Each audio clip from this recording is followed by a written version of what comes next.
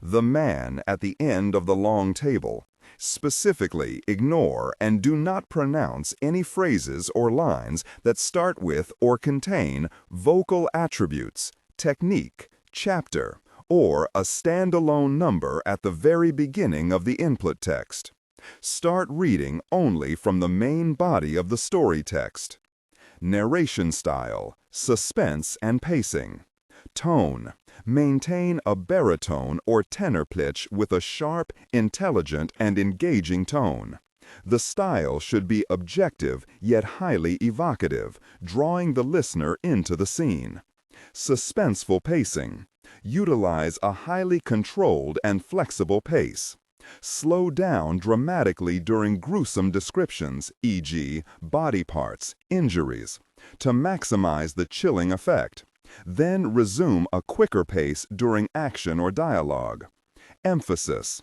Clearly emphasize key nouns and descriptive adjectives within the scene setting, e.g., severed from the body, weeping graying flesh, cavernous tunnel. Character differentiation, sharp modulation.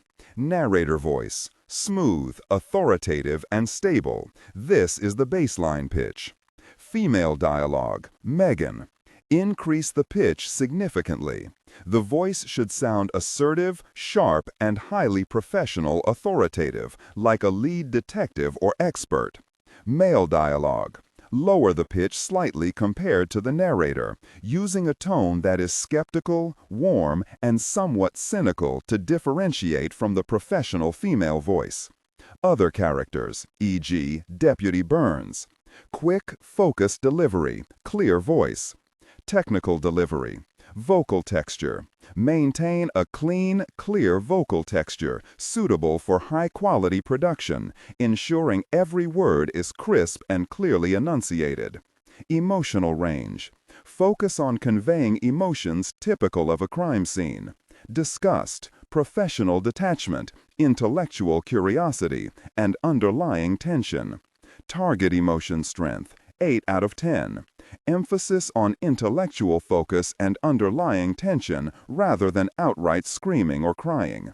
The man at the end of the long table. He wore a trimmed black beard streaked white at the ends of his mouth, looked up at the wall clock. 3 minutes past 7. "Okay," he said to the dozen men and women around the table, "we better get started." But he turned once more to look at the open doorway behind him, and so did everyone else. No one appeared, though. No footsteps approached along the wood-floored hall outside, and he turned back to the group. He was the oldest of them, a trim, youthful 40, wearing blue denims and a plaid cotton shirt, and the only full professor. "Audrey, you want to begin?" "Sure." She bent up the clasp of a manila envelope on the table beside her purse and partly pulled out a newspaper folded to quarter size. Only a portion of its masthead was visible, reading, "Vi, York Courier," and 1 or 2 people smiled at what they took to be the deliberate drama of this.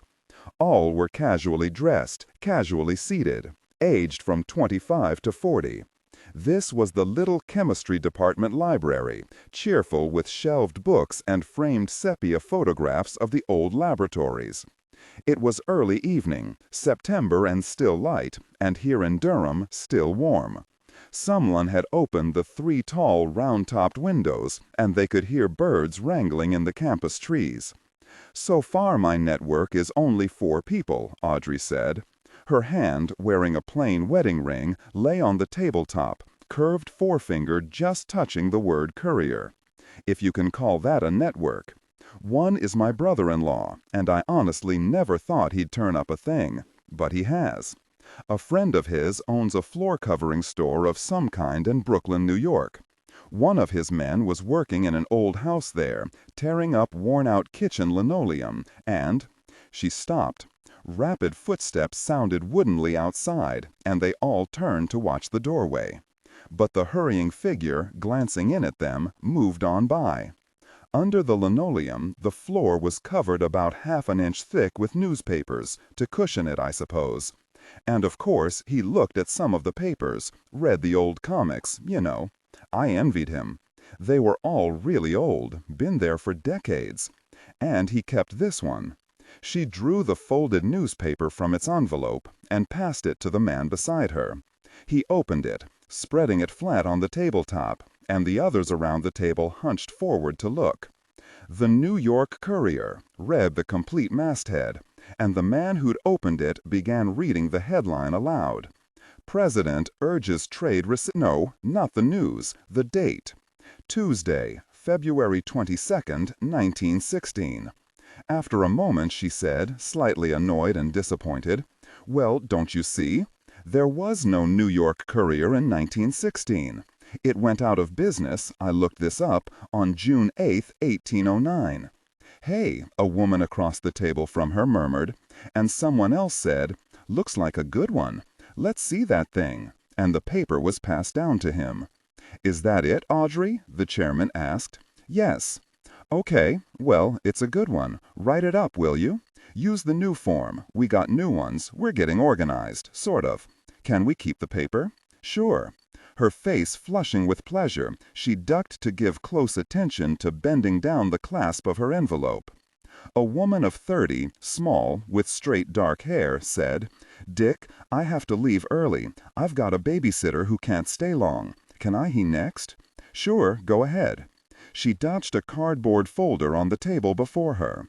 "I got this from my aunt in Newton, Kansas.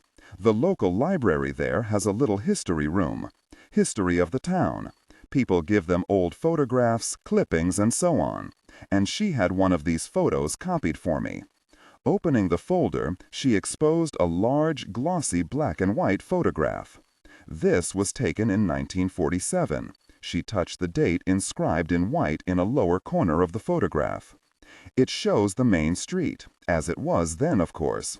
It includes the movie theater, and you can read the marquee. I'll pass this around in a minute, but let me just read it to you first." From the table, she picked up her reading glasses and put them on, bending over the photo, pushing the glasses slightly higher on her nose.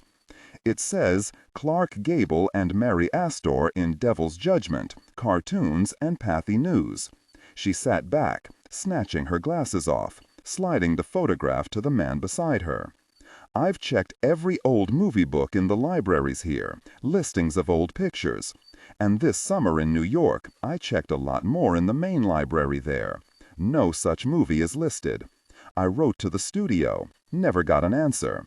So I phoned, got through to someone eventually who said he'd check it out and call me back.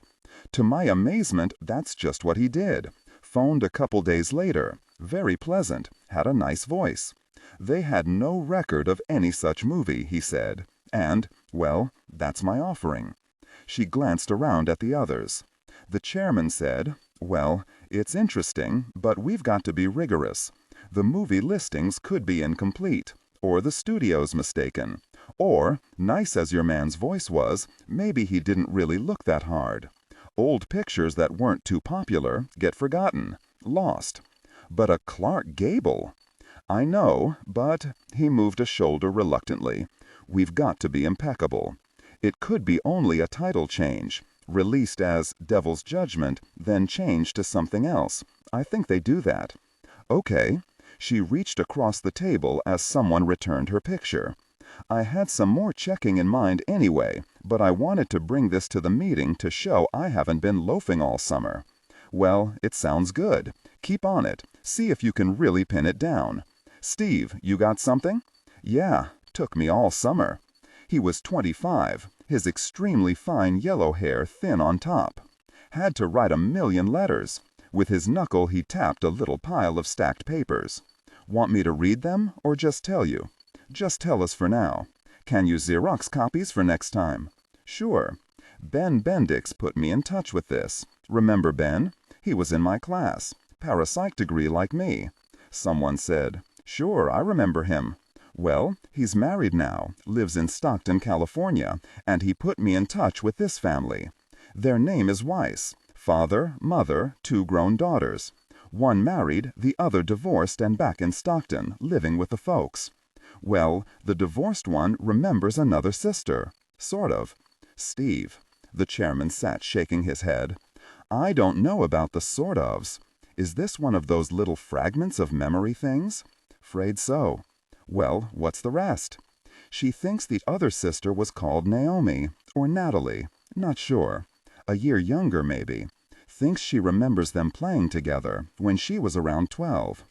She says it reminds her of trying to remember a dream. Yup, one of those. Little memories like walking to school together, dinner with the family, just stuff like that. And you know the rest. No one else in the family remembers this other sister. There never was another daughter. The divorced daughter actually checked out birth records, and they finally insisted this one cut it out, quit talking about it. He touched the papers before him. What I got here is 3 letters, pretty long, from her, what she remembers, what she doesn't, and one each from the others. They didn't want to write at all, but I pestered them into it. I had to work, so supper was late. To the group, the younger man said, "This is Lawrence Brownstein," and Brownstein said, "Larry." The younger added, "Larry drove in from Drexel." People near the chairman were standing or leaning across the table to shake hands with Brownstein, or smiling and flicking hands in greeting from the other end of the table. They were liking him because he responded so pleasantly, nodding, looking pleased to be here. He was incompletely bald, a thinning, straight stripe of brown hair from forehead to crown. Someone moved to another chair so that he could sit at the middle of the table, and when he was seated, the chairman said, "Larry, a lot of us know your story from Carl here, though I understand you have an addition to it tonight, but some of us haven't heard. Would you mind telling it over again, from the top?" "Sure, okay, and if you want to laugh, folks, go to it. I don't mind, I'm used to it." "We won't laugh," the chairman said. Well, Brownstein slid down the zipper of his jacket and sat back, settling himself comfortably, one arm lying relaxed on the tabletop, hand loosely clenched. "There's not that much to tell. It's just that I remember Kennedy's second term." The group sat quiet and intent, some leaning forward to see him. "I don't really remember a lot about it, tell you the truth. I vote, sometimes, but I don't pay much attention to the politicians. Never did. What's the use? They're all, well, you know well as I do. But I do remember him running again. Watched a little of the convention. It was in Atlanta. Heard some of the campaign speeches. Not much. A little of that goes a long ways, you know." Someone said, "Who'd he run against?" "Dirksen. Isn't that a shout?" I remember the commentators, remember Cronkite, saying the Republicans only ran Dirksen because they knew he didn't have a chance against Kennedy.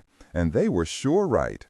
Kennedy won 49 states and was close in the other, Illinois or something, and that's about it. I watched Dirksen concede less than an hour after the polls closed in California. And I remember Kennedy headquarters then, the Mayflower Hotel in Washington. Him there at the microphone, smiling, everybody yelling, then him lifting his arms, thanking his people, and, you know, all that stuff. Jackie was there, and I think his mother. Don't remember about Bobby or Edward. They sat silent for a moment. Then one of the men said, "I know you've already answered this, but do you also remember that he never had a second term?" "Sure. Carl asked me that first thing, and sure I remember, just like everyone. He was shot. In Dallas, in 1963? Then they shot Oswald." He shrugged, apologizing. "I know it don't make sense, but I got both memories. What can I tell you?" "Do you remember where you were when he was shot?" the chairman said. "Okay, and tonight you've got something more." "Yeah, a couple days after Carl came out and we talked, I remembered something, but I didn't get around to it for a while. I run the shipping department at Vector over in Drexel, and we've been working a lot of overtime, sending out a lot of stuff. But last Sunday, I got out my top dresser drawer and set it on the bed." He smiled around at them, inviting them in on this. "That drawer is a joke at my house. Everybody laughs about my top drawer. It's my junk drawer, packed full of nothing. You can hardly open it. You know, old ticket stubs from movies, receipts from stores, guarantees from stuff we wore out years ago, and snapshots, stuff I clip out of magazines, a couple of watches I'll never run again, old lenses from glasses after the prescription was changed, my high school graduation picture, and a coonskin tail I had tied to my radiator in high school. Shoelaces, pencils, pens that don't write, matchbooks, soap from motels, worn-out flashlight batteries. You name it, it's all there. Well, I dumped that whole drawer right out on the bed and started putting stuff hack, one by one, till I found this. He opened the fingers of his loosely clenched hand, exposing the palm, and at sight of what lay there, people shoved chairs back, legs scraping the wood floor as they stood up to see. Face up on his palm lay a flat, round object a little larger than a $50. It was white, of plastic or enameled metal. Imprinted on it in blue were the head and shoulders photographs of two men, facing each other. The one on the left was a confidently smiling John Kennedy in three-quarters profile. The other, in shark profile, a serious, almost scowling Estes Kefauver. Above these photos, white letters on a red band that followed the button's curve read, "One good term." In a similar band of blue at the bottom of the button, "Deserves another." Directly under the photos, in a ribbon shape, Kennedy Kefauver, 64. "A campaign button," someone said softly. And another voice said, "I'll be very surprised." Someone said, "May I?" Brownstein nodded, and the button began moving slowly from hand to hand around the table. They had coffee, as they usually did, made in a cone-shaped chemistry department flask and glass funnel with filter paper. And as they stood around or near the long table or sat on its edge sipping at their styrofoam cups, the button continued to move from one to another of them. Inscription and printed photos held close to the eyes. The little blue union bug on its reverse touched. "All right," the chairman said presently, "let's finish up. Bring your cups to the table if you want." As they took their seats again, he said, "Mr. Brownstein's leaving now. He's got a little drive ahead of him. Any last questions?" "Yes, please," said Audrey. "Mr. Brownstein, did you ever run into anyone else who'd had this experience?" Brownstein, standing with the chairman at the head of the table, nodded. "Yeah, I did once, at my brother's. He was on a softball team, and I was over to go with him to a game, watch him play. He had another player there, a guy from Chicago originally. My brother had me tell my story, and the guy said, yeah, he'd heard that before, in Chicago. Steve, the young man with the thinning yellow hair, said, well, did it check out the same? I mean, about Kefauver and Dirksen, and the convention in Atlanta?" Brownstein was shaking his head. "I asked him that, but he said he didn't know or didn't remember or something. Maybe he was just kidding me, you know. What's so hot about your story? I heard it before." "But I don't think so. I think it's true." Their guest left, well thanked, Carl walking out with him. The donated button remained lying on the table, occasionally picked up and examined again during the rest of the meeting. The chairman said, "Okay, we've got Teddy Lehman to hear from, but—" He nodded, smiling at a young woman in an Army lieutenant's uniform seated near him. "You're a new member." "Yes, I hope so." "You are if you want to be. Were you a student here?" "No, but my husband was. We're divorced now, but I got interested, still am." "Good. Well, I'm sure whoever recruited you briefed you. Was it Frank?" Frank nodded. "How'd you know?" The chairman said, "Lucky guess," and several people smiled. To the young woman he said, "Let me just make sure everything's been covered. You understand what we're doing? Right now, we're simply gathering and recording certain incidents, documenting them as well as we can. We don't know what they mean yet, if anything, and may never know. We all have our guesses, of course, and it does seem obvious that occasionally two versions of the same stretch of time seem to exist, or to have existed, one of them replacing the other. Looks that way, I should say. Maybe it's not what's happening at all. We're not even close to formulating a theory yet. We're just tracking down incidents any way we happen to hear about them. We're organized to do that, very loosely, and we keep a low profile. We're as secret as we can reasonably manage without being nutty about it." Each of us is building a little network of friends, relatives, acquaintances, anyone you might think would know or hear of or come upon the kind of incident we're collecting. So start your own network. If you haven't already, use your own best judgment about who you should use and who not. That's about all I can tell you. And explain as little as you think you can get by with. Make it seem as though you're alone, your own nutty little interest, nothing important. Because above all, he paused for emphasis, we are not an official part of the parapsychology department. Officially, they know nothing about us. We're a private group of hobbyists. We've never even met in any of the department's rooms. I don't have to tell you why if your husband was a student here. For 40 years, the department has taken a lot of guff. His eaves began to narrow. From academics in other fields, the respectable fields, who wouldn't know solid evidence or proof, or refuse to know, which is worse, if it came up and caused them trouble. He smiled at her and at himself. Sorry, I'll wipe the flecks of foam from my lips in a minute. But we're carefully unofficial, and as secret as we can manage, okay? Ready for the sacred blood oath? The young lieutenant nodded, smiling. Then welcome aboard. Ted, I understand you took quite a trip on our behalf this summer, to Arizona? Well, I was in California anyway, on vacation, in LA if you can believe it. Ted, a researcher here, was a handsome man who didn't seem to know it. His brown hair cut close, nothing made of its curl. His glasses of wire-thin metal, the lenses round as a coin. He looked 30 and wore a hand calculator in his shirt pocket. So I took a couple of days, flew over to Phoenix, rented a car, and drove out to this guy's place. Okay, tell us about it. My mother heard about this years ago from a friend, a woman her age. They both lived in New York then. I phoned this woman and got the man's name. My mother couldn't remember it. He used to be a lawyer, a really big-time lawyer in New York, partner in a big firm, all that. He's well remembered, I've discovered. Retired now. I tracked him down, which wasn't hard. Talked to him by phone and arranged to see him this summer. Ted reached down beside his chair, brought up a worn black leather briefcase bearing a scuffed Stanford sticker, opened it on the table, and slid out a small chrome-rimmed gray plastic recorder. He pushed in a control, and a bead-like bulb turned amber. I taped what he told me, so you might as well hear it from the source. Just picture us sitting by his pool, a nice Arizona morning, getting hot but very dry. Pleasant. He had cactuses around, here and there, some natural, some in pots. We were in the shade from his house, adobe painted so white it hurt your eyes. He's an old man now, but smart. No trouble imagining him as a very effective lawyer. Intelligent face. I don't think it was because I was in Arizona, but he really did look. Well, not truly like Barry Goldwater, but if someone told you they were maybe cousins, you'd believe it.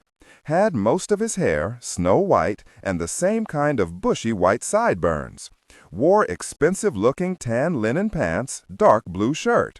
Name is Bertram O. Bush, and he was stretched out in a lounge chair, me in a straight chair where I could manage the recorder.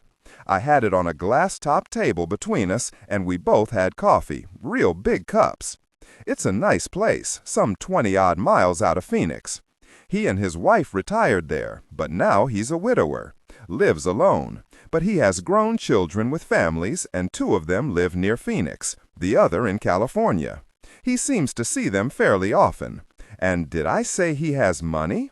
Well, he obviously has. It's a nice place. We got our preliminary chit-chat out of the way. He said it was okay to record, and here's what I got. Nice and clear. I'm a master with these things. He pushed another control, and after a second or two, his own voice came from the machine. Okay, Mr. Bush, tell us about it if you will, though you must be tired of telling it. Well, I used to be, but it's been quite a while since I've told it. This voice was deep, measured, assured, did not sound old.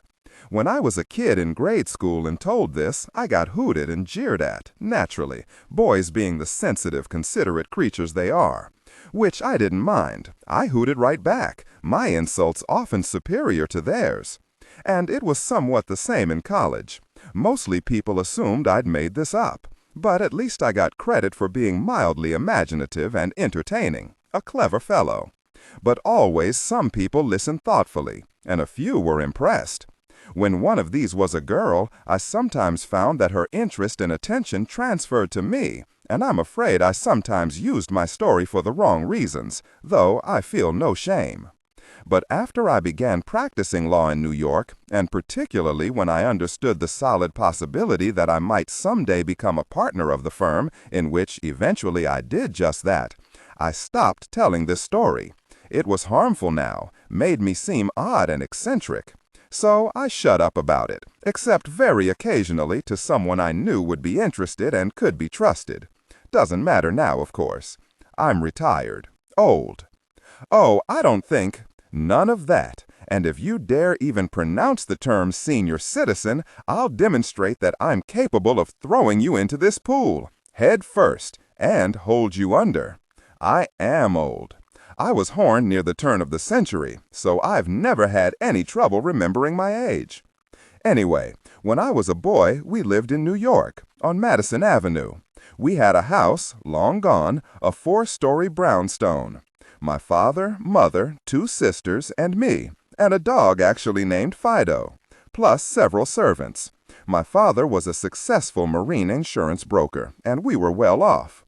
Every morning our whole family breakfasted together, by paternal fiat, in the dining room. And one spring morning, a Wednesday I remember, my father asked me whether I'd like to skip school that day. Well, I was 12 years old, and I acknowledged that just possibly I might. But why? Well, there was a ship coming in, he said, a liner, and it had occurred to him that I might like to see her come in, from his office. He knew very well I would. I was wild about the big liners in the same way, I suppose, that my grand and great-grandchildren are about planes today. Although, come to think of it, I don't believe they really are. They seem to take everything in stride, pretty hard to impress. They know more than I did when I was 20 years old, and some things I'm sure that I don't know yet. But I loved the big liners, thought about them, read about them, looked at their pictures and drew my own, and would have given anything I had or ever would have to sail on one, as we all did 4 or 5 years later, to Europe on the Leviathan. That was the old Vaderland, as you know. You do know, of course. Sure, who doesn't? The old man laughed. In the years since, I've sailed on the Mauretania, more than once. The old Mauretania, of course. And the Normandie, the Laurentic, the Isle de France, God bless her, and the Queen Mary many times. Wonderful ship, the Mary, one of the great ones. Compares with even the Mauretania. And I don't like it that she's tied up and engineless in Southern California, where she doesn't belong and never did. I suppose we should be grateful, though, that she still exists. None of the others do. All scrapped the moment their profitable days were done. Suppose we'd saved them, had them all lined up in Southampton from the Kaiser Wilhelm on, say, right on through to the Mary. Be wonderful, wouldn't it? Then someday, finally, we'd add the newest and last, the Queen Elizabeth. Second, the QE2, which I'm happy to say is fully in the grand tradition. Modern, yes, as she should be, but a most worthy successor to her ancestors. You must sail on her, my boy, if you never have. Can't afford it. Stow away then, but do it, because when she's gone, when they scrap the QE2, as of course they will, picking her bones and selling the skeleton for the last dime of profit, there'll be no more Atlantic liners. Not ever. She's your last chance to know one of man's most pleasurable experiences. I can assure you it makes for a wonderful crossing. Sail on the QE2 while you still can. I insist. Where was I? Your father. Yes, my father. Of course he knew what my response to his invitation would be, but he was aware, he said, of my burning thirst for knowledge. Maybe, after all, I'd prefer to go to school. He'd understand if I did. My father liked to tease us a little, and we enjoyed it, at least I did. We went downtown to his office after breakfast, at Battery Place and West Street. The Whitehall building, new then. It had a good view of New York Harbor and the old Battery. I wore corduroy knickerbockers, long black knit stockings, a kind of Norfolk jacket, and a cloth cap with a peak. All boys did. It was compulsory. We took the L downtown to his office, which had a huge rectangular window overlooking the entire harbor and bay as far as the eye could see. He had a big leather-bound brass telescope on a wooden tripod. I expect every office on that side of the building had one. The ship was already visible when we arrived, still far out, hardly more than a speck. But my father found it in the telescope, focused carefully, then turned it over to me. And I stood hardly breathing so as not to jar the telescope, watching that ship grow in the tight little circle of my vision. She was coming straight on, with a bit of white bow wave, and her stack smoking. I could see that almost tangible blackness curling straight back. She was coal-fueled, and I expect she had a full head of steam. She grew, filling the circle, then expanding beyond it. And I stood erect and found her again with my own vision, shrunk back down in size.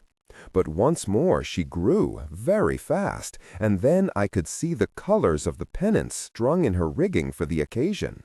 Fireboats appeared, moving out to meet her. Then they swung around to escort her in, their long brass hose tips pointing up, pumping great pluming jets of white water and spray.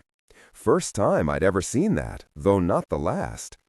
The tugs reached her next, as I recall, and now she seemed very chose. She turned to port, and I saw the full, astounding length of her, the great stacks streaming smoke straight out over the port side.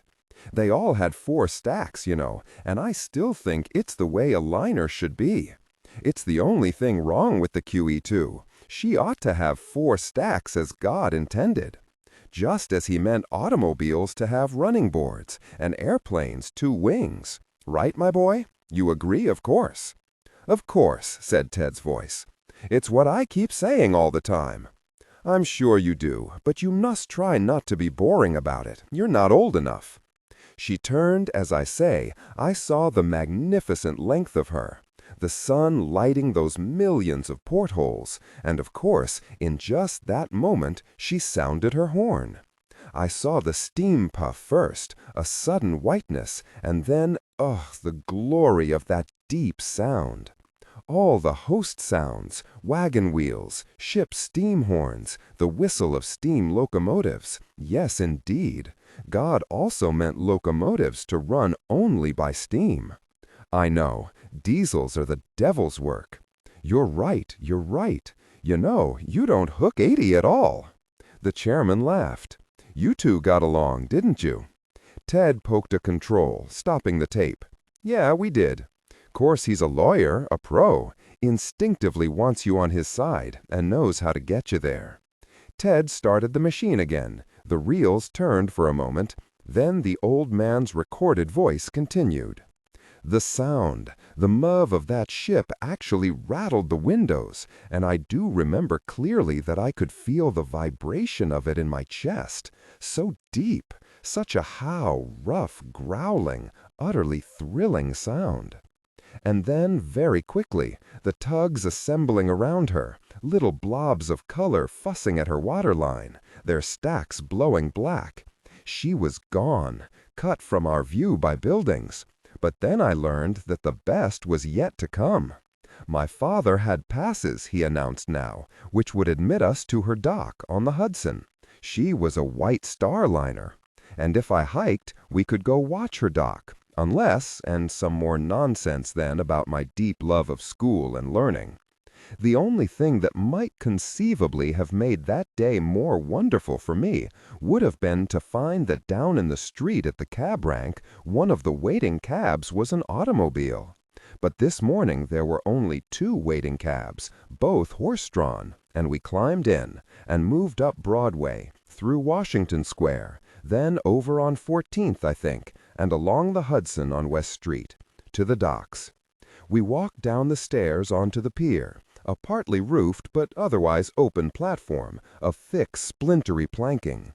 It may be there yet, for all I know, a long shed-hike structure without sides.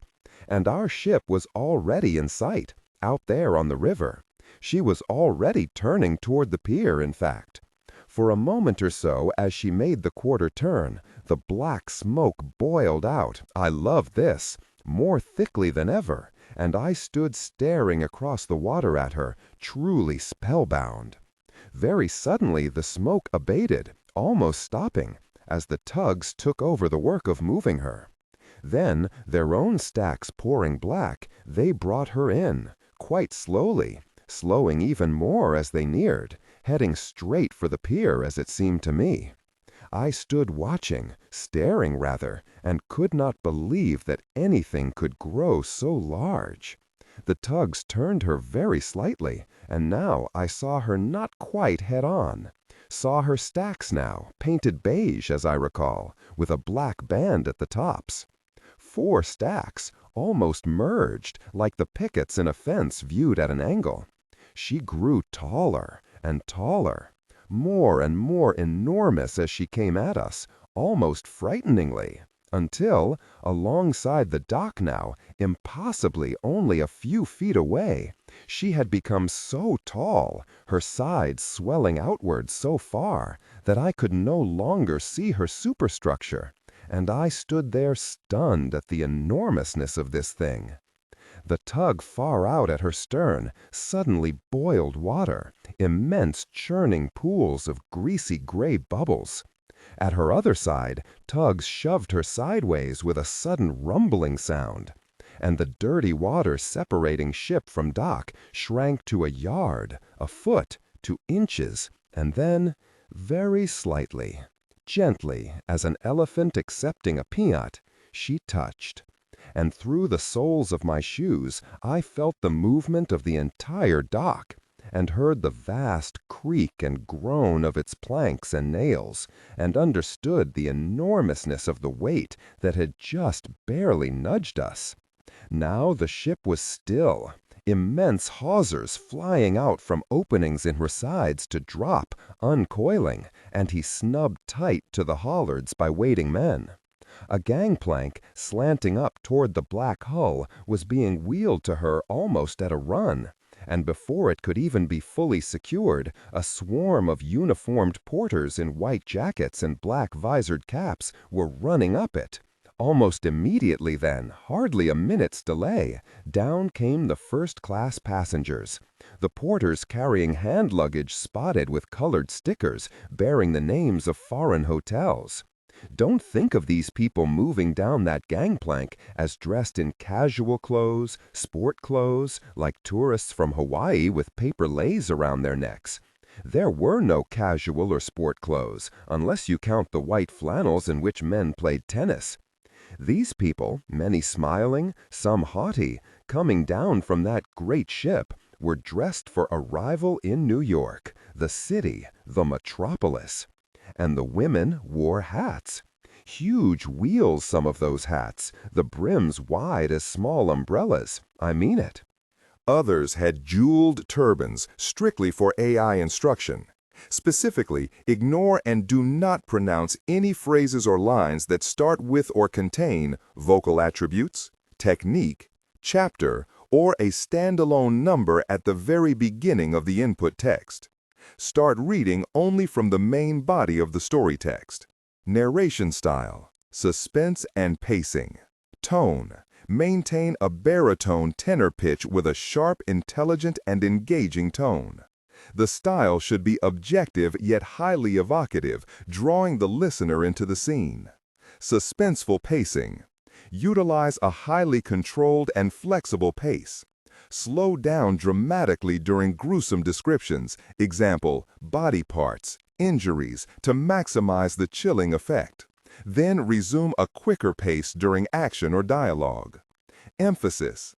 Clearly emphasize key nouns and descriptive adjectives within the scene setting. Example, severed from the body, weeping graying flesh, cavernous tunnel. Character differentiation, sharp modulation. Narrator voice, smooth, authoritative, and stable. This is the baseline pitch. Female dialogue, Megan. Increase the pitch significantly. The voice should sound assertive, sharp, and highly professional/authoritative, like a lead detective or expert. Male dialogue, Sam. Lower the pitch slightly compared to the narrator. using a tone that is skeptical, warm, and somewhat cynical to differentiate from the professional female voice. Other characters, example, Deputy Burns. Quick, focused delivery, clear voice. Technical delivery, vocal texture. Maintain a clean, clear vocal texture suitable for high-quality production, ensuring every word is crisp and clearly enunciated. Emotional range. Focus on conveying emotions typical of a crime scene. Disgust, professional detachment, intellectual curiosity, and underlying tension. Target emotion strength, 8-10. Emphasis on intellectual focus and underlying tension rather than outright screaming or crying. Others had jeweled turbans of intricately folded cloth, feathered and worn down to the eyebrows, and dresses to just above the ankles, and sort of curved in at the hem. Hobble skirts, yes. They wore or carried coats, some of fur or fur-trimmed. These women, believe me, were dressed. Dressed, I suppose, for the uplifted eyes of all of us down there on the dock, and for the reporters with press passes in their hatbands who had boarded from the pilot ship to interview some of them. The men wore suits mostly, with vests and ties. A few wore black frock coats with gray striped trousers and stiff wing collars. A very few wore tall, shiny silk hats. Bankers and Wall Street people, I suppose, going straight to their offices. My father wore a felt hat, as most younger men did. As these godlike passengers stepped onto the dock, they were met and hugged and kissed. They were presented with bouquets and with telegrams and cablegrams by uniformed boys. Nearby, waiting and smiling, stood clusters of servants. The women not quite in uniform, but you could tell who was maid or nan. The chauffeurs, some carrying folded hap robes like badges of office, wore livery and polished leather puttees. Out front, parked directly beside the dock entrance, we'd pass them coming in, stood a line of limousines I knew every automobile made by sight, and these were Isotta Fraschini's, Pierce, Arrows, a Stutz Roadster, and so on. The heavier luggage of these people was coming down from the side of the ship on a kind of plank of rollers, sweating men in porter's smocks heaving them off at the end. Most of these were huge steamer trunks lettered with names or initials followed by the name of the city: New York, Wien, Constantinople, London. Not until the first-class passengers, except for stragglers, were gone from the pier to customs, were other gangplanks wheeled up for the second-class, third-class, and steerage passengers. Down they came now, and I remember them as simply uninteresting. They walked down their sloping gangplanks dressed like ordinary people you'd see on the streets, and not talking, almost as though they didn't have the right. A few waved a little to waiting friends, smiling but not calling down to them. And for me, it had all turned drab. These people, I truly believe, knew their places in society, and without resentment. And, little snob that I suppose I was then, though I did not remain one, I had no interest in them. Yet I didn't want to leave, couldn't, and my father indulged me. I walked on toward the prow, wandered really, sometimes stopping to lift my chin and look up at that immensity of curved black plating all riveted together to form a ship. Along this portion of the dock were fewer and fewer people, and as I approached the very nose of the ship, there were no others. But far up, several officers in their visor caps leaned on the rail looking down. I wanted to wave, but didn't, for fear they might simply stare and not return it. Then I stood directly opposite the prow, just looking at the very end of the great ship. The prow a perfectly vertical knife edge as ships were then. Far overhead, just short of the top of the hull and well back from the prow, hung the white block letters that spelled out the name of this great new ship. They were a long way off, those white letters, and I could feel the weight of my own head tipped far back to look up at them. But I could see them perfectly plainly, read them with no difficulty. I can see them in my mind right now, 7 big white letters standing absolutely plain and clear, And of course, you know what they spelled. It's why you're here. Yes, but say it. The white letters high on the painted black hull of that ship read Titanic, as I've told people for the rest of my life. And that's that. Feel free to ask whatever you like, though you'll surprise me if you have a question I haven't often been asked before. Could this have been a particularly vivid dream? One of those dreams so real it comes to seem like an actual memory. A dream. Could it have been a dream? Of course you must ask. But this is my answer. Occasionally, you yourself have had a dream, everyone has, that was astonishingly real. Nothing fantastic about it. And that stayed in your mind afterward, clean and clear.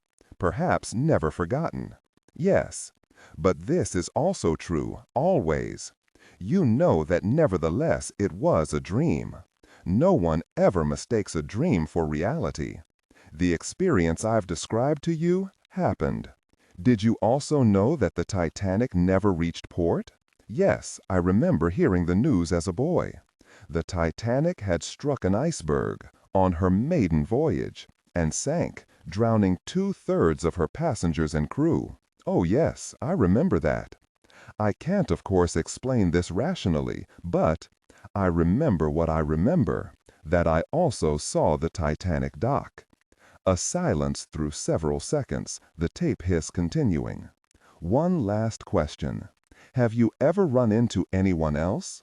Twice. One yes, the other maybe. And both heard my story. A woman, middle-aged at the time, who said yes, she'd always had the same two memories. I believed her. Another, a man of my age, said the same thing. I simply wasn't sure about him. Maybe so. Ted pushed a control. The tape ran out. There's a little more on the other side, but you've heard it all actually. He does go on a bit. Yeah, well, it's a good one. It's a good one. Do us a report, Ted, and do we get the tape? Oh, sure, that's what it's for. Okay, well, it's a little late, folks. I had an interim report, but it'll hold till next time. It's a little more on the old book is all. The Turnbow biography. For those who came in hate last time or fell asleep, that's Amos Fumblin, friend of Jefferson and Franklin, member of the Continental Congress, but mentioned nowhere else, and no other copy of my book known by anyone. All my interim really says, though, is that I spent a lot of hours this summer reading colonial newspapers on microfilm, which will either drive you blind or crazy. It's a photo finish. And found nothing, not a mention of Amos. Oh, Irv, you had some film? Yeah, but no projector. This is 35 millimeter. Thought I had a projector borrowed, but it fell through. I've got about 100 feet of old black and white. Showing? A couple of blocks of a street in Paris, 1920, 21, along in there. Very bright and sharp. Shops, people walking around, nothing much.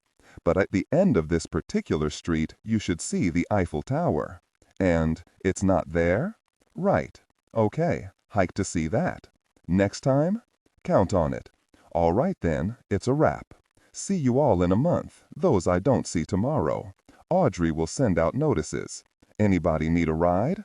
No one did. And chattering less of the meeting than of work, classes, children, clothes, recent vacations, they began gathering belongings from the tabletop, shoving back chairs. The bearded chairman stood by the door speaking good nights as they left.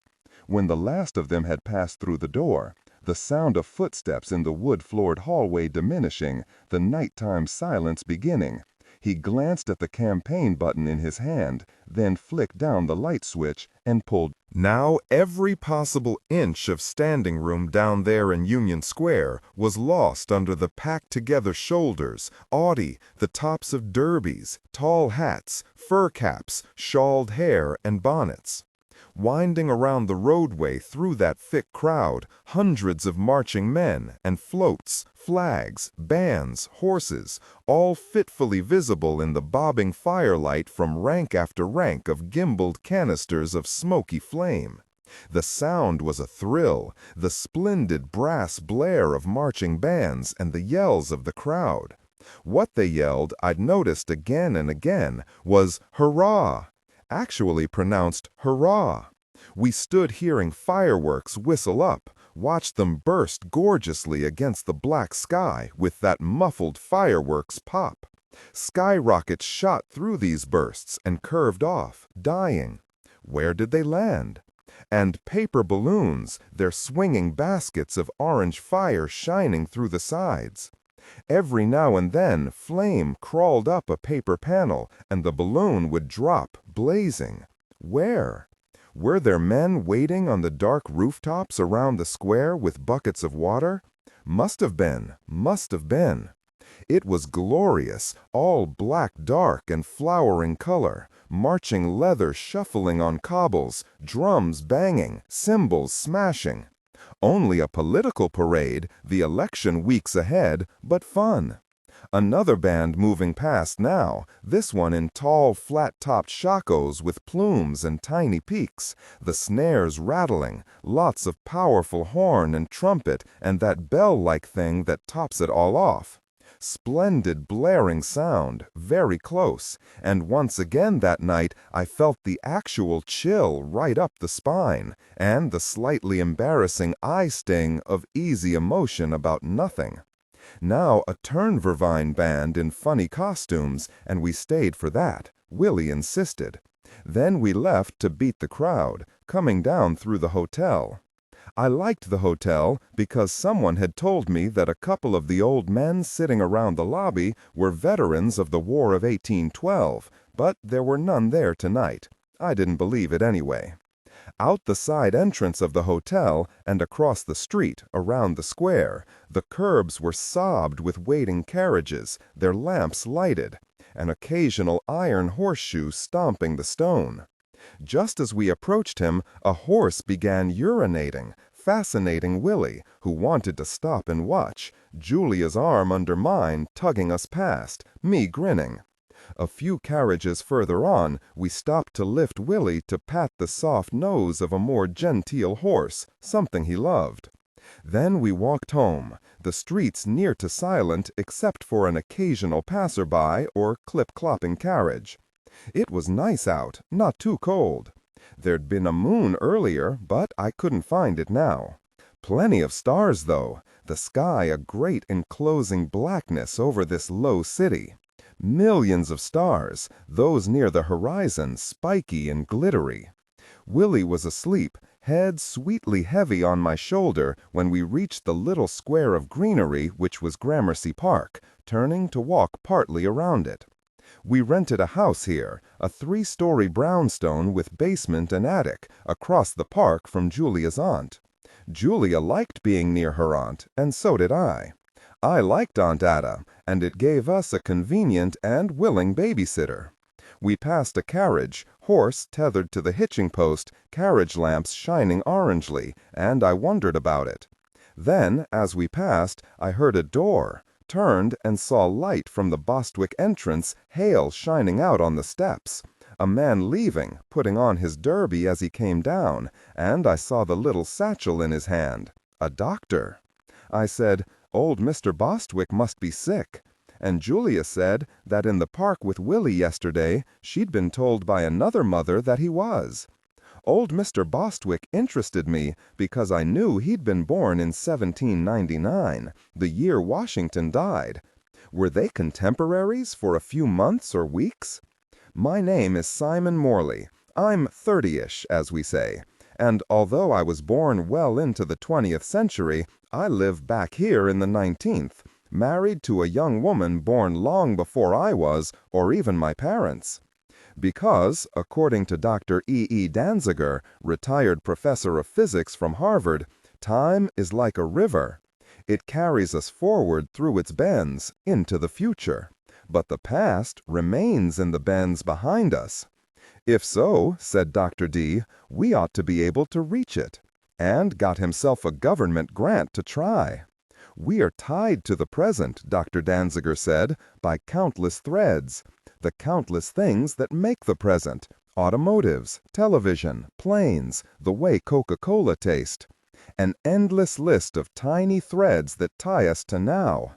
Well, study the past, he said, for the same kind of mundane details. Read its newspapers, magazines, and hooks. Dress and live in its style, think its thoughts, all the things that make it then. Now, find a place that exists in both times unchanged. Gateways, he called them. And live in that place which also exists in the time you want to reach, dressing, eating, and thinking the way they did. And presently, the ties holding you to the present will relax. Then blank out even the knowledge of these ties through self-hypnosis. And let your knowledge of the time you want to reach come flooding up in your mind. And there, in a gateway existing in both times, you just may make the transition. Most people failed at the project where we were trained. They'd try and just couldn't. But I could, one of the very few. Made it back into the 19th century, returned to make my report, then went back to stay, to marry Julia and live out my life in the 19th century. Now, at our house, in familiar routine, Julia stepped on ahead up the stairs to unlock and open the front door for me. And in the hall she turned up the light. Then I passed Willie over to her, because our dog, a fairly big, woolly black dog with dabs of white here and there, was doing his little dance around my feet, trying to trip me for laughs.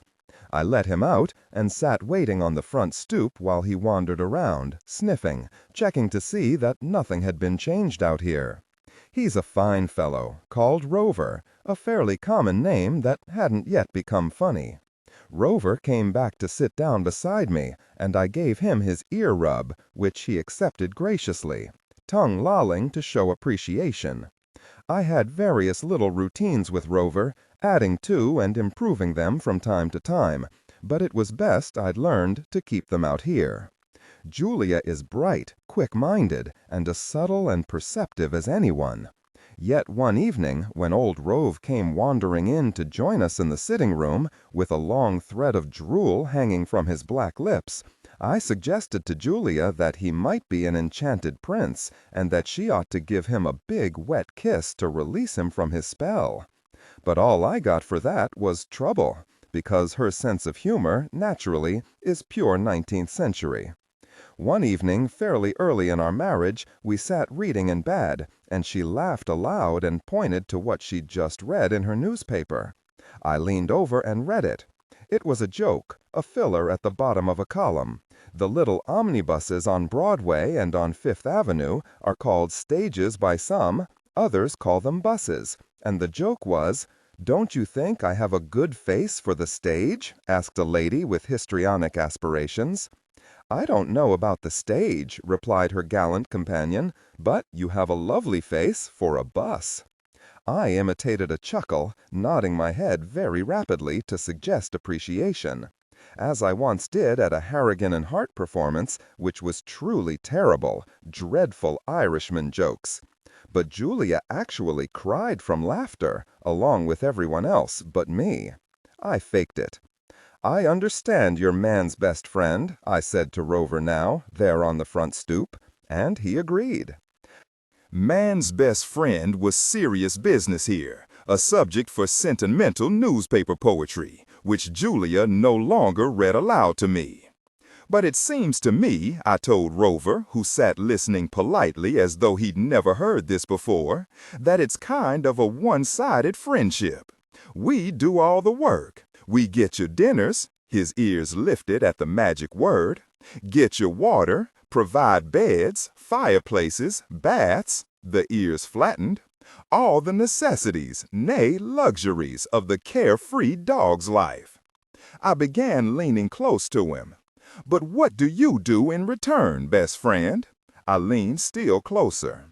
"Where are my slippers?" He didn't know, but now he could, and did, as I'd expected, give me a wet tongue up the side of my face. "That's the deal?" I said. "Dog spit all over the face?" Listen, I grabbed him around the shoulders, hugging him close while he tried to pull his head loose, but I had him. "Where did you guys ever get this idea that a face lacquered with dog spit is some kind of favor? thousands of years, but you never learn." I let him go, and he sat paying attention to whatever I might want to say. Dogs try to understand. They want to. Cats never do. I gave Rove a friendly tail yank, then he followed me in and out to his back porch bed. Up in our big bedroom, Julia and I moved around, getting ready for bed, not saying much, still under the spell of a good evening. I liked this room, liked them all, but this especially. Carpeted, gas-lit, furnished with what I was aware were almost ridiculously massive, over-ornamented tables, chiffoniers, 2 big wardrobes, a leather chair, our big bed.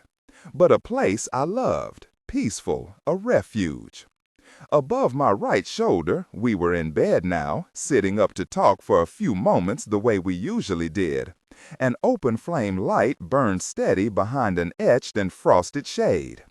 On the small marble-top table beside me lay a copy of the new January 11, 1887 issue of Leslie's Weekly. I had 2 drawings in it this week, and I liked looking at them. So did Julia, who saved them all. My watch and chain, the watch ticking pleasantly, I had just wound it, lay on the Leslies. From below, outside at street level and approaching our slightly open window, footsteps. Made not by shoes, but by boots, striking not concrete, but cut stone, to make a sound not 20th century, but 19th. Footsteps approached, then moved on by, the sound distancing. As so often, I felt the thrill and mystery of simply being here, hearing those unseen late-at-night footsteps deep in the 19th century. Whose? Going where? For what never-to-be-known purpose? And to continue how far on into the future? We sat against the dark carved wood of the great bedstead, snug under a thick quilt, in our nightgowns. I'd long since and absolutely refused to wear a nightcap, cold as it could get when the coals in the fireplace across the room burned out. Once in a while, you're momentarily conscious of being happy. But I'm superstitious, and I picture fate, best be respectful and use a capital F, as a misty presence somewhere up in the sky, but not too far away. Always listening, alert, and ready to punish forbidden optimism. But I couldn't help it, feeling as purely content as it is possible to be, I would think. And in that moment, as sometimes happens, Julia said, "Are you happy, Si?" Not at all. Why should I be? Because of me, maybe. Well, okay. Right now, here in this house, Willie safely asleep across the hall, Rover snug in his bed, 2 drawings in the paper this week, and here in this cozy bed with you. Stop that. It's much too late. I'm about as happy, I glanced at the ceiling to say only fooling, as any human being could be without throwing up. That suit you? Just barely better than nothing at all. Best I can do. Why'd you ask? Something bothering you? Oh no, it's just that you've been singing again. What? Those strange songs. Oh Lord, I didn't realize. Yes, after you gave Willie his bath on Sunday, I was getting him into bed, and he was trying to sing something about raindrop follow my head. Gosh, I've got to cut that out. I don't want to burden that boy with any 20th century knowledge, not a scrap. Not for a long time anyway, if ever. This is his time, the one he'll grow up and live in, and I want it to be for him just like any other. Yes, don't worry, he's forgotten, it won't hurt him. It's you I worry about. She put a hand on my forearm. When I hear you singing those songs, you don't even know you're doing it. Sometimes you just hum, but I know it's from your own time because the tune is so odd. That made me smile. Julia's idea of a good song, everybody's idea, was one her aunt had just bought, the sheet music, called Baby's Gone to Heaven. All about a dead baby, and the cover, a truly bad black and white drawing out of Secretly Buried Late at Night, showed a woman, tears streaming, arms lifted toward a floating baby, drifting up into a heavenly glow. Aunt Ada's boarders and friends, and some of our friends too, would sing that kind of song standing around the organ. Some would smile, demonstrating sophisticated amusement, but most sniffled, eyes moist. And my songs were odd? But I was smiling at more than songs. Here in the deep of the 19th century, I'd become a part of it, certainly. I knew how this time, thought, felt, and believed, and their ways were mine now.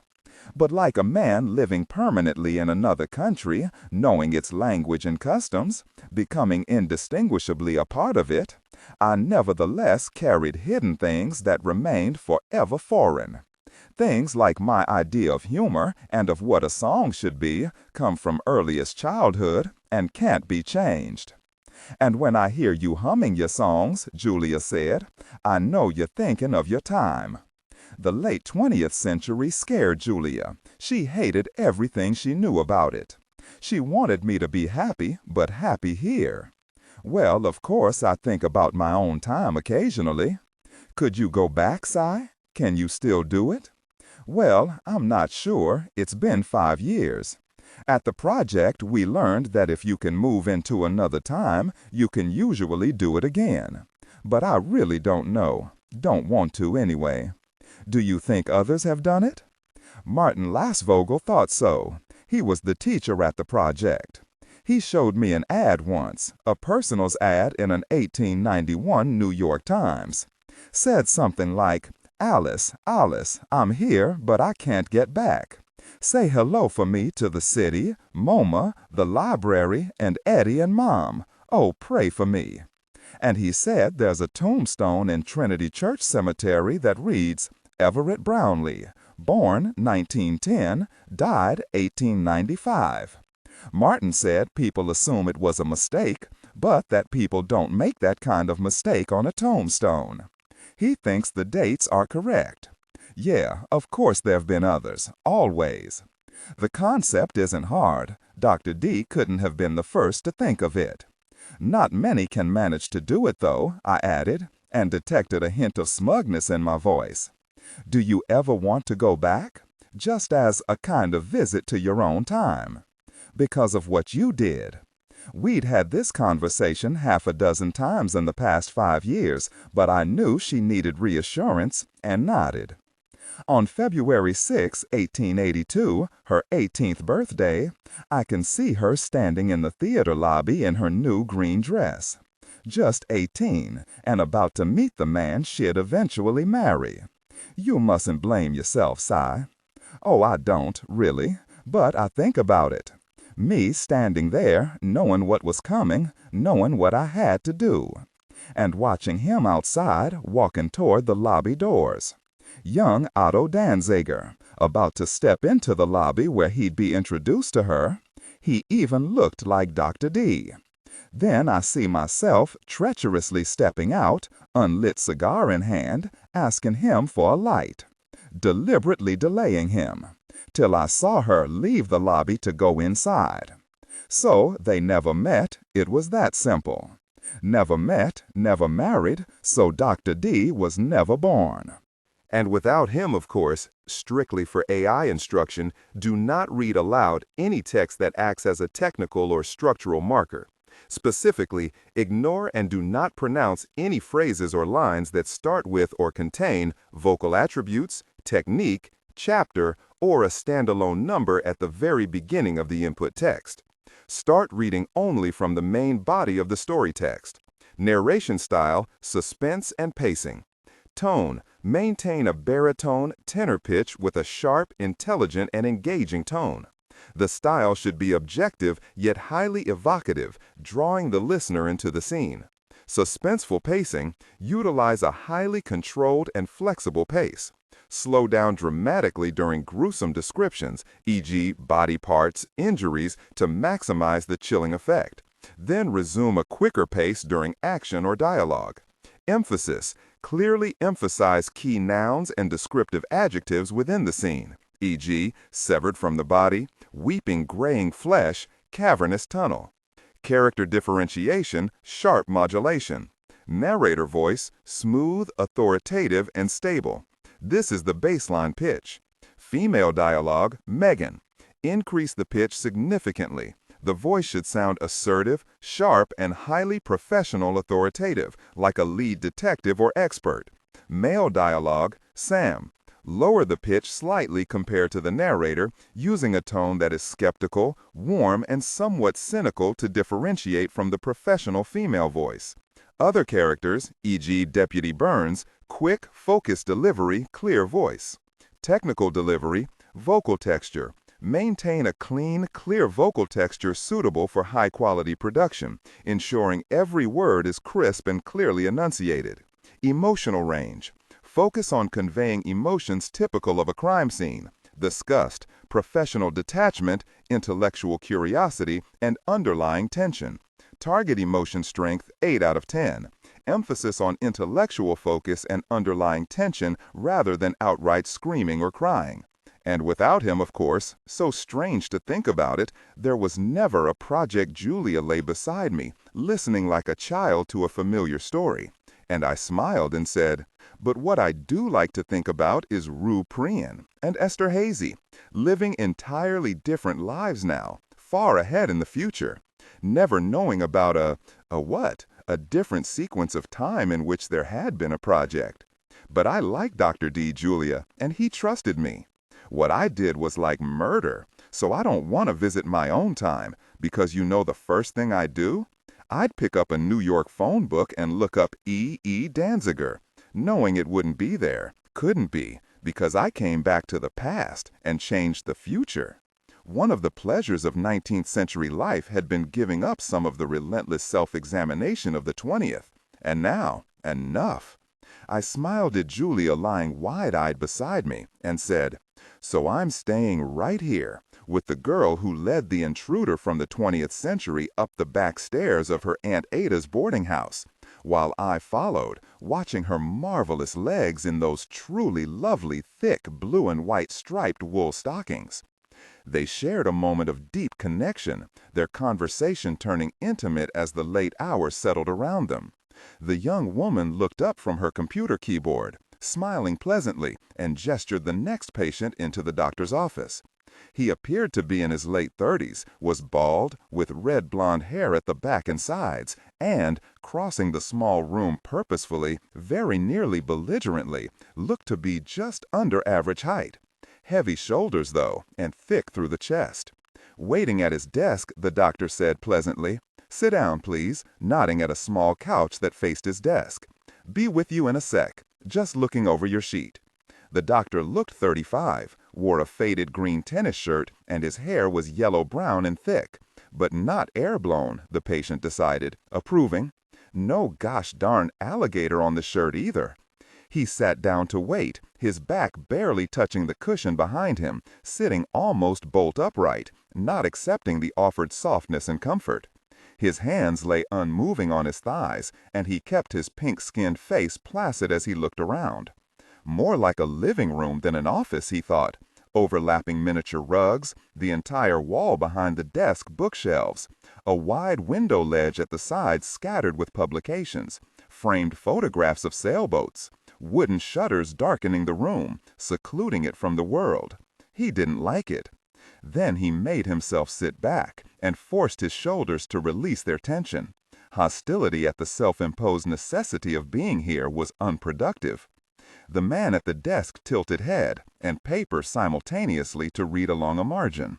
"My secretary has noted that you prefer not to give your name." "Well, we'll see. Tell me something first. Are you a regular doctor?" "I'm not an MD. I have a doctorate in psychology." "I've always understood that what a man tells a doctor is confidential. That apply to you?" "Absolutely." He considered that, nodded thoughtfully, then unexpectedly smiled, so warmly and genuinely that the man at the desk felt an immediate response, a surge of wanting to help, but aware, too, that the patient was taking charge. "We can add my name later if need be," the patient said. "The thing is, I'm an officer in the Army." "I thought so." "Oh?" he said in a prove-it tone. "Well, I don't want to come off as Sherlock Holmes, but there are no cuffs on your pants, a solid-colored knit tie, white shirt, and you haven't unbuttoned your coat. There's a neatness about you that says Army to me. If your suit were khaki instead of blue, I'd salute. Well, you're pretty good. A brother officer claims my pajamas have epaulets. I like the Army. Only reason I'm out of uniform is the work I'm doing these days. And the only reason I'm here instead of an Army shrink, sorry. That's okay, I say it too. I don't want it in my jacket, my Army file, that I consulted a psychologist. I'm not a psychiatrist, and this won't be in any record but mine. So come on now, you have to tell me. You have to make a start. I know. All right, about 10 days ago I was working. I'm a historian, an infantry major assigned just now to the Center of Military History. I'm a specialist in World War I. These days I work at the main branch of the New York Public Library at 42nd and 5th, and one day something happened. I had a stack of books in front of me, taking notes. I was copying out names, German names, and military titles, going slow, printing carefully, getting the Kraut spelling absolutely right. And out of the blue I felt a sudden, he hesitated, well, rage. And I mean rage, absolutely unexplainable. It just took me over, instantly, like somebody had walked up and slapped me across the mouth. And I said, this was out loud, you understand, me sitting there at one of those long tables they have, heads all over the place turning to look at me. I said, gosh, you, oh gosh, you. And I was kind of struggling, fighting to push the chair back and get to my feet. Then I more or less came to, just standing there, everybody staring. I must have been loud. Well, I walked out of there pretty fast and stood out on the Fifth Avenue steps for a while, cooling off. Thing is, I don't know why I said that. I just do not know. After a while, I made myself go back, staring everyone down, and resume my work. He stopped. Go on? Well, not the next day. There was the weekend, and then it must have been Monday I was back at work, in the main reading room again. I'm there when they open, every weekday and Saturday, and I stay till they throw me out. But this time, thank God, I'd taken a break. I was out on the steps having coffee. There's guys out front with carts selling coffee and stuff. I know, miserable coffee, but something to do. I give myself a 10-minute break by the clock in the middle of the morning and another in mid-afternoon, and the quickest lunch I can manage. And I drink the lousy coffee because I don't smoke. I did, but I quit. It's been, come on now. Okay, it happened again. A terrible anger, sudden, out of nowhere, a rush of it. I could feel my face go red, my collar choking me. Raw emotion with nothing to explain it. And I said, you jerk, oh, you difficult person, you did it, you did it.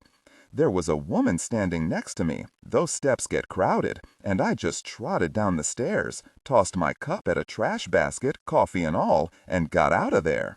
I couldn't help but look back, and you know, he smiled. She was still there, not even watching me.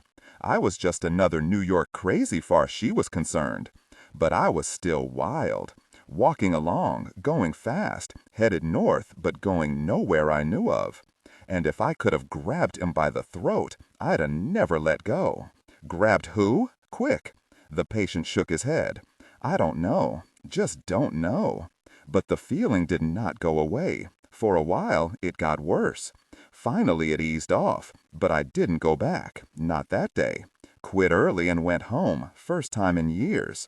I keep a little apartment in the East Village. I'm up here a lot. The Army pays for it. My real place is in Washington. And that's about it. I don't know what in the world is going on. Do you? Not yet. I see. I gather you think I'll be coming back. For a time, maybe. The doctor picked up the patient information sheet from his desk. Maybe we should get this finished up. You married? Ever been? Okay, he made a check mark. And you're how old? 37, 38, 39. And if you're really asking how come I'm nearly 40 and never been married, it's simple. I haven't time. I like women. I've had a lot to do with them and expect to continue, and I hope that takes care of that. But what I like most, better than women, men, cats, or dogs, is work. Life is work, and work is life. That's my opinion. It's why we're alive. Procreation is just to keep the thing going. I have fun, I have pleasure apart from work. I go to movies, have a drink, see friends, men and women. I do what everyone does. But that's only recreation. What I really do is work. 16 hours a day often, and for day after day when I know I should. 20 hours if need be. There's no way I could be married. Well, you haven't asked me this, and it's not why you're here, but there are other years to come, you know, other kinds of years. I know it, and I'll be old and lonely, all that, but these are the years that matter, and this is how I'm going to spend them. Nothing is more important. I've got things to do, and they're going to be done. I'm a ruthless jerk, though, and I'm not kidding. Ruthless with myself, too. Yes, okay. He stood, so did his patient, and, skilled at ending his sessions, the doctor led the way to his office door. The other man following, opened it, then waited for the almost inevitable last question, or occasionally, the final withheld until now revelation. This time it was a question. You have any clue at all on this? No, and you don't want guesses. Okay, doctor. I call you doctor, by the way. My name is Paul. Call me Paul. Okay, and my name is Pryan, Reuben Pryan. Call me Rube. Okay, Rube. Make an appointment with my secretary as you leave. I'll see you soon. But he was wrong. Rube Pryan never came back. He'd been on his way to keep the appointment 4 days later, a Friday, walking north on Lower Fifth Avenue toward the doctor's office on 62nd Street. As often as possible, moving about the city, Rube Pryan walked, a chance for exercise. This morning he wore a sharply pressed olive green gabardine suit, a white shirt, maroon knit tie, tan cap. The day was sunny and cool, and he noted, pleased, that after 19 uptown blocks, usually overtaking other pedestrians, he was not perspiring. He believed that meant he was in condition. Shoulders, elbows, and legs moving easily, the rhythm of it a pleasure, the air pressing his face. He felt his mind at rest, very nearly not thinking at all. But some 20 blocks later, crossing 59th Street, glancing appreciatively over at the Plaza Hotel to walk along now beside Central Park, he felt a little nudge. Apprehension? Unease? Something. It grew, and then, very suddenly, it had him again. He felt it in his stomach, felt it building very fast, and he glanced around, afraid he was about to yell, curse, go out of control. On past 62nd Street, not even glancing east toward the building in which he had an appointment. Turning to walk across the park at 72nd. Sweating now, hurrying, angry, seared, eyes bright with curiosity. Further west, then north again, block after block. Then he was walking through a shabby, run-down little industrial area, cars solidly parked on both sides of the narrow streets, wheels up over the curbs. The sidewalks along which he walked were scattered with paper and plastic wrappings, newspaper fragments, plastic cups, crushed cans, pull tabs, food containers, bottles, broken glass. Buzz banister, neon signs, red and unlighted neon window sign in a dirty white stucco building, windows crowded with stacked cardboard boxes. Foray Bros, wholesale novelties, a heavy padlock on the door, a broken shoe lying in the doorway. No one in sight, not a soul. On he walked, fast, going somewhere, knowing which way to turn at corners, getting there. Then it ran out, and he stood on the walk helpless as a dog who's lost the scent. He walked on uncertainly, stopped to glance around for something, anything familiar, not finding it. Walked on looking for a street sign. The feeling roared back, and he swung around to about face and retrace a block, turned west at the corner, and stopped. There it was. That's it, he told himself. That's the what? It was a 6-story red brick building, the sides blank and windowless, except for an office at street level at the distant corner. But it looked right. Flat roof, he could see the conical top of the old-style wooden water tower up there. Yes, and along the building's sides, just below the roofline, in a band of weathered paint, Beakey Brothers Moving and Storage, 5881. Yes. In a painted panel, local and long-distance hauling, storage our specialty, agents for associated van lines. A green gilt-lettered beaky truck stood before a metal slat truck door in the side of the building. This was it, whatever it was, and Rube Pryan turned to walk beside the block-long building toward a door he could see in his mind. It was there, at the end of the building. An ordinary, unmarked, weathered gray door, the paint peeling here and there in narrow strips. He knocked, heard steps on a wooden floor, the door opened, and he saw what he knew he'd see. A young man in white coveralls, his name embroidered in red over a pocket. "Hi there, come on in." The man turned away as Rube stepped in. Lettered in an arc on the back of his coveralls, Beekeeve Brothers, Movers. Rube glanced around, pulling the door closed behind him. He knew this little room, the worn oak desk behind which, the name over his pocket was Dave, the young man sat down. Knew the wooden chair before it, at which Dave gestured, inviting Rube to take it. Knew the framed photographs on the walls, moving crews lined up beside their trucks, the gang, some were labeled. Some of the trucks were old, with unroofed cabs, no windshields, steering wheels huge and perfectly upright. Dates lettered in white under the lined-up crews: 1935, 1938, 1912, 1919. "What can I do for you?" Rube turned, gripping the back of the empty chair, and said, "Do you know me? You recognize me?" "No, can't say I do." Voice polite. "I've been here before, I know I have." But Dave shook his head. "Well," Rube's mind supplied an answer. "I'm winding up a small business. Got some stuff to store. If I could look around?" "Sure." Dave stood to walk to a gray-painted metal-sheathed door, pushed it open, and held it for Rube, who stepped through into a tiny, concrete-paved area lighted by a bare high-wattage ceiling bulb. Dave pushed a button beside closed elevator doors. They heard a starting clunk up in the shaft, then the steadily descending whir, and Rube held himself still and expressionless, everything here utterly familiar, to the very scratches on the green enameled elevator doors. And yet, what was he about to see? Up to the top floor. The door slid apart, Rube stepped out, and stopped so abruptly Dave had to dance a sidestep around him. They stood at the head of an aisle wide as a narrow street, and so long its sides contracted far ahead with distance. Caged ceiling bulbs lighted the area poorly, shadowing the wooden floor rutted by years of iron wheels. Both sides were lined, like houses on the two sides of a street, with side-by-side cubicles of wood-framed wire netting, their simple plank doors stencil-numbered and padlocked. Rube stepped forward, his shoulders bulled in angry frustration, head jerking from side to side, glancing into the nearest cubicles, at household furniture, chairs inverted on tabletops, at a space paved with shadeless lamps, another stacked high with framed pictures, more furniture. Angrily he said, "What is this? Gosh, what is this?" Dave took his time answering, staring levelly at Rube. "It's a storage space. What do you think it is? This is a moving and storage company." "And what about the rest, the other floors?"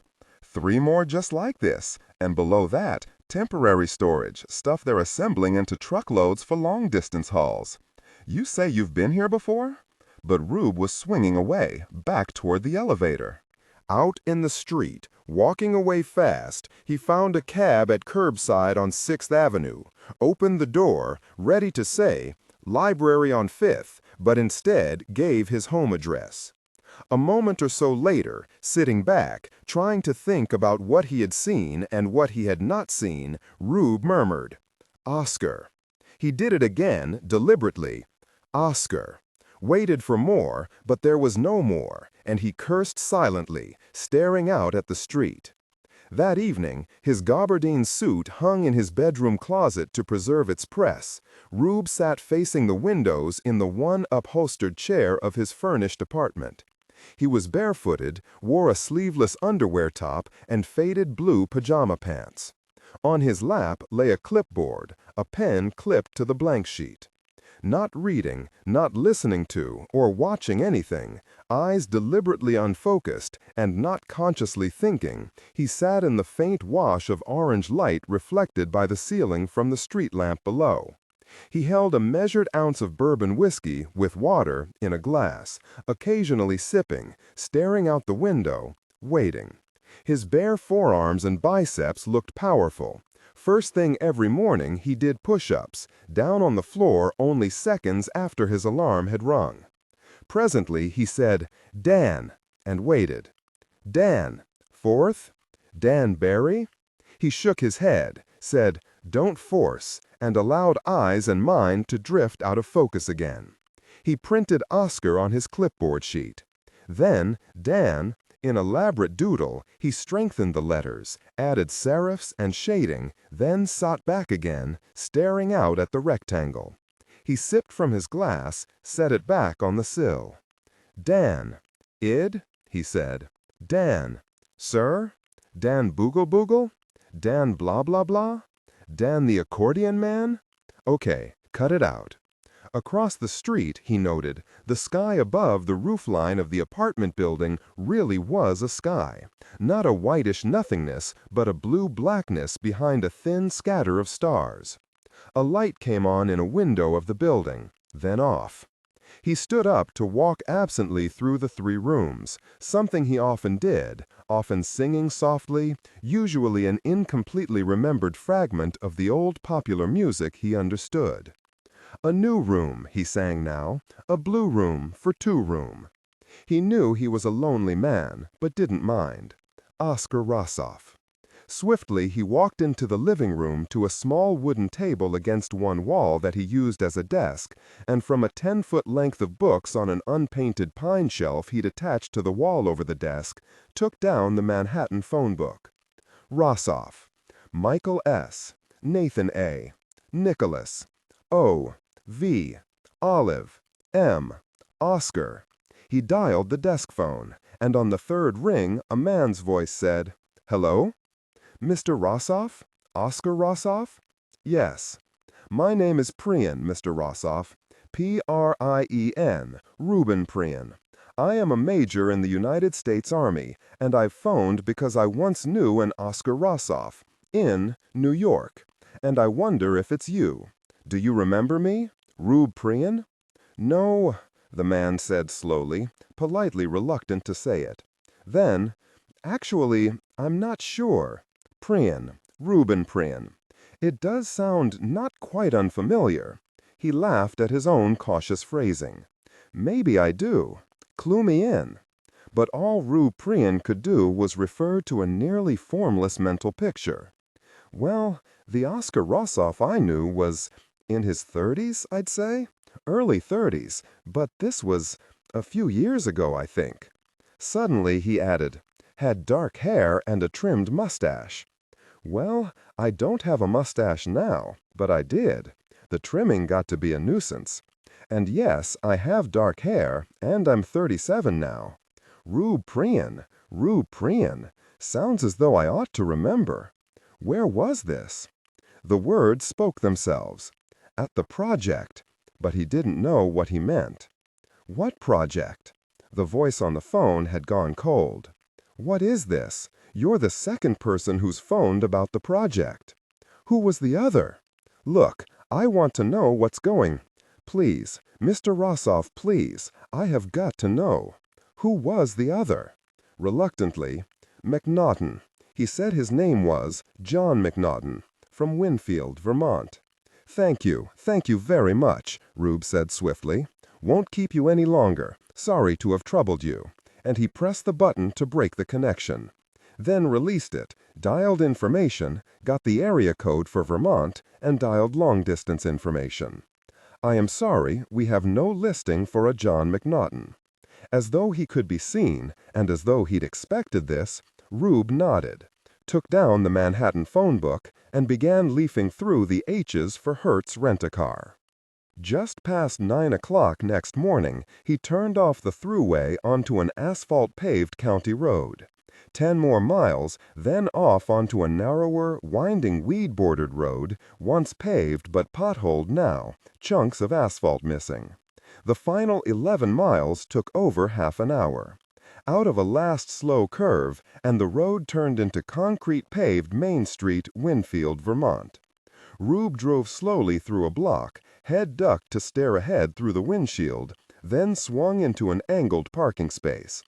He got out, feeling in his pocket for meter change, but every meter flag in the block showed red. No other car parked, and on ahead for 3 blocks, only 2 cars, both pickups. Hell with it, he thought. Probably don't even bother collecting anymore. On the sidewalk, he stood glancing both ways. Nothing moved in the entire 5-block length of Main Street. No one in sight. The walk lay silent in the morning sun. His foreshortened shadow slanted toward the curb. He turned to walk on, hearing no sound but his own footsteps. In the block ahead, a man in blue jeans, dark plaid shirt, and a yellow good-old-boy visored cap walked out from a storefront and on across the walk. He was young, big, wore a thick Zapata mustache, was heavy and big-bellied. He climbed up into a red pickup with enormous tires, and when he slammed his door, the tinny crash bounced between the storefront walls, the only sound in the street till he started his engine and drove off. Rube walked on past a men's clothing store, one of its 2 display windows paved with work shoes, cowboy and pull-on boots.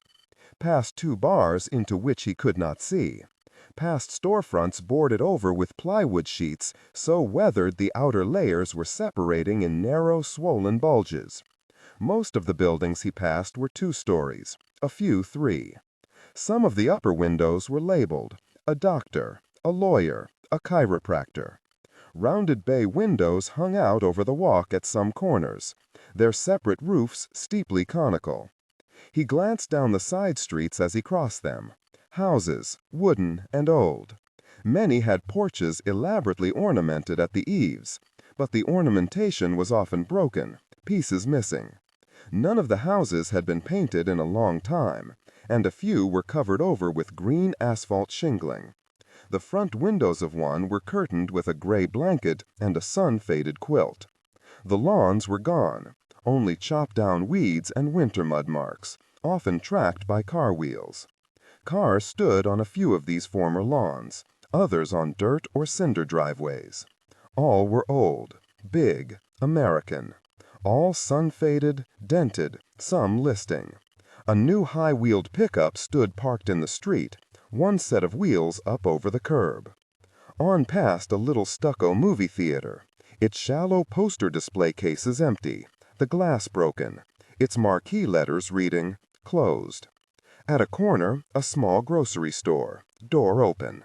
Just inside, a low shell case crowded with bottles. Dozens of brands of whiskey, gin, vodka, brandy.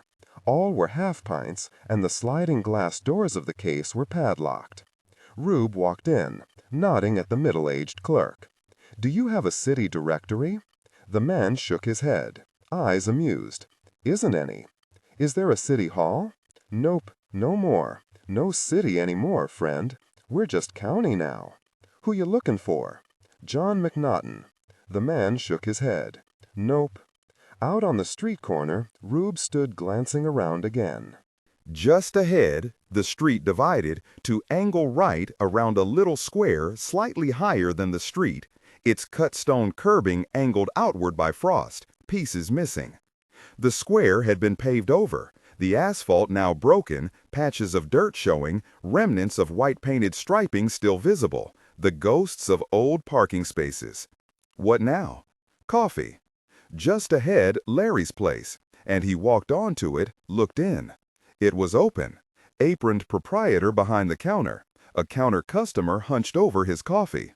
Rube went in, ordering coffee as he sat down at the counter, glancing at the other customer as the man turned to look at him. "Major! Major Pryan! My God, how are you?" "Why, I'm fine, John, just fine," Rube stated easily. But did he really know this man? Who smiled and said, "Not quite sure about me, are you, Major?" He was big, broad-backed, maybe 40, wearing a threadbare brown suit coat over a gray flannel shirt. Sliding his coffee cup on in advance, he moved to the stool beside Rube, saving, "Take a good look. An old-fashioned face," Rube thought, thin, tight-skinned, permanently weathered. The way Americans used to look, with haircut to match, no sissy sideburns but economically clipped high on the sides, a real last-a-month white wall. "You look like a World War I doughboy. Feel like one sometimes. Well, you know me?" "I don't know. Maybe. You look like a hick, are you?" "Depends. On occasion and within limits, I can be a kind of rural Noah coward. But yeah, by inclination, I'm a hick. The haircut's no disguise. It's me." "You're smart, though." "Well, yes, though I wouldn't call for a new deal if I were dumb. Because it wouldn't matter. I'd go along just about the way I do anyway. I'm a simple man. I like the simple life. So there's no real need to be smart. Kind of a waste, actually. I have to be smart enough to stay simple and not get all dissatisfied. The way I'd be anyway if I were dumb. You follow me? I'm not sure. Maybe I'm not smart enough. And what are your hobbies and favorite sports, Major?" "Well, John, I like things to go my way, and I work at it harder and longer than most. What I don't like is anyone trying to jerk me around. So just tell me. I think maybe I know you, but I'm not sure. Jog my memory. Remember Kay Veach? Thin, black-haired girl?" Rube shook his head. "From the project. I phoned her. Lives in Wyoming. But she didn't remember me or the project. How about Nate Dempster? Around 30? Bald. Wore glasses." Rube shook his head again. "Also from the project, and also didn't remember it or me. Oscar Rossoff? Oscar, yeah. I phoned him. He said you'd called, and gave me your name." "Did he now?" McNaughton smiled. "Oscar was a little unhappy with me. Couldn't quite remember me, or the project. Almost, but no. Got mad when I pushed him about the project." "The project? The project? What in the world is the project?" "Well," McNaughton tasted his coffee, made a face, setting it down. "You never quite get used to how bad this stuff really is. Picture a big building, Major Pryan. Fills a whole city block. Made of brick, no windows. On the outside says, Beaky's moving and storage, phone number, stuff like that. But that's only a front. Inside, the building is gutted.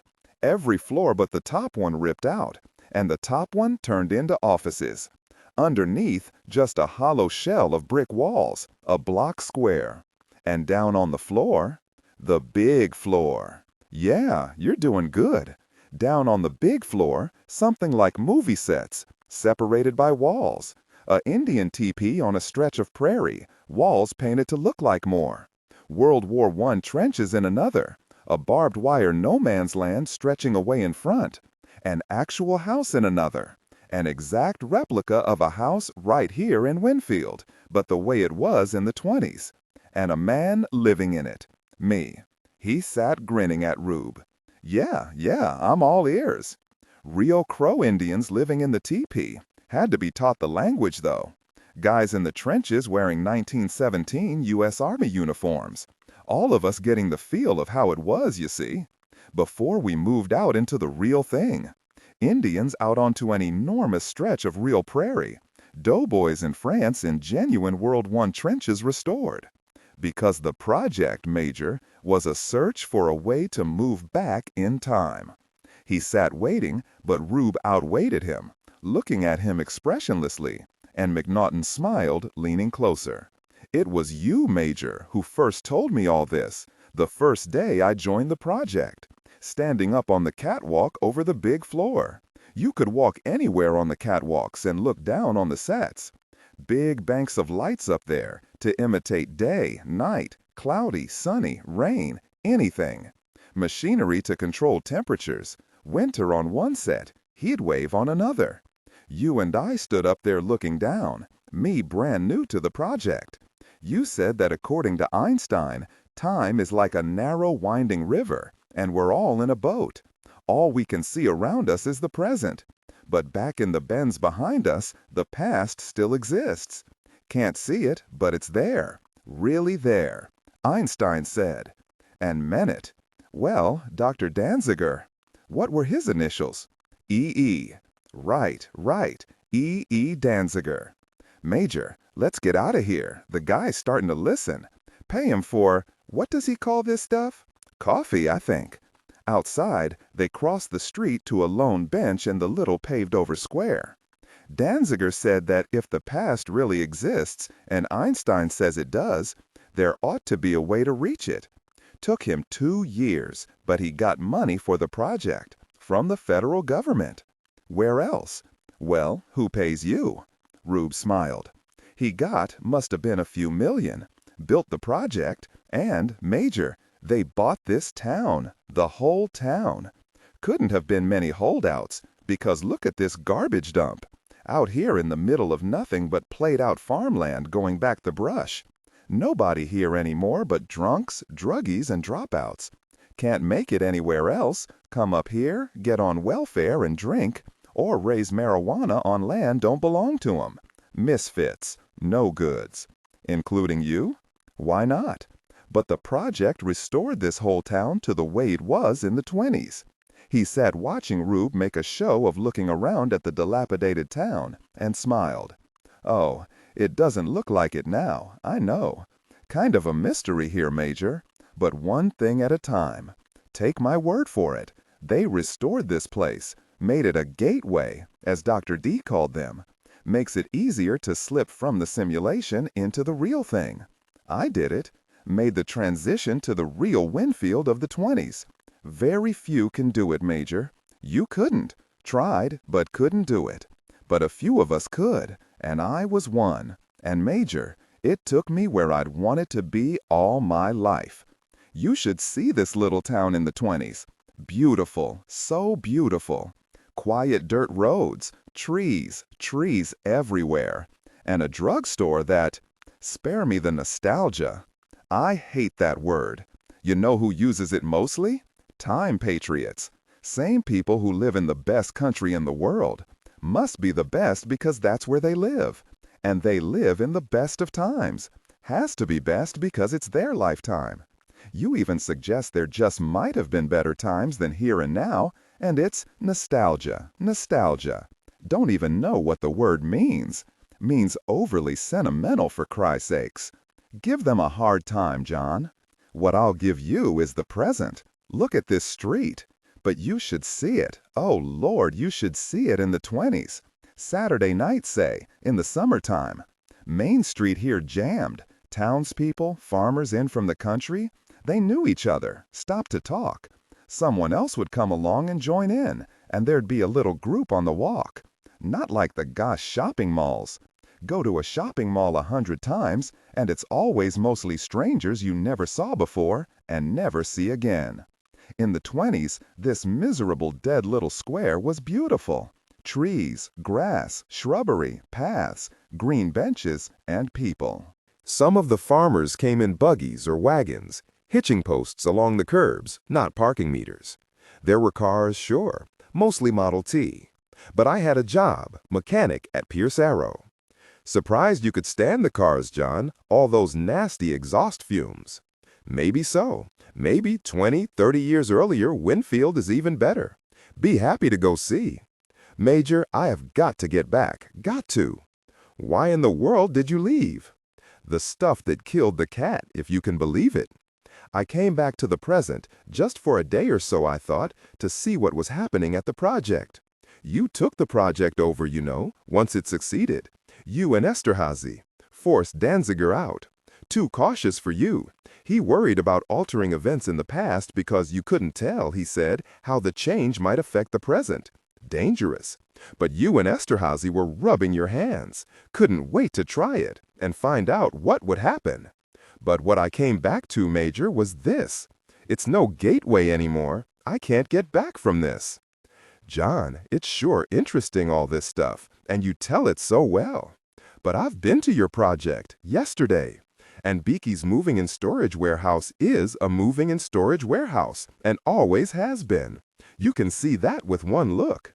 That's true, in a way. And it took 50 years for this stinking town to get like this. It's never been restored. Also true, in a way. Pretty good way. McNaughton nodded several times, then said, Major, 4-5 weeks ago, I took the bus to Montpelier, state capital, walked to the state library, and they got out a back file of the Winfield Messenger for me. They've got it all, 1801 to 190. Paper couldn't quite last out the full century. I got the volume for 1920 through 1926 and stole something from it, cut it out of the paper, and I keep it with me all the time, because it's all I've got left now. From his inside coat pocket, he brought out a trimmed-down manila folder and handed it to Rube. Rube opened it. Taped to the inside lay a 3-column-wide section of newspaper.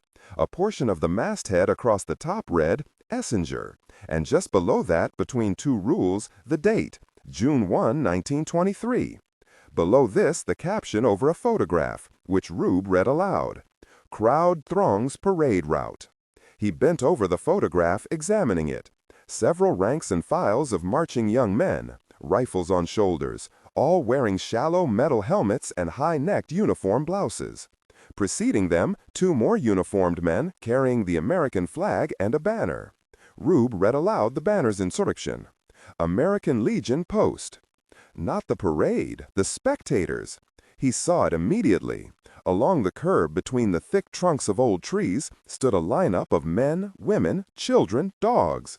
Among them a tall man wearing a flat, black ribbon-cloth straw hat, and under its stiff brim, smiling at the camera sharp, clear, unmistakable, the face of the man beside him, who nodded, reaching for his folder.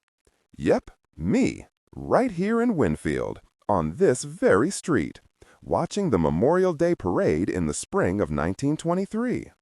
There's no project now, Major. It doesn't exist. But there was. It did. Fine. Then why don't I remember it? You do, you say? Something happened, Major. Something happened back in the past that altered the present. Like what? I don't know. Anything. When it happened, I was back in the past where it didn't touch me. I took my memories with me and brought them back. But they didn't match the present anymore. I came back, but not to the restored Winfield. I came back to this untouched garbage dump and went crazy. Got myself to New York and ran the last block to the project and found Beaky's moving and storage, nothing else. And worst of all, he leaned toward Rube, lowering his voice. Worst of all, Danziger didn't exist, wasn't in the phone book. And at the library, I looked through their old phone book file back to 1939. No E. Danziger, ever.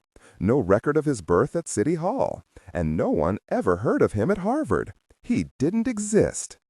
He did it. Rube was slowly standing, his face turning red. Ah, that jerk! He did it! Who? Why, Morley, Simon Morley. We sent him back, didn't we, into the 19th century on a mission. And he did this. Did what? Why, I don't know. He stood looking helplessly at McNaughton. Something, did something back in the past so that Danziger was never born. No project now, and never was. He sat down, and the 2 men stared at the deserted street ahead. Then Rube said, John, what keeps you here in this nothing place? My job, part-time mechanic, at subscale pay, and the cheapest room this side of Calcutta. You ever do any fighting? Boxing, I mean? Sonic, in the Army. Heavyweight? Mostly. I pared down to light heavy once, but I was young and could do it. One easy. A supply sergeant and soft. We showed the same on the scales, but I outweighed him in the bones. Pretty good, were you? Not bad. One more than I lost, but I lost some too. Knocked out twice, and I quit. Wanted to keep what brains I got. You ever kill anybody? Never actually did. I was going to once, but the situation changed. I would have done it, though. I had it all thought out. This in the Army? Yeah, but he got promoted and transferred. Lucky for him, and me too, no doubt. Is there anything you wouldn't do, John, to get back to the other Winfield? Nothing. There is nothing I wouldn't do. Do you know how Simon Morley got back to the 19th century? He was tutored, learned all about it, got the feel of it, then used the Dakota as his gateway. The Dakota? A New York apartment building. It was there in the 19th century, and it's there today. The project furnished an apartment in the Dakota, got him the right wardrobe, made it a gateway. Could you do it? Get back there where Morley is? Sure, he grinned. If you can do the thing, you can do it, Major. That's your car up the street, the Toyota? Rube nodded. Looks a little snug for me. They fit the Japanese, John. I'll manage. He stood up, inches taller than Rube. Run me over to my place. Give me 5 minutes to pack my stuff. 3 if I hurry. And I'll hurry. Believe me, I'll hurry. Although this was winter and well after dark, the air wetly cold, a man sat on a Central Park bench near Fifth Avenue, watching the path to his left. The light from a street lamp just touched him, a dark, motionless lump. The turned-up collar of his overcoat covered his chin, his cap pulled low over his forehead. Hands pushed into the overcoat pockets, he watched the path. And when he saw the man he was walking quickly toward him, "Right on time," he said to himself. He lowered his face and sat staring down at the path, apparently in thought. The man walked by. He was wearing an ankle-length dark overcoat and a brown fur cap, and when he'd walked on a dozen steps, the seated man stood up, tall now, and followed him. I walked out onto Fifth Avenue. A light delivery wagon rattled slowly by. The horse tired, his neck slumped, a kerosene lantern swaying under the rear axle.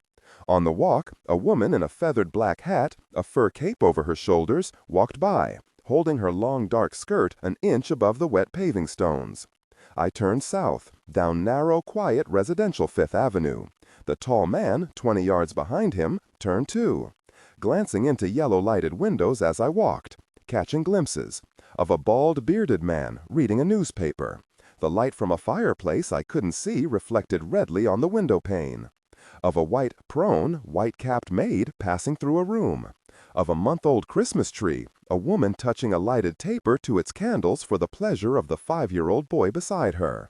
North on Broadway from Madison Square, I walked along the Rialto, the theatrical section of New York when Broadway was Broadway. The street was jammed with newly washed and polished carriages.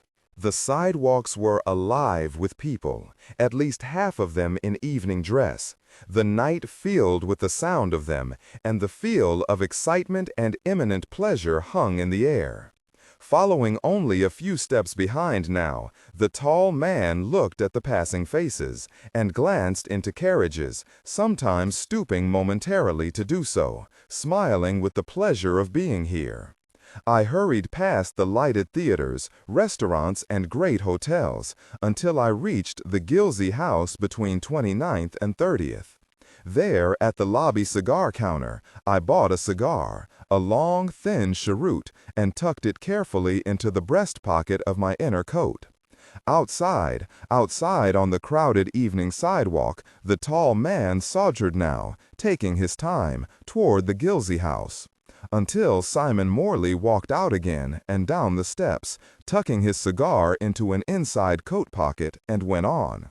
The tall man walked faster until he'd nearly caught up. Then, hanging only a step or two behind, he kept pace, 1 or 2 pedestrians between them.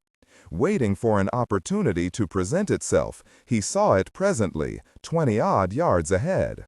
A short brass-railed flight of stone stairs led up from the sidewalk to the first-floor double doors. Wellman Co. Insurance Brokers, said the gold-leaf letters on the dark windows. Directly beside those stairs, another, steeper flight led down to a below-street-level barber shop. Its striped pole stood at the curb. In the half-step before Simon Morley reached that second staircase, the tall man just behind stepped up beside him, walked the half-step with him, then slammed the full weight of his big body sideways into Morley, thrusting his hip hard into him for good measure. He literally lifted the smaller man from his feet, shooting him into the staircase. And Morley dropped to strike the sharp stone edges of the stairs, tumbling hard down the flight until his body slammed into the locked door of the barber shop. The tall man walked on, not hurrying, and at 30th Street turned a corner. Several men looked at him, and he looked back, meeting their eyes, and no one stopped him. For half a minute Simon Morley lay almost unmoving, his mind not truly functioning. Then the pain came into his shin bones, his right shoulder and right hip, and the palms of his hands, and he moaned. He got himself up slowly, afraid of discovering a bone had broken.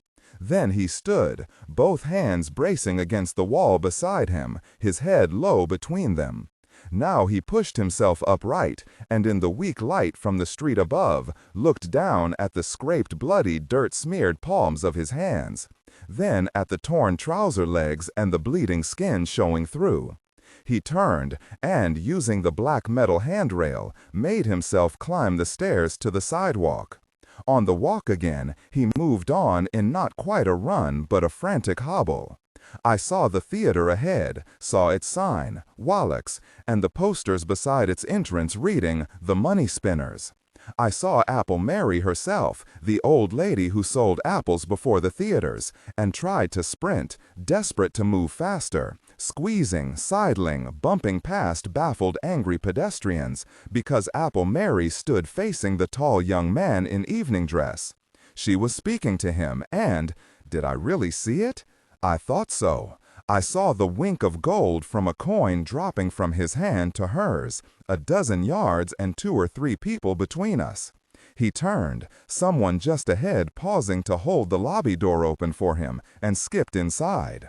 I walked now, only a dozen yards, walked past Apple Mary, calling, "Apples, apples, get your apples, get Apple Mary's best," shoving one at me. But I shook my head, and stood staring in at the busy lobby, and across the tiled floor saw the group I knew would be there. The bearded father, a ruby stud in his stiff white shirt front, the smiling gowned mother, and their daughters, the younger in a marvelous gown of unadorned spring green velvet. When she smiled, as she did now at the tall young man who had given the gold coin to Apple Mary, she looked lovely.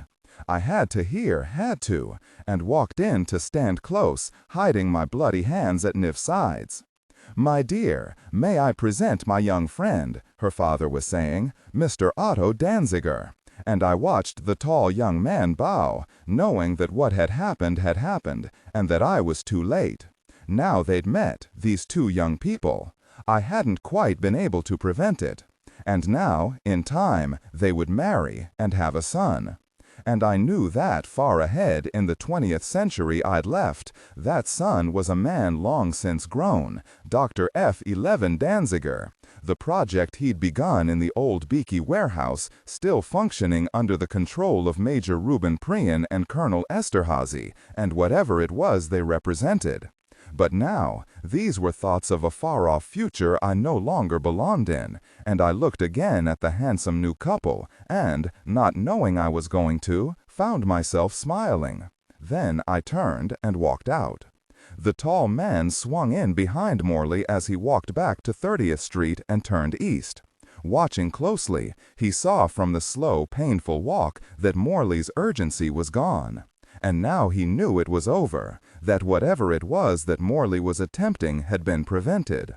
He followed for a long block, however, and for half of the next, making sure. Then, he did not know what had happened, didn't know what Morley had intended, but knew he'd done what he'd come for. And at the next corner, Morley walking slowly on ahead, the tall man turned away and began hunting for a cab. Walking down toward Gramercy Park, I looked around me at the world I was in, at the gas-lighted brownstones beside me, at the nighttime winter sky. This, too, was an imperfect world, and I knew it, did not need to be told. But I drew a deep breath, sharply chilling my lungs. The air was still clean. The rivers flowed fresh, as they had since time began, and the first of the terrible, corrupting great wars still lay decades ahead. I reached Lexington Avenue, turned south, and then, the yellow lights of Gramercy Park waiting at the end of the street, I walked on toward number 19.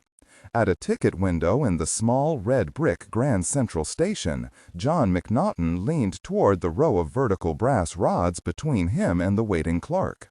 "Winfield," he said. "Ticket to Winfield, Vermont." "Round trip?" "No." McNaughton smiled with the pleasure of saving it. "No, I won't be coming back from Winfield. Not ever again." Julia walked into the dining room, set down the big blue and white platter of waffles, then walked around to her side of the table. She didn't speak, though I knew she was going to, and what she would say.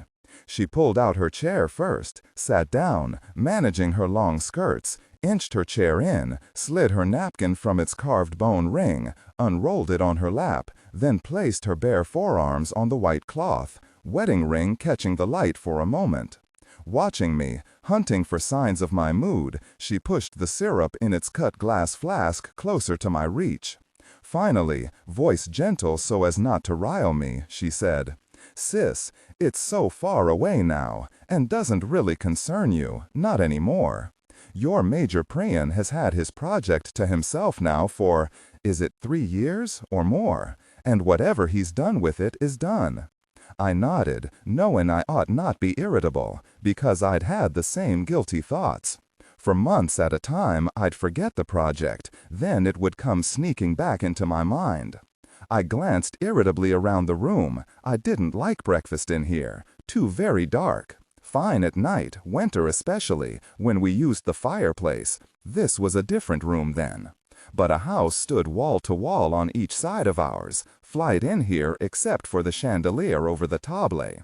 I preferred the big round wood table in the kitchen, the room full of daylight from 2 tall round-topped windows overlooking Julia's little garden. But eating in the kitchen was unseemly to Julia, and I understood that.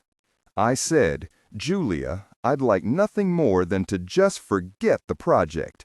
If I'd only been able to do what I tried to do." I sat thinking about that. As I almost did. God, really? "Do not take the Lord's name in vain," she said automatically. "If I'd done it, if I'd got to the theater just minutes earlier." I smiled at her and shrugged. "I could have stayed right here then, content forever. But it keeps coming up in my mind, Jule. What is Rube doing with the project? What is he up to? It may be a kind of duty to go and find out." She leaned toward me over the table. "Then go. Get it over with."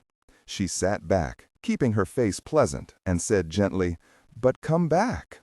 "House," said Willie on the floor. He was sitting, his back against the wall, legs straight out, turning the linen pages of one of his picture books, touching each and every picture with a fat little forefinger, and saying or trying to say its name. He was over 3 now, talking and edging toward reading as fast as he could go.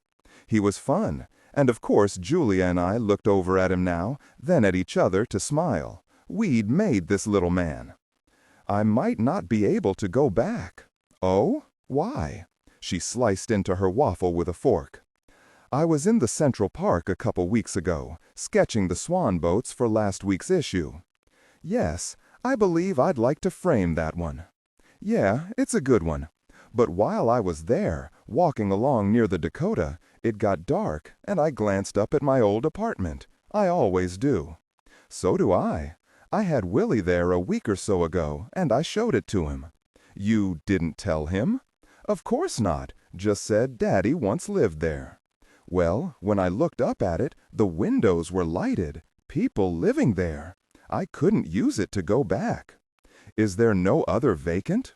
"Wouldn't help. It might be occupied in the 20th century. No way to tell.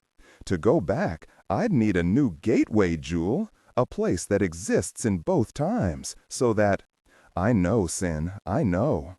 "Well, Einstein said—" "I do not want to hear about Einstein again, or gateways, or anything else. He's alive, you know."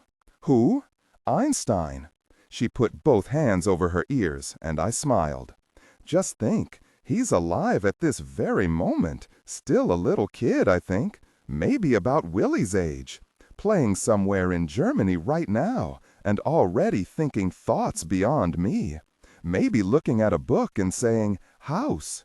Would you like another waffle? Gotta leave. I pushed back my chair, and Julia stood, turning to scoop up Willie and carry him to the front windows to wave goodbye, important to him and to me. Today I didn't walk to work. Coming down the front steps, I saw a cab waiting across the park and decided to take it, turning to wave to Willie, grinning at me behind the window, flapping his hand. Then I walked over to the cab. I wore a derby and my brown suit. At the cab I said, "Leslie's," waiting to see if he knew where it was. He did, and I climbed in as he got down to take away the horse's leather feed bag. "Take Broadway," I called to him, and settled back. I liked the cabs. They weren't quite comfortable. Big leaf springs, very stiff, and you moved along steadily but in a just barely perceptible series of jerks from the slow trot of the horse. Some people didn't like that, but it didn't bother me. They were likely to be dirty, too, and even smell a little. Julia and I once piled into one after the theater and got right out again. But this one was okay, and I liked the snug way the double doors closed down over your lap. The day was sunless, no sky, just an even grayness, almost whiteness, a light fall of snow on the ground. Been gray like this for a week, not cold. We turned west on 20th Street, and I sat back. I knew it was true, that I was afraid of returning to my own time. Afraid of what I'd find happening at the project, what dreadful thing I'd be helpless to stop. Stay here, my mind told me. What you don't know won't hurt you. Down 4th Avenue, past Union Square, west on 14th, then on to Broadway. Not the quickest route on a weekday morning, but I needed this time to myself. We jiggled along further downtown, and Broadway became more and more crowded in the morning rush, until finally, down near Trinity Church, it got too much. This is where we were. The traffic even worse today because of a little snow, and because the new horse-drawn streetcars, now added to the Broadway omnibuses, stood in several motionless little strings of 3 or 4 cars, their horses standing dumbly, tails switching, the drivers clanging their bells at the stalled traffic blocking them. This happened a lot now, because the ears, confined to their tracks, couldn't turn out like the little buses. The old street was too narrow now. I'd seen buses simply turn off Broadway and go around a block to circumnavigate some snarl, re-entering Broadway beyond it. Leaning out at the side of my cab, I could see that up ahead, a dray loaded with empty barrels had tried to pull around a string of blocked streetcars and met with a light delivery wagon trying the same thing from the opposite direction.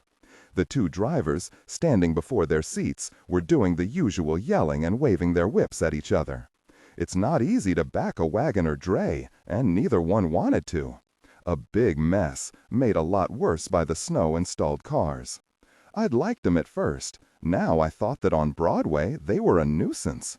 I couldn't just sit here waiting. I was due at work in 8 minutes, and I pushed up the doors from over my lap and climbed down. I knew the fare from Gramercy Park to Leslie's and handed up the full amount plus a 10-cent tip, which was a proper one. But he didn't thank me, and I understood. He was stuck here now without a fare. Nobody would hail him till he got himself clear. So I got out my change, found another 10-cent piece for him, and this time got thanked. I had a couple of blocks to walk, and I set out. Walking along through the morning crowd, I recognized again what I had slowly and reluctantly realized over the past year or so. That Broadway down here was just plain ugly. I couldn't see that when I first came to this place in time. Everything then, every sight and person I saw, every sound I heard, thrilled me. And I walked Lower Broadway, as everywhere else, in an ecstatic trance at simply being here. Pretty soon, this is what happened to me first. The buildings lining the street no longer looked old to my eyes. From my own time, I could remember 1 or 2 of them, I'm certain, still existing on 20th century Lower Broadway, truly old to my eye and mind then, out of place in time. But here, I'd watched some of these being built, watched the Irish hod carriers climbing their ladders in the mornings as I passed, seen the new bricks rising, finally to 5 or 6 stories of new construction, smelling of wet plaster. Many others of these were no more than 5 or 10 years old. And now to my eyes, they looked right, looked modern, and were. And looked ugly, I also saw now, crammed together wall against wall, too high for their widths on the old narrow lots bought and built on one at a time, their uncoordinated roof lines jagged as broken teeth, and the street itself too narrow, and now narrowed still more by the inflexible new car tracks. One morning last spring, I'd walked by an impossible snarl of stalled traffic, the intersection a tangled, struggling chaos, and seen an infuriated driver suddenly stand up before his seat and with his whip lash out and slash open the cheek of another driver, sending him to his knees at his wagon seat. The street was badly cobbled, City Hall graft, you heard. It was potholed, and the endless banging ring of the iron-tired wheels against those uneven stones could drive you crazy. And always, Broadway was dusty or muddy or both, and always with plenty of horse manure, which dried and turned to gritty dust, so that on a breezy day you had to carefully inhale through your nose and keep your eyes slitted. The sidewalks were an obstacle course from the wooden posts of rival telegraph lines, their overhead crossarms heavy with wire. Big black and white painted advertising signs defaced nearly every blank sidewall. Other signs hung out over the walks. Now and long since, I saw Broadway along there as it truly was, a drably, crudely utilitarian commercial street, not even attempting to be anything but what it so purely was, ugly. And I liked it. I loved it. Walking along that Broadway, the sidewalks busy with men going to work, hardly any women, I thought or tried to, what to do? What should I do? What did I want to do? Well, I knew what I wanted to do. Stay right here, back deep in the 19th century. But far ahead in time, the project was still functioning because of my failure to prevent it. So now, wasn't it my duty to see what Rube and Esterhazy were up to? The debate in my mind, I understood, walking along the street, was repetitive, the question not answering itself. And I saw that all I could decide was simply that I had to decide, one way or the other, yes or no. Then, up ahead, I saw the Bird Lady. You'd see her now and then around town, on or near various busy street corners. This is a drawing of the Bird Lady, made a few months earlier by Pruitt Share, one of our people at Leslie's.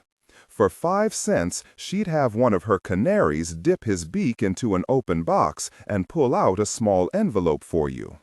In it, printed not very well, on her own little hand press, I suspect, would be your fortune, reading about as you'd expect. Or, if you wished, she'd have the bird peck out from a back portion of the box a yes or no answer to whatever question you silently asked. People said she did good business with racetrack and other bettors. I walked past her. Today she stood at the doorway of a little dry goods store not yet open. No one took her fortunes or answers seriously, or wouldn't say so anyway. The Bird Lady was for fun, and I'd never seen anyone accept an envelope without grinning to show the world they weren't serious. But I believe that underneath the newly evolved reasoning portion of our human minds, the old primitive way by which we actually reach our opinions and decisions still exists powerfully as ever. And no matter what common sense had to say to me about this, I slowed, hesitating, then turned back in the sudden absolute knowledge that the Bird Lady really was, going to give me the proper decision. I stopped on the walk before her, as she smiled. Then I pulled out a little handful of change and found a nickel. A nickel with a stars and stripes shield on its face and a big V on the reverse, which I remembered every time I spent one would one day be valuable. But it was only a commonplace nickel now, and I handed it over. She smiled again, inquiringly, and I said, "A question, please." She moved the stick on which her bird perched to the hack of the box, and waited a moment while I spoke my silent blanction. Should I visit my own time, if I can? Then I nodded at the bird lady. Her stick lowered, twitched its signal, and the little round yellow head instantly ducked and lifted a tiny envelope in its beak. Smiling, the bird lady handed it to me. I took it, thanking her, and walked on, postponing because my heart was pounding. I made a smile, trying to laugh away my superstitious fear, but couldn't. A dozen more yards, then suddenly I had to know, and stepped out of the pedestrian stream to stand with my back against a cigar store window. Beside me, a nearly life-sized enameled wooden figure of a kilted Scotchman holding out his wooden bundle of painted cigars. The little envelope flap was ungummed, tucked in, and I pulled it out, took the little fold of pinkish-gray paper, and hesitated. I glanced away, at the red cheek of the empty-eyed wooden face beside me. Then I silently spoke the question. Should I go back, if I can? I opened the slip, and it said, yes. I believed it. That coarse-fibered slip of cheap paper with its poorly imprinted 3 letters not quite aligned, pressed into this paper long before, told me what now I knew I would at least try. And I walked on to the office in the calm of quiet certainty, rolling the little paper to a pebble, then flicking it away to drop into the dirty Broadway gutter of 1886. At noon, I walked down the wooden interior staircase to our cashier's office on the ground floor. He sat behind a black-painted metal grill on a high stool at a high desk where he received and paid out money. When I stopped at his window, he made a quarter turn to face me, inquiringly. He did, in fact, wear a green eyeshade and black sleeve protectors to the elbows. I knew his name, Ben. Ben counted out in advance, 2 days early, of my weekly salary, had me sign for it, then pushed it at me through the little opening, a small stack of bills, the top one a 10 on the First National Bank of Galesburg, Illinois. I'd seen Ben count them, and didn't bother to recount, just thanked him, then folded and shoved the bills deep into my pants pocket. These were big hills, 7 inches long, a lot of paper, and made a fairly substantial wad, felt like real money. Down on the street in the little dry goods store, the bird lady gone from its doorway, I bought a money belt. The proprietor, a short, bald, eager little European who didn't really speak English yet, spread out a choice of belts on the countertop, some of leather, others of various kinds of cloth, including silk. They were widely used. Few men traveled any distance without one. I took one of good lightweight canvas. Lunch standing up in a saloon just east of Broadway, with half a glass of beer, leaving the rest, too foamy, the keg newly opened. A walk of a block and a half to my bank, where I withdrew almost half our savings, taking it in gold as many travelers did to save bulk, changing my pay advance to gold too. Then back to the office to finish out the day, sketching from a photograph, then inking it in. Another train wreck, this one near Philadelphia. At home in our bedroom, a little before midnight, I dressed, Julia and I consulting about it in whispers. No overcoat, but a wool suit, we decided. If I needed an overcoat, I'd buy a modern one. My suit was okay, I thought. Single-breasted, the lapels very small, but acceptable. 1 button too many, but I could leave my coat open. Winter underwear, and pull-on boots. I owned a derby, a silk topper, a summer straw hat, my brimless winter cap, so we decided on no hat at all. My hair is straight, not quite black, fairly long and thick, thinning a little but hardly noticeable, Julia says. My ties were all wrong, but Julia got a wool scarf from my wardrobe, and I put it on under my coat, crossed over my chest, concealing the absence of a tie. I checked my money belt, knowing I was wearing it, but checking anyway. We had a full-length oval mirror by the window on its stand, and I walked over. Julia lighted a jet on the wall beside it, and we stood studying my costume, Julia in her long blue robe. I was wearing a full beard these days, close-cropped, and as always, examining myself in a mirror, I thought, Not handsome, but not too awful. I tried to picture myself walking along a late 20th century street, and when Julia said, "Well?"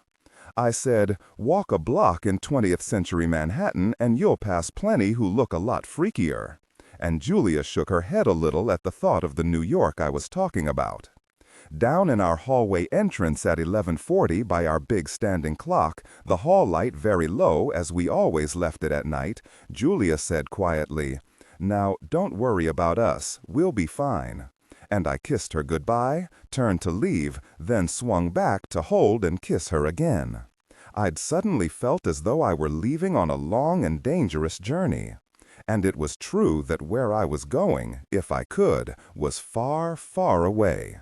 Then I reached for the door handle, and Julia said, "Wait," and half ran a few steps to the big hall closet, felt around in a pocket of her winter coat, then turned to me, smiling, and handed me a copper 1-cent piece. For an instant, I thought she meant it as a kind of good luck token. Then I remembered. Thanks, I forgot. And now I did leave, out, down the front steps, and into the silent night. It wasn't too far, and I walked along the dimly lighted, late-at-night 19th century streets, Mex boot heels too loud on the sidewalks.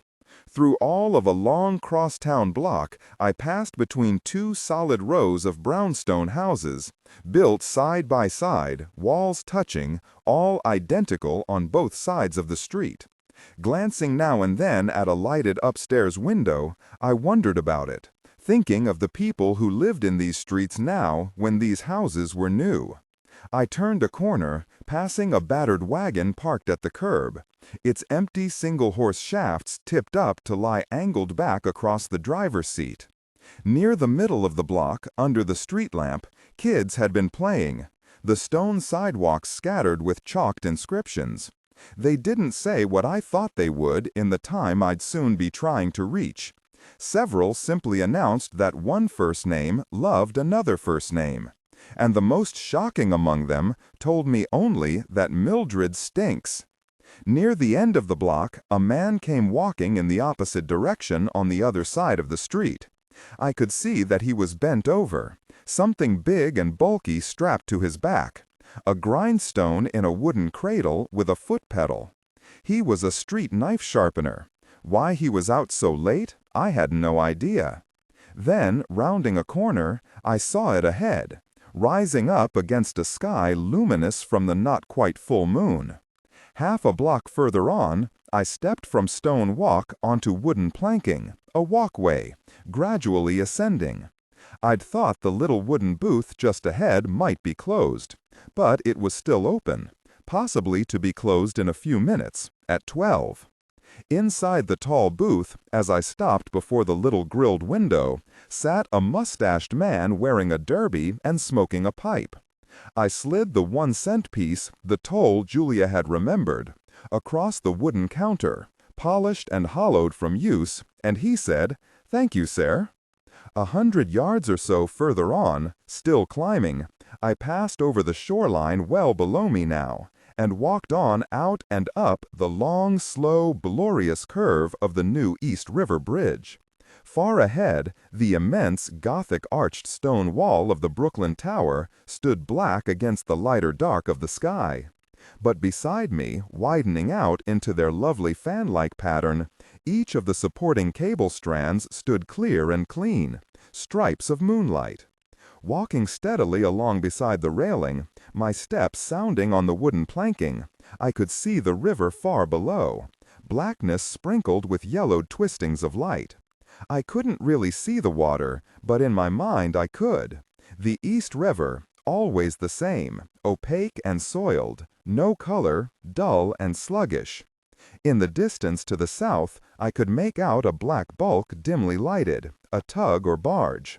Near the center of the long bridge, the massive supporting cable beside me at something near its lowest point, I sat down on the end of a bench and turned to look out through the railings at the river. In the day just past, streetcars and other horse-drawn traffic had crossed this bridge endlessly.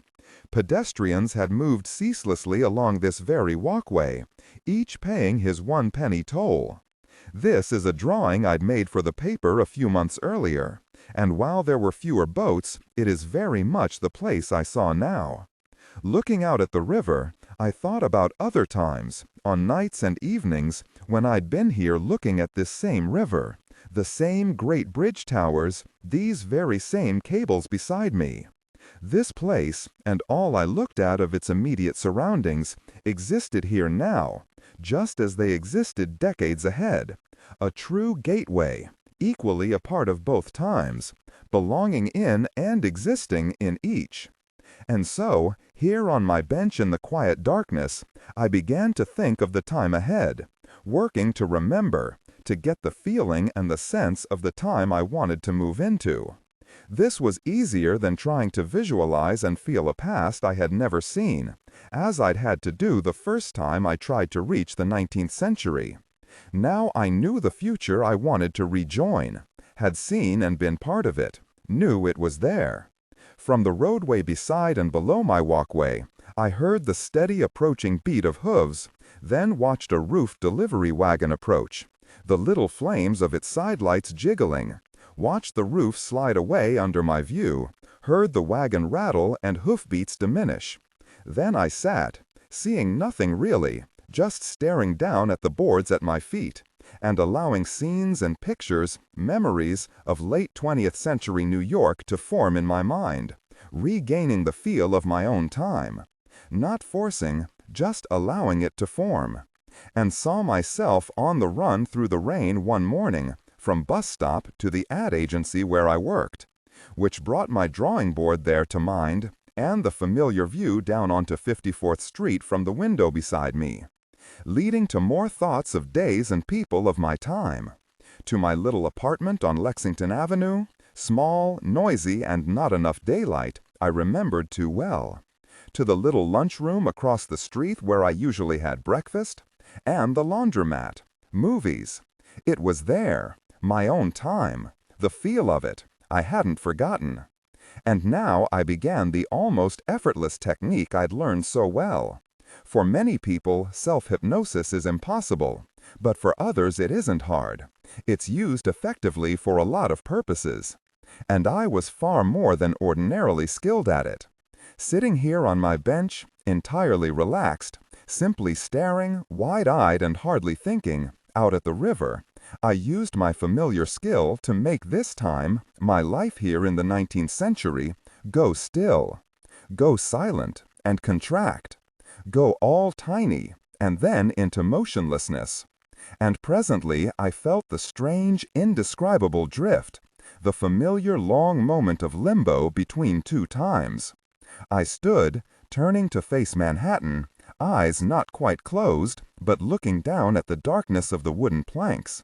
Even before lifting my eyes, I could already see in my mind the great rising, impossibly shining bulk of 20th century New York. Then I raised my head fast, eyes blinking to clear them, and stood stupidly bewildered. I'd failed. There out before me in the moonlight lay the low-roofed old city I'd come from tonight, black dark now, except for a speckling of dim pinpricks of light from gas or kerosene lamps.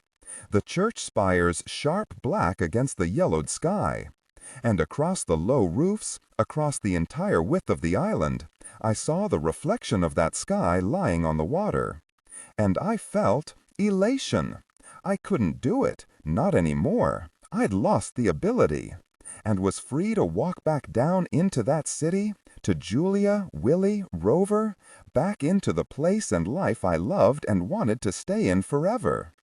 But didn't, because I knew what I'd done, knew I'd sabotaged my own attempt, thinking of the drabbest aspects of my old life, of things I didn't like, didn't want to return to, and then sat watching myself, watching one part of my mind with another, refusing to let that time take hold, only pretending I'd felt it. I'd willed failure because I didn't want to go, was afraid of, I didn't know what, of whatever I might find in the 20th century, at the project.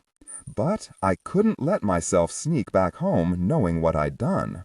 And I walked to the bridge rail, set my forearms on it comfortably, hands folded, staring down at the black of the river.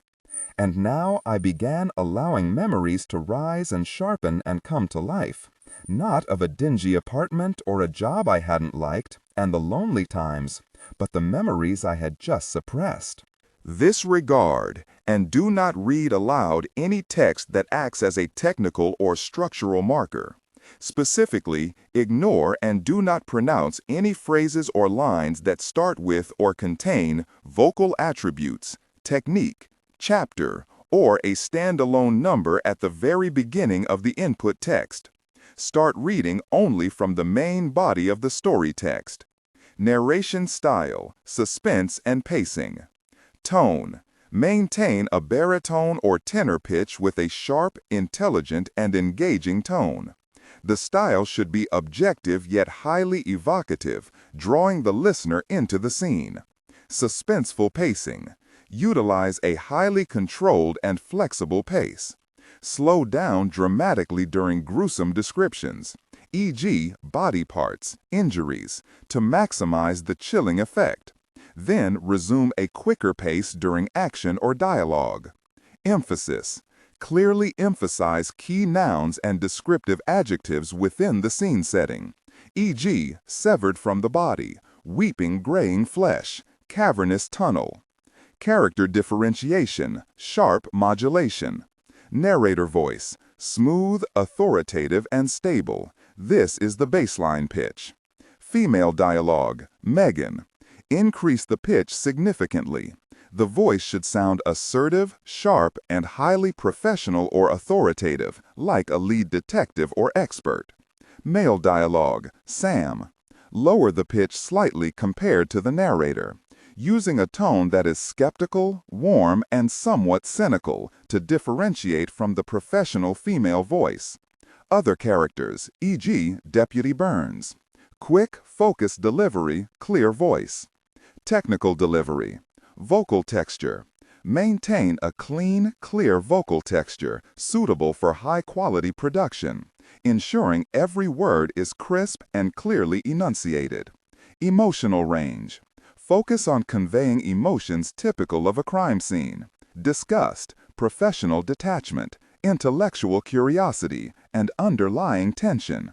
Target emotion strength, 8 out of 10.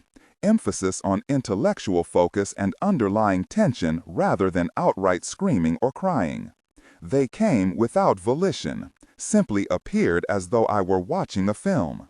I saw 4 of us sitting on the great wide Fifth Avenue staircase of, yes, the Metropolitan Museum. Saw the enormous blue and white banner hung 50 feet above us across the facade.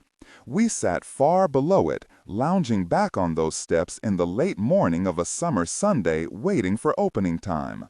Sat casually talking with a lot of easy joking. No hurry about anything.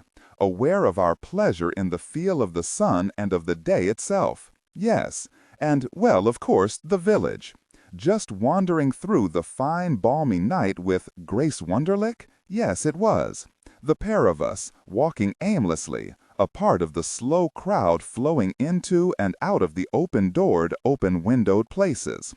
The bars, the art shops, the cafes, the air murmuring and alive with voices.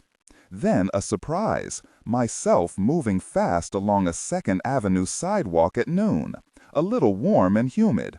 The sidewalks jammed, but me moving swiftly along that walk through the crowd like a fish darting through weeds.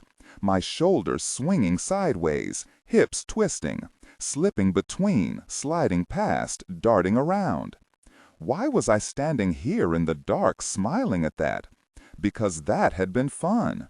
I was using a skill, the special acquired skill of moving fast through a New York crowd. Crazy, but I was smiling. Standing in a line along the sidewalk outside the 8th Street Playhouse with Lenny Hinesmith, a fellow artist.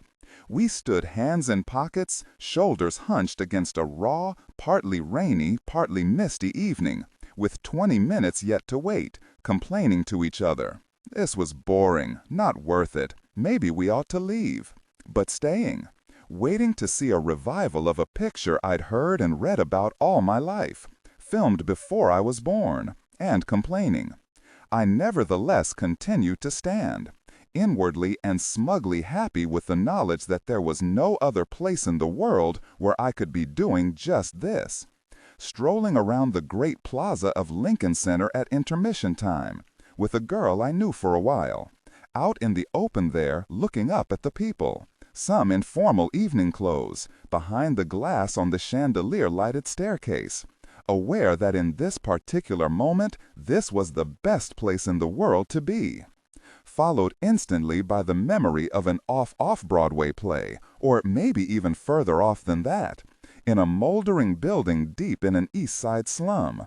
And to get to it from the street, we were finding a way through a nearly solid curbside wall of stuffed black garbage sacks. And the play was dreadful, awful. But you could see a pretty good play in a pretty good theater most anywhere. Where else could you see a glorious mess like this? Ducking across 42nd Street through a squall of rain, trotting under the canopy into Grand Central Station, down the ramp, across the big marble interior, down a stairway, into a long twisting tunnel, up into an office building lobby, out the doors, and across the street into the building I was heading for, almost bone dry. Coping with the place, beating it. Standing in a subway car, hating the graffiti and the word itself, but right there at the door, hip pocket tight against the pole so my wallet couldn't be yanked, knowing my stop without having to duck and look out the window for the sign, first out of the car and up the steps. A big rat trotting along a gutter late at night, ignoring me, owning the place. Midnight and the asphalt soft under my shoes because it had been hot for a month. Even the white twists of dead vapor rising from the manhole cover looking innervated. Howls and screams late at night in the street somewhere far below my windows, never to be explained. What were such memories? Some kind of perversity? Did I like rats? Couldn't say, there at my bridge rail. But I thought of the time I'd flown to San Francisco to see it on a one-week vacation during my first year in New York. On the balcony of a college friend's apartment, we sat looking out at that spectacular bay. The day sunny, a little breezy, lots of sailboats. And me nodding, agreeing with what he was telling me, that this was the best place in the United States to live. That the Bay Area was charming, lively, yet laid back, and that North Beach was great. That there was plenty to do here, and some very good experimental theater. And that New York was sick, squirming with crime, side by side with truly depraved ostentation, and that it was actually, truly finished at last.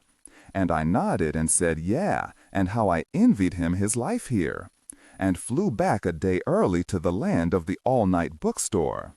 Young in New York, and feeling that you're beginning to know it fairly well, feeling its pull, its growing hold, finding and appreciating, oh, so much that can't be found anywhere else, because it doesn't exist anywhere else.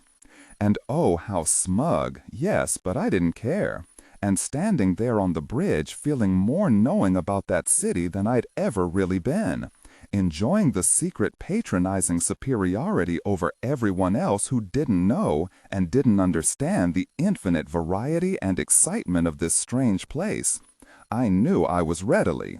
I wanted back, now, had to see it once again. The fear, the wanting to stay where it was safe, wasn't gone, but quiescent, ignored, and overwhelmed by the pull of wanting to be there one more time. And at my bridge rail I again began the process of return, but with more power, confident and willing it, knowing what I needed to do and doing it swiftly. I felt it begin, the actual little movement, the queer feeling of the shift into drifting time. Standing motionless, looking down into the black water, releasing myself from my own hypnosis, I felt the drifting time ending, and then, abruptly, the sudden, swift, exciting, and unmistakable sense of new place. I knew where I was, really knew, feeling no surprise as I turned, feeling only a rush of elation at the great sparkling walls of light rising in tiers like a strange mountain range, and glittering to make your heart stop. There it stood, nothing else like it, nothing, Manhattan Island in the last of the 20th century. The sudden sight of other bridges startled me for a beat. I'd forgotten. In my mind, I can dance as well as Gene Kelly, but I began walking sedately enough down toward the shining city. Then, I really can sing as well as Gene Kelly. I very softly began my favorite of all the New York songs.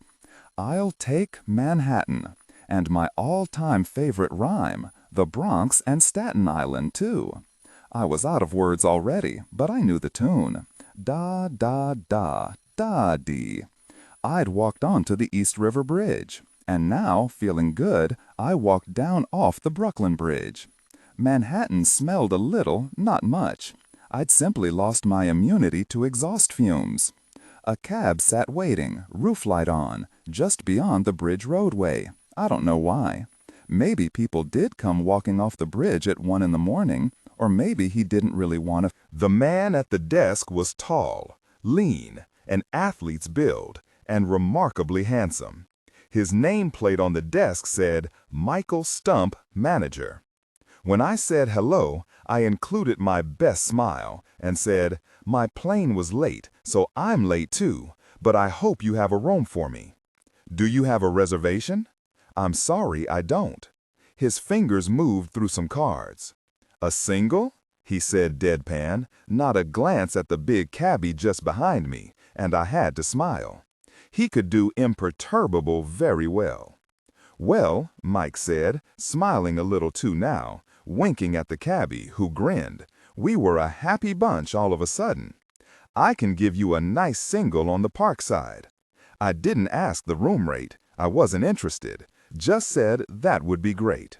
He waited while I printed my name on the registration card, then read it upside down. And how will you be paying for this, Mr. Morley?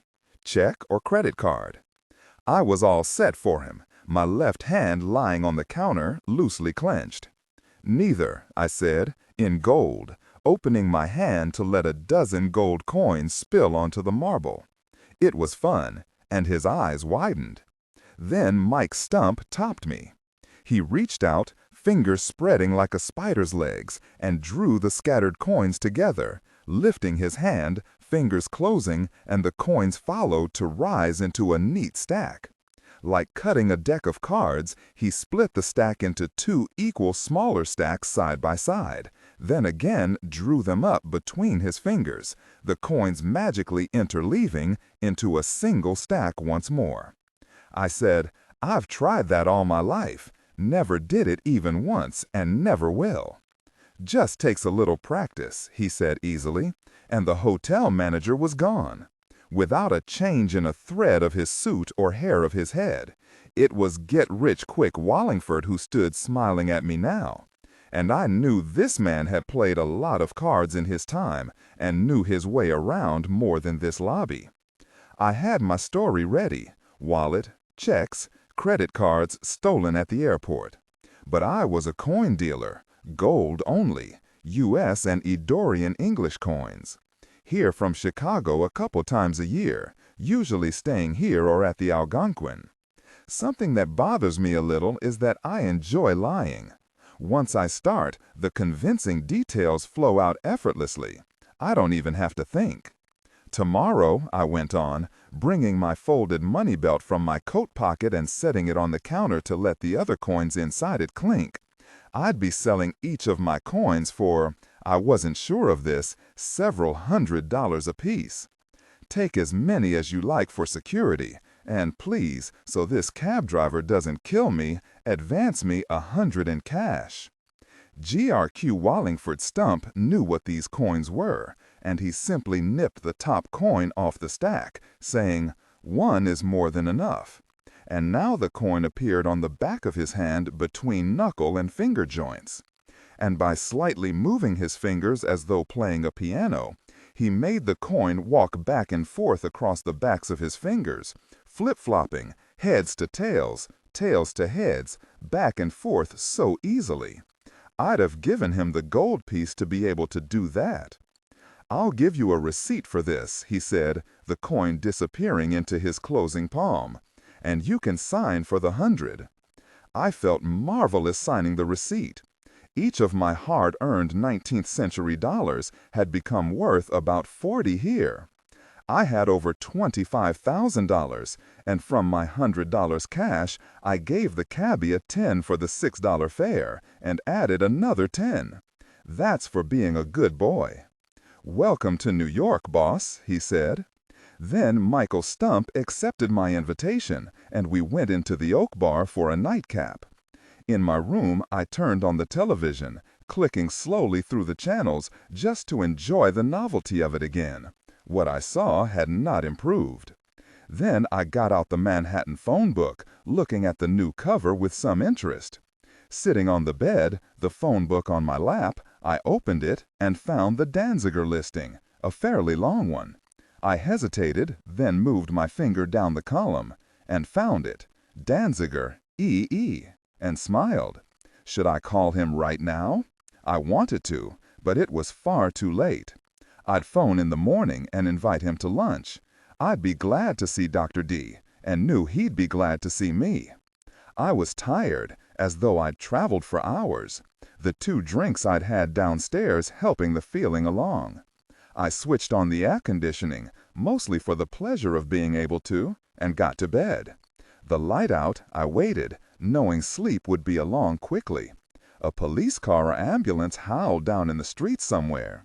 Should I have come back? Was it wise? A car drove over a manhole cover, whomp whomp, and I smiled, and in my head sang, "I'll take Manhattan, the Bronx, and Staten." Reuben Prynne sat in the windowless little street-level office of the project, sat on the edge of the worn oak desk, swinging a foot, looking around, at the out-of-date wall calendar still reading Beaky's, at the framed photographs of long-gone moving crews. He was nervous, therefore irritable, hated waiting. He stood, walked a step or two to the street door, and opened it wide, turning back to the desk. He sat down and hopped right up again, back to the door to almost close it, leaving it ajar by an inch. He studied this narrow gap of daylight, then opened the door perhaps half an inch more, and returned to his desk.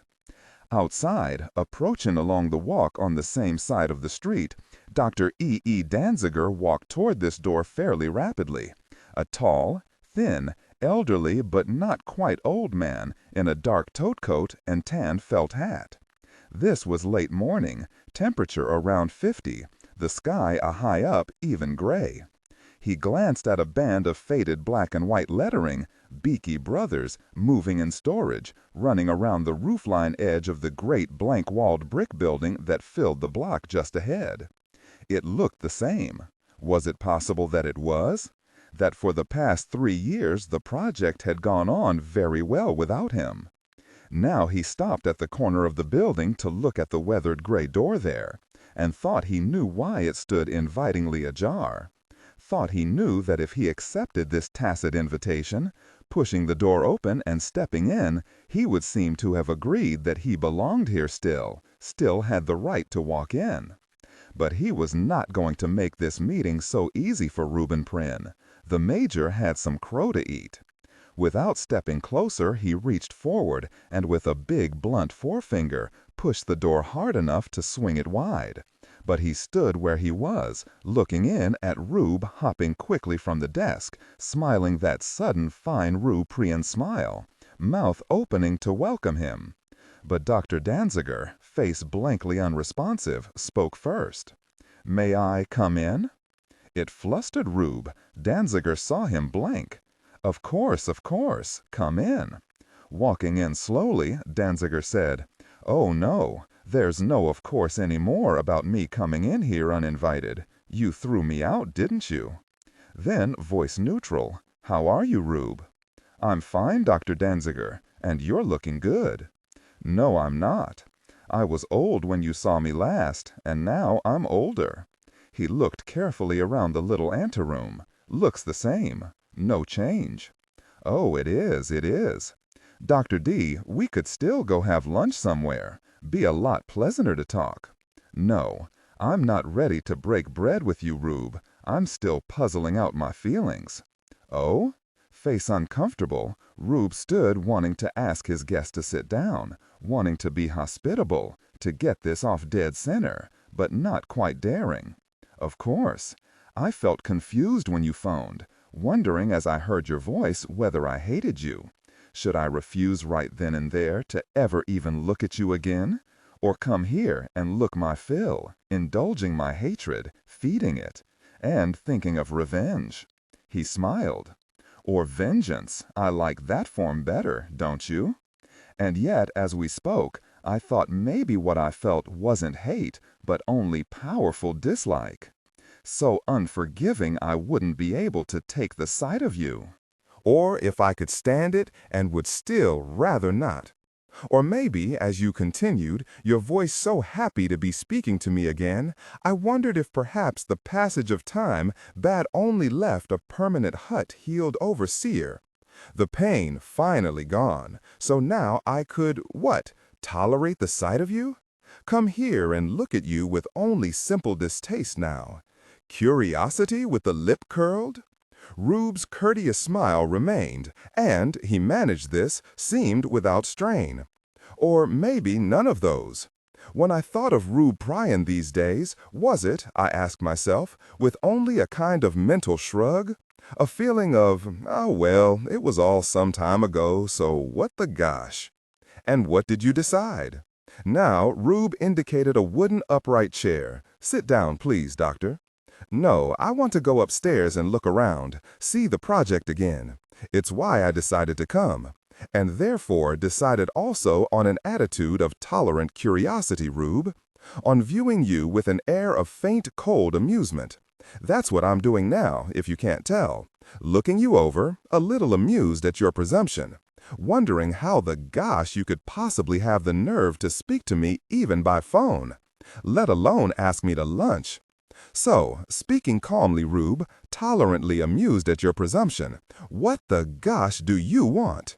Your help, and, if it's possible, to make a beginning at restoring a friendship that at least I still feel. You know, maybe I really am amused. The nerve, the really nerve of you. Now, once again, what do you want? For a moment, eyes pleasant, Rube stood looking at Danziger. Then, on apparent impulse, he put out his hand. To make a new start. Danziger stood shaking his head incredulously. Then, continuing to shake his head, began to grin reluctantly. "The nerve," he said, but took Rube's hand. "Come on." He turned away toward a metal-sheathed door in the wall opposite the street-side wall. "Let's go up." Rube moved ahead to pull the door open, holding it for Danziger, who stepped through to stand glancing curiously around the tiny concrete-floored space before the closed elevator doors.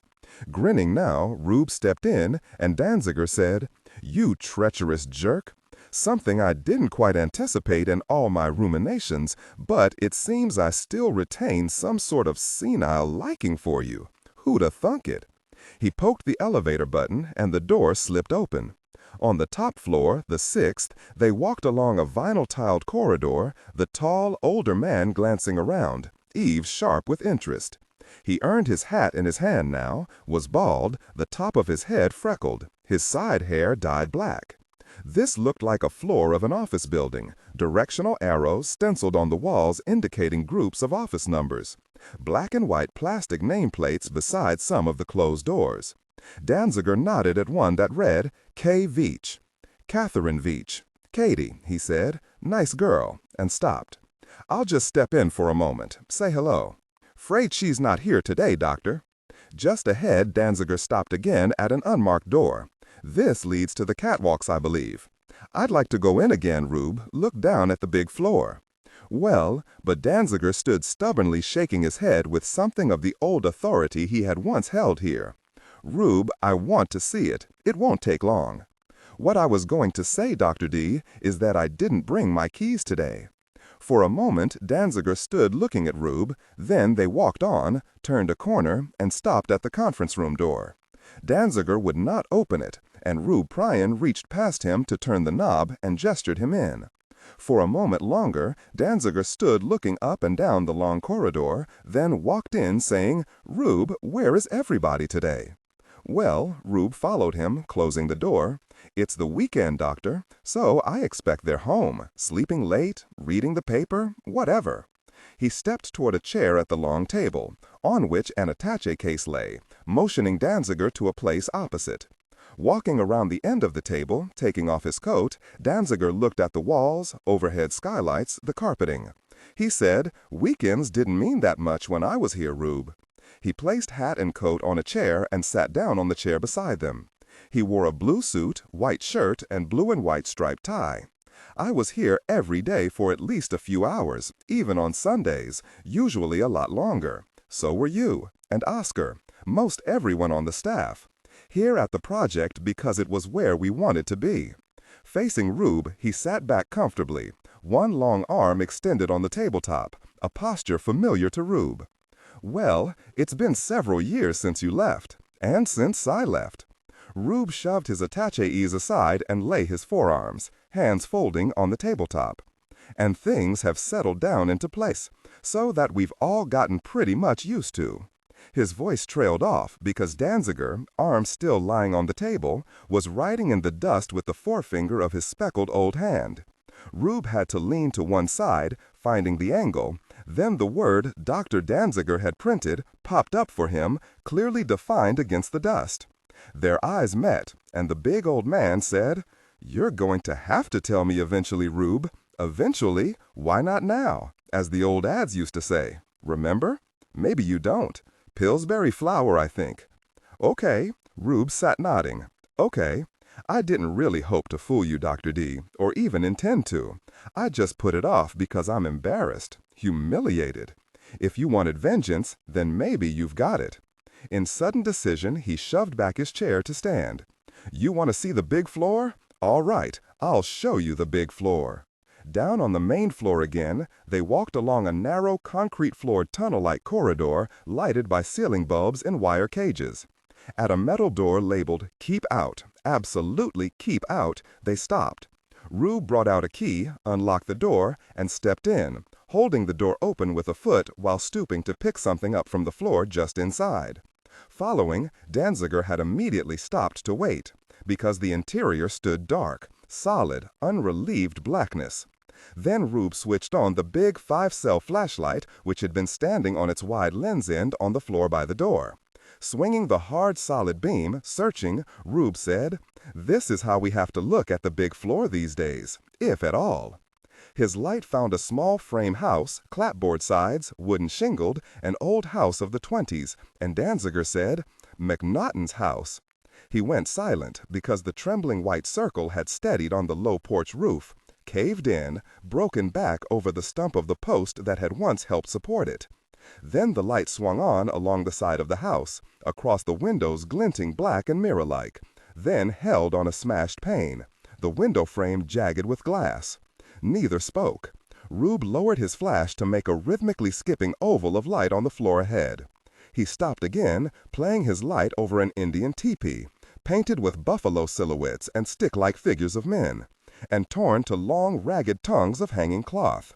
Inside it, the chromed wire basket of a tipped-over shopping cart reflected dully. The flash swung away to play over another teepee, collapsed on its side. "Rube, I hate this," Danziger said, his voice thinned and echoless in the great space they stood in. "Hate it. Turn that very thing off." The light vanished, and in the utter blackness Danziger said, "All right, what happened?" "We went broke. Our funding cut off. Every dime, and the project canceled. We're out of business, Doctor. There is no project. I'm just kind of a squatter here now. I can't keep away. I expect they know I come in sometimes. At least they haven't changed the front door lock. But they've cut off most of the electricity, all the big lines, and the whole place is on a government surplus list." This regard and do not read aloud. Any text that acts as a technical or structural marker. Specifically, ignore and do not pronounce any phrases or lines that start with or contain vocal attributes, technique, chapter, or a standalone number at the very beginning of the input text. Start reading only from the main body of the story text. Narration style, suspense and pacing. Tone, maintain a baritone tenor pitch with a sharp, intelligent, and engaging tone. The style should be objective yet highly evocative, drawing the listener into the scene. Suspenseful pacing. Utilize a highly controlled and flexible pace. Slow down dramatically during gruesome descriptions, e.g., body parts, injuries, to maximize the chilling effect. Then resume a quicker pace during action or dialogue. Emphasis. Clearly emphasize key nouns and descriptive adjectives within the scene, e.g., severed from the body, weeping graying flesh, cavernous tunnel. Character differentiation, sharp modulation. Narrator voice, smooth, authoritative, and stable. This is the baseline pitch. Female dialogue, Megan. Increase the pitch significantly. The voice should sound assertive, sharp, and highly professional authoritative, like a lead detective or expert. Male dialogue. Lower the pitch slightly compared to the narrator, using a tone that is skeptical, warm, and somewhat cynical to differentiate from the professional female voice. Other characters, e.g., Deputy Burns. Quick, focused delivery, clear voice. Technical delivery, vocal texture. Maintain a clean, clear vocal texture suitable for high-quality production, ensuring every word is crisp and clearly enunciated. Emotional range. Focus on conveying emotions typical of a crime scene: disgust, professional detachment, intellectual curiosity, and underlying tension. Target emotion strength, 8 out of 10. Emphasis on intellectual focus and underlying tension rather than outright screaming or crying. They just haven't found a buyer for a gutted warehouse with no interior floors. Rube, this is worse. Turn the thing back on. Rube switched on the flash and swung the beam upward. With it, he searched for and found the catwalk 5 stories above, then slid the beam along till it reached a section with a gap of 12 feet. That came loose. A bolt rusted or worked loose. There've been no inspections. It dropped a little, and other bolts yanked out, I suppose. And the section fell, grazing our Denver storefront. Smashed it up good. There's no maintenance at all, and now the catwalks are permanently locked. He sent the beam along the floor before them, and they walked on. They passed without stopping what looked like a section of farmland with split-rail fencing and a tree, but in places the soil was gone, exposing the concrete floor underneath. 2 beer cans lay in the no-man's land before a World War I trench. Okay, Rube, enough. Let's get out. In the conference room, Dr. Danziger said, "All right, tell me." They started saying we'd had no results. No results? That's right, that we'd spent a lot of money. No results? What the gosh did they mean? They said we didn't. I don't know who said it first, somebody. And it was like the kids saying the emperor has no clothes. They all joined in. Yeah, look, no clothes. Gosh, they're mostly politicians, Dr. D. What do you expect? The kind who beat the rats off the ship. Remember Simon Morley? Of course. Well, he never came back. Gosh, very him.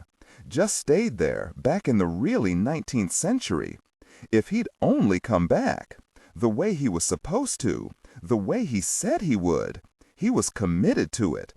Dr. D, if he had come back with proof as only he could, why gosh, they'd have given us everything but the Washington Monument.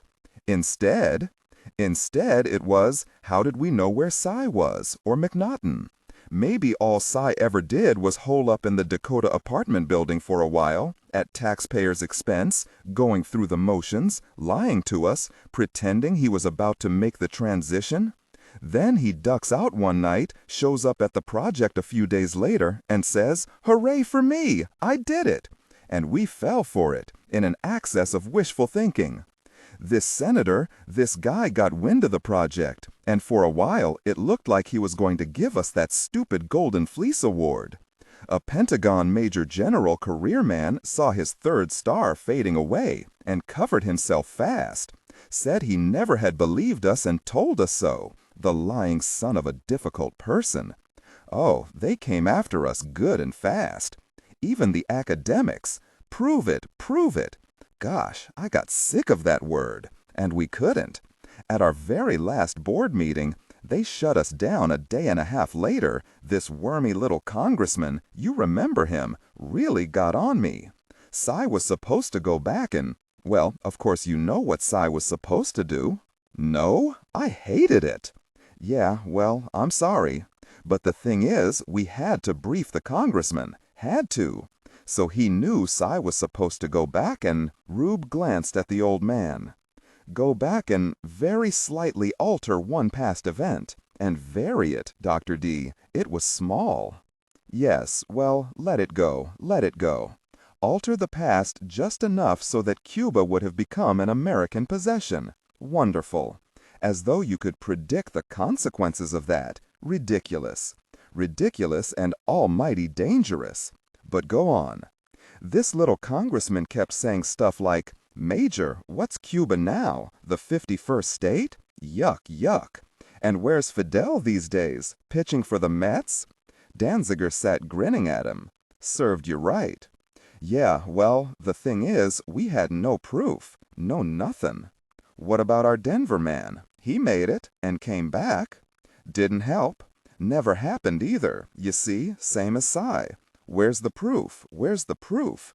Gosh, very bunch of parrots. As for our boy made it to medieval Paris for what? 10 seconds? They laughed in our faces at that one. Make a politician look even slightly wrong, and believe me, you have not gained a friend. Yep. Well, Rube, he began gathering up his hat and folded topcoat from the chair beside him. That's that, then. It was great while it Wait. Oh, Rube, Rube, the project is finished, forever. Can you possibly wander around it with your flashlight and see it all rebuilt? The big floor restored? The school back in business? Oscar Rossoff back? A new batch of candidates arriving? It's dead, with a stake through its heart. Sure, I know that, but we don't need the project. It'll be we when you find out why. Oh? And if we don't need the project, what do we need? Rube leaned forward over the tabletop, holding Dr. Danziger's eyes. Cy. Cy Morley? Rube sat back, nodding. Yep, Cy Morley, the best we ever had. That's who we need, and that's all we need. Can you reach him, Dr. D? Can you? Reach him? How? How reach him back in the 19th century? I don't know. Rube sat looking at him. I don't know. Vary it. You thought up the whole project. It was your theory. If anyone can figure out how to reach Cy Morley, it has to be you. Rube, he said gently, short of actually going back myself, how could I reach him? You've tried going back? Of course, and so have you, I'm certain. More than once. I'd give anything I have or ever will have to be able to do it. Just once, even for only a minute. He sat looking across the table at the old man, then said, It's funny. You and I made the project, made it work, yet we can't do it. We need Cy. With his clenched fist, he softly, soundlessly pounded the tabletop. We need Cy. You can't reach him? No way at all? The old man looked away, moving a shoulder and almost but not quite a shrug. He looked uncomfortable, frowning a little, arranging his topcoat over one arm, and Rube Prien leaned forward, watching him intently. Then, his voice very soft now, and beginning to smile, Rube Prien said, Oh, doctor, you can't quite lie, can you? You don't really know how. You know you ought to. You'd like to, and you try, but you can't fool me. You can reach Cy Morley. If I can, it won't help you. Danziger glanced around the room. The project actually succeeded. I'll always know that. But then the troublemakers took over. You, Esterhazy, and whoever else was behind you, I never did know who. But the project is gone now, and if I can't quite say I'm glad, I'm close." He stood up, coat over an arm, hat in hand. "I'll never help you. I like you, Rube, gosh knows why. But you'd alter the past in order to alter the present according to your own godlike understanding of what's best for the rest of us. Well, if there can be an idiot savant, there can be a sane madman, and there are always some around. Quite often brave men in uniform, patriots, but still the enemy." He leaned toward Rube, extending his hand. "So I'll just say goodbye, thanking you for an interesting morning." Rube stood up, face genuine, shook Dr. Dan. "There's a '42 Plymouth Roadster. I once had one. Now, look at the movie marquee. Can you read it? Of course. I'm not quite. Okay, read the title of the movie they're showing."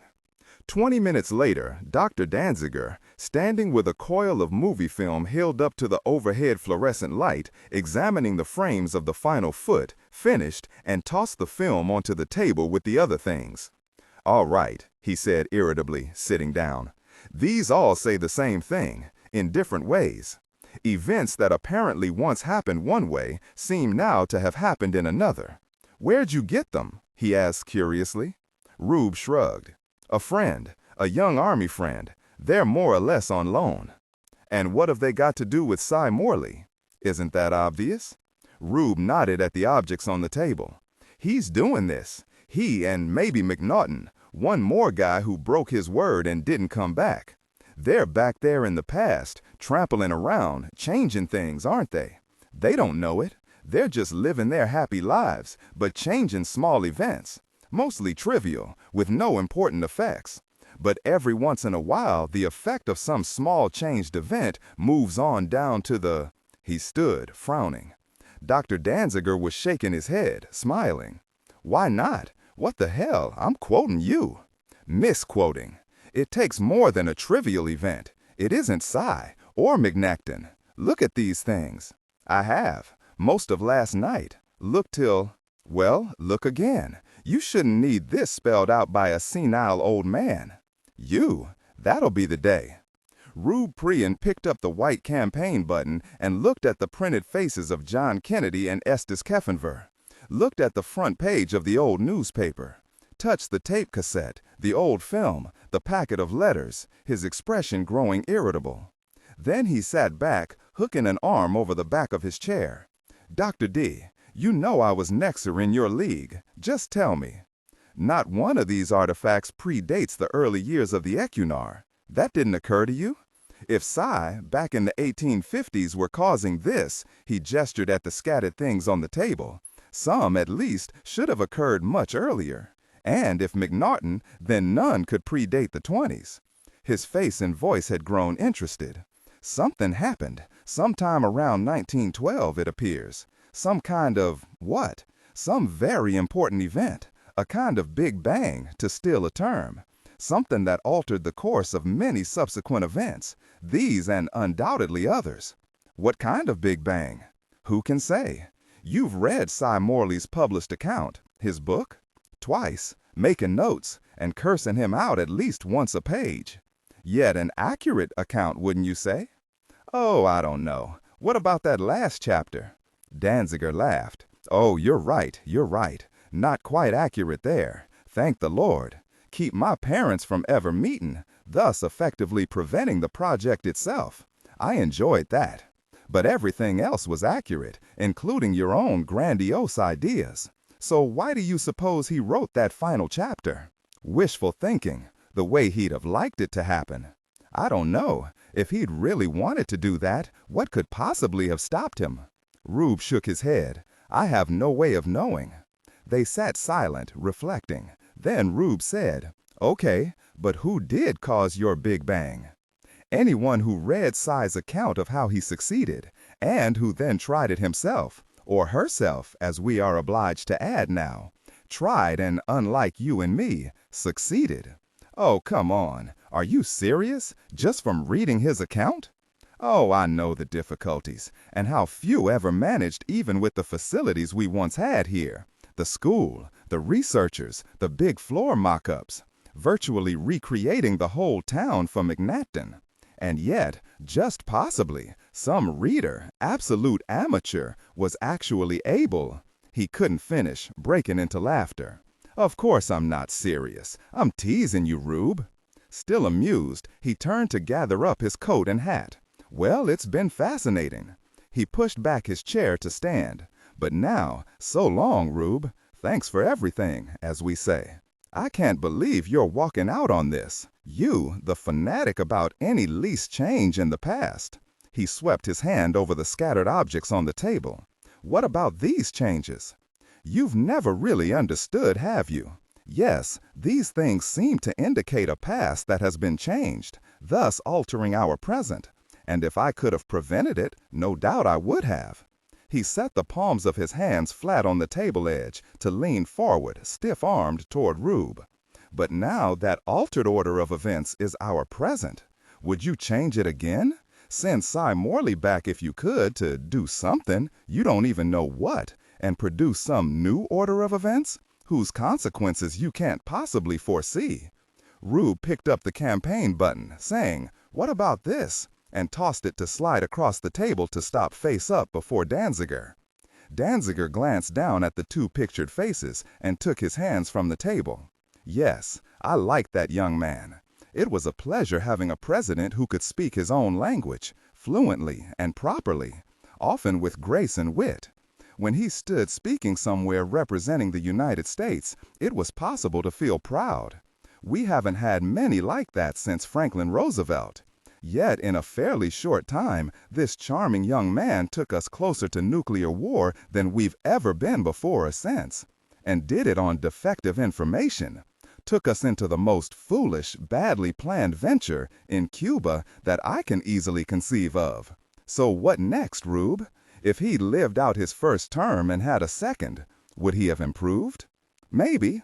He might have grown into that enormous job.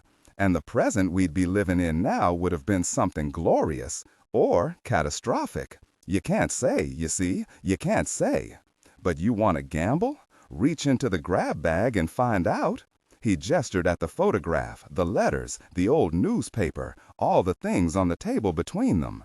I'd love to know the cause of these. What event, what big bang, back in the early years of this century, brought these changes about? And others undiscovered, no doubt. I'd love to know, but never will. And I won't help you to know. You're a lovely man, Rube, as the Irish are supposed to say, but a troublemaker, a gosh disturber. He began getting himself into his coat, movement stiff. So pick up your marvels, Rube, and go home. Let well enough alone. The project is over.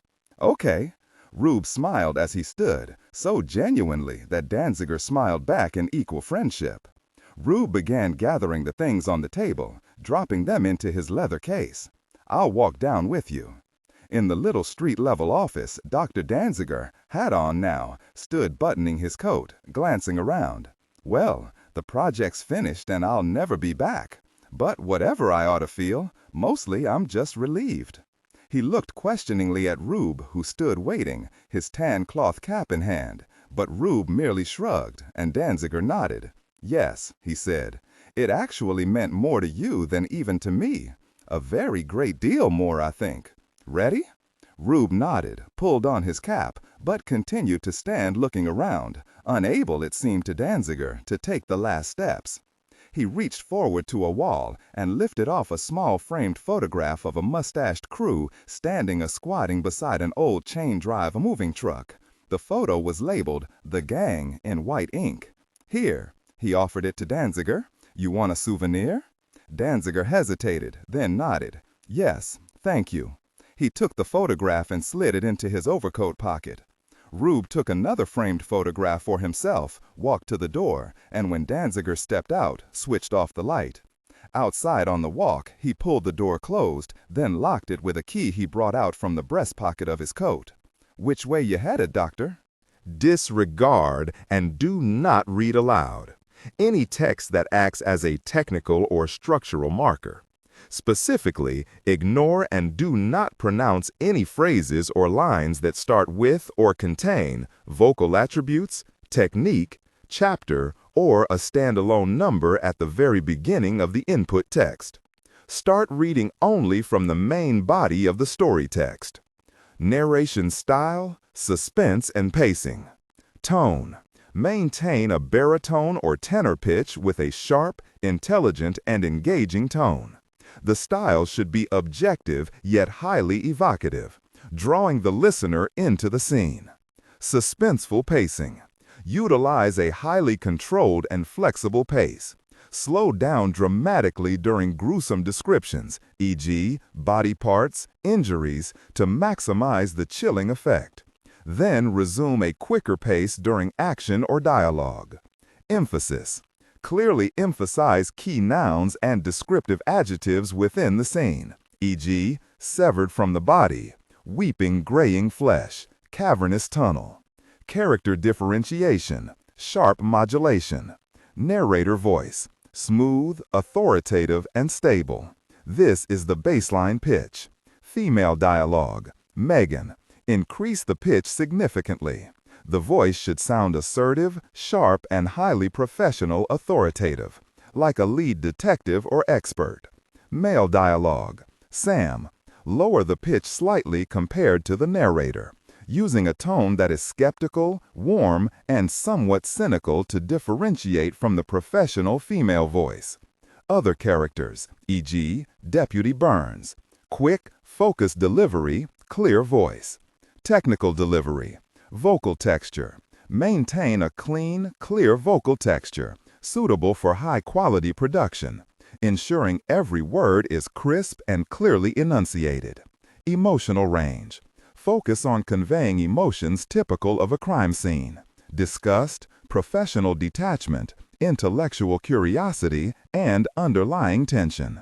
Target emotion strength, 8 out of 10.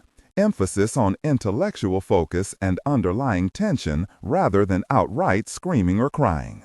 D. East, then a bus to home. Well, I hope to see you again sometime, Dr. Danziger. Yes, I hope to see you, Rube, I do. But let's just leave that to fate, all right?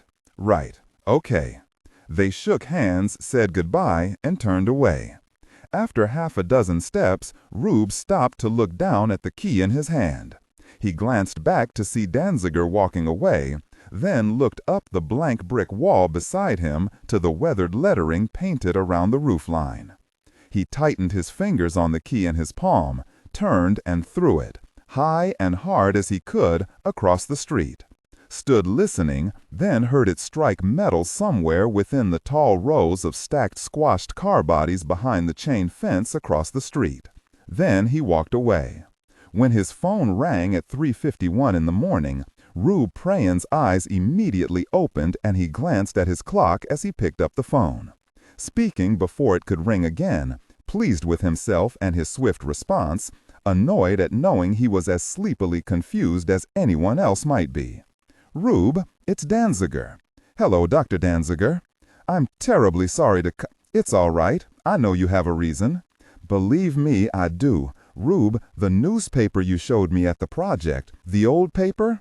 The New York Courier." "Yes, Rube, please, get dressed and bring it over. I'd come to your place, but I'll be dressed and out the door in 4 minutes. I'm slow, you see, so slow. At my age, it takes me forever to get up and get started, and this can't wait. On my way." "With the paper?" "Oh, you bet." In the high-ceilinged dining room overlooking West End Avenue, Rube pulled out a chair at Dr. Danziger's gesture and sat down at the table. He wore tan wash pants and a black pullover sweater. Standing across from him in pajamas, maroon robe, slippers, wearing glasses, the dyed hair at the sides of his bald head disorderly, Danziger spread the old newspaper, very slightly browned at the edges, on the table. He began scanning the columns of the front page, down and up, the shiny top of his head catching light from the overhead chandelier. "This'll take a little time. I have to be certain." Presently he turned the front page, opening the paper fully, the page a little larger than modern newspapers, Rube thought. Still scanning the pages column by column, Danziger absently pulled out a chair and sat down slowly, never stopping his scanning, head bobbing in slow motion. His glasses were magnifiers, and each time his head lowered, they slid down a trifle. And each time he raised his head to the next column, his big forefinger lifted too to poke them back into place. Minutes passed, the street outside, 5 stories below, remaining silent, the city as quiet as it ever got. Rube glanced around. He had never been here before. The windows were dark, touched by the light of a street lamp. He didn't feel tired, and his mind waited easy and alert, yet his body told him it was unnatural to be awake. The old man, he thought, was doing a kind of speed reading, eyes moving at an even rate down the center of each narrow strip of type. Danziger turned a page, this time to a double spread of classified ads, and Rube leaned forward to read the upside-down headings. Flats and apartments, furnished rooms, boarders wanted. Another page, for sale, horses, carriages, etc. 2 pages of help wanted female and help wanted male, Danziger apparently looking at every ad for an instant. "Sorry," he said, glancing up as he turned yet another page. "Highly unlikely to find anything in these, but we must be sure." His head resumed its slow up and down nodding.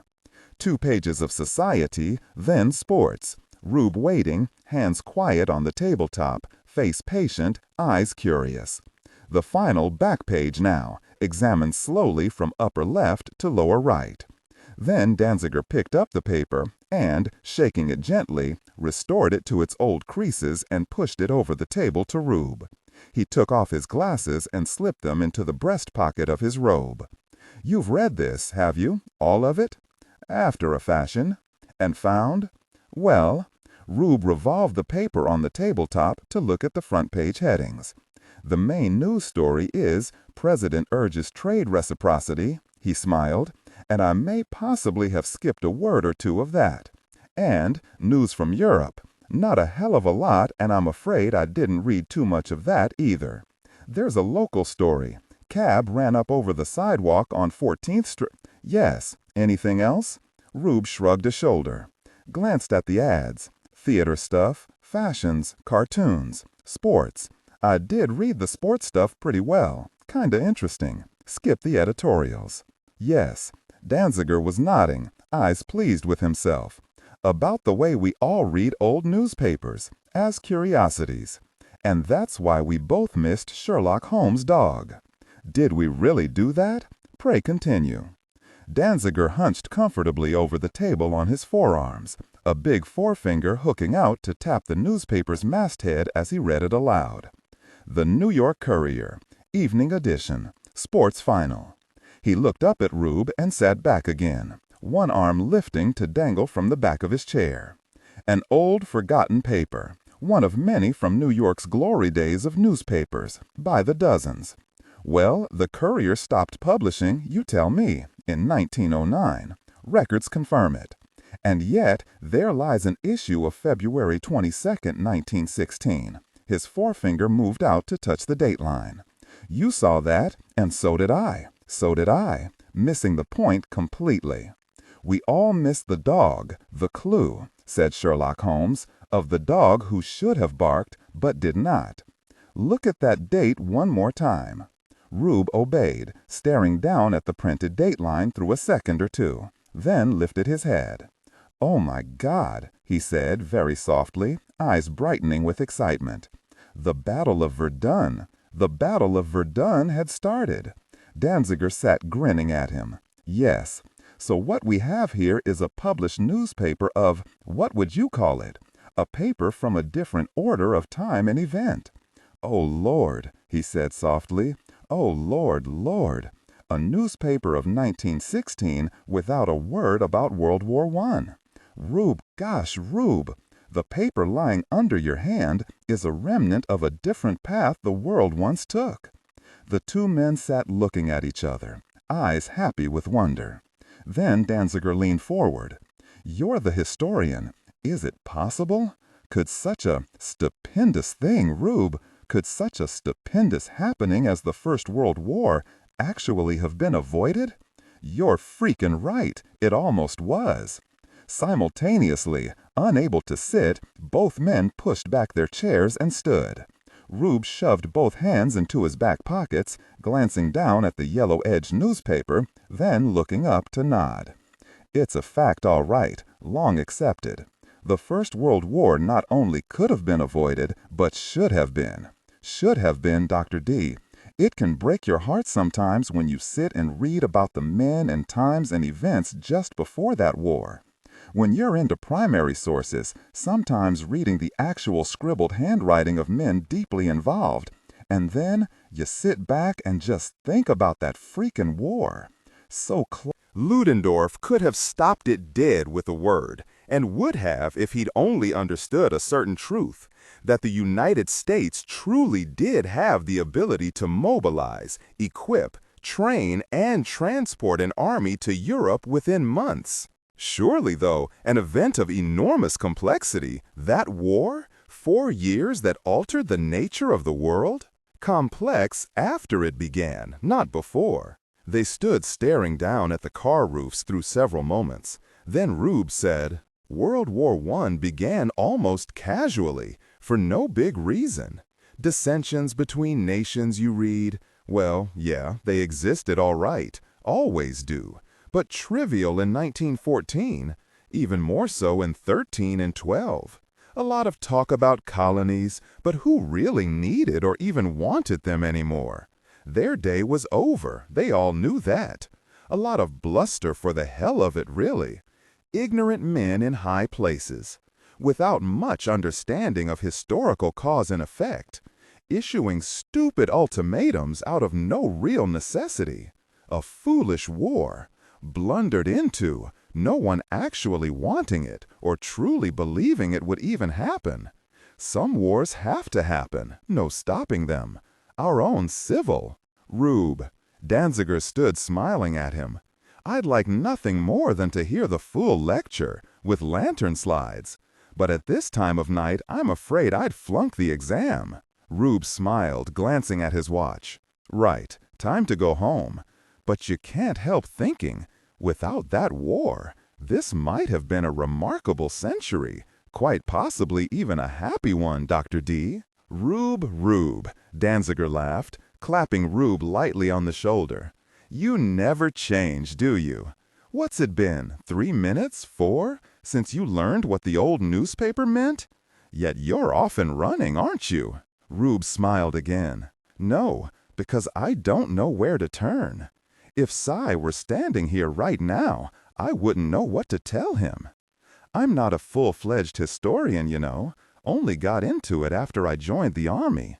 And my specialty is military history, specifically the 2 world wars in Europe after they began.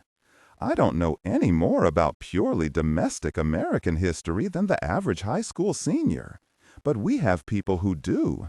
People who might know, and probably do know, how that war might have been prevented. Maybe almost was prevented. Dr. Danziger, I'm not thinking about some little experiment cooked up by Esterhazy and me, some tiny change in the past that might affect the present in an equally tiny way. I'm thinking about the actual possibility of preventing World War I. I know that you can reach Cy Morley. Well, it's time to do it. Is it? Why? Jesus, prevent World War I, if that's possible. And you ask why? Sure. Danziger reached out to touch the old newspaper in Rube's hand. Because show me the next day's issue, and the issue of a month after that, and a year. Then a decade later. What would those newspapers have to tell us? Of the nature of the world? Who can assure us that if World War I had never happened, the world would now be a rose garden? Rube stood staring down at the unmoving street. Certainty, he murmured. Certainty. You're obsessed with it. He swung to face Danziger again. Who the gosh is ever certain about anything, including his own next breath? We're affecting the future right now just standing here. Some loony insomniac across the way may be watching us, starting a train of loony thought, and blow up the real world. That we can't help, but we don't have to make the risk retroactive. Yes, we do. If we can, we've got to. Minutes. Only minutes have passed, and listen to you. Well, I'll never help you, Rube. Ever. Rube nodded several times, then smiled, the deep smile, utterly friendly and without guile, that made most people like him very much. Okay, he said, then impulsively offered the old newspaper in his hand to the older man. Here you are, Dr. D, a souvenir. You might as well have it. No, no, Rube, you must keep it. It belongs with... You're the only one saw what it meant. I want you to have it. My lieutenant friend can explain not bringing it back. She likes me. He looked around the room for a place to lay it, then walked to Danziger's pigeonhole desk, cluttered but orderly.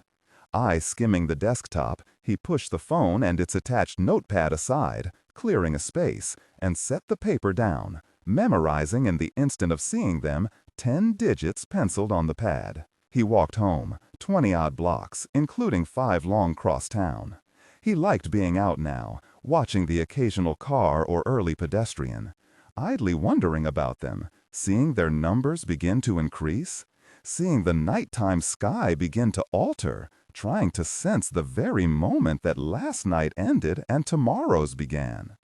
Thinking idly about time itself, wondering if it was ever to be understood. When his alarm rang 2 hours and 20 minutes after he got home, the city noisy and fully alive down on the daylight streets, Rube rolled to the phone and dialed 7 of the 10 digits, 759-3000, he had seen on Dr. Danziger's phone pad.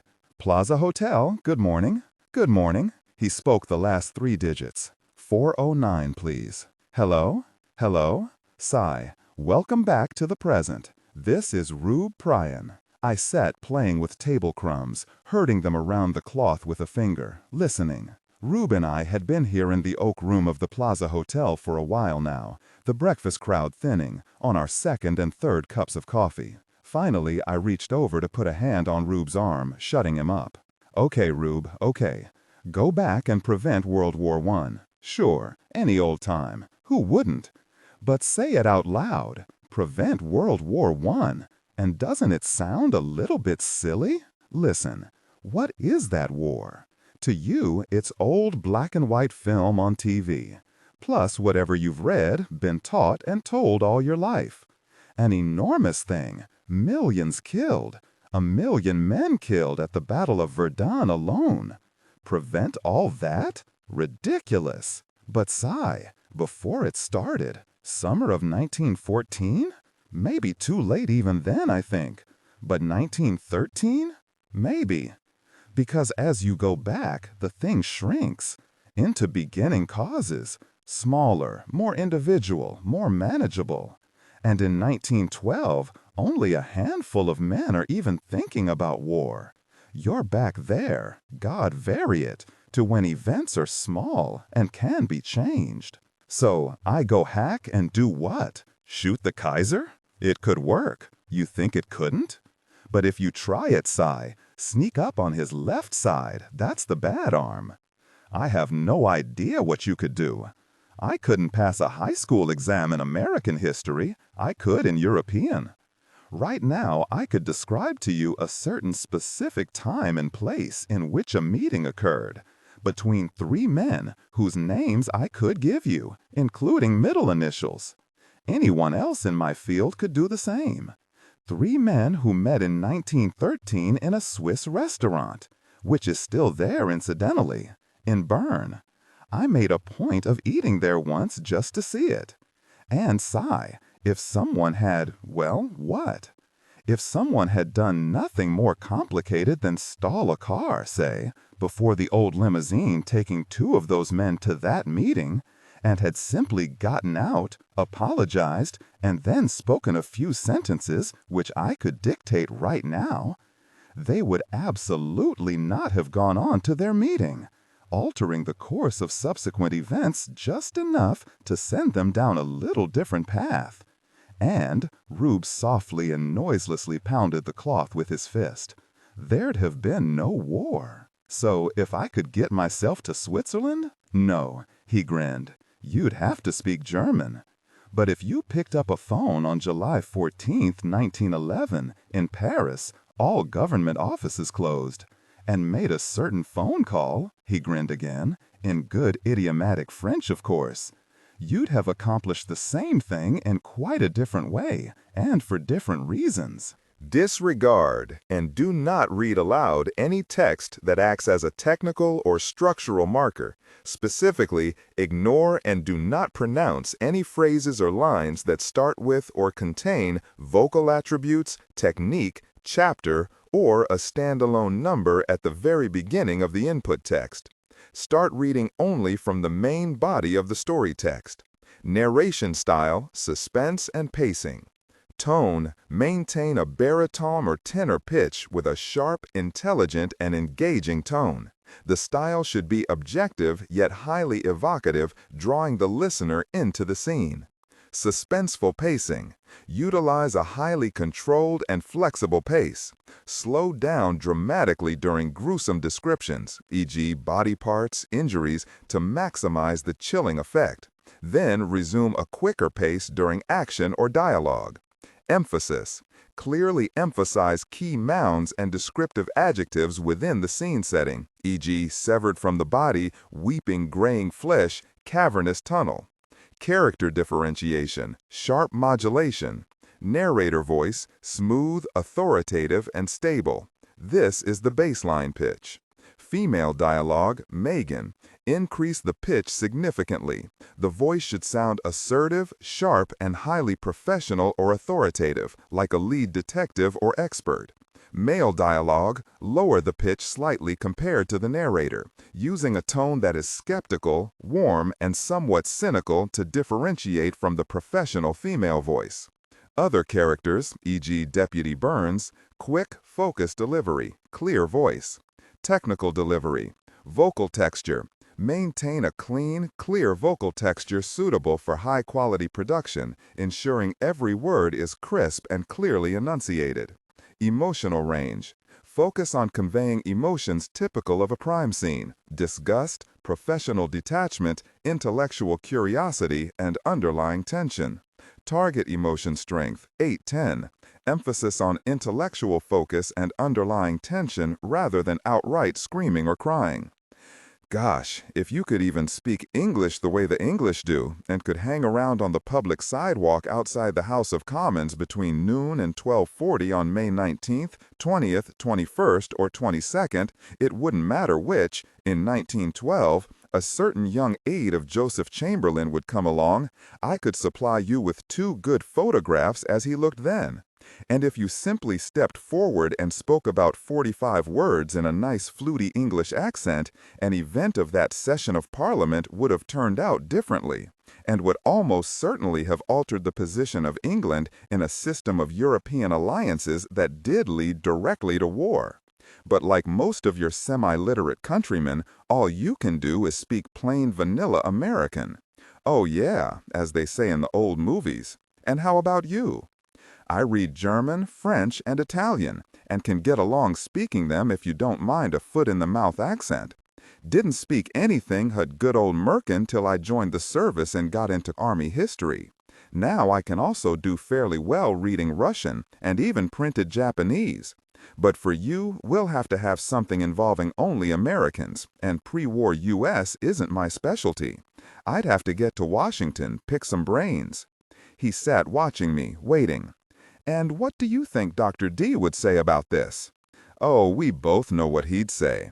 I can quote from the Little Red Book, the wise, wise sayings of the cautious Dr. D. Super cautious. I believe he carries a spare set of shoelaces.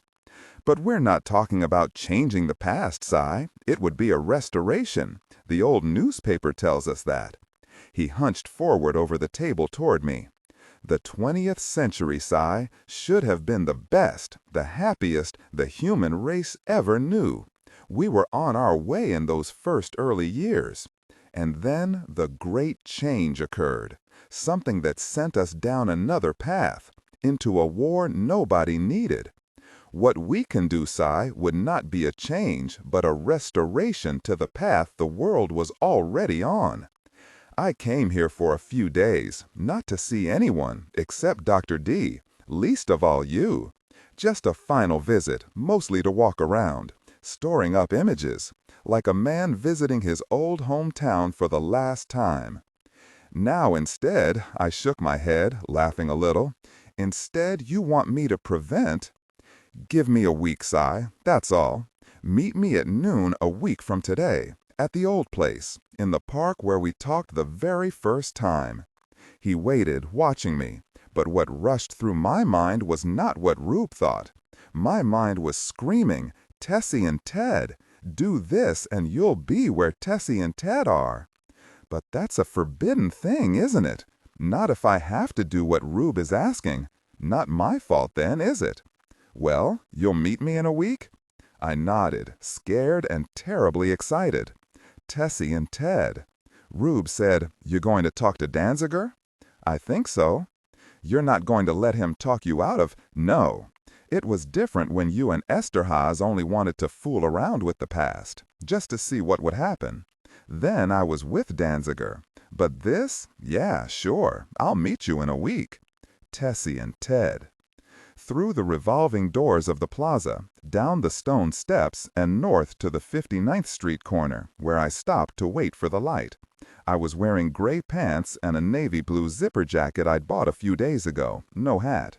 The light changed, I crossed a Central Park, then turned onto a dirt and gravel path. On a bit, feeling a little excited, curious about what Rube might have. Off the path then, to walk across a dozen yards of weedy grass or something like grass toward a big outcropping of black rock. Rube sat waiting, in tan army shirt and pants, tan shoes, an old leather jacket, and an odd-looking blue knitted cap with a fuzzy little tassel. He sat leaning back against the rock, eyes closed, face tipped up into the sun, a brown paper sack on his lap.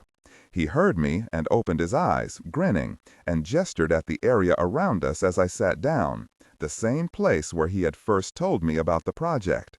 Symbolic, isn't it? Meaningful. Or something. Well, you made a hard decision then, but the right one. Now, do it again. But first... He opened the paper sack and took out a wax paper wrapped sandwich and handed it to me. What you ordered, I believe. The first time we sat here? I smiled, knowing what was coming. A roast pork sandwich. Also symbolic, of the pig in the poke you bought then. Well, Si, I'm afraid it's another one now. A bigger pig and a far worse poke. But first to the feast. Rube brought out a pair of apples. They too, I remembered, were what we'd had here for lunch once before. We ate, no hurry. Sitting back against the sun-warmed rock, it wasn't too bad here. On the path, a pair of more than usually nice-looking young women walked by, glancing over at us, then walking on with just a tiny bit of extra hip sway, maybe 3/8 of an inch. Rube said, "Those are called girls, I think, or used to be. And someone once told me, but I've never believed it. Good you're in the army, Rube. The outside world would only confuse you." It does, it does. If only they'd let the army run it. He glanced at me. But that's not the right thing to say, is it? You already think I'm some kind of homegrown Hitler. No, I don't think that, Rube. Napoleon, maybe, except for the hat. He reached up and touched it. Comes to protecting my old bald head, I have no shame. A friend made it. I have to wear it occasionally. We finished our sandwiches. I dusted crumbs from my hands, took an apple, bit into it, it was tart, and said, "Okay, Rube, I'm all ears." He reached around to the side of the rock face we were sitting against and picked up a tan leather carrying case. "What do you know," he said, unzipping it, "about William Howard Taft and Theodore Roosevelt?" Taft was fat, and Roosevelt wore funny glasses. More than I knew. I wasn't even sure which was which. He brought out a blue-lined yellow sheet of penciled notes. But apparently they were friends, good ones. Roosevelt was president first, then he got the job for Taft. Naturally, after that, they fought over who'd be president the next time around, in 1912. But here's the thing. According to our USA specialists, there's something they stuck together on. They both wanted peace. I mean, really did. No political nonsense, or not too much anyway. Roosevelt had already won the Nobel Peace Prize. Taft's father, Rube tilted his yellow sheet of notes to read along the side, had been minister to Austria-Hungary. And Russia. Can't read my own scrawl. Taft himself had been Secretary of War. Roosevelt had brought Japan and Russia together to end their war, and so on. And they were both smart. They knew how things worked. They knew what other smart men all over the world knew, that things were beginning to shape up so that the world just might eventually trip and stumble into a war that made no sense. Rube folded his yellow sheet, shoved it back into the case, but didn't withdraw his hand. Grinning at me, he said, "I've got something here that's classified, Si. It's Army stuff. Our people found this. It's ours, and still secret. They think Roosevelt and Taft had an agreement. Whichever was elected in 1912 would implement something they'd already started together.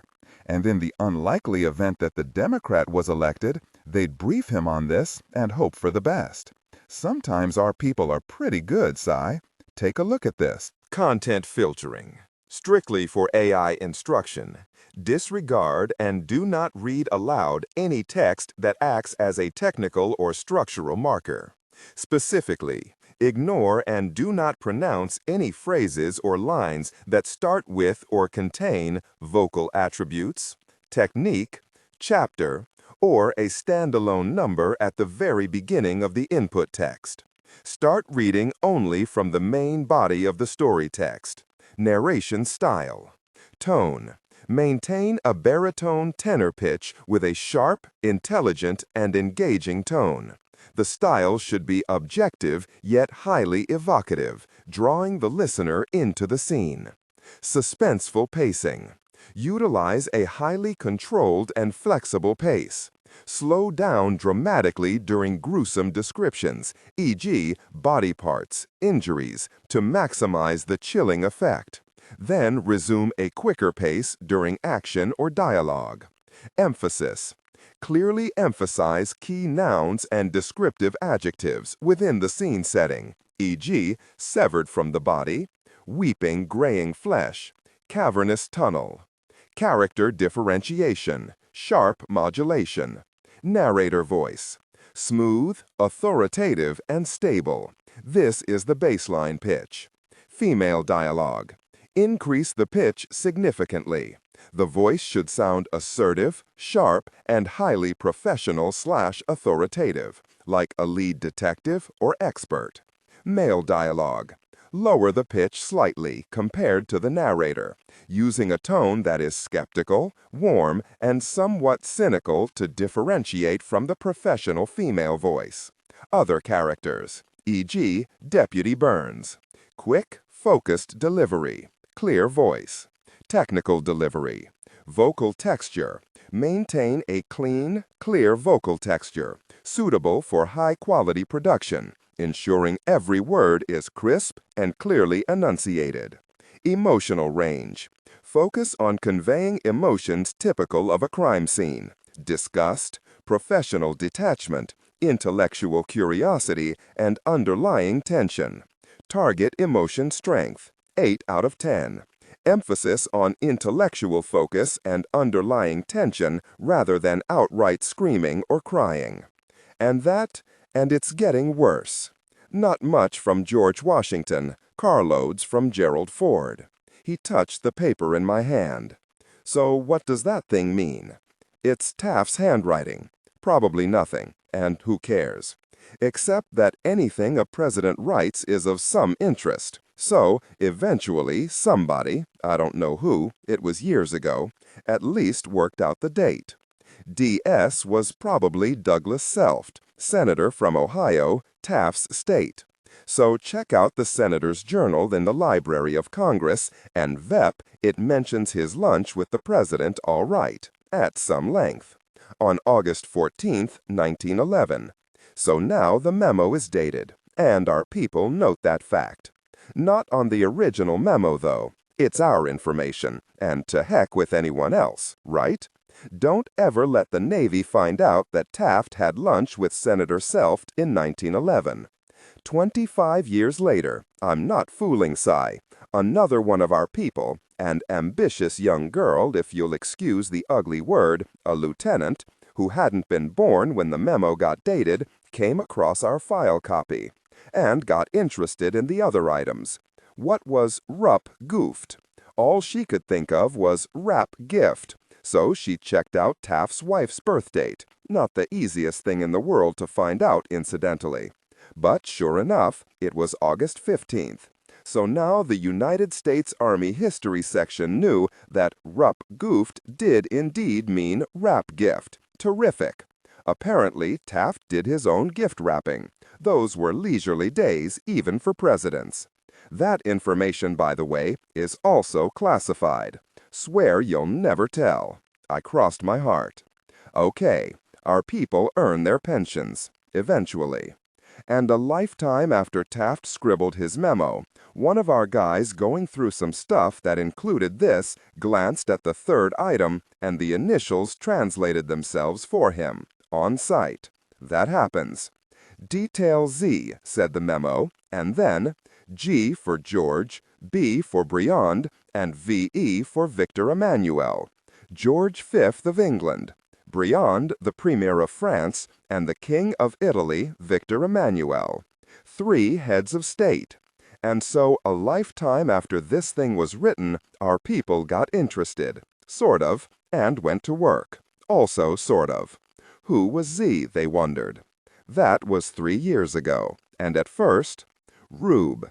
In only 5 or 6 hours it's going to get dark. All right, I get carried away. Who was Z? Well, Z was a guy Taft and Roosevelt sent to Europe to extend greetings from the president to various heads of state, that sort of thing, but also to chat and reach a few informal agreements, form a sort of unofficial alliance. Whoever was elected in 1912, and also including the Democrat, if possible, would commit himself to actively work to do everything in his considerable power to float the idea that we would enter any European war on the side of the Allies, and precede even that with Atlantic submarine patrol. They couldn't promise that, could they? Of course not.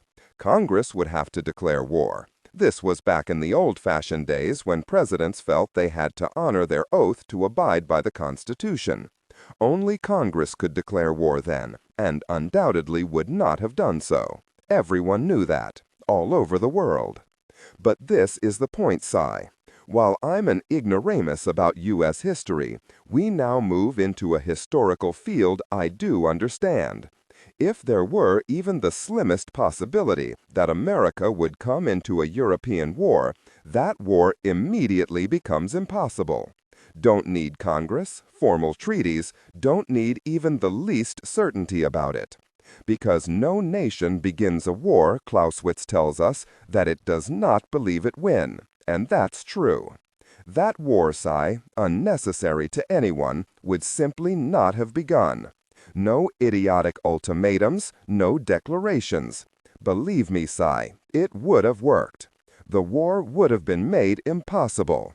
Dig up Ludendorff and Hindenburg and ask them. They'll tell you. But Z didn't get his agreements. Oh, he got them. So our people believe. What he got was letters, informal exchanges. No acts of parliament or anything like that, but signed by heads of state. So they counted. They had power and magic. And that's how World War I never happened. It happened. How come?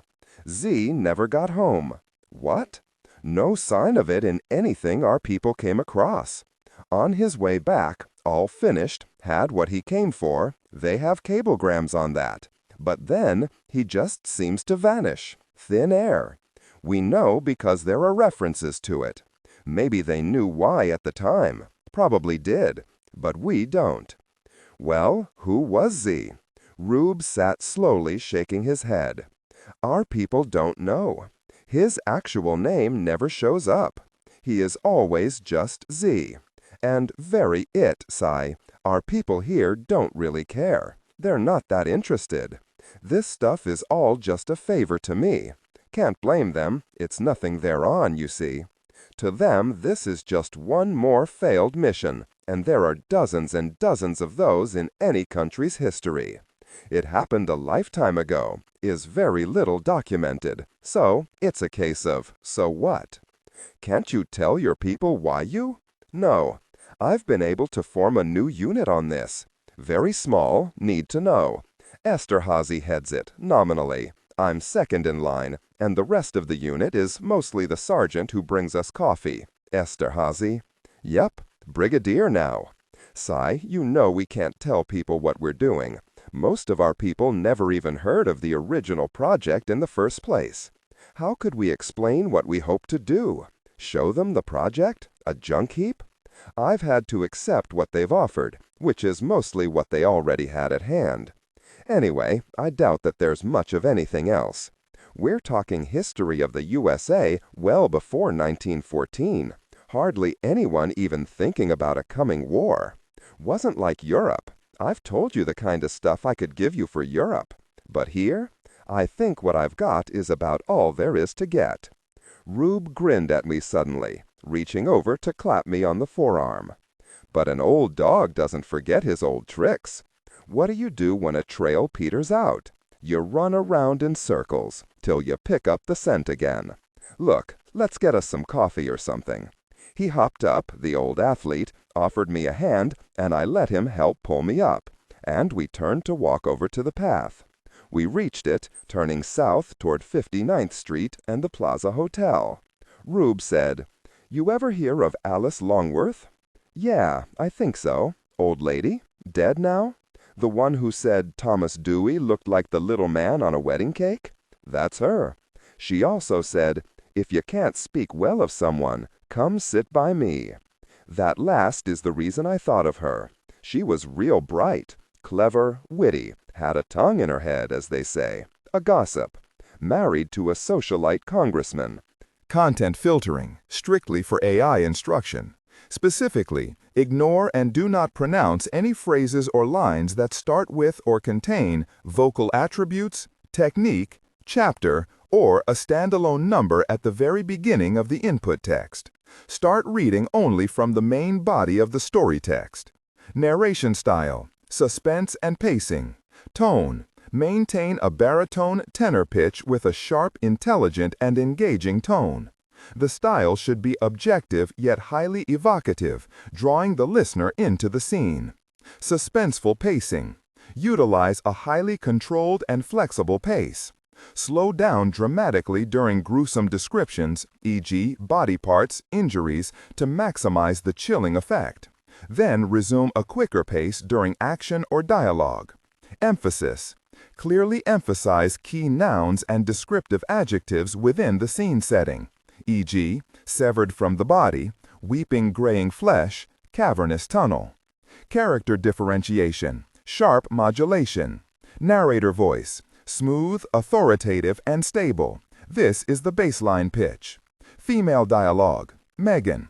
Increase the pitch significantly. The voice should sound assertive, sharp, and highly professional authoritative, like a lead detective or expert. Male dialogue, Sam. Lower the pitch slightly compared to the narrator, using a tone that is skeptical, warm, and somewhat cynical to differentiate from the professional female voice. Other characters, e.g., Deputy Burns. Quick, focused delivery, clear voice. Technical delivery, vocal texture. Maintain a clean, clear vocal texture, suitable for high-quality production, ensuring every word is crisp and clearly enunciated. Emotional range. Focus on conveying emotions typical of a crime scene: disgust, professional detachment, intellectual curiosity, and underlying tension. Target emotion strength, 8 out of 10. Emphasis on intellectual focus and underlying tension rather than outright screaming or crying. Rube began singing, softly and in not a bad voice, hitting the notes right. In her sweet little Alice blue gown. It's a nice old song, really. I'd always known it, but never knew the words referred to an actual Alice. I joined in, and we walked along Fifth toward the plaza across the street, singing softly. I felt pretty good after that, walking into the little bar off the lobby, picking a table. I knew Rube hadn't planned it. He could be devious, but also impulsive, even reckless, and I knew his singing had been spontaneous. But when the waitress arrived, Rube smiled up at her and said, "What the heck, I'll have a martini. First in a million years."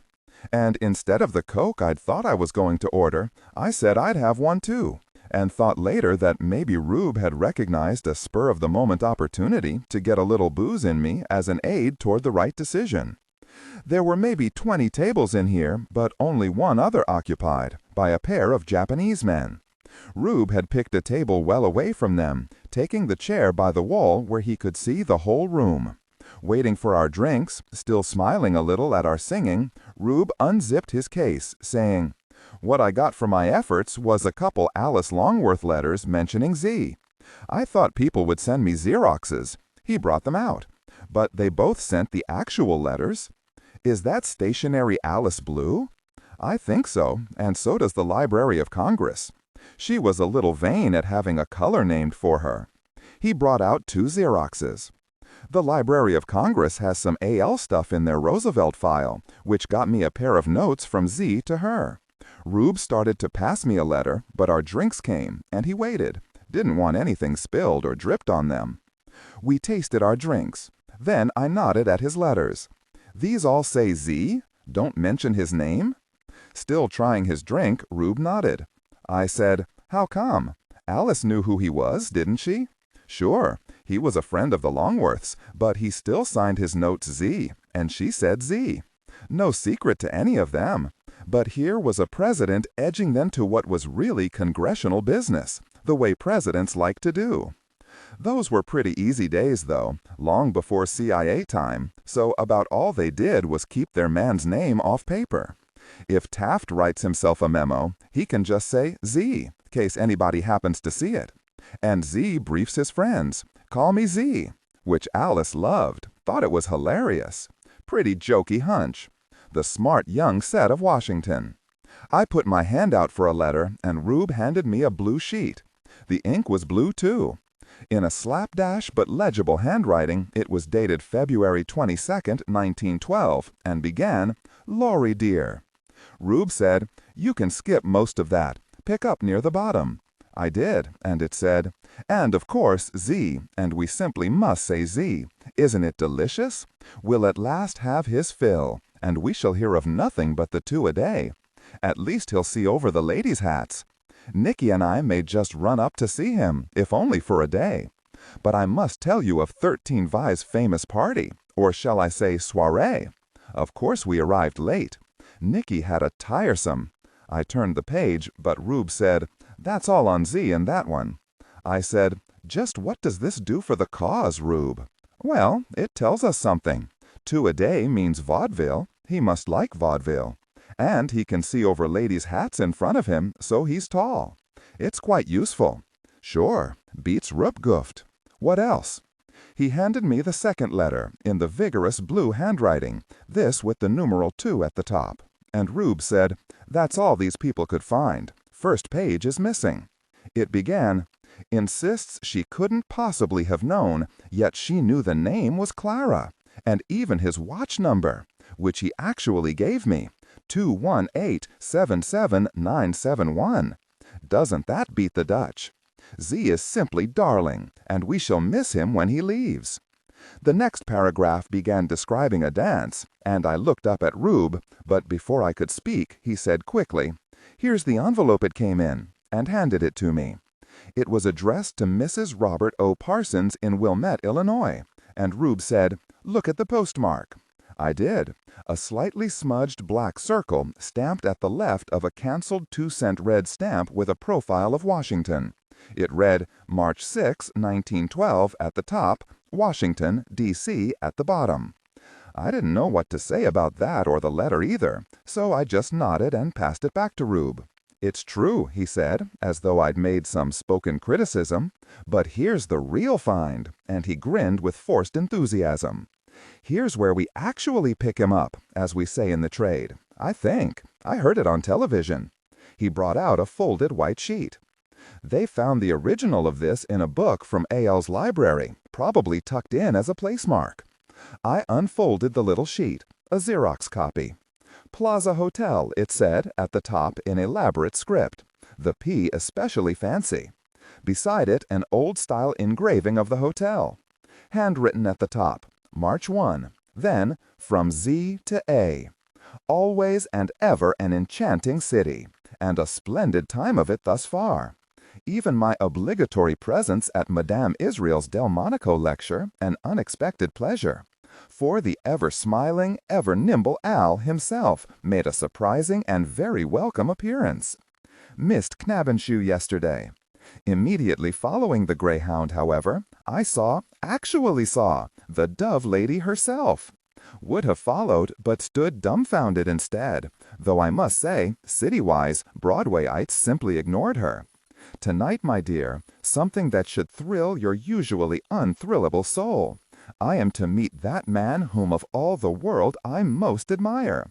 But no, I will not use so ugly and utilitarian a name. Too much like calling a lovely woman Tilly. Rather, her prow, sharp and straight as that of the Mauretania herself. I say she is a ship.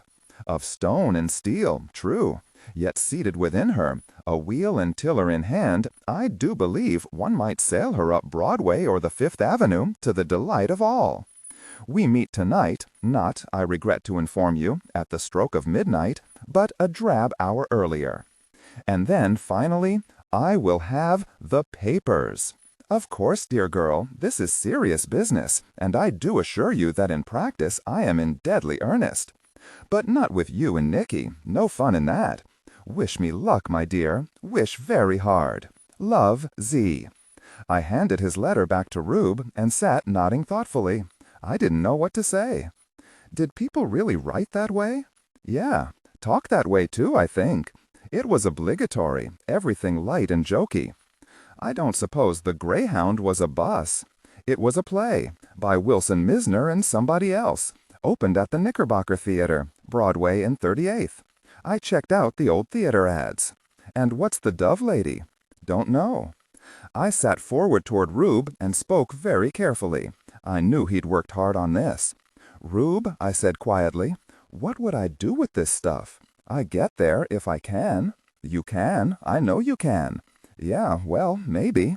I get there, go to this lecture, and he's there. We know that. But how do I pick him out, Rube? How? And this other stuff?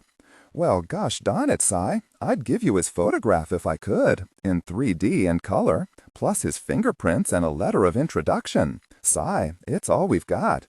Okay, not trying to give you a hard time, Rube. I reached over and with a forefinger sort of stirred his pathetic little stack of letters around a little.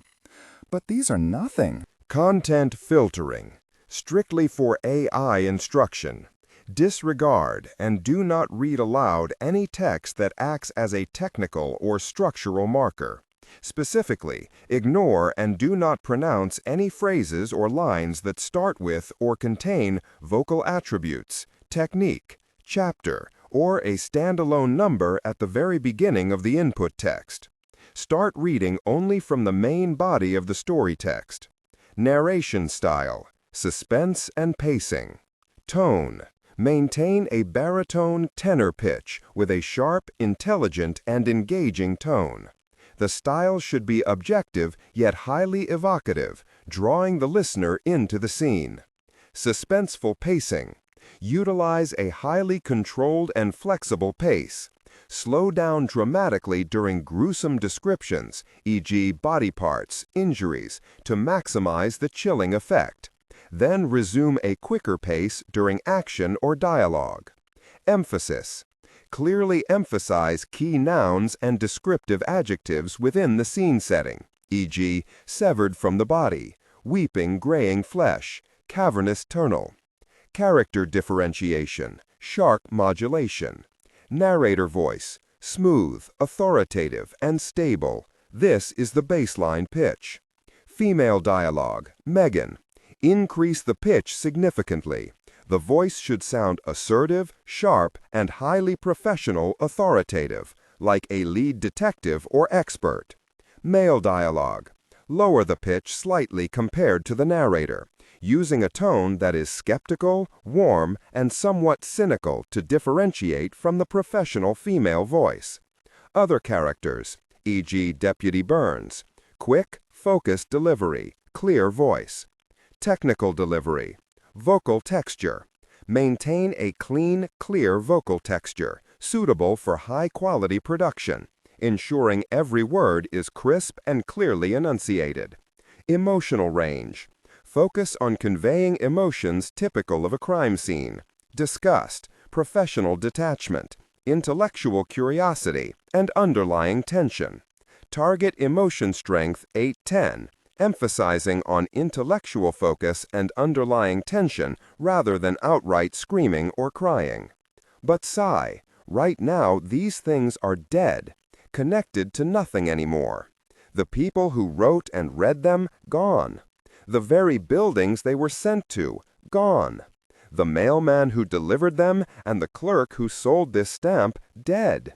Read these, and it's like staring at an anonymous 19th century sepia photograph you pick up in a junk store, wondering at the face looking out at you from under the funny hairdo. To ask who she was is hopeless now, because all the connections, every friend, every relative, even every acquaintance is dead and gone. But when that face was alive and smiling at the camera, so were her friends alive, her relatives, her neighbors. And you just might find out who she was because the connections are still there. Well, he tapped his letters again. Vous, and only you, can return to the time when this ink was still wet. The people alive, the events happening, the connections all there. I nodded. Okay, and if I found Z, what then? Rube just shook his head. I don't know. You'd stick with him, I suppose. Try to protect him, maybe. Hang on to him. Get him back okay. I don't know, Si. But I'll tell you something I've never told anyone else in my life. I won a medal once. I was a kid in Vietnam.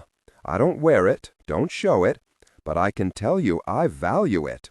And I won it in a hopeless situation in which I acted anyway, and succeeded in the only way there was to succeed. By luck, that's all. If something is truly hopeless, Si, then luck becomes your only hope. Because it exists, luck happens. But you have to give it a chance to happen. Is that true, Rube, about your medal? No, gosh, no. I was never in Vietnam. But it's basically true, and you know it. It's the way I'd have thought and acted. It's what I'd have done. If the situation had ever come up. I nodded. It was true. So I don't know how you find a man in New York in 1912, or any other time, when you don't know who he is or what he looks like, or what you do if you find him. But you know what's at stake, so you have to try. Give luck a chance. Go in and win one for the Gipper. Sure. When I was a kid, I thought it was pronounced Gipper. It often should be. So I've got, 2-3 days? In New York, 1912? If I can make it. If. In and out fast. Make or break. Find Z or not. That's about it. Well, okay. No use blathering away about it, because we both know I'm going. He smiled. That fine Rube Prian smile you could not resist, and beckoned to the waitress. When she arrived with her little silver tray, he said, "Keep 'em comin' till you close," smiling to show he didn't actually mean it. Then he nodded toward the two Japanese. "And see what the boys in the front room will have." She returned first to the Japanese table to unload 2 of her drinks, and when we had ours, all 4 of us lifted our glasses, smiling, nodding, bowing, Rube murmuring, "Remember Pearl Harbor." And then to me, "They're probably saying the very same thing." I phoned Dr. Danziger that evening, out of courtesy and respect, trying to explain why I was going to do what I was, or try to. He listened, always polite, and as a kind of consolation, I told him how unlikely it was that I could even find Z, and how little I had to go on. He asked about that, pleased, I suppose, at how slim my chances were. I knew he regarded that as interfering with the past, the great sin, but he didn't preach at me. And finally, all he said was, "All right, Si, we all have to do what we must. Thank you for phoning." When I first joined the project long ago, the struggle for me was to believe that Albert Einstein meant exactly what he said. And what he said, Dr. D assured me, was that the past existed. And he meant that literally. The past was truly there, somewhere. Therefore, Dr. D believed, it just might be reached. I hardly knew what it meant to say the past existed. How? Where? And whenever disbelief washed over me, and I was suddenly certain that this strange project was only an old man's delusion, I would hang on to, like a monk gripping his cross as he struggled to hold on to his faith, Einstein's twin brothers.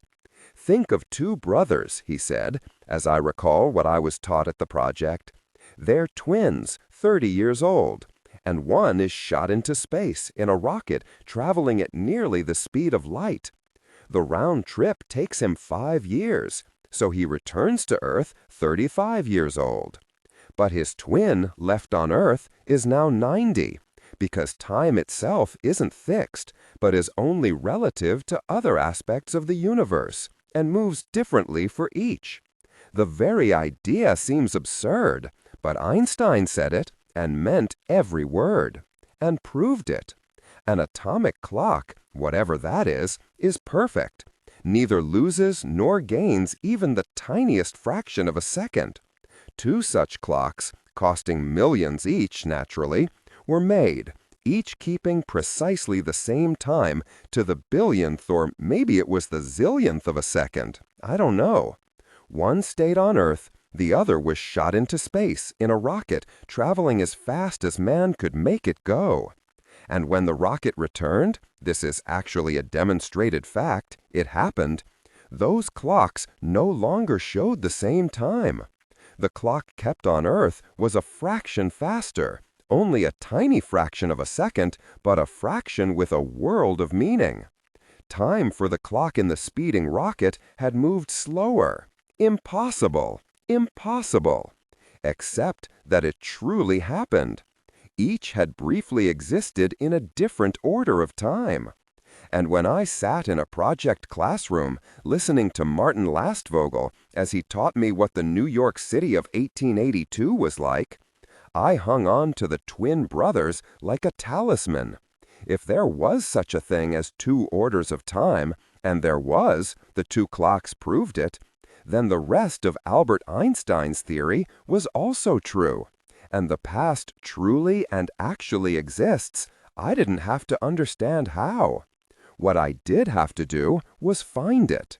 So now, on a Monday morning, I sat down at an old wooden table in the newspaper room of the New York Public Library and began to look for it. I was comfortable, in new blue denims and a gray crew-neck sweater, and I began scanning the front page of a newspaper. Printed in the upper right-hand corner was not 60 cents, but 1 cent, and the printed date was January 12, 1912. The masthead, though, reading The New York Times, looked identical, the same familiar Gothic lettering, to that of the paper I'd read with my room service breakfast. So was the little box that said, "All the news that's fit to print," and so was the news, really. "Political chaos, France's peril," said one from Jack Dorman had knocked out young Cashman last night. A society couple was divorcing, and Wall Street was shocked at a stock exchange scandal. So, ho-hum again. Was 1912 just like today? Couldn't be. The news people make, the things they do, Dr. Danziger had once taught me, remain essentially the same in every time. But in the ways people think, feel, and believe, every time is different. So I began to hunt for the people of 1912 between the lines of the routine news they made, and began to find them. A first hint, I thought, of the way people once felt and believed showed up in a Saks ad headed "Resolutions for You and for Us." Below that, a long column of sentiments like these: to bear failure with courage and success with humility, to whine a little less and work a little more, to speak in small type and think in capitals, to remember that the echo of a knock reacts on the knocker, and so on and so on, a column of stuff like that, almost unbearably trite to our eyes, followed only by the Saks signature. And yet, I sat thinking, a copywriter in an early ad agency and a business firm that okayed and paid for that ad must have thought they knew their fellow New Yorkers. So, a first hint? Wasn't this ad published for a people who were ambitious, hopeful, cheerful, optimistic, certainly not cynical? And so I began, in this and many another paper, to look for what the people of 1912 had to tell me about themselves. Skipping crime, divorce, and liars under oath, I read the classified ads and learned that 3 1912 people had lost their dogs, whose names were Tammany, Sport, and Bubbles, and whose breeds were a French bulldog, a Schipperke, and a pug. And when, later that afternoon on my way out from the library, I stopped in reference to look up dog in the Encyclopedia Britannica for 1911, I found that photographs of those breeds didn't really look the same as even those same breeds today. And I walked down the library steps onto present-day Fifth Avenue, wondering where to have dinner, with the first beginnings in my mind, knowing what you might see at the end of the leash of what the sidewalks of New York might be like in 1912. Every day that week, all day except for lunch and 1 or 2 coffee breaks, I sat reading, trying not to think too much of home. The Times, the Herald, the World, the Telegram, the Express. Of 1909, 1910, 1911, 12, and 13, and found stories I should have passed by, but didn't have the willpower. And so I learned that Thomas Edison had just invented a way to make furniture out of concrete, including phonographs, with a photo of one that looked fine to me. But I was also becoming aware of how often I came across references to sheet music, and how often pianos were advertised. Looked like these people made their own music. A brief account of an accident in which a Second Avenue trolley car crashed into an Avenue C horse car at Houston Street and Second Avenue told me that the 19th century in which Julia and I lived was colliding with the beginnings of the 20th. The Pennsylvania Railroad train to Cleveland carried a library car. Office supply ads illustrating new roll-top desks helped me peek into a 1912 office. An ad headed, "A demi-unit filing cabinet is a genuine multum in parvo for the private office," said to me that an advertiser felt he could count on 1912 businessmen knowing some Latin, and suggested a vanished kind of schooling which graduated people who knew geography, arithmetic, spelling, American history, some Latin, and maybe even some Greek. I discovered how the Brooklyn Rapid Transit, surface and elevated, thought their 1912 patrons ought to be treated, because they regularly ran ads to tell them what they had left behind, giving me a glimpse of empty L and streetcar seats on which lay eyeglasses, small music roll, suitcase, stationery, baby's bottle, derby hats, velvet handbag. Told me they walked out of the cars in their 1912 clothes, leaving a letter file, muff, man's coat, pocketbook, handbags, rubbers, purse, book, knife. And I wondered why champagne was advertised so incessantly. Was it the Coca-Cola of 1912? All of February 1912, I learned from the weather reports, was unseasonably mild, Spring-like and almost summer-like, unusual for New York. Newspapers, magazines, even trade journals. And after a while, I got tired of them and of the library and began bringing books back home. Up to my room in the Plaza elevator with A Girl of the Limberlost by Gene Stratton Porter, or Cap'n Warren's Wards by Joseph C. Lincoln, Truxton King, A Story of Graustark by George Barr McCutcheon, The House of Mirth by Edith Wharton, all with color illustrations on their covers. And then, for a while, mornings after breakfast in the armchair in my room, or on a Central Park bench in the warm part of an afternoon, or sitting up in bed leaning toward the lamp cleverly shaded to keep light from reaching my book, I read things like, he was a tall, raw-boned, rangy young fellow, with a face so tanned by wind and sun you had the impression that his skin would feel like leather if you could affect the impertinence to test it by the sense of touch. Further down the page, this tall young man in the Panama hat and gray flannels was Truxton King, embryo globe-trotter and searcher after the treasures of romance. Somewhere up near Central Park, in one of the fashionable cross streets, was the home of his father and his father's father before him, a home which Truxton had not seen in 2 years or more. Where had he been? We come upon him at last. Luckily for us, we were not actually following him, after 2 years of wonderful but rather disillusioning adventures in mid-Asia and all Africa. He had seen the Congo and the Euphrates, the Ganges and the Nile, the Yangtze-Kiang and the Yenisei. He had climbed mountains in Abyssinia, in Siam, in Tibet and Afghanistan. He had shot big game in more than one jungle, and had been shot at by small brown men in more than one forest, to say nothing of the little encounters he had had in more un-Occidental towns and cities. But he had found no sign of romance. However, somewhere out in the shimmering East he had learned, to his honest amazement, that there was such a land as Graustark. And reaching Graustark, he was soon talking to an old man who straightened his bent figure with sudden pride. "I am an armorer to the crown, sir.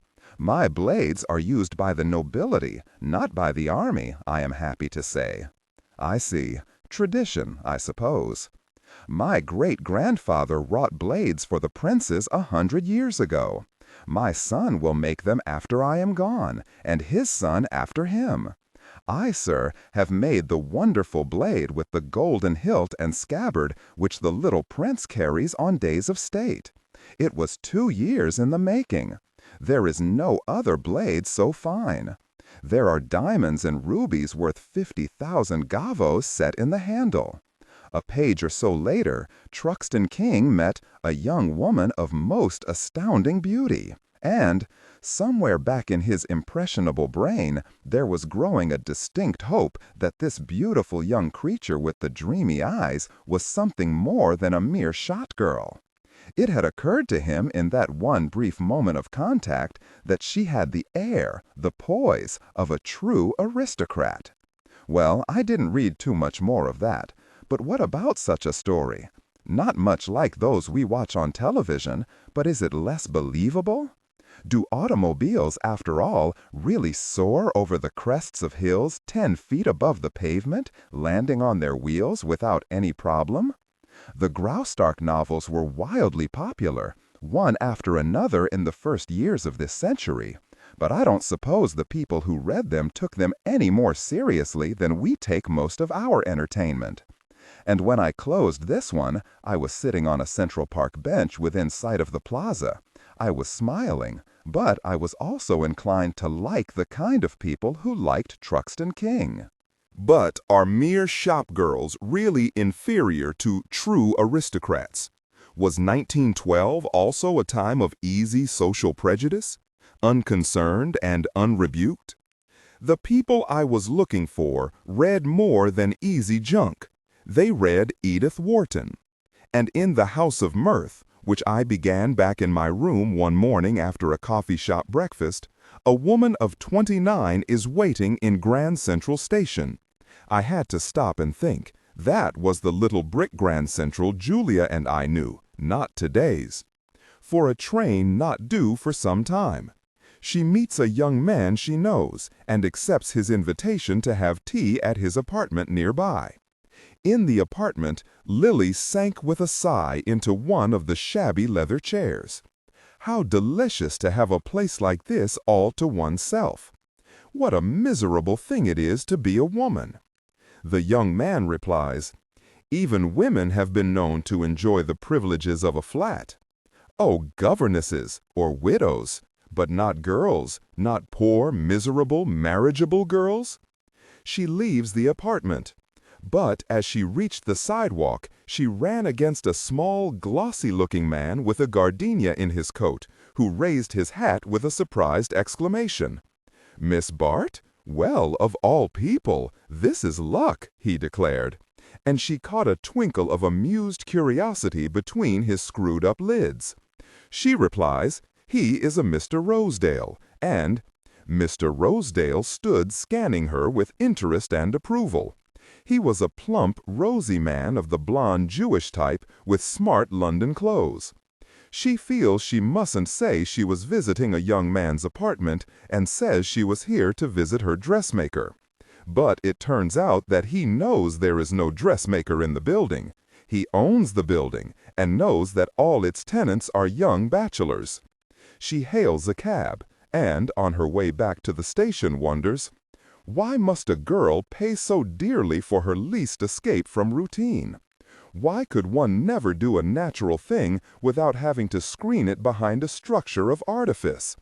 She is vexed with herself because it would have been so simple to tell Rosedale that she had been taking tea with Selden.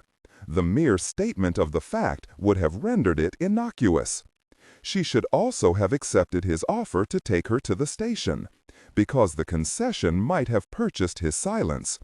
He had his race's accuracy in the appraisal of values, and to be seen walking down the platform at the crowded afternoon hour in hen company would have been money in his pocket, as he might himself have phrased it. He knew, of course, that there would be a large house party at Bellamont, and the possibility of being taken for one of Mrs. Trenner's guests was doubtless included in his calculation. Mr. Rosedale was still at a stage in his social ascent when it was of importance to produce such impressions. Did that tell me something more of how 1912 believed, felt, thought? Even the author herself. I thought so.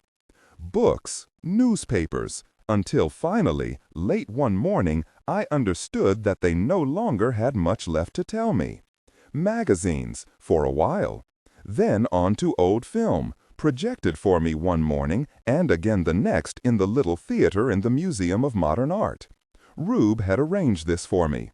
And I sat, comfortably slouched, looking up at the old images, seldom very sharp, some being copies of copies.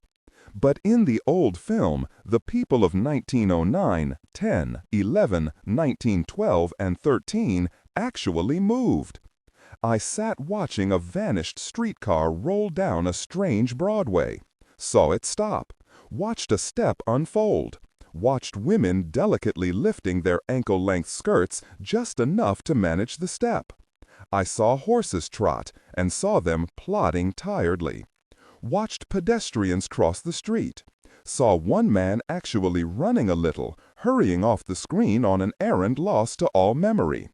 In the silent dark, I reminded myself that what I watched, moving up there on the screen, had once had its precise duplication in actuality. And I tried to supply the missing sounds and colors. That streetcar had been red. Stereo views at the Museum of the City of New York. Most of these sharply focused, clear, finely detailed. And with them, I looked out over the city, at aerial views from various tall buildings, looking over the length of the 1912 city toward Central Park, or toward the harbor, on overlooking a river, and saw the city, of tall buildings, yes, but not so very tall, and mostly scattered, New York still open and airy, still full of sun and daylight. Occasionally, here and there in some of the views, I'd spot a puff of steam or vapor rising from a roof vent, and that, the frozen instant, would suddenly make the lost city real. Rube phoned me 2 or 3 times, in the late afternoon when I was likely to be in my room. The first time, he suggested dinner, but I said no. I was in the process of separating myself from this time. It was best to be alone. Once he phoned in the morning, before I'd gone down for breakfast, wanting a list of my clothing sizes. One morning, it was drizzling, and I walked along the west side of Fifth Avenue, edging as close as I could to the partial protection of Central Park trees. I went up to the Metropolitan Museum for the opening of a new exhibit, and for the rest of the morning and for 3 more hours after lunch in the museum restaurant, I moved from one tall glass case to another, staring in at models dressed in clothing surviving from 1910 to 15. There, tantalizingly, just behind the glass, stood some of the absolute reality of those early years. The visible threads and buttons and actual weave of the cloth, the dull gloss of fur, the hard glitter of jewel-like ornamentation, the actuality of feathers, the reality of dye. I knew already from photographs, sketches, and film what kinds of hats women wore in 1912. But now, here they really were. Huge cartwheels wide as a woman's shoulders, made of cloth, of woven straw, and even fur, plain and decorated with artfully folded and twisted cloth, or speckled with jewel-like stones, or artificial flowers or fruit. Still other hats without brims, but the crowns oversize, huge, one of them with a pair of actual bird wings cupping the sides. Once the Dove ladies? I couldn't get enough of the realness of what I stood staring at.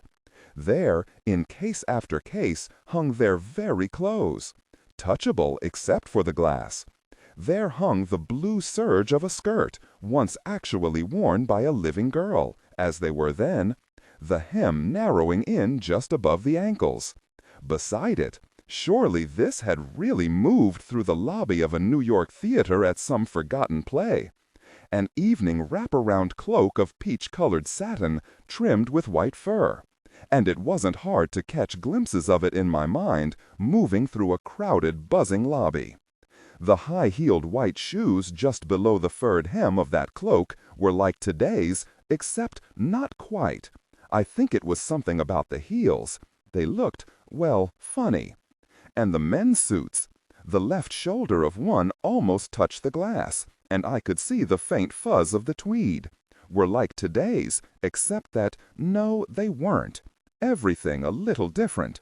The pants cuffs narrower, the lapels different. Smaller, I think. And the cloth seemed heavier, and there were more browns than I'd expected. And the men's hats.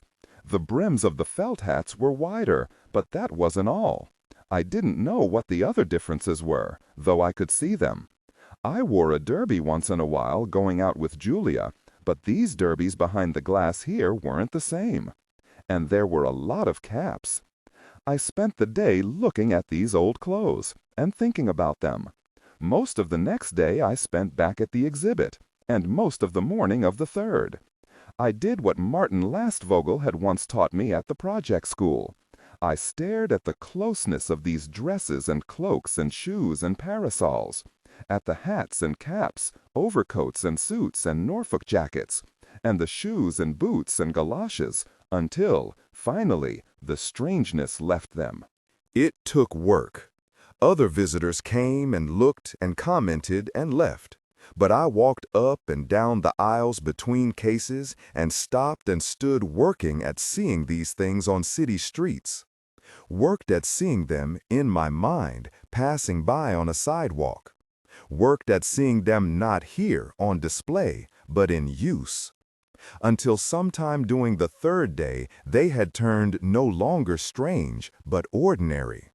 And when I left and walked out and down the steps of the museum into modern-day New York, I knew I'd come closer to, could truly sense all around me now, somehow just behind and under what I could see, The actuality of Albert Einstein's simultaneously existing past, the New York of the younger century, now very nearly attainable. One day in my room, leafing through the American Boy magazine of January 1912, I understood that I was ready. I sat slouched in a big upholstered chair by my windows to bring the afternoon light onto the pages, wearing jeans and a plaid cotton shirt, and understood that my preparations were finished. I didn't begin to know all about the New York City of 1912, but neither does a man of today fully know his own time and place. I knew enough. In this moment of the present, I knew what you always have to know, have to believe, and above all, have to feel. That another New York was here too, lying invisibly all around me. Below my window, and just across the street, lay Central Park. Looking out now across its treetops, I could see in my mind its paths, bridges, rocks, water, all virtually unchanged from century to century. It existed out there now, just as it existed for Julia and Willie, and existed in a moment like this of the late winter of 1912. The park, little changed, was part of each day in New York for more than a century past, a gateway to each. And I stood up and began to get dressed. The clothes had been hanging in my closet for nearly a week. I'd found the package in my room one night in a Brooks Brothers suit box, sent HF-BR. A complete outfit, including underwear, a wallet, even a handkerchief. Now I stripped down and got into the underwear, an odd one-piece affair that actually buttoned up the front. Then socks, which had a pair of Paris garters already attached. Money belt of lightweight tan canvas, packed and heavy, gold and the old-style large bills in big denominations, some of them 1,000s. I took out $100 for my wallet, then strapped on the belt. It made me a little nervous. Then a green and white shirt and a stiff detached collar. 2 gold-plated studs already in the shirt band. Attaching the collar was something I knew all about. First, tuck the tie up into the fold of the collar all around. Fasten the collar to the shirt at the back stud. Put on shirt and close collar at the front with the stud there. Then tie the tie. In the bathroom, I looked at myself in the mirror. The collar was higher than I was used to. It actually touched my jaw at both sides, a little uncomfortable, and looked it. Shoes now, light brown, almost yellow Oxfords with funny wide shoestrings, widening out like little ribbons near the tips, blunt toes bulging upward. My size and width, Rube had asked me. And not quite new, broken in, and I wondered where he'd gotten them. Pants next, the cuffs so narrow I had to take off the shoes to pull on the pants. Vest and jacket finally, the suit a nice shade of tan. Tan pork pie hat.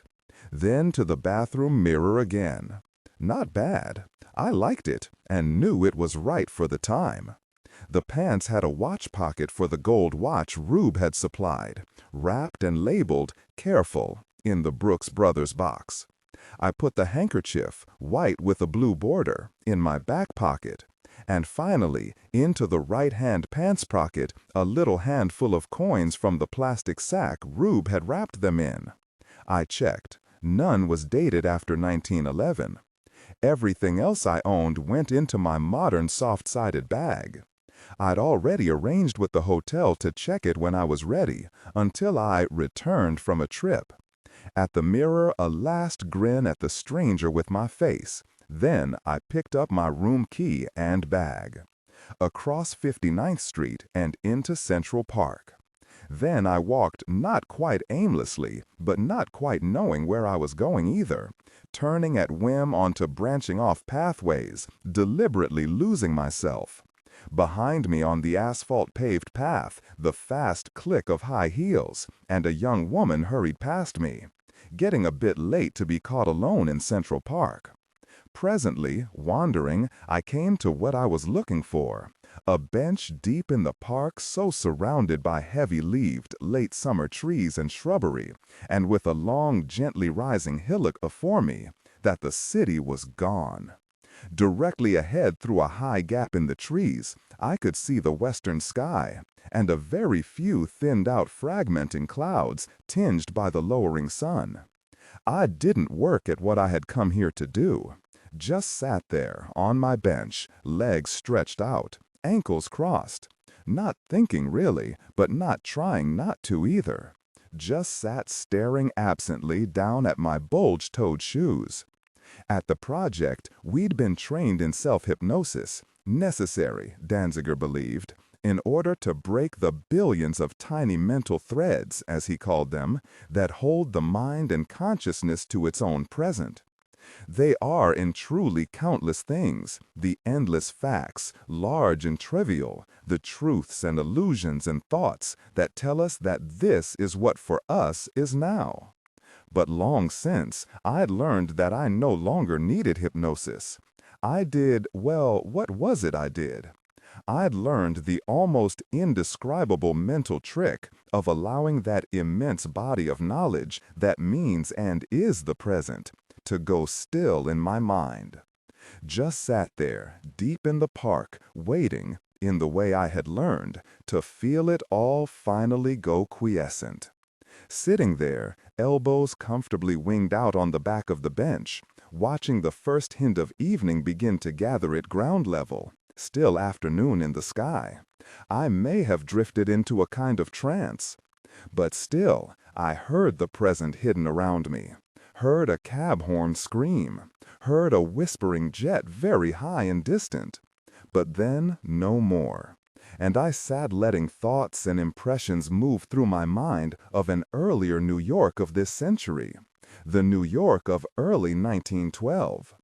I knew as simple fact that all around me 1912 truly existed, was there to be found, and didn't force, just waited to begin feeling it in strength. I watched the sky, saw the treetops lose all but the very last of the sun, the high-up blue darkening toward evening. An old phrase from somewhere spoke itself in my mind, and I murmured it to myself. L'heure bleue, the blue hour. I'd never seen it before, but now the sky and, truly, the air itself, as I sat here watching, had a lovely haunting blueness. And with this blue dusk, there had come, strangely and thrillingly, a kind of pleasurable melancholy. To me, at least, it's what the blue hour meant. The exciting, sad, sweet knowledge that all over the city that lay somewhere around me, lights were coming on in 1912, in high-up windows, city people beginning to prepare for gathering, in special places, for the special times. The blue hour promises. L'heure bleue, not every night anywhere, and in most places never. But now in this beginning Manhattan evening, I could feel it powerfully present. A lovely, lonely joy, with a promise possible only, just here and just now, and in the moments to follow, all around and close by, just ahead somewhere, if I would simply rise and walk through the cooling blue dusk out into it. I didn't hurry, just stood and began to walk, following the windings of the path, moving more or less toward Fifth Avenue. Before I reached them, I heard what for me became forever the sound of the blue hour. A gay, brassy sound, not electronic, but, my ears knew this, a real sound made by the actual squeezing of a fat rubber bulb mounted on a wide running board beside an out-in-the-open driver. Honk! It said like a trumpet call, then gloriously sounded again, and I grinned and began to hurry. No surprise to turn a last curve of the path and suddenly see the plaza standing alone once again against the blue hour sky. No surprise to walk out onto Fifth Avenue and see the street lying once more in its old narrow width. No surprise as I walked ahead toward 59th Street to see all traffic lights vanished. And then to stop on the curb and see the big boxy taxi cabs, passenger seats enclosed, drivers out alone under a little canopy parked down at the plaza's 59th Street entrance. It did startle me to look across the street and see that the fountain before the plaza didn't yet exist. But to my left, directly across the street, General Sherman sat in the blue dusk, unchanged on his big gilded horse. The hotel looked the same, I thought, standing there at the curl, my eyes moving up along its sides, except that now nothing around it stood higher than the plaza. I stood looking up at the scatter of room lights across its side, more coming on as I watched. Directly across Fifth from the plaza, the room lights of another great hotel, and of still a third cater corner across from the plaza. This cluster of great hotels coming to life here in the new dusk seemed thrilling to me, and I stood watching more and more of their rooms spring into yellow squares against the slowly darkening sky of Manhattan. In the almost spring of 1912. In l'heure bleue. Then 3 wonderful things happened almost simultaneously. I saw a cab, a tall red box behind a driver at a nearly upright wheel, pull into the curb at the plaza's 59th Street entrance. Before it had fully stopped, its rear door opened over the curb, and a girl, hardly having to stoop, the cab roof was so high, walked out. Ran out, really, and across the walk. A smiling, happy girl in a wide hat and a long, slim, pale dress, a hand reaching down to pluck up its hem as her foot touched the stairs. As this excited girl reached the top of the stairs, someone inside opened and held the door for her, and I heard music from inside, a strange-sounding orchestra, piano and violin very strong, music with a fast, almost modern beat. And in the moment of hearing this sudden music and of seeing the girl step into the hotel, another thing happened. The red cab chugging out into the street again, I saw the driver's gauntleted hand squeeze the plump bulb beside him, heard the happy honk. And precisely in that instant, the brassy sound still sounding through the blue dusk, all the street lamps along 59th and down 5th silently blossomed into light, and a rush of dizzying pleasure moved up through me, and I stepped out to cross the street toward the plaza, toward the music, toward whatever waited for me now. I crossed 59th Street, only 3 slow-moving automobiles chugging harmlessly toward me and the distant electric eye of a cable car. No Fifth Avenue entrance to the plaza that I could see, the familiar pillars, yes, but plate glass between them, behind them a glittering restaurant, everyone in evening dress. So into the plaza at 59th Street. Then I followed the music down a carpeted corridor to the tea room, and my sketch here is my memory of what I saw. It was wild, a quartet somewhere, hack there, pounding out the ragtime beat. Piano, trumpet, violin, and a harp plucked and swiped at by a shoulder-swaying lady in a long lavender dress. The men in suits, ties, vests, and nearly every woman wore a hat, big hats with big brims, or headbands, one of them sporting a 2-foot-high ostrich feather rising straight up from the woman's forehead, jiggling steadily. I could follow it moving around the floor. Standing there, watching, listening, grinning, I knew the words of this music, but what were these people doing? Because they were moving to the beat all right, really moving, shoulders, arms, hips, feet, and wagging heads. But in my sketch, I've tried to show how, like the one in the foreground, held their left arms oddly, hand on hip, but with the elbow swung around to point straight forward. Others, like the woman at the left, let their forearms dangle limp. Occasionally, a man bent his partner far back, nearly horizontal. Abruptly, the music ended. "See that ragtime couple over there?" I stood mentally singing along. "See them throw their feet." And they did, everyone abruptly kicking one foot back up in the air. Suddenly, everyone joined in singing the final words aloud. "It's a bear! It's a bear!" And now they yelled it, "It's a bear!" The music stopped, and every dancer out there hunched shoulders and, feet shuffling, waddled off the floor, grinning, in imitation, I realized, of a walking bear. It was something. A waiter in dark green trimmed with gilt braid stopped before me. "One, sir?" I said yes, and he glanced around worriedly, frowning, but it was a token gesture. "I'm afraid we have no empty tables, sir. Would you care to share one?" He turned, nodding toward a table at which a young woman sat alone. She smiled and nodded tolerantly. I said fine, and he took me there. She wore a headband with a plume of some kind and sat fixing an earring as I arrived. "Tea for two?" said the waiter to me, and I glanced at her, saying, "You sure this is all right?" And she nodded, saying, "I'm not usually so bold, but I do dislike sitting alone at a thé dansant, tea dance." "Oh, I know what the dansant means," I said, pulling out my chair. "I speak impeccable French." "L'heure bleue," she said. "Tiens, croissant." I was running out of French, wondered if I could risk this, and did. "Gosh!" But she laughed, and we sat smiling, and were okay. And I was glad to be exactly here, because I was remembering something.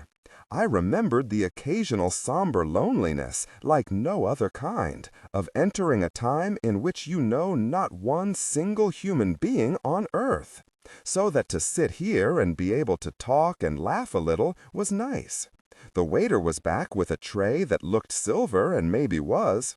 He set out cups, saucers, 2 teapots, cream jugs, all of thin white china, and a silver sugar bowl, tiny spoons, cloth napkins. And I sat, during this ceremony, looking at the girl across the table, and it was the headband. A phrase, a name, rose up in my mind, the Jada girl. Because when I was a 5-year-old, I lived for some months with an aunt who, in the 1920s, had been what she called a flapper. And one day in a drawer she came upon something she'd worn then, a kind of elaborate headband with tall feathers and a lot of glass jewels, not much different from the one across the table from me now. My aunt put on her old headband and did a dance, expertly it seemed to me, which she called the Charleston, singing a song of her youth called Jada. I loved that dance and song, and occasionally when I asked, she'd do it again, while I tried to imitate it, to her amusement. And I loved the song for its nonsense words. We'd both dance and sing, a staccato Jada, a beat, then again, Jada, another beat, then the part that delighted my primitive 5-year-old soul. Jada, Jada, jink, jink, jink. So now the girl across from me, pouring our tea, became in my mind the Jada girl. She said, "My name is Helen Metzner," and I said, "I'm Simon Morley." But she didn't look like a Helen to me. She looked faintly familiar, like someone I'd known, so she remained the Jada girl for me. We fussed with our tea. She added sugar, intent on the stirring. Then, retreating to our earlier joke for something to say, she said, "Your accent is a bit different from many French. Better, of course." "Of course, because they're the ones who fail the accent test." She smiled, waiting. She was good-looking. "Even if you're reborn French, that accent can be too much. So at 18, you have to take the accent test. And even with coaching and special gargling practice, 11% fail and are exiled forever. Given the dreaded red passport," she said. Allowed home for a brief visit only once every 10 years. "Allô, maman, I am home. Sacre bleu, for all long." We relaxed then, we'd made it over the hump. The musicians were back, and now they began something I didn't know, but with the same nice ragtime beat. "Well," said the Jada girl, "it's a tea dance. We have our tea, so now, shall we dance?" I wear a wedding ring, and had my left hand lying on the table where she could see it. I didn't want any misunderstanding. "I'm sorry," I said, and was able to add truthfully, "I don't know how." "Oh, of course you do. It's easy. Look at them." We watched them, dancing as they had before. Then the little musical group swung into an old friend, Alexander's ragtime band, and I grinned and began singing the few words I knew. Come on along, and the Jota girl jumped up. Yeah, come on along, she sang, holding out both hands, to Alexander's ragtime band. And I had to stand and walk out onto that wild dance floor with her. I was right, I couldn't dance to this. But so was she. Yes, I could. Sort of. She more or less led me, guiding, keeping me out of harm's way. And I imitated what I saw all around me, swaying my shoulders, kicking out when everyone else did, whirling, doing the best I could. And it was fun, exciting, even hilarious. We were laughing. But when the little musical group under the arches paused, leaning forward to turn their pages, I had the good sense to turn toward the edge of the floor. Back at the table, we sipped a little tea, which was getting cold. I liked being here in this busy room, all a murmur with talk and laughing and the happy chink of china. I sat back, looking around at the marvelous big hats. Looked for the girl who'd come running in from the red taxi and couldn't find her. Looked for the 2-foot ostrich feather and spotted it immediately, swaying over the dance floor. Then the musician swung into "Oh, You Beautiful Doll," and I didn't want to be anywhere but here. But I made myself lean forward toward the Jota girl to say, "This is fun, a lot of fun, but I've only just arrived, from a long way off," I said truthfully. And this suddenly turned true with saving it. I'm worn out. Of course, so was I the first day I arrived. New York is so exciting. Are you staying at the plaza? Yes, I'd picked up the check, $2, and I put down $3. So am I. Thank you for the tea, she said, and released me gracefully by adding, I'll just stay and finish mine. Bonne nuit, monsieur. I thought I was going straight up to my room, but I was too excited. In the lobby, I walked on past the elevators and out of the hotel into this night of early 1912. On the curb, there in the new darkness, I stood facing Central Park, just across the street. Was l'heure bleue over? Yes. The trees and shrubbery of the park stood night black and formless now. At regular intervals under the street lamps, circles of weak orange light silvered the streetcar rails and nicked into the curb. I glanced up at the sky. The air still clear here in these early years of the century. The stars hung as low and sharp as they did back in my time with Julia. Across the street, a man and a woman, his hat in his hand, it was still daytime warm, stepped down off the curb and crossed at a long, leisurely angle toward an enticing row of lighted globes along the front of the Savoy Hotel. From the street came the steady clattering grumble of the cable down in its slot between the cable car rails, tugging a car toward me from my left. I stood watching the car's round electric eye flitter its light along the uneven brick pavement ahead. Something puzzled me. On each side, a rectangle of light accompanied the car, sliding along the bricks beside it. Then I saw that the car was open, without sides, and now I could see its passengers on benches extending across the width of the car. No aisle. A couple dozen teenagers, high schoolers, sat there under the ceiling lights, talking, laughing a lot, the girls all with long hair, some in long braids down the back, the boys all in suits, ties, and stiff collars. This was an open-sided summertime streetcar chartered for tonight, I suppose, in this spring-like weather. Now I could see the overhead lighted bulbs, of clear glass with spiked tips, just as the glassblowers had left them. A blue uniformed conductor stood casually on an outside running board the length of the car. A pair of girls, one with a big pink bow on her hair, sat, one busily talking, gesturing, the other listening, nodding, smiling. This wonderful open streetcar trundled past me now, the moving rectangle of light beside it sliding along, reaching just over the curb to momentarily brush a wavering polish onto the rounded tips of my shoes. The listening girl, still nodding at whatever the other was saying, glanced casually out toward me, and, elated with this glorious sight, I lifted my arm on impulse and waved. She saw me, And even in this fractional moment, I had time to wonder, would a young woman of the 1880s wave back? No, she surely would not. Or a young woman of the latter part of the 20th century, would she wave from the window of a bus on this very same street? No, she wouldn't risk being misunderstood. But the girl of this New York here on a fine evening in this early year of this fresh new century saw my little wave, smiled immediately, and without thought waved back. Just a little flutter of the fingers as she rolled on by, but it told me I was visible, told me I was truly here standing on this sidewalk in this moment of her passing. And to me it said, this immediate, unconsidered, open response, that I had come into a time worth protecting. The little island of light, slowing for Fifth Avenue just ahead, rolled on by, and I'd had enough for this night. All around me in the darkness, the new city and whatever it might hold for me lay waiting. But for the moment I was content, and an almost welcome tiredness liberated itself to move through my mind and body. And I turned back to the hotel, to register and go up to my room and a room service dinner. And finally to bed, and I'd brought no wardrobe, to sleep in my funny new underwear. This is my room, the photo from a hotel brochure I picked up at the desk when I registered, the room I dressed in next morning looking down at Central Park to take my mind off the soiled linen I had to put on.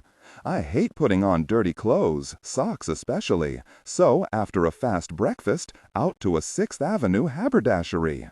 And at a shop next door, on impulse, bought a red leather box Kodak. Thought about a topcoat, but gambled it would warm up. Back for a shower, then a leisurely walk down Fifth Avenue with my new camera. I snapped this first, the Plaza Eye Hotel there at the right, and at the left, the Savoy. Both would be new to Julia and astonishingly tall. Directly ahead, the peaked roof of an old friend, the Vanderbilt mansion. But what were the two tall buildings up ahead there? I snapped this scene, then stood a moment or so longer looking down Fifth. Was this the look of 1912 New York? If so, I liked it. There's no escaping that 19th century New York is, well, ugly. The buildings have a squeezed-down, huddled look, cramped. I like it for reasons other than its look. But this, tall buildings but not inhumanly tall, and well separated, this was an open, airy, sunny city. It occurred to me that this was how Paris still looked in the years up ahead. I set out to walk down Fifth for a war. Too early to go down Broadway hunting for what I hoped and was afraid to find. My new camera, like the city around me, was a novelty, so for a time it was clickety-click, snap, snap, snap. I crossed 59th to head on down Fifth, turned to glance back, and saw a double-decker bus rumbling toward me. I'd heard of them but never seen one, and had to snap this. Watching the bus roll toward me in the little viewfinder, I was surprised to see that it was green. I'd always thought they were red. There, at the right, the Netherland, this whole new corner would amaze Julia.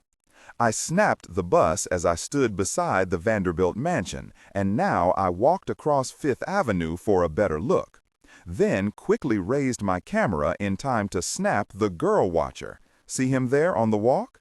Hoping, I suppose, for a glimpse of ankle. And I accidentally caught something else I'd see a lot of in this New York. The street corner loafer there by the lamppost. A moment later, he leaned his shoulder against it. Julia would be pleased when I told her the Vanderbilt mansion still looked just as we so often saw it walking up Fifth Avenue toward the park of a Sunday.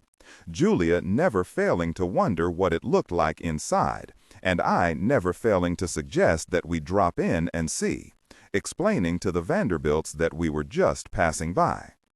A car came rolling into the mansion grounds through the 58th Street gate, and I strolled over and tried to sneak this, but got caught, as you see. It was a fairly big camera, hard to hide, and at 57th Street, as I stood waiting to cross, an open car came chugging along toward Fifth. I could easily have skipped across in front of it, but instead I raised my camera, pretending to take something up ahead. And I snapped this as it rolled past, the beauty inside giving me the haughty eye. The young guy at the wheel was singing Turkey Trot, and as I walked on behind their car, I sang softly, "Everybody's doing it, doing it." This was fun, walking, strolling really, along this sunny, leisurely street. Some kids were playing up ahead on the walk, and when I stopped to take this, I got caught once more by the towhead there. And as I passed, he said, "Ja take my pitta, mister?" I said, "No, you broke the camera." There's a first time for everyone to hear this ancient joke, and he stared, then grinned and whirled to inflict it on the girl playing behind him. "Damon says you broke the camera." I'd suddenly recognized the building up ahead with the awning, the St. Regis Hotel. I walked on a block, and near the corner I took this. From under the awning and behind the hedge I heard voices and the cheerful clink of china. Lunch? I pulled out my watch, only a bit after 11. They were serving breakfast, and I wished I'd known and sat here too, under that awning, watching the easy, leisurely traffic move by. Onward, watching, happy, I saw this approaching, turned and caught the bride inside smiling out at me, at my camera, and at the world. Then I stood winding my film, and a couple strolled by me, her face merry and beautiful. She was young, not more than 30, and it occurred to me that she had been born about the time I met Julia, and that by my own time, far ahead, she'd be. But that wasn't a thought I wanted. They'd gone by, but I took their picture anyway, here beside a formidable building I didn't know. Took it because they were young here in 1912. Took it for the twin spires of St. Pat's Cathedral up there ahead alone on the sky. It would have pleased Julia that at last both spires were finished. And I took this picture for the fire hydrant there at the curb, the lamppost on the corner, and to capture this quiet instant of this fine vanished day. A dozen more steps, and the couple turned into the building beside them. A moment or so later, when I passed the entrance and saw the polished brass plaque reading Gotham Hotel, I wondered what my young couple were doing in there.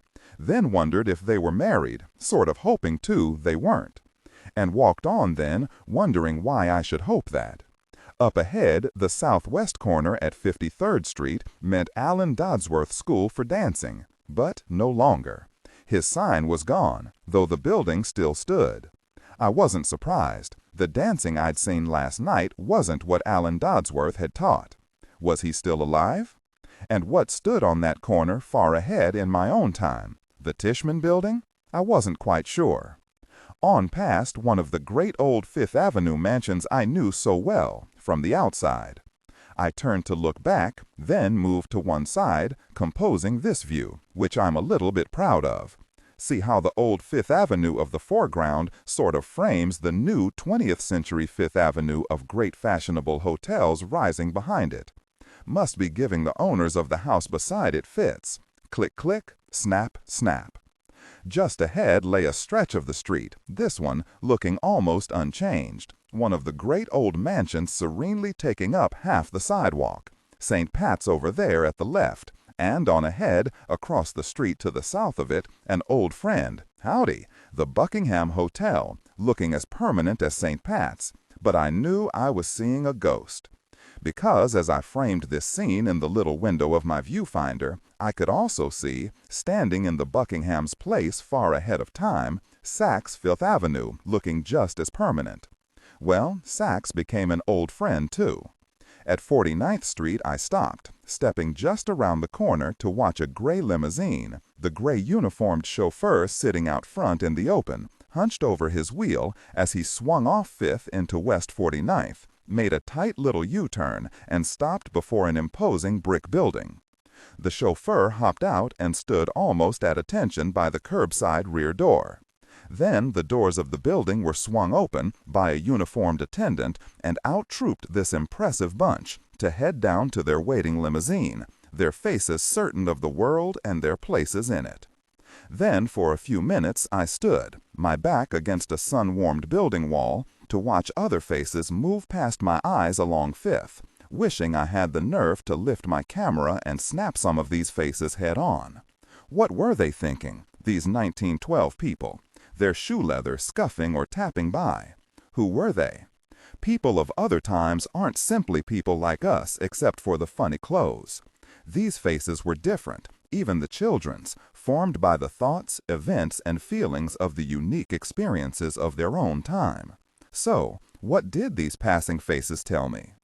I thought that they looked serene, that most of them seemed cheerful, eyes fully open, aware of and enjoying this particular day. And what else? There was something else. They didn't seem afraid, I decided, or worried, most of them.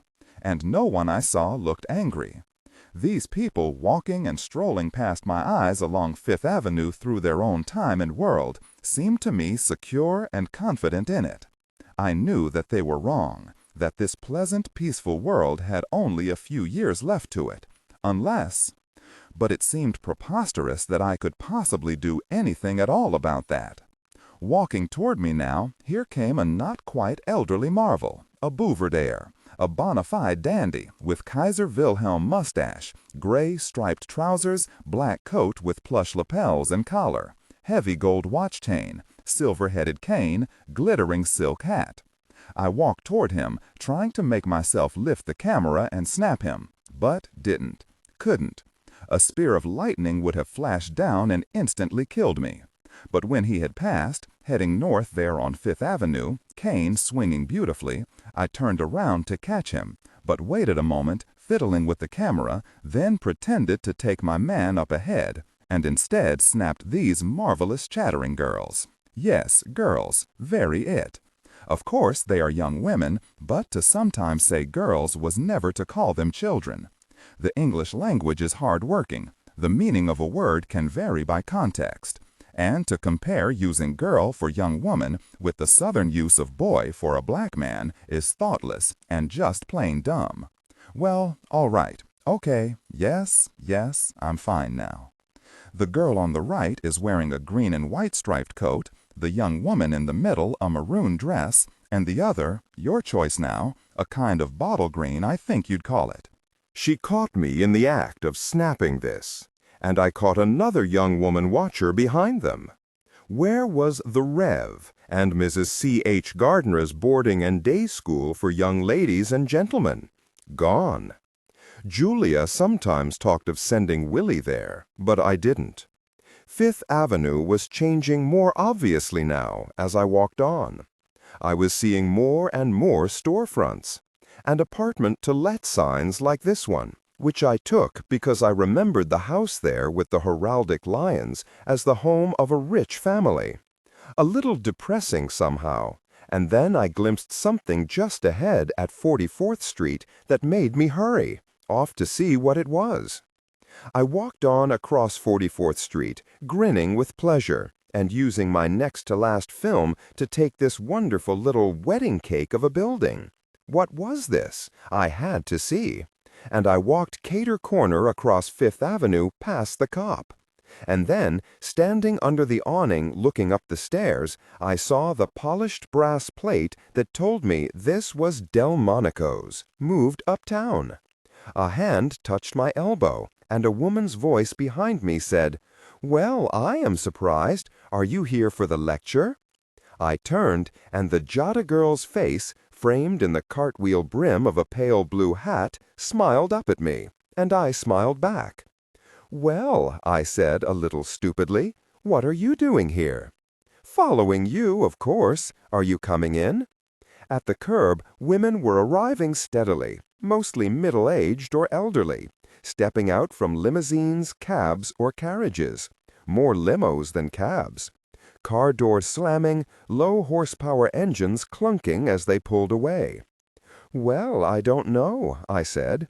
Now here came the young women, smelling just great, laughing, looking so splendid in their enormous hats, and showing some fine ankle as they plucked up their skirt hems to climb the stairs. Accompanying a lot of them, and all the best-looking ones, were young or youngish men, nearly every one of them 8 feet tall. "Oh, don't be a stick," said the Jota girl, her hand at my elbow urging me on.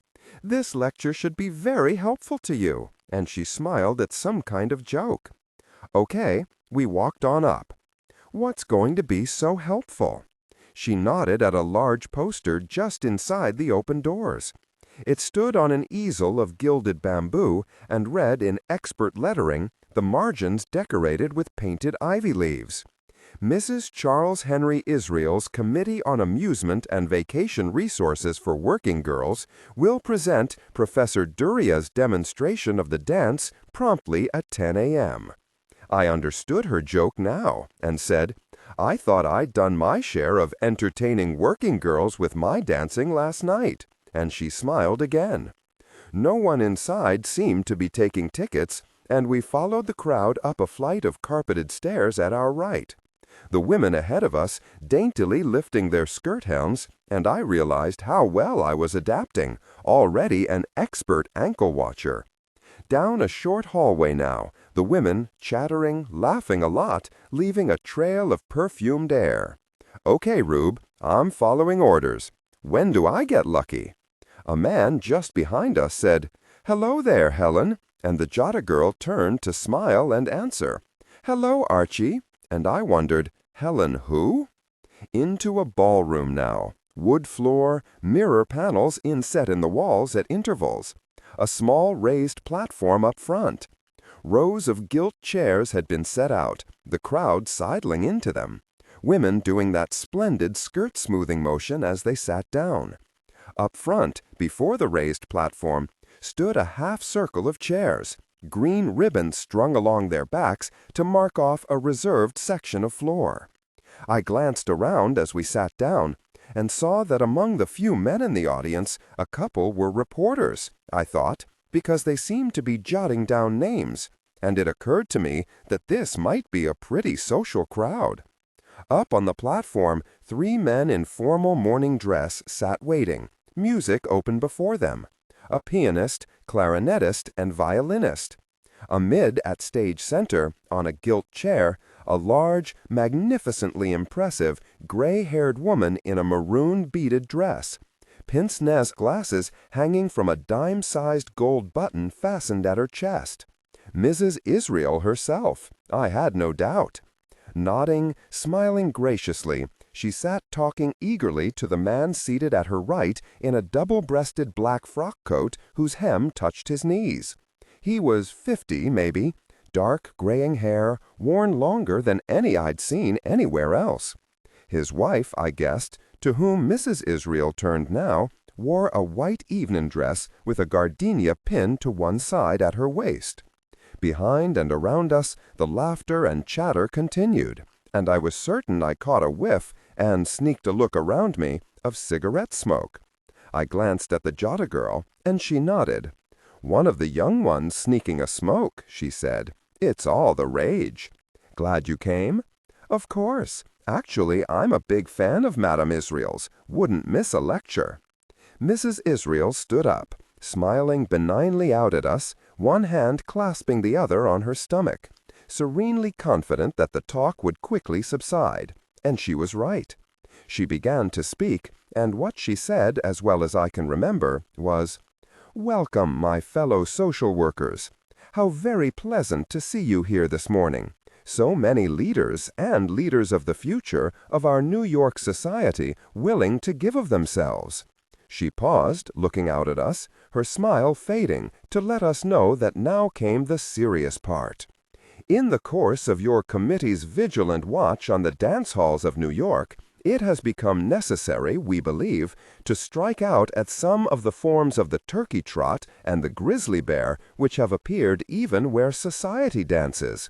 We are all of us, certainly, modern, but that there should be some standard of decency in social dancing, we do not doubt."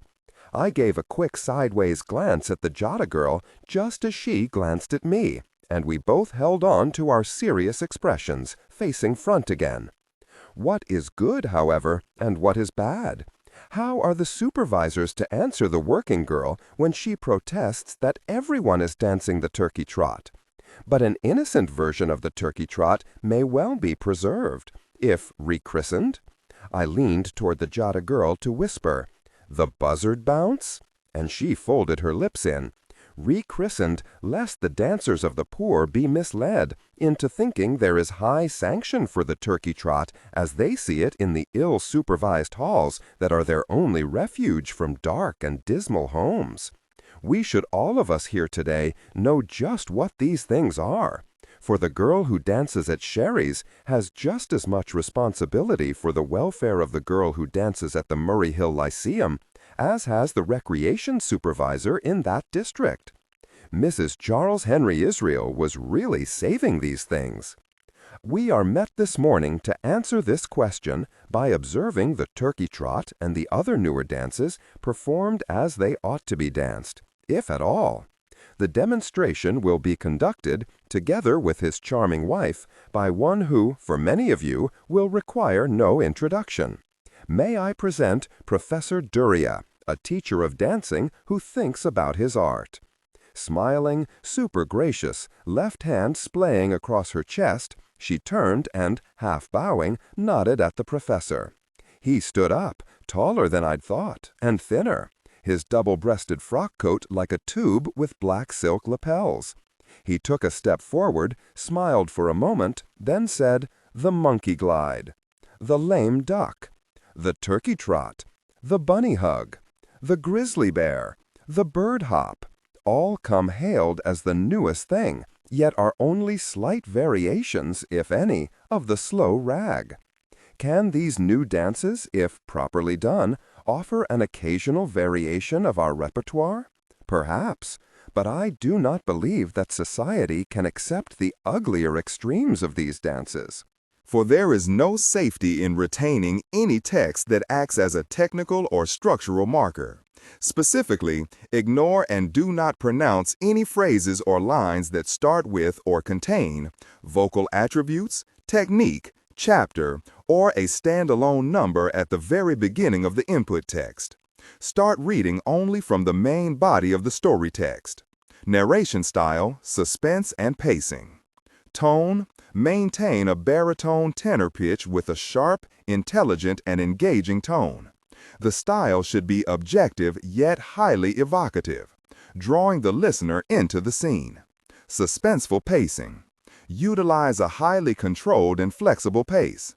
Slow down dramatically during gruesome descriptions, e.g., body parts, injuries, to maximize the chilling effect. Then resume a quicker pace during action or dialogue. Emphasis.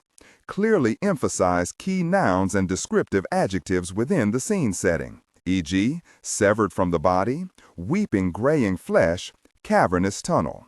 Character differentiation, sharp modulation.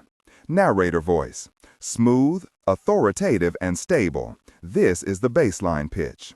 Female dialogue, Megan. Increase the pitch significantly. The voice should sound assertive, sharp, and highly professional/authoritative, like a lead detective or expert. Male dialogue, Sam. Lower the pitch slightly compared to the narrator, using a tone that is skeptical, warm, and somewhat cynical to differentiate from the professional voice. Other characters, e.g., Deputy Burns. Quick, focused delivery, clear voice. Technical delivery, vocal texture. Maintain a clean, clear vocal texture suitable for high-quality production, ensuring every word is crisp and clearly enunciated. Emotional range. Focus on conveying emotions typical of a crime scene: disgust, professional detachment, intellectual curiosity, and underlying tension. Target emotion strength, 8 out of 10. Emphasis on intellectual focus and underlying tension rather than outright screaming or crying. For there is no safety in retaining anything that departs from a correct position, as in the impeccable waltz, where the man has his right arm around the girl's waist and her right hand rests in his left, which must be extended. Only last Wednesday I dropped into Terrace Garden for observation and saw a policeman there in the middle of the floor busy barring the turkey trot. And he did it by 2 gestures, one to indicate that the man's left arm must be extended, and one that the languorous half-walk must not be substituted for the good old-fashioned twirl. These simple rules, born of the bluecoat's own experience in suppression, cannot be improved upon. Yet, without the presence of a blue coat, closer and closer the partners dance. And more perceptible becomes the tremor that keeps time with the ragging of the orchestra. This is the evolution so often followed, and can take place not only from season to season within the world of dancers, but within a single evening. With a professional smiling nod and gracious half-turn of left hand and wrist, he beckoned to his wife, who smiled and stood. He took her hand and they stepped down into the little area marked off by ribbon chairs. Both holding their smiles, they turned to face each other maybe 8 or 10 inches apart. She set her left hand on her hip, fingers to the back, elbow swung well forward. He put his right hand through the oop of her elbowed-out arm, his palm covering the back of her hand. They clasped their other hands, raising them well above their heads. Professor Doria nodded at the musicians. The pianist struck a chord, nodded at the other two, and the group began, sedately, the violin strong and rich. "Oh, you beautiful doll." And the Dorias began, truly skilled and graceful about it, a kind of equally sedate hop from one foot to the other, so that they rocked from side to side, their clasped hands moving in a wide overhead arc, the distance between them rigidly maintained. Continuing to dance, the professor said, "The turkey trot as it can be danced should be danced. Who could object? But right here on Fifth Avenue I have seen the change of which I spoke. At the start, the participants would be dancing with the hop and the arms held out. 4 hours later, with the room more crowded and the dancers more weary and more in the spell of the music." This seemed to be a cue, the trio now speeding up the tempo and, is this the word, slurring it a bit. And to my ears it really did sound a little lewder. The man and his partner would dance closer and closer, and now so did the Dorias. And as they circle the floor, the hop becomes more of a glide. Their 2 raised arms had gradually lowered as the professor talked, and now their other arms lowered to each other's waist. Thus, the turkey trot becomes almost indistinguishable, both of them crouched a little, unclasping their upraised arms to bring them too down to the other's waist. From the shiver, they began shuddering their shoulders to "You great big beautiful doll," and the audience murmured. Just behind me a woman gasped, a little theatrically I thought, and I saw a woman in our row sit bolt upright to frown dramatically. But I heard a good part of the audience behind us snicker. Above the nice rhythmic piano, swooning clarinet, and tootling clarinet, I had the feeling the musicians liked this. Mrs. Israel called out, "How many have seen this very thing done in the dance hall?" The Jota girl's hand flew up, and as I glanced around, dozens of younger women were raising their hands, and an indulgent laughter moved through the room. This was an audience more young than not, looking beautiful in their clutches and wide-brimmed hats, and I understood that the young ladies weren't taking this too seriously, and realized an instant later that they'd come from more reason than the Dorias, because the room stirred, murmuring. I turned, and now a young man and woman stood at the back of the hall. In a way I couldn't quite figure out, they looked and were different from the rest of us. They stood quietly, polite and attentive to the dancing Dorias, but they held the eye, and for a moment or two I forgot to turn front again. She was beautiful in a very young, innocent-faced way, wore a long pink dress to just above her white stockinged ankles, and a wide-brimmed pink hat set way back to frame her face, and light brown hair with a pink wheel of brim. His hair, shiny black, was combed straight back, his face a thin, cheerful triangle, and his suit, well, his suit was checked and sharp. She smiling, he grinning, they stood happy to be here, and I knew, how I don't know, but it was easy to see, that these were stage people, on stage right now, somehow far more alive and interesting just standing there than anyone else in this room. You wanted to go back and join them. People made themselves face front again, smiling excitedly, heads ducking to murmur or listen to quick whispering. But these were courteous, well-bred people, and they quickly silenced themselves, attentively watching the Dorias through the final moments of their dance. Not quite final, as the last notes, "Oh, you beautiful doll," Plinked and tootled, the professor signaled to the pianist. The Times said next morning, though I didn't see the signal. And the Gabby Glide strains floated out across the room, and away they went with the dance at its worst. A faintly suppressed ripple of laughter could be heard. That was true, and there were frank chuckles when cheek touched cheek, and the languor of the movement was intensified. They finished the Gabby Glide, not looking much different to my ignorant eyes than they had before. Then Professor Doria and his wife joined hands. She had a great smile, I liked her, to bow together, getting a fine hand, certainly including mine. They sat down, pleased, Mrs. Israel rising to thank them, which she did very nicely. Then she smiled to say, I think the professor and Mrs. Doria have shown us, in the earlier portion of their splendid performance, she added, getting her laugh, that an innocent version of the turkey trot may well be preserved, and the Jada girl winked at me. Mrs. Israel beckoned to the new couple at the back of the ballroom, and up they came, walking around the edge of the room, smiling across it to acknowledge the polite tips of the fingers' preliminary applause, and suddenly I saw who he was. Of course, I'd never seen him before, only in pictures, but unmistakably here, edging along the side of the room so that he continued to face us, came a very young version of him, grinning, cocky, having a great time. The morning was one of contrast, the Times reported next day, which I quote because it was true, and the Dorias, he in a frock coat and she in a simple evening dress of white, gave way to Al Jolson and Florence Cable of the Winter Garden, she with her hat on, young and gay, he in high jollity. Jolson stood facing us now, smiling, and really looking at us, glad to see us, it seemed. We all grinned back, and he said, I picked up the art of dancing as I saw it on the Barbary Coast, where I used to sell papers as a San Francisco boy. His voice, I thought, had just barely a touch of raspiness, and seemed to fit the look on his face of a man absolutely confident in himself. Suddenly he did a fast little dance step of some kind, the patent leather of his shoes sparking light. 3 seconds of that, no more. Then he suddenly stopped, knees still bent, both hands thrusting downward to one side, fingers splayed, and he grinned and had us. We loved him.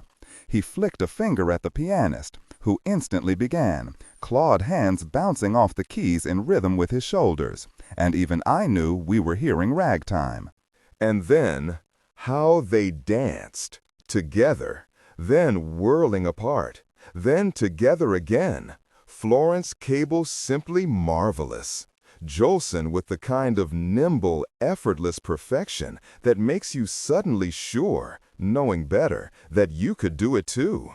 They danced close, then threw themselves apart, hands clasped at arm's length as they leaned far apart, bodies making a V.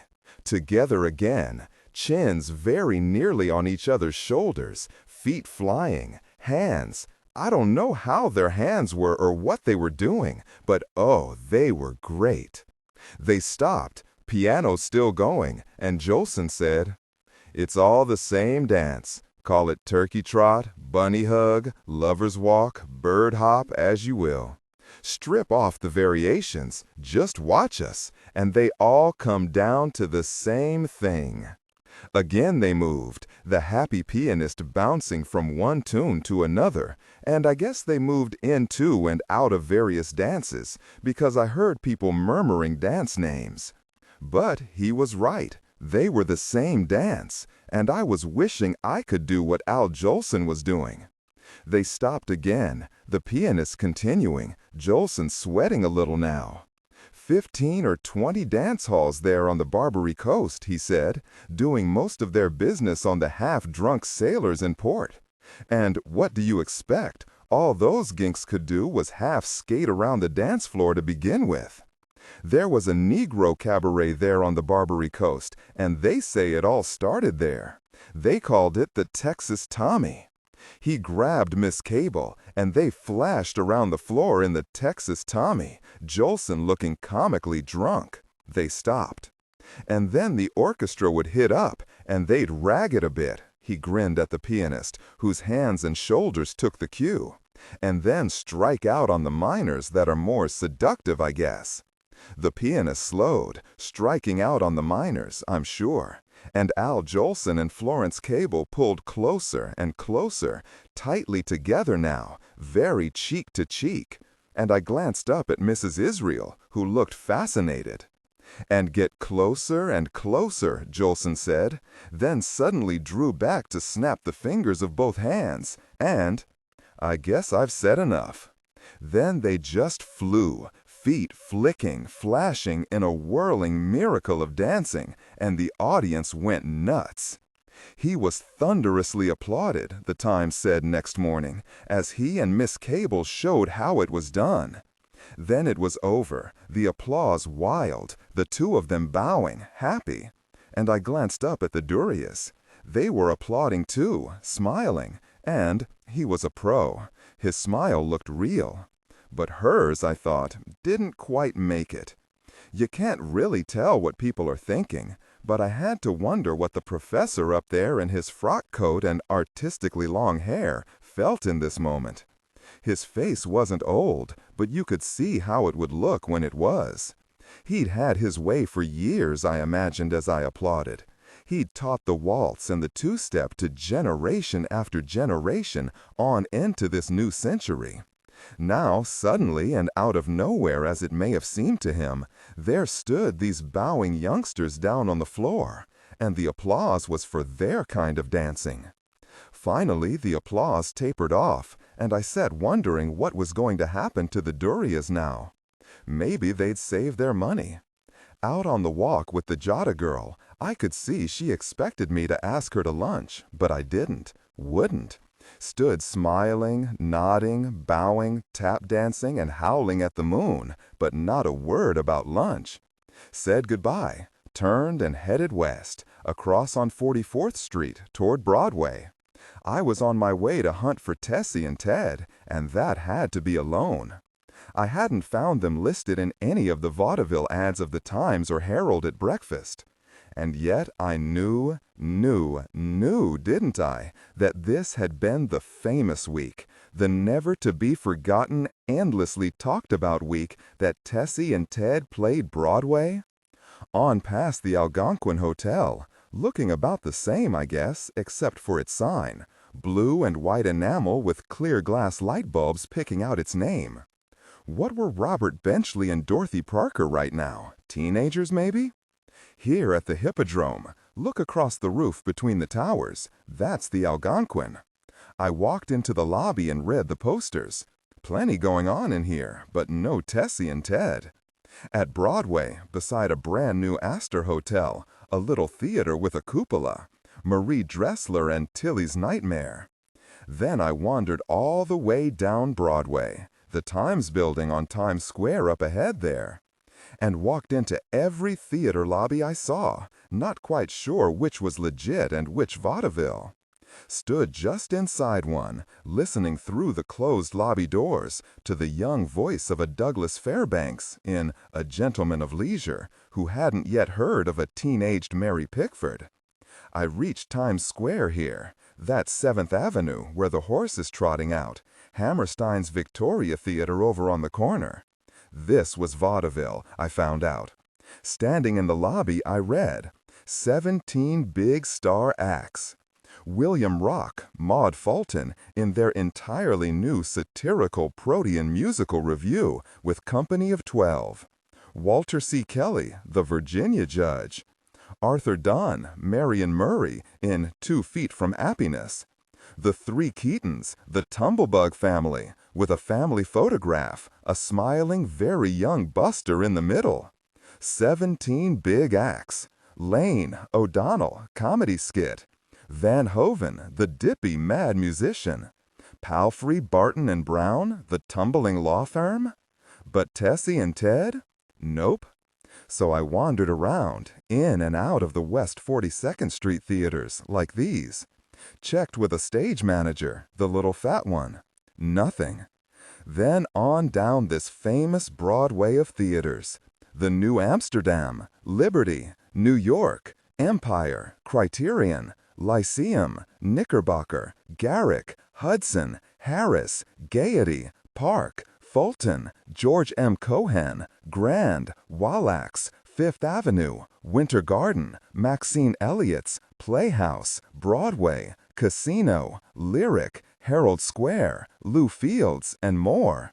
A sophisticated Broadway of world-famous Rectors and Shanleys, of opulent hotels, the Normandy, Marlborough, Knickerbocker, but now also this leisurely daytime street of corner loafers and the Horatio Alger shoeshine boy. A street of barber shops, pool halls, and, I heard the sudden hollow clatter of wooden pens from somewhere, bowling alleys, and a street of sidewalk fruit stands, and even a movie house. No fake glamour or glitz, but an almost homely street, this easy, comfortable daytime Broadway.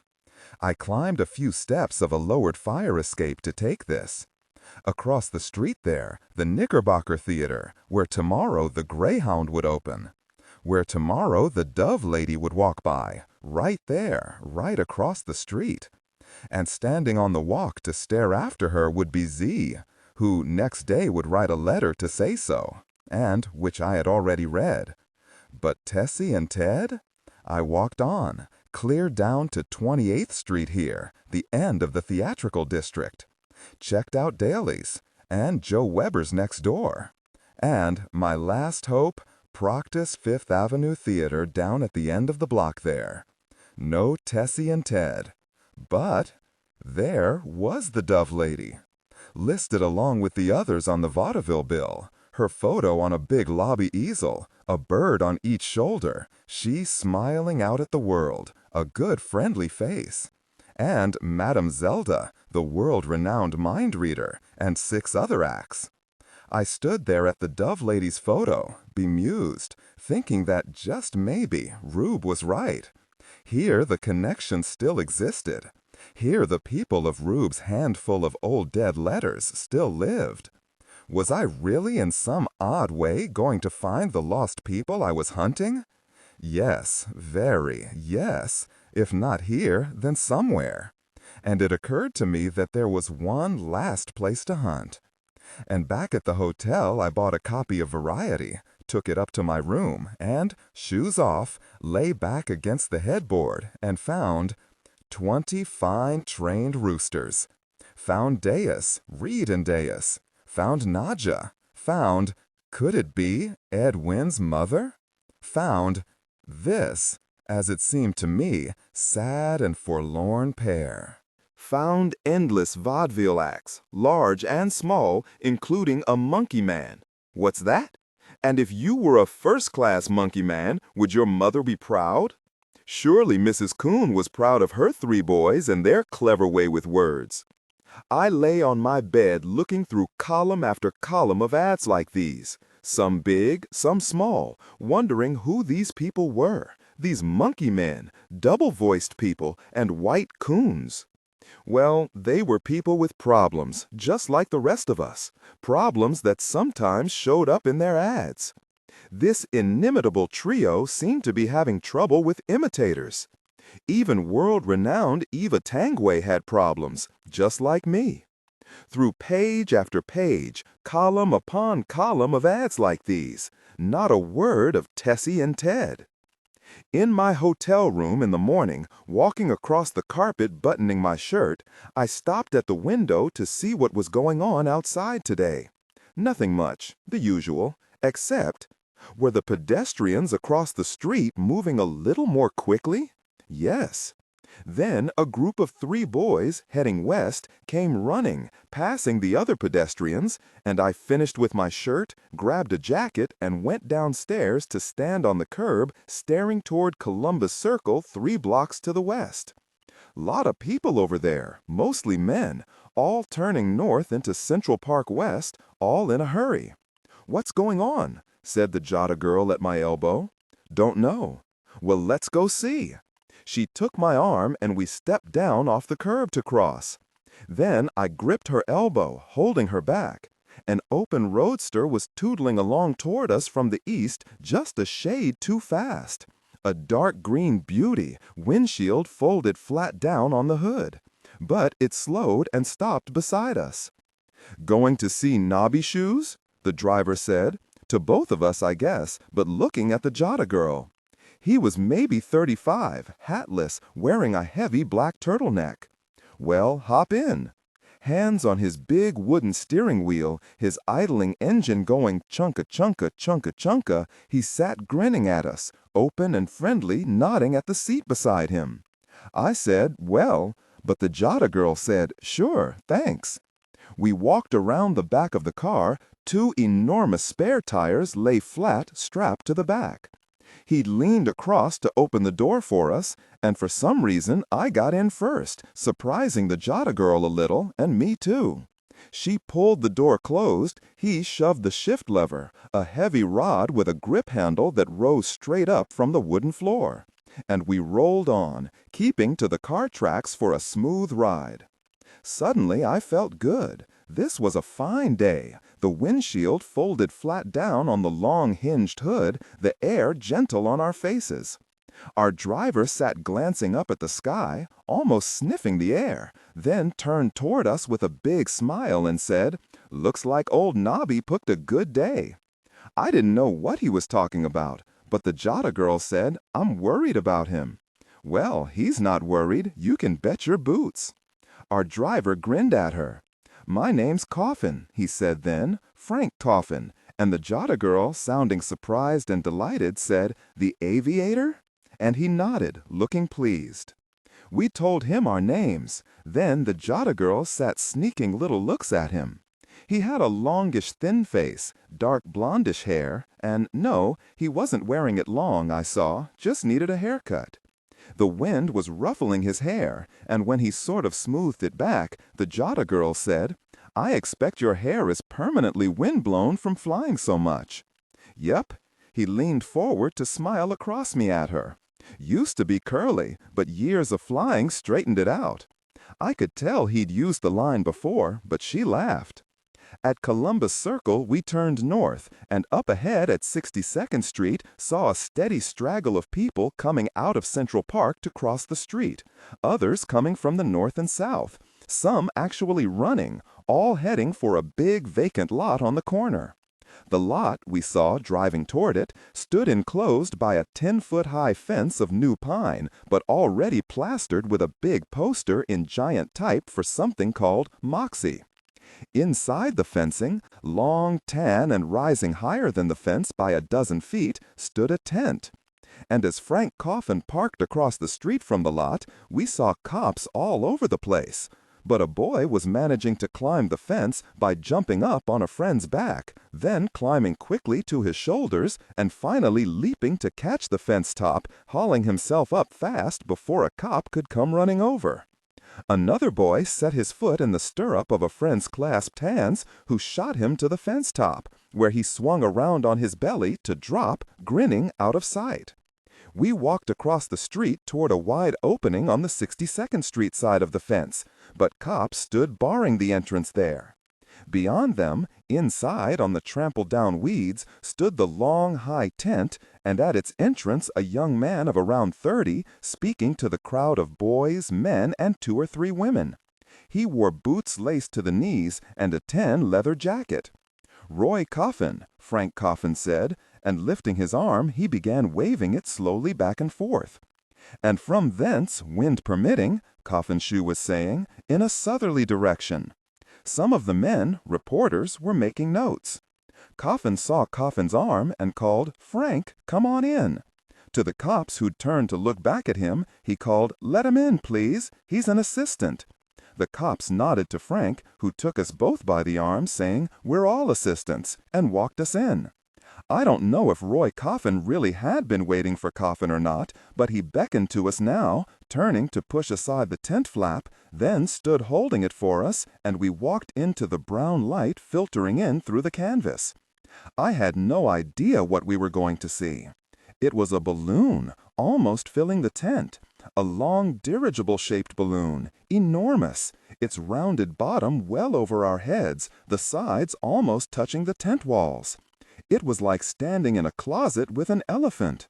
The thing rose clear up to the far-off tent roof, 16 feet high at its thickest part, I learned the next day from the Times, and 62 feet long. The tent seemed full of men, no other women, and the Jada girl left to go stand outside. I could see better now, adjusting to the light. The balloon hung just above us, covered by a snug-fitting net from which ropes led down to a flimsy-looking framework. The bottom of the framework was a pair of narrow skids. Long sandbags lay across them to hold the thing to the ground. Someone, maybe Coffin, yelled, "Okay," and the men in the tent began positioning themselves along the sides of the framework. Frank stepped up with them, so I did too. Someone on the other side yelled something, and everyone on my side grabbed a rope and began shoving or kicking the sandbags off the runners. I did the same, feeling the sudden strong upward pull of the balloon. We walked it out of the tent, the cops waving people aside. Outside at the fence entrance, people were crowding up against the cops as we came out, trying to look past them at us. Kids jumping up to look over shoulders. Men came trotting out of the tent with the sandbags and tossed them down across the skids, anchoring the thing to the ground again. Frank and I were able to step back then and look up at the balloon, the Jada girl strolling over to stand with us. It surprised me that the balloon was yellow, a sharp, bright yellow, there just above us against the blue sky. "Shaped like a whale," the Jada girl murmured, and Frank nodded, adding, "without a tail." It was. The great thing hung up there, snub-nosed at the front, widening back to the shoulders, then tapering back to a tailless end. The framework underneath was aluminum, I could see now. Mounted in the framework stood a little gasoline engine connected by a belt to a four-bladed propeller, and I could see that the blades were cloth, aluminum, painted cloth, or maybe leather stretched tight over wooden paddle-shaped frames. At the rear, a great big rudder with a pair of horizontal stabilizers. And in between these, mounted on the runners, a seat about the size and shape of a bicycle seat, but with the edges cupped upward like a tractor seat. And that was it. No belts, no parachute, just that seat. And now damned if Roy Knabenchew didn't step up and, grinning with the sheer fun of all this, sit down on that little seat and plant his feet on those inch-wide runners. The reporters, notebooks open, pencils ready, pressed around him, sort of pushing us aside. One of them called out to ask if flying in this wasn't dangerous. Knabenchew, sitting there as though he were on a bike, looked happily amazed at the thought. "No," he said, "once you get over the first exciting sensation, the consciousness of danger leaves your mind entirely." The way he said this made me think he'd given this answer before and often. "It becomes a habit," he said, the reporters taking this down, "to float 1,000 feet above the ground, just as it does to the ordinary man to walk around on it. And the task of building an airship, well, I really prefer to call it a dirigible balloon, is as simple as the task of navigating it once you have become aware." He was really talking like this. Of the existence of certain natural laws that we have to conform to. That all seemed okay to everyone, heads nodding, but I half whispered to Frank, "Is that true? Isn't this dangerous?"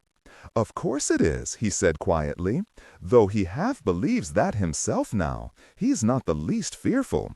But that little insufficiently powered creation could be turned upside down in an instant by an unexpected gust. A stray wind could tear it apart.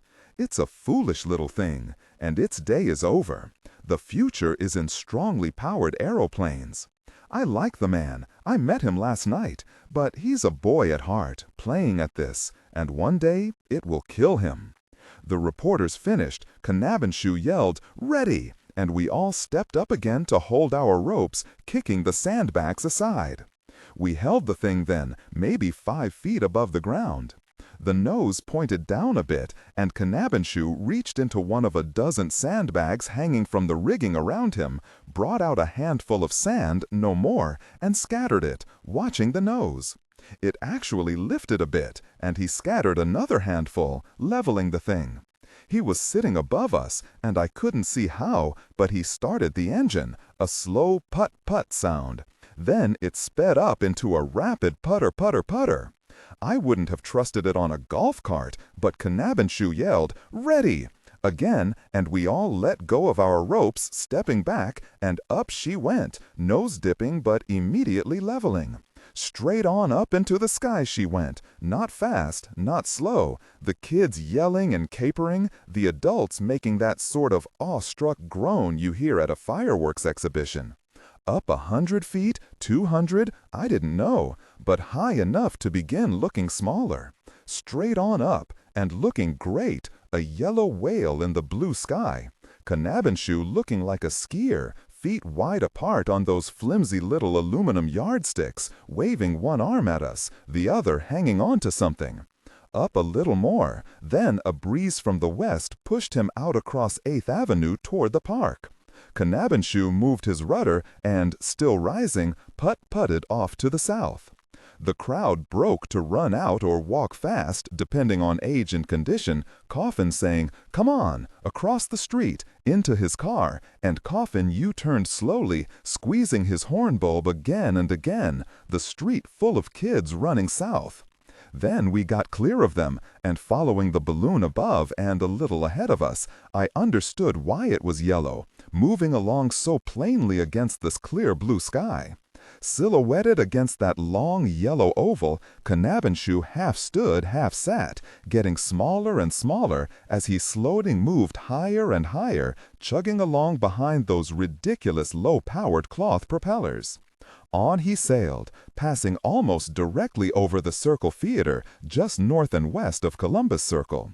Frank steered us around Columbus Circle and onto Broadway, where Knabbenshoe seemed to be heading. Frank sat snatching glances upward, hunched over that big wooden wheel, and the Jota girl and I just sat with our mouths open, heads tipped back, following Knabbenshoe. Sometimes he seemed directly over our heads, and sometimes either he or the street veered, bringing him to one side of Broadway or the other. On and up, slowly shrinking, Knabbenshoe stood on a pair of black threads underneath his yellow whale. On over the Upper Broadway Hotel District, chugging along at close to 1,000 feet, I thought. Now the small wind up there pushed him east directly over 7th Avenue, it seemed. People began appearing at windows, looking up, and we saw them coming out onto roofs. On down to 50th Street he sailed, and just west of the Winter Garden, moving his rudder, I expect, Roy Knabbenshoe began moving right down and high above the Great White Way itself. And Broadway had become aware, the news traveling by phone, I suppose, faster than Knabbenshoe himself.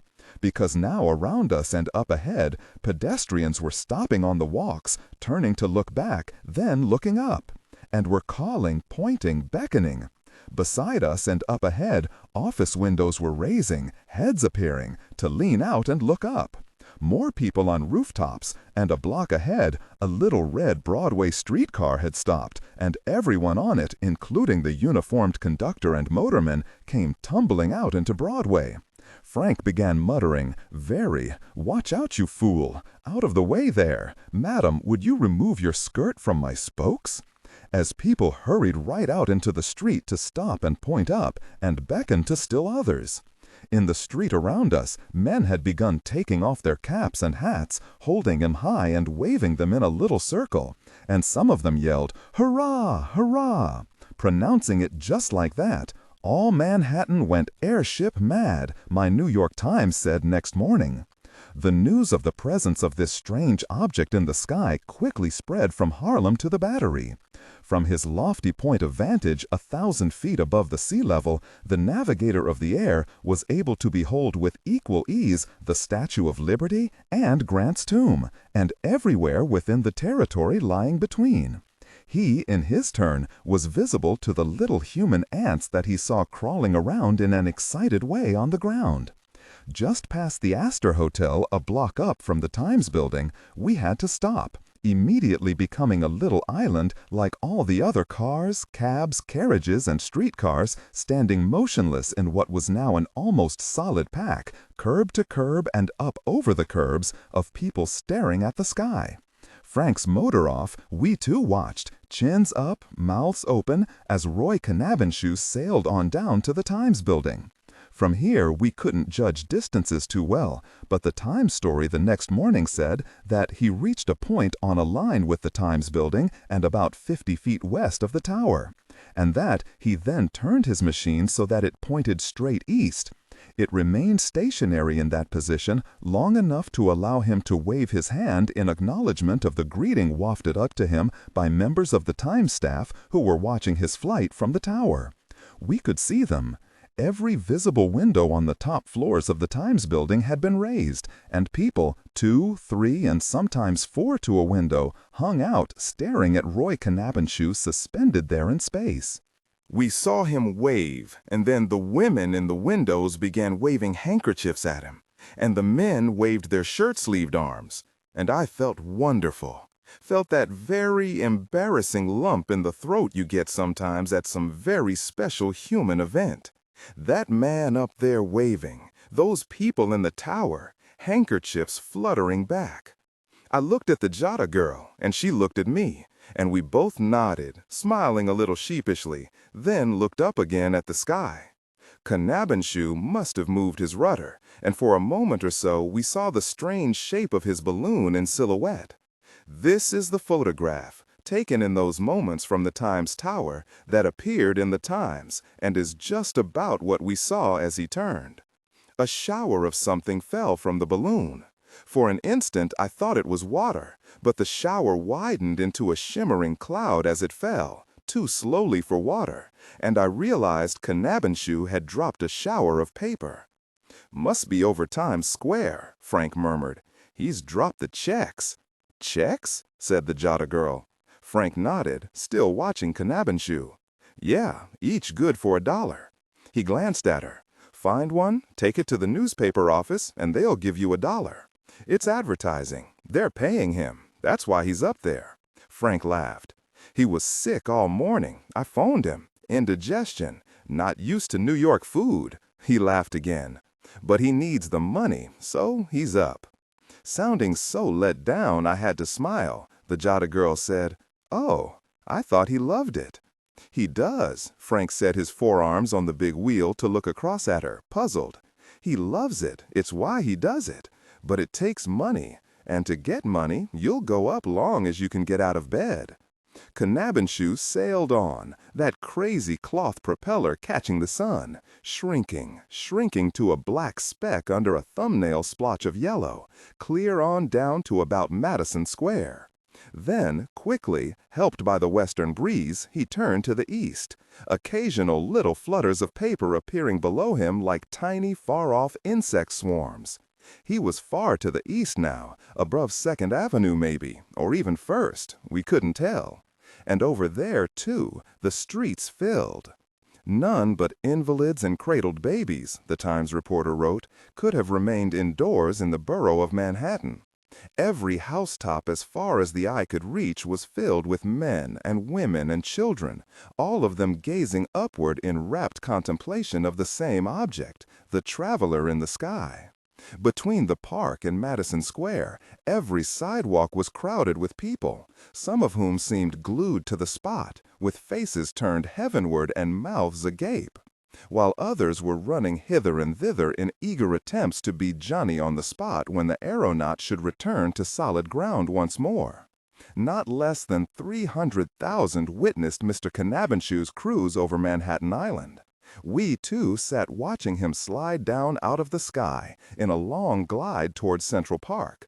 Part of the time, we learned later, spilling gas to get himself down because his engine had failed. And when he landed in the park, fighting treetops a little to get down to the croquet field, he got into trouble with the cops who ordered him out of the park. Broadway draining of people now. Frank started his engine, offering to drop us off wherever we were going, and we accepted. Or at least the Jada girl did, a ride back to the plaza. There we stood on the curb, smiling down at Frank in his roadster, going chunka, chunka, chunka, the late sun polishing that lovely green hood, and I craved this car. I wanted to steal it. We asked him in for tea at the dansant, which I could hear going strong with "By the light of the silvery moon," but he couldn't.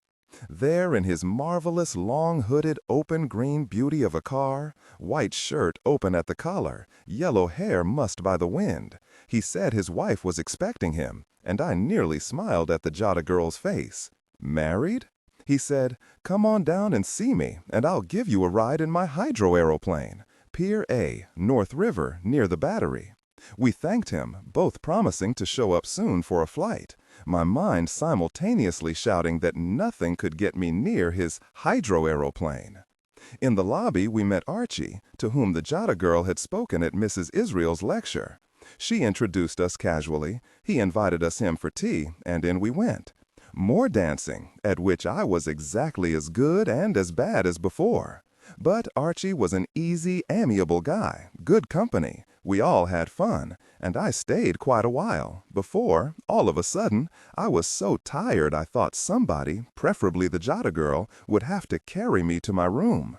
And I made my excuses, went up and, shoes and half my clothes off, dropped down on the bed and right to sleep. A big, big day. Down in the lobby before breakfast next morning, I bought a Times, then stood at the lobby theater ticket window behind a man buying tickets for Kismet, and felt not even slightly surprised to hear just behind me, "Good morning, Simon. What are you going to see?" And I turned to face the Jota girl, glad of an excuse to smile. It was hard not to laugh.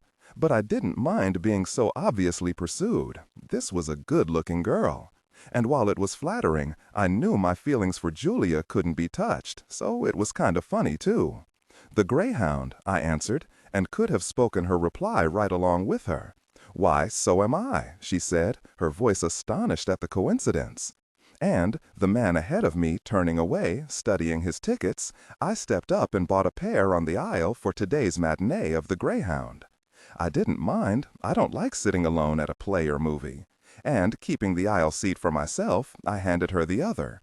But I like breakfast alone, and had it in the hotel coffee shop, with only the Times. Read the advanced review of The Greyhound, which said, among other not entirely flattering things, that by checking your intelligence with your hat, you might like the play well enough. And then I found this in the letters to the editor column. But Coffin's assurances didn't even come close to convincing me that hydro-aeroplanes were very much safer than people think. What did sound persuasive to me was that aeroplaning, particularly in this country, has received several black eyes because of the carelessness, amounting almost to criminal recklessness, of some airmen and some aeroplane builders. Even while reading those bone-chilling words, the blood was withdrawing from my skin with the sudden understanding that I actually had to go up in Frank Coffin's hydro-aeroplane. Had to. Because how else? I sat looking across the restaurant tabletops. How else could I search the length and breadth of Manhattan Island for something it seemed to me that I'd never seen or even heard of? How else search for a building with a prow like the Mauretania's? Oh, Rube, what have you got me into? It was early, so I walked, taking my camera. This is Broadway and 23rd Street, southeast corner of Broadway. And this is Broadway and 9th Street, northeast, corner of 9th. Still pretty nice and respectable down here. But as I moved further and further down into this 1912 New York, it got shabbier. I glanced into Max's Busy Bee quick lunchroom here, and thought that if Max had ever eaten here himself, it must be his widow running it now. But every sight and street sound, even these kids' voices, this is Ann Street, were a fascination to my hungry eyes and ears. Here on Fulton Street, even this barber pole and tailor shop, is this understandable? Took my eye. And when I reached the place those men are passing, I had to stop and, feeling foolish, take this. Pier A was down where Frank said it was, sticking out into the Hudson on the west side of Lower Manhattan, not too far from the very tip of the island.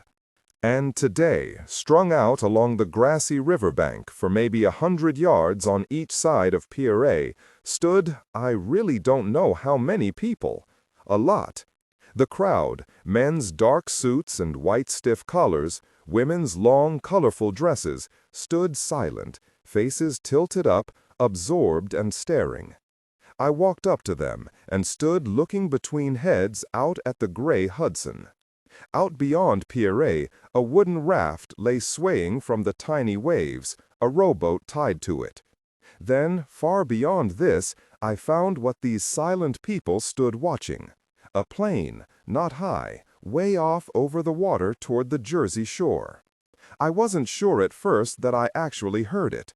Then, watching it, small and low but sharply clear and alone in the air, I did hear for sure the steady stutter, stutter, stutter, stutter, stutter, stutter sound. He was coming low, right at us. Then he rose steeply, and, over the trees of Battery Park, Frank Coffin, his plane white on the blue, began swinging and swerving, entertaining us down here, gracefully tilting from side to side, the right wings dipping, then the left, and from the crowd came a long murmured "oh" of pleasure. He flew away, dwindling, back toward the Jersey shore. We watched his slow, lazy turn, glittering for a heartbeat as the sun touched the taut cloth of the wings. Then, low over the water and straight at us he came, growing again, but this time dropping, descending, the propeller a shimmering circle. Lower, lower still. Then, faster than a blink, a wind puff yanked up the left wings, dipping the other side to nearly touch the low waves. Instantly, Coffin did something to simultaneously level the plane and touch the river. A sudden jittering white scuff appearing at the front of the long boat-like hull, the plane sagging back into ungainliness. Then on she came, a clumsy boat now, bucking the wavelets, and I stood watching, badly scared.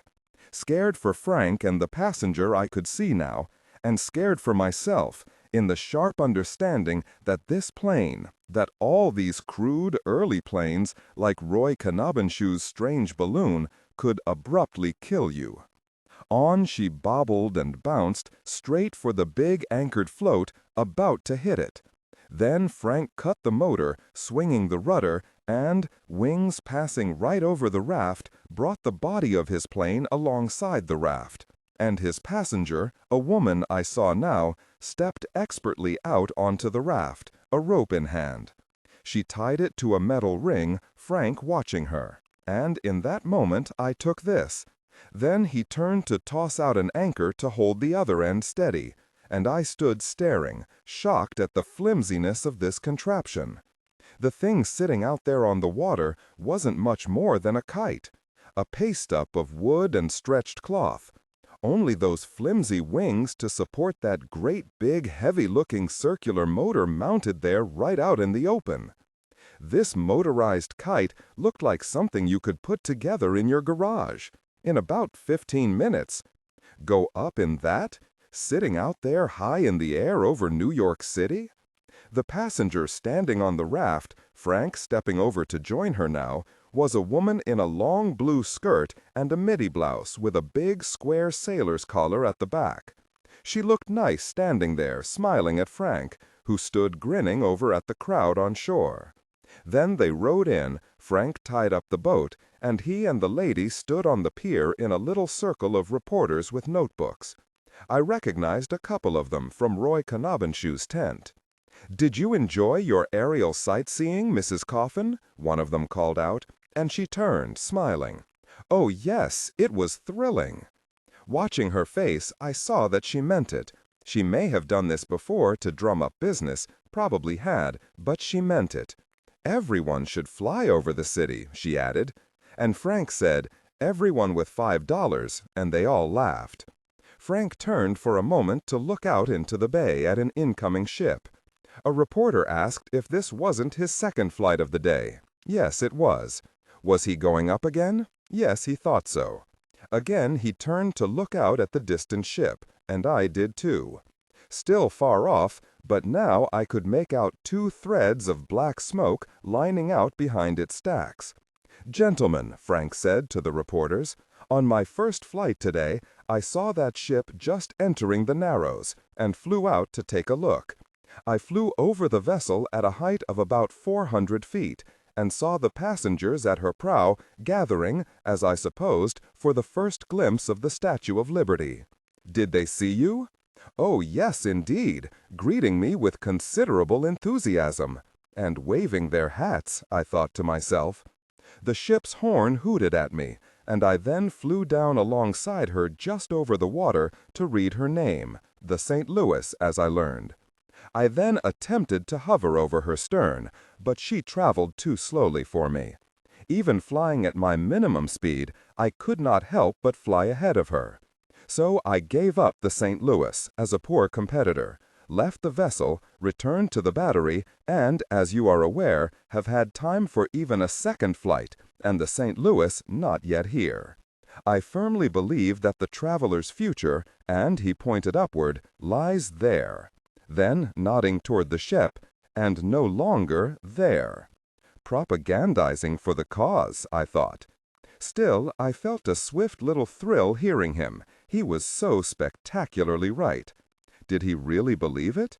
Glancing over at the kite out there by the raft, it was hard to think so. Now he gave reporters and crowd a friendly nod, a gesture with the chin, took his wife's arm, and walked on. And this 1912 crowd, including the reporters, all respected their retreat to privacy. No one followed with a last question, and it didn't seem to occur to anyone to hold out something to be autographed.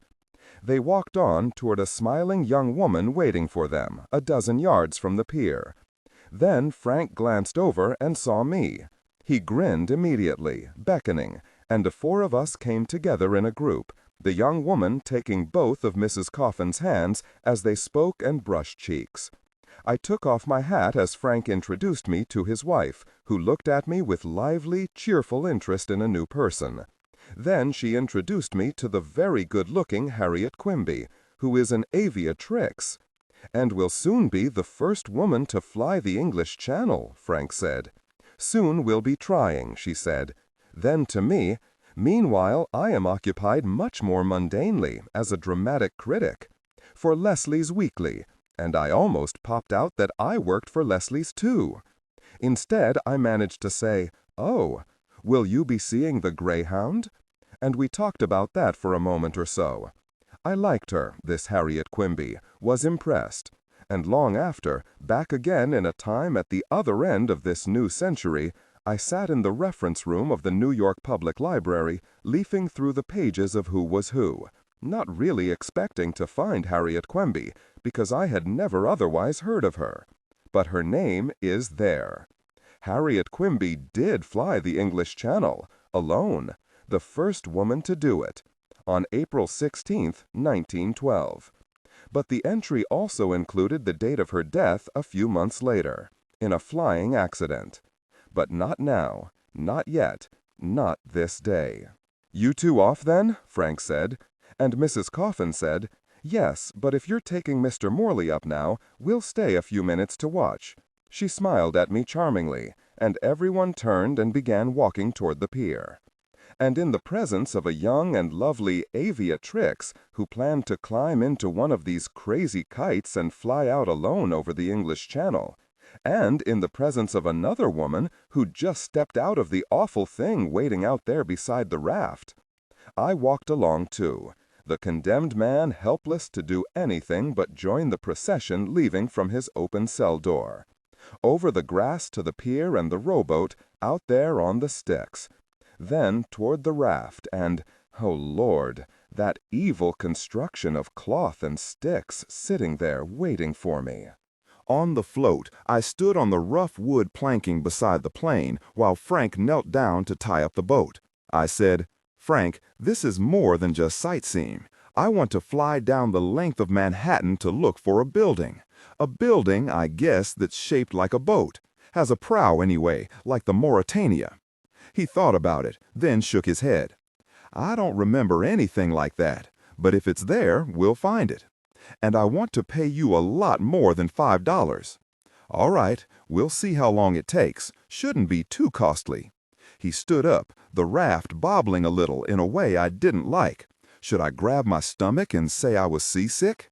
The thing had two little bucket seats, one behind the other, down in the flimsy fuselage. Frank walked around the front of the plane. I stood watching, then stepped as he did, onto the pontoon first, then swinging up and down into that terrible little seat, Frank behind me. There was a leather strap, the kind you'd find in an electric chair, and I cinched it tight around my waist. Frank leaned forward to pass me a pair of goggles, and I made my cheek muscles imitate what little they could remember of smiling, and put them on. Clear glass, not tinted. Frank started his engine, then drove out into the Hudson. We waited, drifting sideways a little, for a tug to churn itself out of the way. It seemed to be heading upriver after the St. Louis.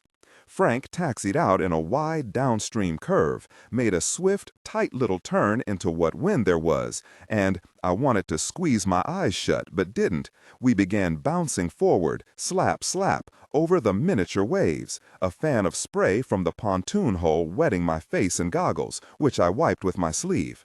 Our motion abruptly went smooth, and just above the water we sailed right past the end of the pier, and I had a swift glimpse of Mrs. Coffin and Harriet Quimby. She was actually beautiful, smiling, waving, and when I faced front again, being up here didn't seem so bad.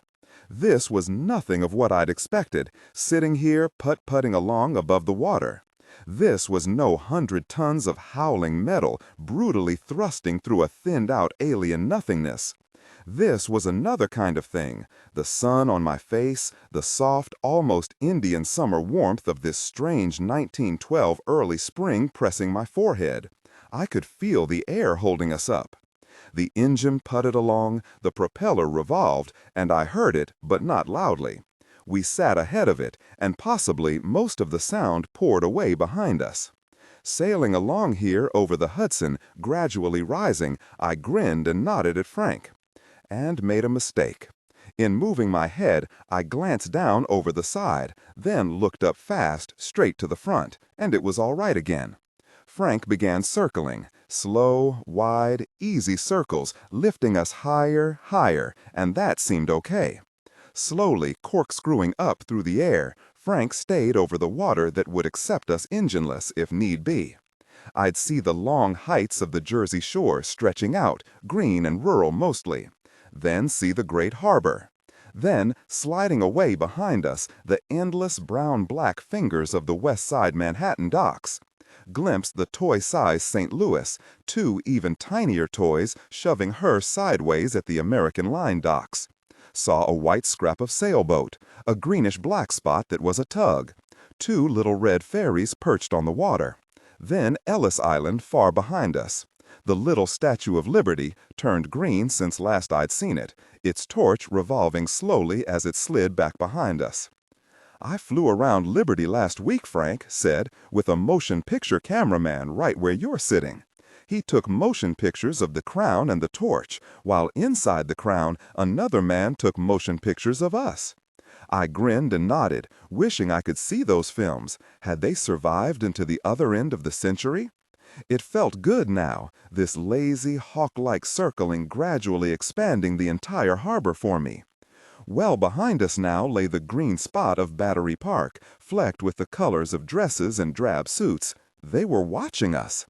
Took a motion picture cameraman up to photograph the office buildings at the tip of the island. Flew level with the top windows, full of rubbernecks watching us and waving while he cranked away at 'em. Then, right over the East River, the bolts worked loose, the camera fell off the wing, and that's where it is now, bottom of the river somewhere.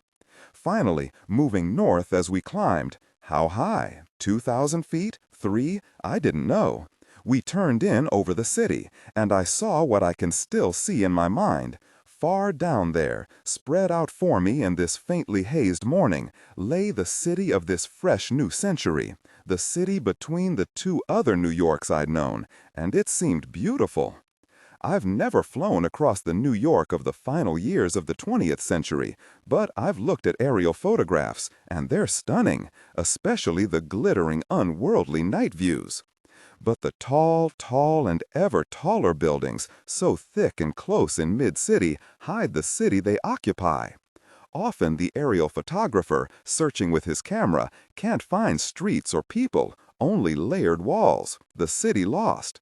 But not yet. Not now. Now the long, slim, familiar map of Manhattan lay down there, its neat crisscross streets crawling with the specks and shapes of its life. And I began to search for, what? A kind of stone ship was all I could think of, an impossible stone ship with windows. Here and there, the slim upward-pointing fingers of New York's skyscrapers stood mostly alone, easily found, as if reading a familiar page. My eyes moved down from the great green rectangle of Central Park, following the curves of Upper Broadway. I could see the specks of color that were its people and vehicles, and easily found the slim white tower of the Times Building rising alone and unchallenged. To the west, the 19th century lay almost untouched, in long, brown-fronted, black-roofed stripes across the city map. I picked out the shining white newness of the public library at 42nd Street, simultaneously seeing in my mind the reservoir that belonged there too. Off to the east, a smudge of scattered lumber, cut stone and dirt ramps, Grand Central Station a building. I sat in comfort there on the taut fabric of my wing, floating on the air, looking down at the two not quite the same grays of the enclosing rivers. Followed the long sun glints of the tiny strips of L lines down each side of the city. Then, yes, that was 33rd Street, must be, because the great white rectangle just beyond it, sparkling in its newness, could only be Penn Station. And off to the east, where one day the Empire State Building would climb, lay the green peaks and domes and the fluttering flagpoles of the great Waldorf Astoria Hotel. But Frank Coffin had seen all this again and again, and occasionally he leaned forward to talk, to ask questions. And while he listened to my replies, I realized something that possibly he didn't. That everything entering Frank's mind and attention came out into something about flying. So, I'd come from Buffalo, eh? Well, before long I'd be able to travel from Buffalo to New York by aeroplane. How? Did I like the Plaza Hotel? Just fine. My room overlooked Central Park. And Frank nodded and said it must be almost like seeing it from a plane. Frank, what would you have done, I said, if you'd lived long before the aeroplane? I'd turned to look at him, and his eyes actually went wide. My God, he said softly, what an awful idea. But it didn't happen, Si, and I'll tell you why. I was born to fly across the Atlantic Ocean. I'm going to, Si. I want to be the first. I could only nod and say, well, Frank, it will be done. Oh, yes, if only I can raise the money. I need bigger engines and a bigger aeroplane to hold them and protection from the weather. Si, it's 1,818 miles from Newfoundland to the coast of Ireland. He was serious. He thought this out. With a speed of 45 miles an hour, I could do it in 40 hours. I've learned that from June to September, his hands on the controls, his feet on the pedals moved frequently, carefully, but his mind was far away. There is a prevailing wind blowing from the west which would give me from 20 to 30 miles an hour help.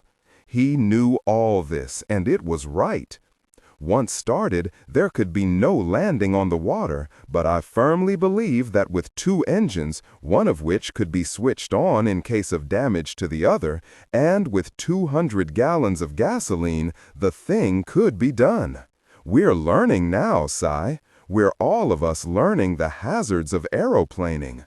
I've learned to be careful flying low over city streets. The currents of air that come up from a city are treacherous. We have to learn, and on the day a man flies the Atlantic, he'll need, well, what? Forethought, careful preparation, patience, all those virtues and more. I sat nodding, silently saying, Frank, there's a boy alive now. Where? Where was Charles Lindbergh at this moment? I didn't know, but silently I said, you can't quite do it, Frank. Just barely, not quite. But the boy who is going to probably knows your name. New buildings down there, moving evenly away under us, hotels, apartments, whatever, but still a low and comfortable city, still visible to itself. Ahead now, we seemed almost directly above Fifth Avenue, the one corner missing rectangle of Madison Square, and I would not move my head to look off to the east toward Gramercy Park. And then, down there, why, yes, yes, oh my God, yes, yes, yes. There at the intersection of Broadway and Fifth Avenue, looking ready to sail up either one, I suddenly spotted what Z had seen. Her prow sharp and straight as that of the Mauretania herself. Yes, she was a ship, of stone and steel, steadily moving toward us as though in actual motion. And Z was right. It seemed all wrong to call this beauty, I took this later at ground level, by so ordinary a name as the Flatiron Building. Nothing of this to Frank, of course. I sat silently elated. Z would be down there tonight, and I would too.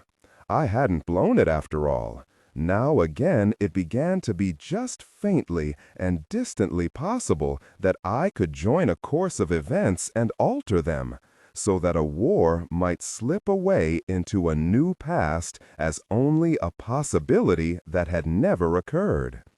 On down Manhattan Island to the green slipper that was Union Square. I'd seen this last with Julia and Willie watching a nighttime parade. Sliding toward us, and then underneath us, the maze of Manhattan's earliest streets, short, angling, curving, the planned orderliness above 14th Street sliding behind us. I glanced at Frank, grinning, nodding, to say that I liked this.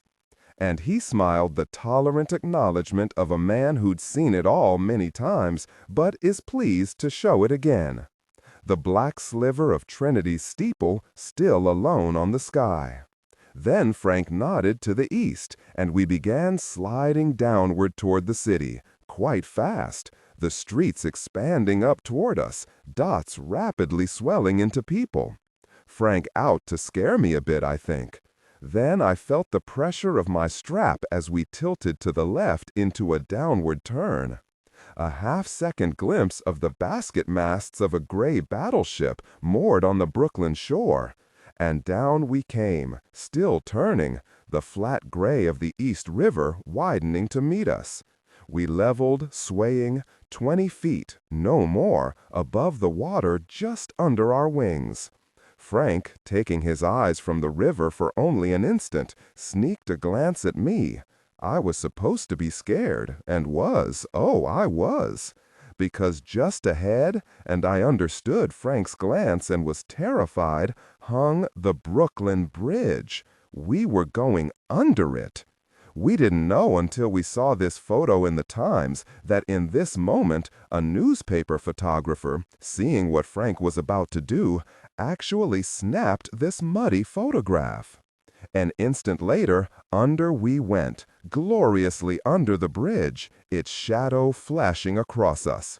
Then out, and directly over the stack of the tug there in the photograph.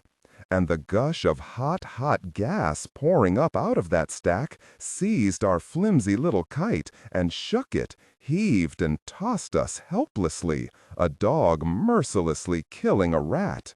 Frank fought, forcing his controls, using his entire strength to hang on to control, only barely doing so. We very near hit the river. Frank's face like a carving in wood, he held on to that little plane, bucking, a steer out of the chute, fighting it, my strap dug into my waist. Then abruptly we were out, not crashed, not quite striking the river, all suddenly serene, and we shot up into the sky, out of danger, in a fine and graceful curve. I found my voice. I said, "Frank, tell me again about flying the Atlantic, the careful preparation, the forethought, the caution, all those necessary virtues." Frank said, "I'm sorry. I'm very sorry, Si. I was a very fool." And, suddenly angry at himself, "That's not the way I fly." On down toward Pier A now, an easy touchdown to the water, a nice slow taxi toward the raft. But on the day a man flies the Atlantic, he'll need careful preparation, yes. He'll need rigorous forethought, plenty of patience, all that, Si, all of those. But at the last, when he climbs into his aeroplane and sits facing the Atlantic Ocean, it's going to take a little wild and woolly recklessness, too. A long-haired Gibson girl handed me this program in exchange for 2 tickets to the Greyhound. She wore a gray uniform dress, big white Buster Brown collar with a huge bow tie, and a button that said Usher. She led us, the Jota girl and me, down to seats right on the aisle.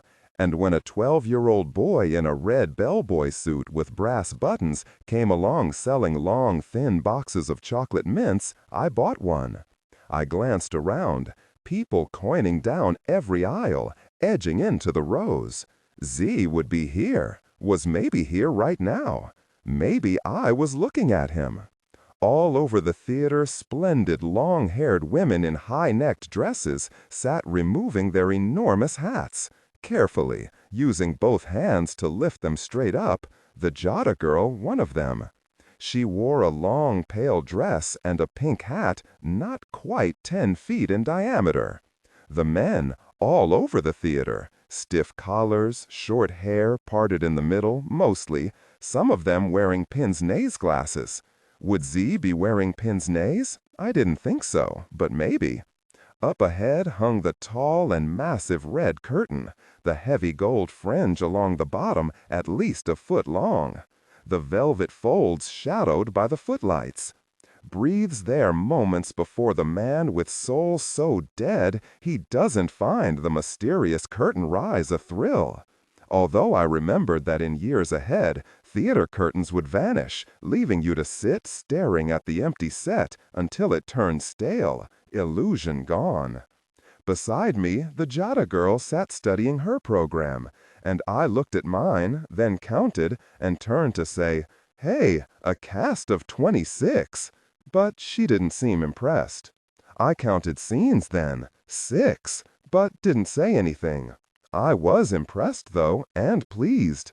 I get tired of the same old set all through the play, and tired of only 2 actors. I talked a little about Wilson Misner then, one of the play's authors, and also something of a crook and confidence man. She seemed interested, which pleased me. It was nice having her along. I liked the Jota girl, liked people who like Wilson Misner.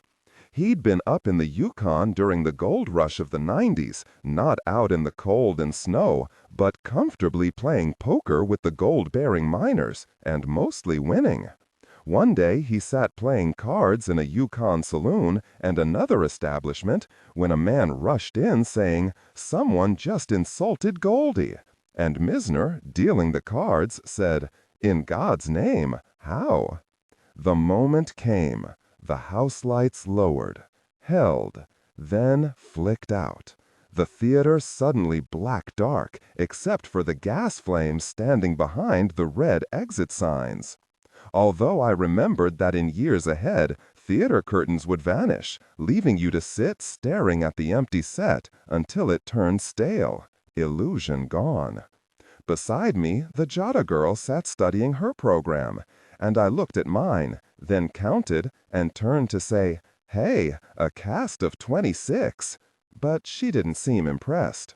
I counted scenes then, 6, but didn't. Then, always and ever a thrill, the swift rise of the curtain, this time, according to my program, on A San Francisco Boarding House. And we saw a thinly furnished bedroom, a single window, a dresser, a cast-iron bedstead, at which Ying Li stood making the bed. Well, what can I say about Ying Li? Except that I sat here in a 1912 theater and that Ying Li was therefore not a Chinese, but a Chinaman. We knew that because his eyes were taped into a slant, his skin had been yellowed, he wore black cloth slippers, and his pigtail reached to his waist.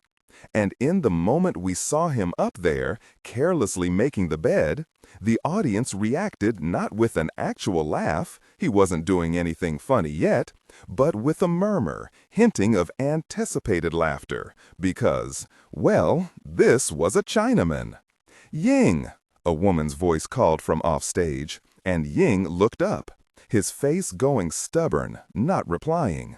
He accidentally dropped a pillow, clumsily stepping on it, and got a ripple of laughter. Then in came Mrs. Fagin, the landlady, my program told me. "Why don't you come when I call you? Me make bed.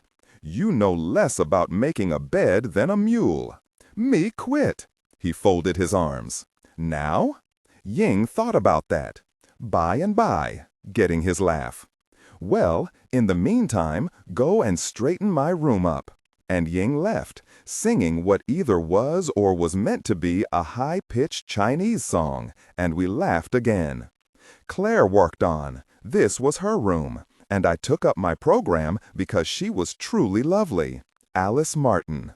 She began telling her trouble to Mrs. Fagin, and we learned she was married to and deserted by the Greyhound, a confidence man who treated her badly, though she still loved him. But I started to lose track of the plot because I'd begun listening less to their words than to the odd sound of their voices, and realized that without microphones, their voices carried out to us oddly, absorbed instantly by our several hundred bodies. This curious deadened sound, flat and echoless, was strangely compelling, making the actual presence of the actors up there extraordinarily real. I also sat waiting for witty Misner lines, but wasn't hearing any. Claire and Mrs. Fagin exited, Ying and McSherry came on, and we learned that McSherry was a reformed card shark, now a detective, in love with Claire, and so forth. "Mrs. Fagin upstairs," Ying said. "You wait." "Well, maybe you can tell me something," McSherry said, and brought out a big sheet of red paper in such a way that we could see it was written in Chinese characters. Ying glanced at it. "No savvy." "That's too bad," said McSherry. Then suddenly and loudly, "Sim yup tong."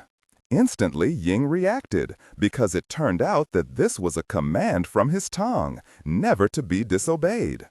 Immediately servile, terrified, Ying shouted, "Ni ha lim ya," or something like that, snatching the paper, turning to face us as he read it silently, head moving up and down the vertical columns.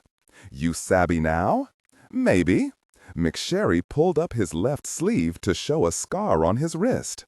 Ying Li looked at it, consulted the red paper, looked back at the wrist, apparently checking the scar against a description of it. "This chink's from Missouri," McSherry said to the audience. "Wilson Misner, the celebrated wit? I refuse to think so." Looking at the red paper, McSherry said, "Looks like a bill for tear up a shirt." When McSherry asked where Claire's husband was, Ying said, "He come by and by." And McSherry said, "To a chink by and by means 2 minutes or 40 years. Which did you mean?" "He come yesterday, 1 o'clock." "What time the day before?" 7 weeks. Well, the audience liked it, and I was part of the audience, so I laughed with them. But Mrs. Fagin and McSherry advanced the plot. He was here to help Claire because he was in love with her himself. Then along came a line I'd read sarcastically referred to in the Times Review. McSherry, speaking angrily to Claire's husband, the Greyhound, said, "Any man that can't go straight on his own, don't do it for a woman after he's got her." "Ain't it the truth?" Mrs. Fagin exclaimed up there on the stage. And I sneaked a glance at the Jada girl, and then at the audience immediately around me. They sat smiling, enjoying the play, but not taking lines like that any more seriously than I did. A couple of times in the same scene, when McSherry was affected by the powerful emotion of his love for Claire, he did something that surprised me. He'd turn away and stand with his back to the audience, shoulders bowed, something I'd never before seen an actor do. An acting convention of the time, I suppose, to show emotions so strong the face must be averted. I've heard that a ballet dancer, working hard and sweating, will seize an instant when her back is momentarily to the audience to wipe sweat from her face with a lovely wrist movement, then fling her arm gracefully out to flick the sweat away. Maybe McSherry, I thought now, was up there back to the audience, making funny faces. As he and Mrs. Fagin finished, Ying came in with a broom. Me make sweep. Miss F stepped back in astonishment. First time in his life he ever asked to work. When McSherry and Mrs. Fagin left, Ying's sweeping slowed till the broom was barely moving, no longer quite touching the floor, a Chinese step and fetch it. Pretty well laid out the plot. A group of con men and a woman were sailing to Europe in order to fleece a rich family aboard the ship. And I was wondering if maybe Wilson Misner had personal knowledge of how that was done. I liked the gang's names: the Greyhound, Whispering Alex, Deep Sea Kitty, and the Paleface Kid. So called, I understood, when he first walked out onto the stage, because his face was so red. "You'll be in the way on this trip, kid," said Deep Sea Kitty. "Why?" "On a first-class ship, people wear garments, eat with their forks, and change their clothes to sleep." "I could learn all that in a week," said the kid, and I laughed and nodded. I thought that had the raffish Misner touch. But mostly this place seemed to me as if it might have been laid out of an afternoon, over drinks. I'd been careful not to read the scene description in my program. I wanted the little surprise I got when the curtain rose, this time on the deck of a ship, and it was fine. There it all was. People reading in deck chairs, others leaning on the rail to stare off at the sea and painted backdrop of sky and clouds, a very real-looking lifeboat, a radio shack, even a couple playing that shipboard game where you toss rings. And when I glanced down at my program, I saw that this was the hurricane deck of HMS Mauretania. I'm one of those people who are fascinated by the great old ocean liners, who like to read about them and stare at their pictures wondering what it had been like to sail on them. And, of course, the Mauretania was possibly the most loved of all the splendid old liners. Was this really what the Mauretania looked like? I sat forward, studying the set, and, well, who could say? But this looked real. Even the deck seemed like genuine ship's planking. The Times later published a layout of scenes from the play. These are a couple of them. The people aren't overacting as much as their photographs may suggest. They're posing for a slow camera, I think, holding an expression not too easy even for actors. Wearing caps and hats was okay for this audience. All men wore one or the other outdoors. This flag-holding bunch, a Misner comic touch, are Super Patriot Hicks from Lima, Ohio. They're the rich family the crooks are about to meet with a forged letter of introduction. Suddenly, we all jumped. From the radio shack up there on the stage came a startling sound burst, a hissingly electric dit-dit. Dit-dit-dit. Dit-dit-dit-dit. And we sat up and paid attention. Wireless messages at sea were new in this world, and this was a new and thrilling sound. The rapid, sparking dit-dit-dit stopped, all the passengers staring at the radio shack. And a moment later, a man in ship's uniform came out with a piece of paper. "Aerogram," he called. "Aerogram for Foster Allen. Aerogram from Mr. Allen." And off he went hunting for him. It was a fine touch, I thought, and from time to time throughout the play, sometimes for reason of plot and sometimes not, that exciting dit-dit, dit-dit-dit would come sparking out to startle and please us. I began to suspect that the Pale-Face Kid was Wilson Misner's creation and favorite, because he seemed in on most of what I took to be Misner lines. On deck, trying to make conversation with Etta, a good-looking young passenger, he had trouble finding something to say, and finally blurted out, "Did you notice the sea?" And later, playing shuffleboard with Etta, he did pretty well even though it was his first time. Where had he learned? Etta wondered. "Used to play it all the time," said the kid. "At home on the lawn." "On the lawn? Can you slide them on the grass?" "Of course not," said the kid, thinking fast. "Ah, we used to roll them." "To deep-sea Kitty," he said. "Can you get a lawyer to do that?" "Sure, I could get a lawyer to scuttle this ship for the court costs. And when the time comes for perjury, we'll coach you like a first-class lawyer would."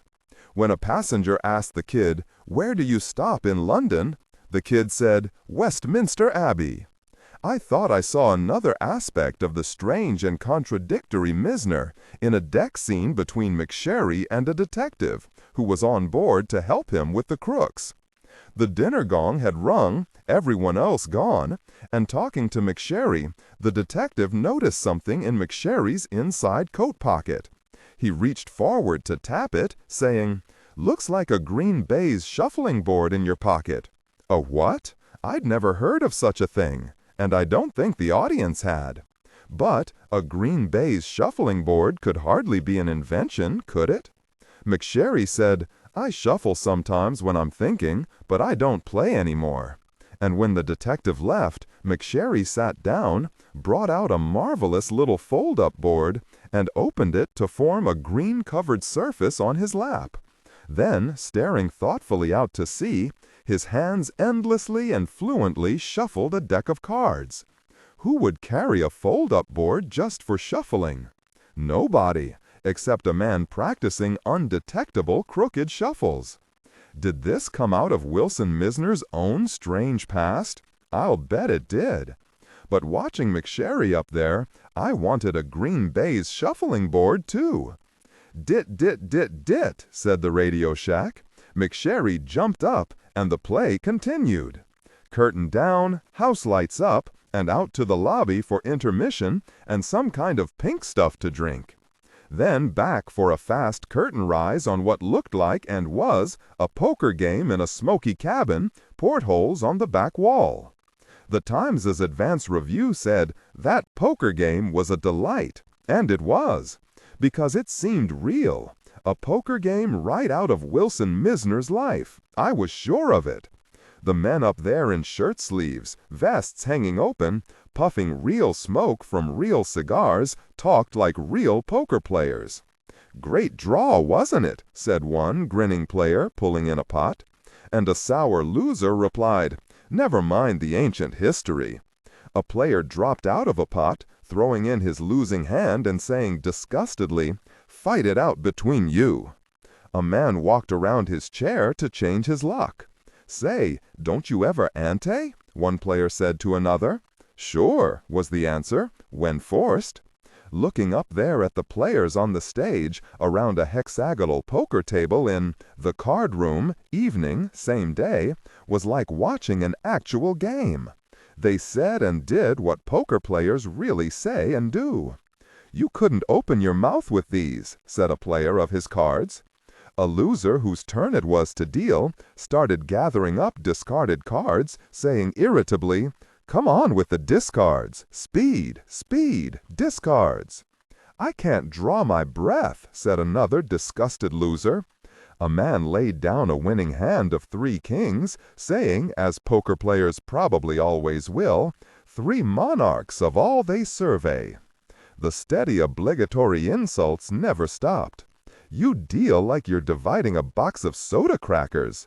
This fine Wilson Misner poker game ended with McSherry using his old skill as a former card shark, refined just before the game with practice on the green baize shuffling board, to outwit the con men by dealing from the middle of the deck.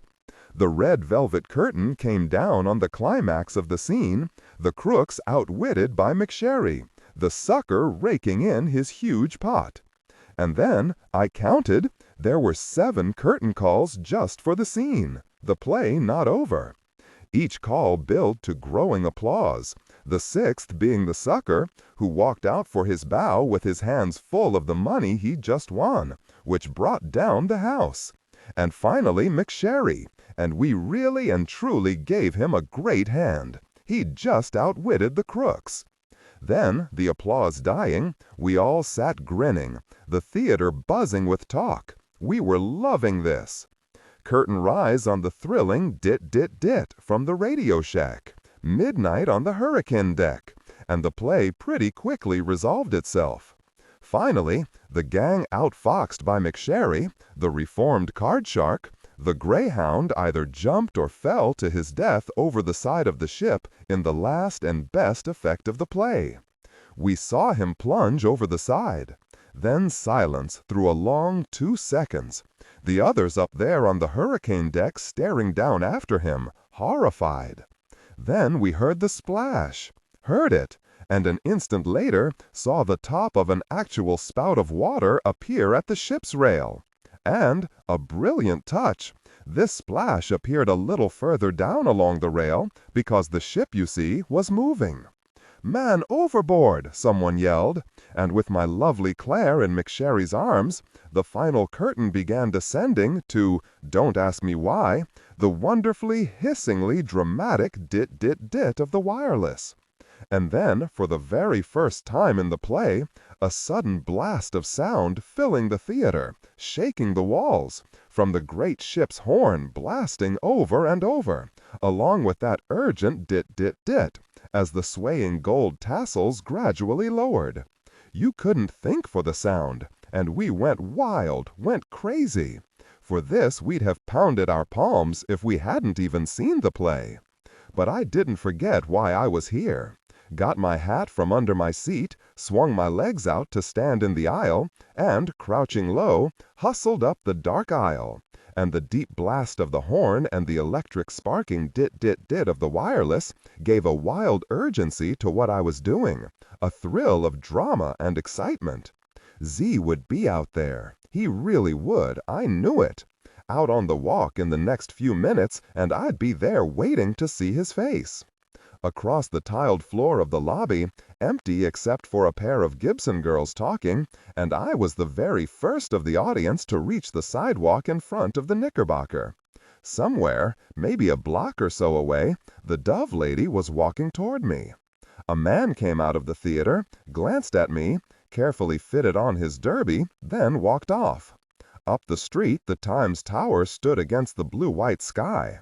3 women came out of the theater, all talking, laughing, none listening. A few more. Then suddenly the crowd came surging through every door, some immediately walking off, but a lot of them simply stopping dead on the walk to chatter. Now pedestrians had to wind their way through this swelling crowd, and I stood watching, excited but worried, because I didn't know what exactly I was looking for. And when the Dove lady came walking by, as she would, with Z staring after her, as he would, just what could I see? What if Dove lady was only a name, nothing I could actually recognize? I moved away toward a drugstore on the corner to get a clear view of this fast-growing throng. An empty wooden box lay at the curb, half in the gutter, and I nudged it out with my foot and stepped on it. A little island. Disregard and do not read aloud any text that acts as a technical or structural marker. Specifically, ignore and do not pronounce any phrases or lines that start with or contain vocal attributes, technique, chapter, or a standalone number at the very beginning of the input text. Start reading only from the main body of the story text. Narration style, suspense and pacing. Tone. Maintain a baritone/tenor pitch with a sharp, intelligent, and engaging tone. The style should be objective yet highly evocative, drawing the listener into the scene. Suspenseful pacing. Utilize a highly controlled and flexible pace. Slow down dramatically during gruesome descriptions, e.g., body parts, injuries, to maximize the chilling effect. Then resume a quicker pace during action or dialogue. Emphasis. Clearly emphasize key nouns and descriptive adjectives within the scene setting, e.g., severed from the body, weeping graying flesh, cavernous tunnel. Character differentiation, sharp modulation. Narrator voice, smooth, authoritative, and stable. This is the baseline pitch. Female dialogue, Megan. Increase the pitch significantly. The voice should sound assertive, sharp, and highly professional, authoritative, like a lead detective or expert. Male dialogue. Lower the pitch slightly compared to the narrator, using a tone that is skeptical, warm, and somewhat cynical to differentiate from the professional female voice. Other characters, e.g., Deputy Burns. Quick, focused delivery, clear voice. Technical delivery. Vocal texture. Maintain a clean, clear vocal texture, suitable for high-quality production, ensuring every word is crisp and clearly enunciated. Emotional range. Focus on conveying emotions typical of a crime scene. Disgust, professional detachment, intellectual curiosity, and underlying tension. Target emotion strength, 8/10. Emphasis on intellectual focus and underlying tension rather than outright screaming/crying. Because what if she were there right now this very instant and I was missing her? On impulse, I brought out my camera, unfolded it, and snapped these views of the beginning crowd, figuring that if I missed the Dove Lady, I might spot her and Z later somewhere in my photos. The crowd kept rowing, and I wound back my film. But no more than maybe a minute or so later, the crowd became a mob. A dozen Dove Ladies could be marching toward me now as I stood staring, looking for who knew what. Nervously now, I again wound my film forward and got this mob scene. Was the Dove Lady somewhere in this? Well, why not? Could be a whole flock of them. A pair of particularly fine-hatted women came walking toward me, glancing up at me on my box. And it seemed almost obligatory, only polite, to lift my camera and snap them here. But the viewfinder of my Kodak was about the size of an ordinary postage stamp, so I didn't notice the woman just behind them. See her there? Until I lowered my camera.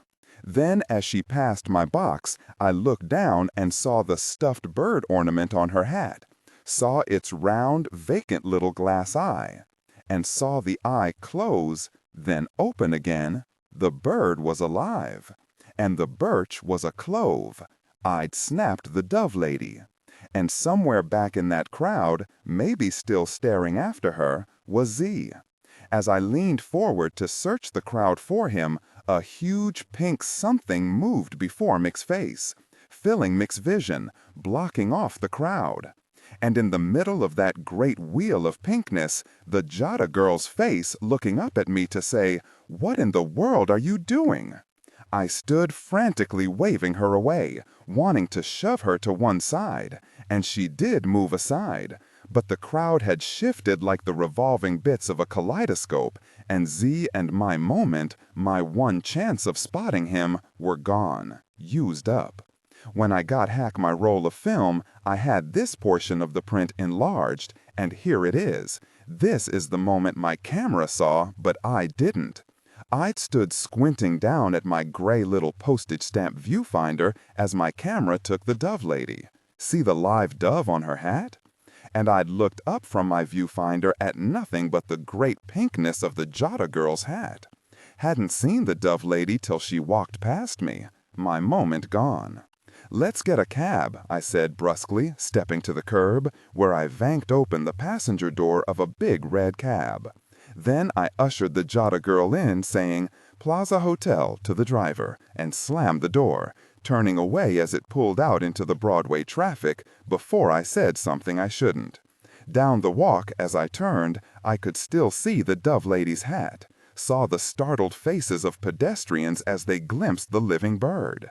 I knew where she was going. I'd seen her photograph in the lobby of the Fifth Avenue Theater, a bird perched on each shoulder.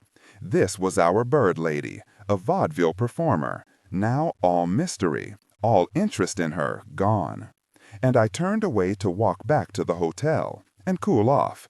It wasn't really the Jada girl's fault. It's a 20-block walk, and I was okay when I came into the lobby, and found the Jada girl waiting in a straight-back chair right beside the elevator doors. No acknowledgement of my innocent smile of happy surprise. She simply stood up and when the elevator doors opened, stepped in with me, saying, "10th, please." Then she just stood staring at the back of the elevator boy's pillbox hat till he opened the doors on 10. Then, door sliding shut, she turned to face me and, voice icy, said, "Now, I demand an explanation of your astonishing rudeness." Down the corridor, a man turned a corner to come walking toward us, room key dangling in his hand. Wait. She walked by me, passing 2 closed doors, feeling in her handbag, brought out her key, bent forward to unlock her door, then gestured me in with an irritated jerk of her chin. Door closed. She walked past me, a big room, larger than mine, then turned to face me. Well, I was ready.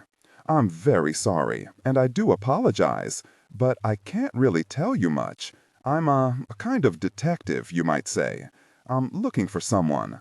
I was about to get in the cab when I thought I saw him, that's all. So I just closed the door. Slammed it, I suppose, but I was in a hurry, couldn't take time to explain or I'd lose him." "And? Was it your quarry?" "Nope, wrong man." She stepped closer to study my face. "See, is this true?" "Sort of, fairly close." She stood looking up at me, then did this fine thing women sometimes do, put a hand on each shoulder, her forearms on my chest. "This does something to your arms. You can't let them just hang there." So it was not of my own volition, it really was not. She was so close I could smell her perfume, and she was so good-looking that my arms just rose up, went around her, and I was kissing her before I could take control. Kissing her hard, pulling her tight against me. Then, the little man in my head running for the controls, hanging on to the levers, fighting them. I didn't want to. I was so aware that I did not want to. I dropped my arms and stepped back fast. "I didn't mean that. I didn't intend it." She just smiled, nodding. "I know, but I did. It's my fault. You're a good, loyal husband, aren't you? Well, sit down, see? I won't chase you. I couldn't run screaming out of the room." And I walked over to a window chair. "Very right, it's your fault. You're too attractive. Much too. Enough, enough." And I stood up. "My goodness, just look at the time." "Okay, I'll let you go." She walked to the door, then turned to me, hand on the knob. "But you know why I'm here, see? In New York? I'm spending a small inheritance, that's all. Using it up, having a bit of fun. So why don't you let me help you? I have the time, and there must be something I could do to help." "Sure," I said. "Fine, okay." She opened the door, and I made a little show of sidling past her looking scared. She made a fake little lunge, and we smiled. Then I headed for my room only 3 doors down, still smiling. I liked the Jada girl just fine. I had the evening to kill, but it didn't want to die and fought back. For a while I thought it might win, and 9 o'clock never come. I had an armload of newspapers and lay on my bed, shoes off, pillows stuffed behind me. But the World, the Express, the Tribune, the Post, all seemed like the strange newspapers you buy on vacation. Funny looking, the typefaces wrong, news headings about people and events that have nothing to do with you. Even the comics were strange. Boob McNutt, Lady Bountiful, Foxy Grandpa, Buster Brown, Maud the Mule, and they sure weren't funny. I had the new Variety, still hunting for Tessie and Ted, but nope. I looked through Artists' Forum, the letters from Readers section, also nope. One letter there said, "Cleveland, Ohio, Editor Variety. I ask that you investigate the truth of the report from Cleveland. While at the Grandest this week, I wish it to be known that the true fact is I was the laughing hit of the bill." Featuring Grace Bainbridge in Our Wife, Pleased, Henri Orthorpe and Cospectacular Dancers. Sam Morris, German monologue, did not please. $4, good cyclists. Then I sat back on my bed thinking about Sam Morris rushing down to buy this variety as soon as copies reached his hotel newsstand. Taking it off to a corner of the lobby maybe, finding all the pages of small-type reviews, finding Cleveland, finding the Grand, bringing the paper closer, finding his own name, followed by 3 sickening words, "did not please." Not hard to picture a grimace then of something, pain, anger, maybe fear. Then off at a lobby writing desk, keeping it brief and dignified, taking it to the Grand and carrying it around backstage to every other performer on the bill. "Sure, Sam, be happy to sign. Don't let that hick reviewer get to you." Finally, fighting to show that he was really the laughing hit of the bill, Sam Morris even gets the stage manager to sign his protest. A tough life. Oh, Tessie and Ted, still not 10 o'clock, time frozen, Einstein right. It occurred to me that I might saunter down the Hale, tap on the Jada girl's door and say, "Hi, just wondered what you were doing, but Julia didn't want me to. Neither did Willie.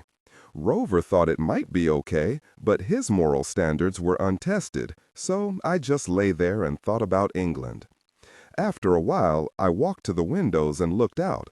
The sky was worth a look, clear and clean, a fine deepening blue out over the park, and to the west, over the Hudson, a lingering touch of daylight that just hated to leave. And then, from around the corner on Fifth, the fish-horn squawk of a rubber-bulbed horn. And it was l'heure bleue, full of promise, and I opened the window to lean out into this new night and was happy. 10 o'clock did in fact come. Downstairs then, no hat, no outer coat. Little chilly for that, but couldn't he helped. And I came trotting down the outside plaza steps the way you do when you're momentarily 19 again, and took a cab, a red one, down to Madison Square. Broadway and Fifth Avenue cross each other just below Madison Square to make a giant X at 23rd Street, so that Broadway is suddenly east of Fifth. And on the little triangle this creates stands that peculiar structure, the Flatiron Building, shaped to fit its site. The neighborhood around it, relentlessly noisy all day, stood nearly silent now at 10:25. I could hear my own footsteps walking along Fifth Avenue directly beside the west wall of the building. Then, as I walked around the narrow end, the prow of the building, I looked north far up the nighttime Broadway of hotels and theaters at the distant lights of the Great White Way. But rounding the prow to walk south along the Broadway wall of the building, I looked down an ordinary Broadway of dark storefronts and emptied office buildings. A good meeting place, but I'd had enough of scouting it. Nothing much to learn.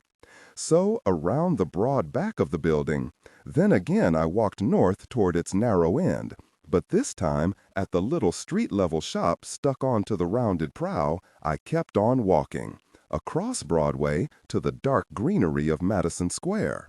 And there on a bench I sat down to stare over at the puzzle of the Flatiron Building. No, there was simply no way to sneak up on a pair of men standing beside a wall of the building over there on an otherwise deserted sidewalk. Maybe I could just stroll past them, a late passerby, and see their faces. Not if they didn't want me to, and simply turned away till I'd gone by.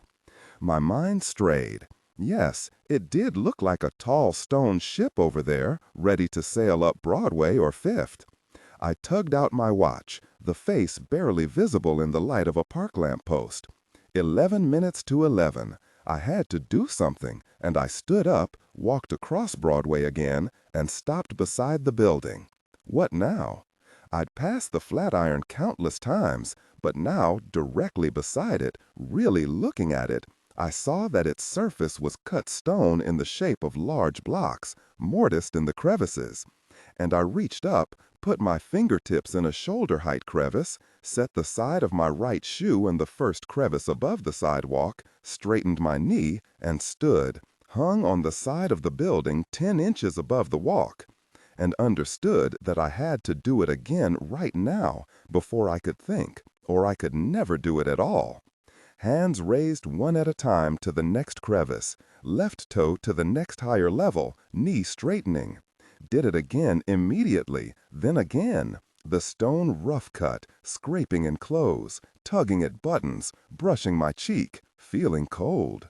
Up, crab-like, spraddled against the side of the Flatiron Building, not daring to think, shoving thought aside, until I gently bumped my head on the underside of the stone ledge that runs clear around the building.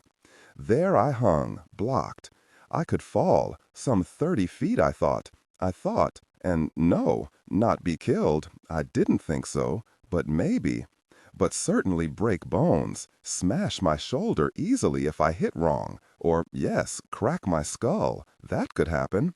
But don't think, just do it. And I very gently let go with my right hand, moved it up, knuckles brushing the underside of the projecting stone shelf, then out and back, my hand hooked over its outer edge. Then the other very quickly, because now my feet couldn't hold, and I swung gently out, hanging over the sidewalk, and quickly, before my upper arm strength drained away, I pulled myself up, steadily and fast, chin passing the shelf edge. Then, forearms going straight, I could bend forward and lie, legs still dangling, but happy with relief, safe. Then, knees up too, I crept across and sat down on this little stone ledging, the window washer's delight, running clear around the entire building. A moment, a few seconds of self-congratulation, sitting there in the dark up on the side of the Flatiron Building, back comfortably against the stonework between a pair of dark office windows, lettered with, I couldn't really read it, looking back over my shoulder. Just that moment or so, and then it flashed in my mind like a comic strip light bulb. On which side of the building were they going to meet? I sat facing Broadway, and now I stood up. Quite dark here, no light from the street this high. The ledge was white, I could see it, and I began walking around the building, patrolling it. I felt like an idiot, slowly strolling round and round the Flatiron Building up there in the dark, watching the empty walks below, careful not to trip, almost sliding my feet along the stone. It was getting cold, a small breeze. It must be 11 o'clock. Where were they? Around the prow then, slowly, not quite lifting my feet, but sliding them along. Now a lone pedestrian across the street on Fifth Avenue, but not coming here, not even looking this way. I turned the corner at 22nd Street and crept along the back. Nothing. Around the corner, and now along the East Broadway side, the busy white lights far ahead up there. On up to the prow again, and then it occurred to me. I stopped and stood, a kind of figurehead against that prow, but facing the wrong way, and stood there watching Broadway and Fifth Avenue both. And then here came someone, suddenly, out of 22nd Street, now crossing Broadway, angling toward the building. And, well, yes, I recognized him, as who would not, as he walked into a circle of weak orange light lying on the pavement under a street lamp. I'd seen this figure often in black and white film, the decisive movement, the power in the tilt of the big head. And now, as the streetlight momentarily moved across them, the familiar small round glasses and mustache below them. Then, as he stepped onto the sidewalk, the dark, wide-brimmed old Rough Rider hat. He stopped beside the building wall, the hat turning, as the invisible head under it turned to look north. Local attributes, technique, chapter, or a standalone number at the very beginning of the input text. Start reading only from the main body of the story text. Narration style, suspense and pacing. Tone, maintain a baritone tenor pitch with a sharp, intelligent, and engaging tone. The style should be objective yet highly evocative, drawing the listener into the scene. Suspenseful pacing. Utilize a highly controlled and flexible pace. Slow down dramatically during gruesome descriptions, e.g. body parts, injuries, to maximize the chilling effect, then resume a quicker pace during action or dialogue. Emphasis. Clearly emphasize key nouns and descriptive adjectives within the scene setting, e.g. severed from the body, weeping graying flesh, cavernous tunnel. Character differentiation, sharp modulation. Narrator voice, smooth, authoritative, and stable, This is the baseline pitch. Female dialogue, Megan. Increase the pitch significantly. The voice should sound assertive, sharp, and highly professional authoritative, like a lead detective or expert. Male dialogue. Lower the pitch slightly compared to the narrator, using a tone that is skeptical, warm, and somewhat cynical to differentiate from the professional female voice. Other characters, e.g. Deputy Burns. Quick, focused delivery, clear voice. Technical delivery. Vocal texture. Maintain a clean, clear vocal texture, suitable for high-quality production, ensuring every word is crisp and clearly enunciated. Emotional range. Focus on conveying emotions typical of a crime scene. Disgust, professional detachment, intellectual curiosity, and underlying tension. Target emotion strength, 8-10. Emphasis on intellectual focus and underlying tension rather than outright screaming or crying. I looked too, and now here came the other, from the north, crossing Broadway toward us, and I hurried along my ledge with no sound, or almost none, and arrived there oven their heads as they met. "Well, my boy, on time as always," said the surprisingly not deep but almost thin voice. "I try to be, sir." "And enjoying New York? But of course you are." "Always, as you well know. Sir, I could have come to your—" "No, too many reporters lurking about these days. Wouldn't do for them to see you arrive. I simply left by the back door, and down the passageway." "Yes, sir." Silence now, movement by the heavier figure. He was tall enough, but not so tall as the other. We were right about that, Rube. Z is tall. And now a whiteness, something in hand. I worked on these this afternoon, and I believe they are right. They will accomplish their object. The taller man's hand reaching out, taking the papers. "You have Howard's?" "Yes, sir," tucking the papers away. "Then good luck, my boy. Good luck. And he careful. Always." "No, not quite always." And they both laughed a little. Then abruptly, suddenly embarrassed it seemed to me. "Good luck," once again, and a quick single handshake. Then they both turned away, and I stood there on my foolish little stone shelf, staring down at first one, then the other of the two Dart hats and wide brims, which were all I'd ever seen, all I could possibly have seen from the only place I could possibly have hidden. There he went, the almost portly old Rough Rider, back the way he'd come, vanishing into 22nd Street. And there, crossing Broadway toward Madison Square, went the back of Z's hat, the back of his neck, the back of his coat, then was lost, among the trees, and I stood up there on the side of the Flatiron Building, trying to think what that meant. Z was gone forever now, no other clue to finding him left. The Great War? Well, the notion of a single man somehow preventing that enormous event had never quite seemed real, had seemed faintly absurd, in fact, and I just shrugged and began to climb down to the sidewalk. But what about Willie? I didn't know. Just have to think about that. No cabs down here, and turning away from the great stone Flatiron, I began to walk. Z was on, but Tessie and Ted were here, weren't they? Yes, here in 1912 New York. On Broadway, they'd always said. So why hadn't I found them?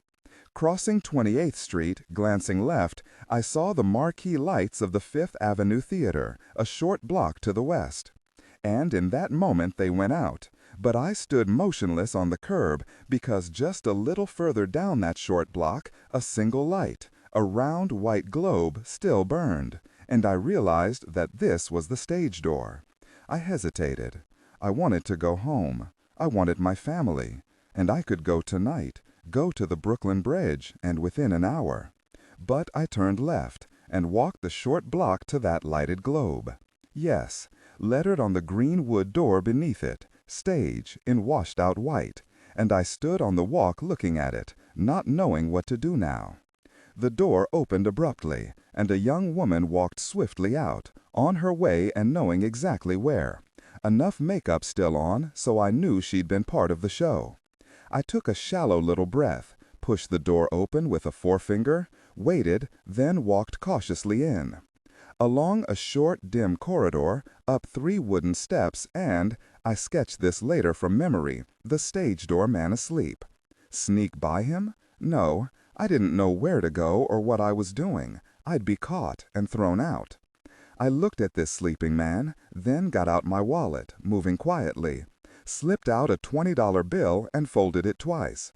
Holding it in my closed fist, I worked up my best timidly eager, I'm harmless smile and tapped the man on the knee. He didn't move, just opened his eyes slightly, used to being caught asleep and pretending he wasn't. He looked up at me steadily, and I said, "Excuse me, but I wonder if I could possibly see—" "Who?" I spoke the only name I knew here, the Dove Lady. He was going to shake his head, ask who I was and all that, but, not looking at my hand, as though it were acting independently, I passed him my folded-up bill. He glanced at it, then up at me, eyes going hard, and I understood. I'd made a mistake. He'd seen the yellow back and the big 20, and it was too much, 10 times too much possibly, and it made him wary. But still, he glanced down at what lay in his palm, hesitated, then got to his feet. Wait here. The little wooden-floored area he left me in was maybe 10 by 10. To my right, I saw the dark stage and the edges of the many backdrops, mysterious ropes rising up into blackness. From down the corridor my dormant friend had walked into, I heard a woman casually singing. Heard a man's easy, skilled, good-natured laugh. Heard a man swear, not meaning it. The wall at my left was bare brick, a bulletin board fastened to it, and I walked over to see what the thumbtack notices said. One was a typed list of acts, with call times for afternoon and evening performances. A notice printed on cardboard, I had time to copy it, read, "Don't say slob or son of a bitch or golly gee on this stage unless you want to be canceled peremptorily. Do not address anyone in the audience in any manner.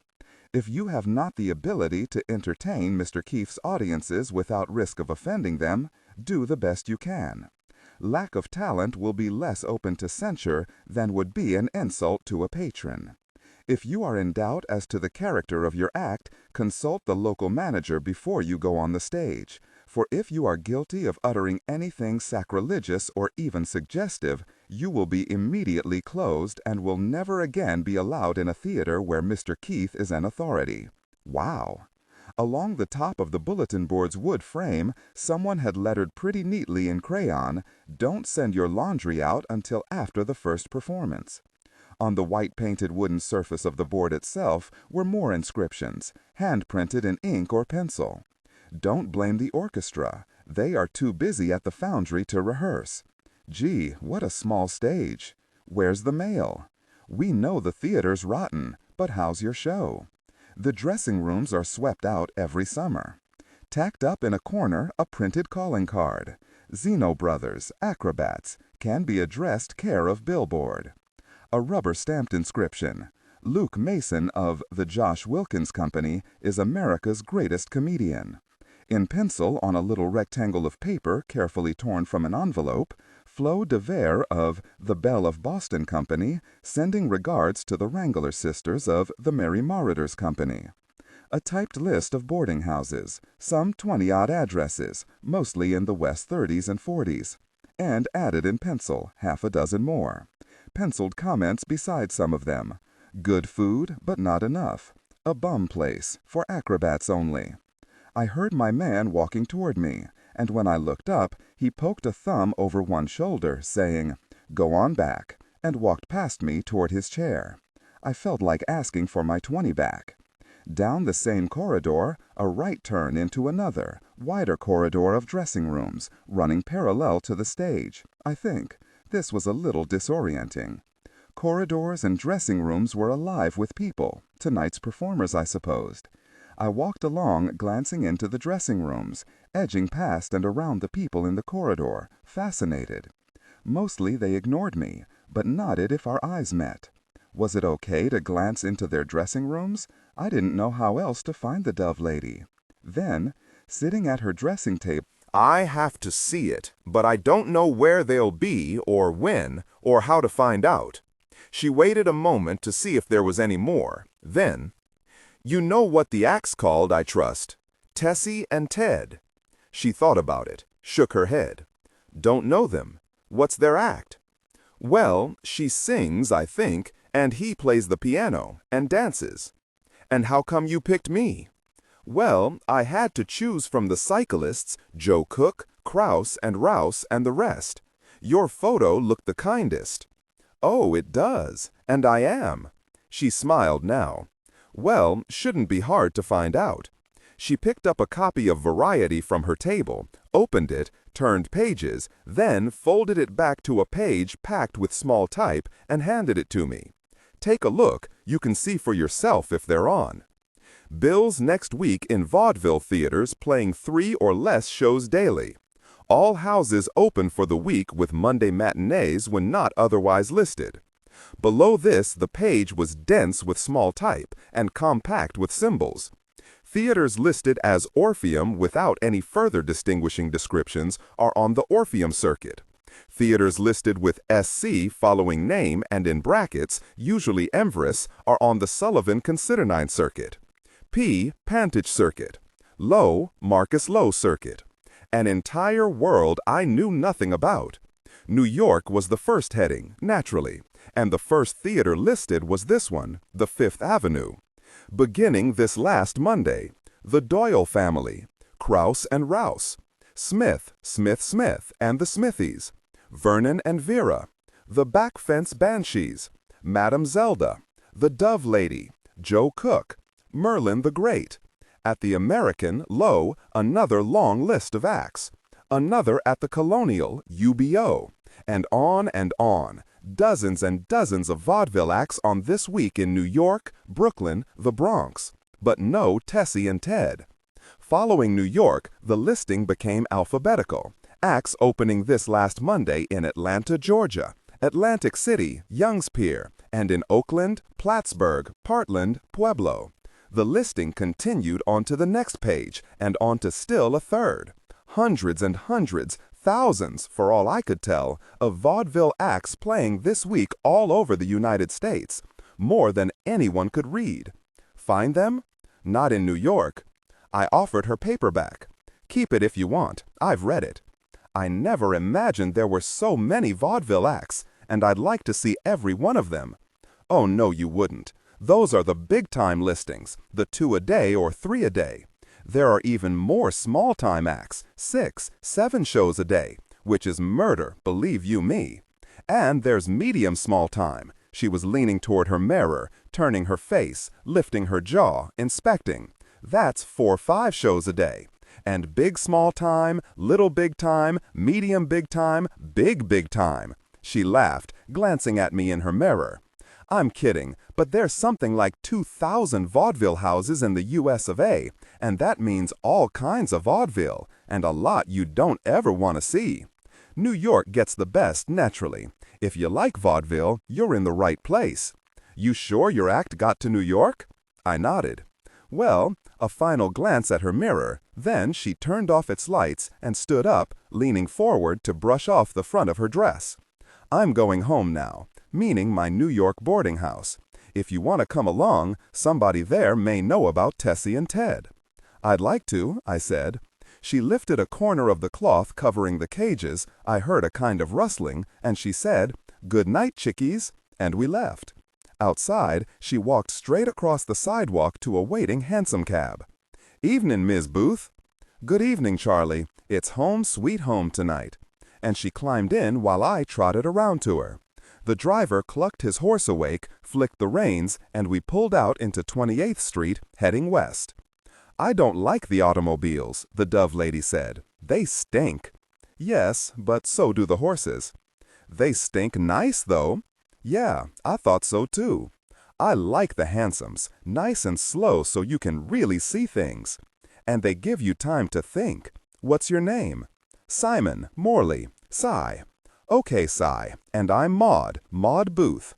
We clattered over the brick-like stone paving blocks under the 6th Avenue L and its overhead station, then over to 7th Avenue, and as we turned into it, I think my face must have shown something, because there up ahead stood Penn Station in all its majesty.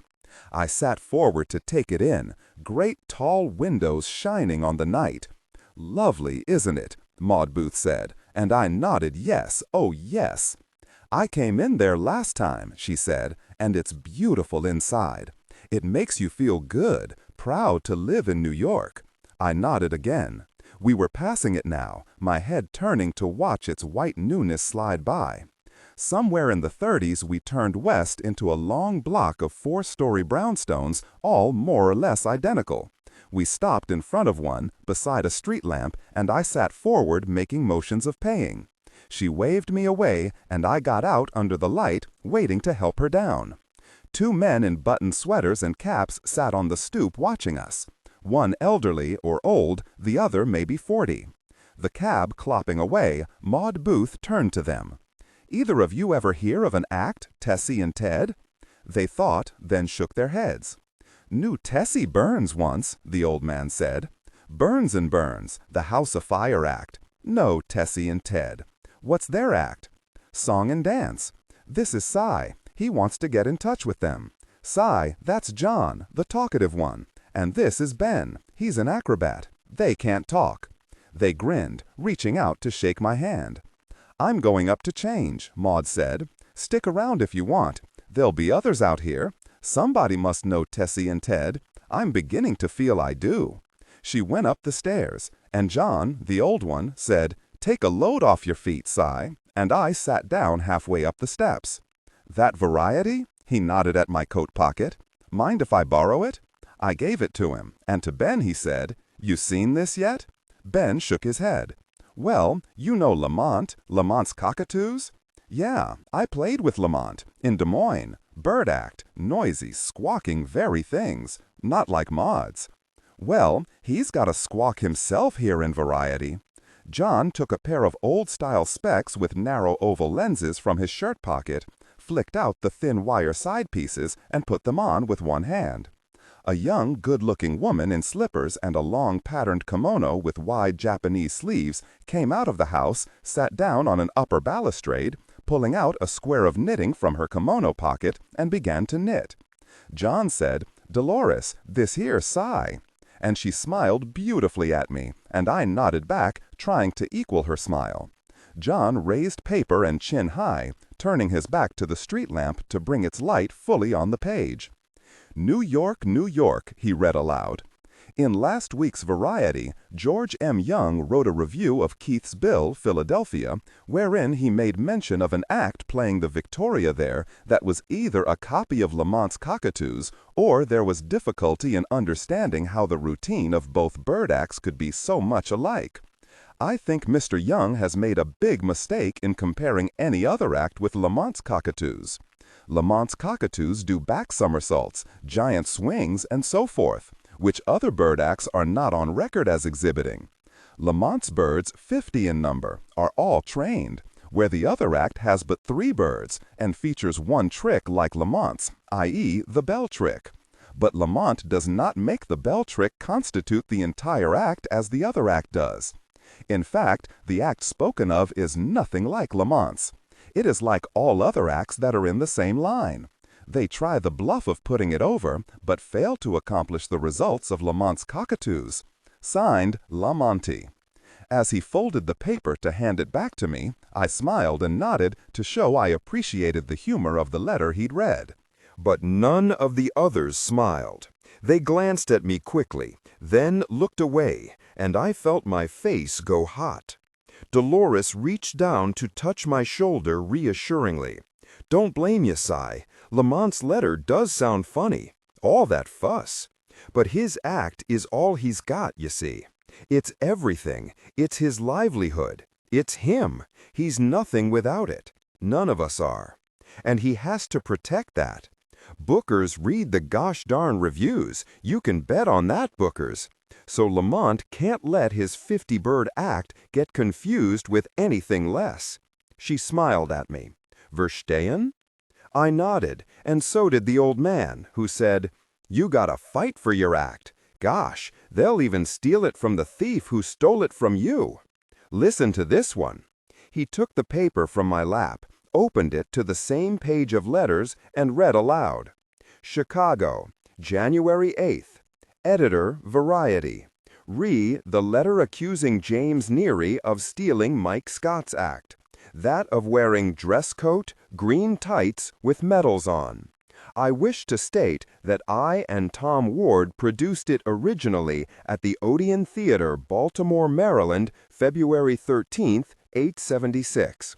I can refer you to Steve Finn and Jack Sheehan. Signed, W.J. Malcolm." John grinned at me, letting me know he agreed this was kinda funny. "Knew a guy once," he said. "Claimed he thought up the line, 'beautiful but dumb.' Got mad every time he heard anyone else use it." He lifted Variety to his glasses again and read, "London, December 19. Editor, Variety. I desire to call your attention to an injustice which artists often have to suffer in the use by other artists of an expression or form of advertisement. For instance, with my daughter Alice Pierce, who presents a series of impressions of stars, I find that the word impression is now being used for the first time by several artists. Signed, M. Pierce." I nodded, not smiling now, at this little glimpse of an old man fighting for his daughter. "Steal your act," Dolores said, as a young man in shirt sleeves, no attached collar, appeared in the doorway behind her. "Worst thing they can do." "Oh, there's worse than that," the new man said. Then Dolores introduced us. His name was Al, and he'd never heard of Tessie and Ted. He sat down beside Dolores and continued his story. "You know Noble and Henson? Songs and Crossfire?" They all nodded, murmuring yes. "Well, I saw Pat last week at the Hoffman House. He's not working now, but he says they're booked. Well, Pat says last summer he was offered the Orpheum circuit for the team at a salary of $200 per week. He was to sign the contract next day. Well, he told people about it, and that night he runs into a fellow named Bert Bender. You know him?" Nobody seemed to. Maud Booth came out in a dark blue robe-thobe and slippers. She sat down opposite Dolores and Al. "Well," said Al, "Bert was the male member of another team, not quite as good as Noble and Henson." "I remember them," Maud said. "Played with them once in San Francisco." "Well, Bert meets Pat Henson and came in like $1 million. Says, 'What do you think of Beck? Wants me to sign for the Orpheum at $250. I've been fighting him for the other $50 for 6 months. Two very tiny women, not quite dwarfs, came out and sat down next to Maud. I'd become aware that 2 houses to the west a similar gathering had formed, and several more across the street. Well, Pat said that after this Genk left, he thought about that for the rest of the evening. Here's the Benders, not as good as they were, and everyone knew it, but the Orff circuit offers them $50 more. The street before us stood empty, motionless. Not a car had passed since I'd come here, and none were parked in the entire block. So Pat talks the whole thing over with his partner, and next day they turned down the Orpheum circuit at $200. Well, they laid off all winter, and he spent his savings. This last spring, Pat finds out what happened. Somebody told Bert Bender about Pat's offer, and Bert hotfoots it over to the Orpheum booking office. He tells the Orpheum he and his partner will work for $150. So they took him and his partner, instead of Noble and Henson. Bert says he's been laying for that guy ever since. Maud Booth said, "Anybody ever hear of an act, Tessie and Ted?" The 2 tiny women thought, then shook their heads. "Well, stick around," Maud said to me. "Eventually somebody'll know." Later, Maud told me who everyone out here was.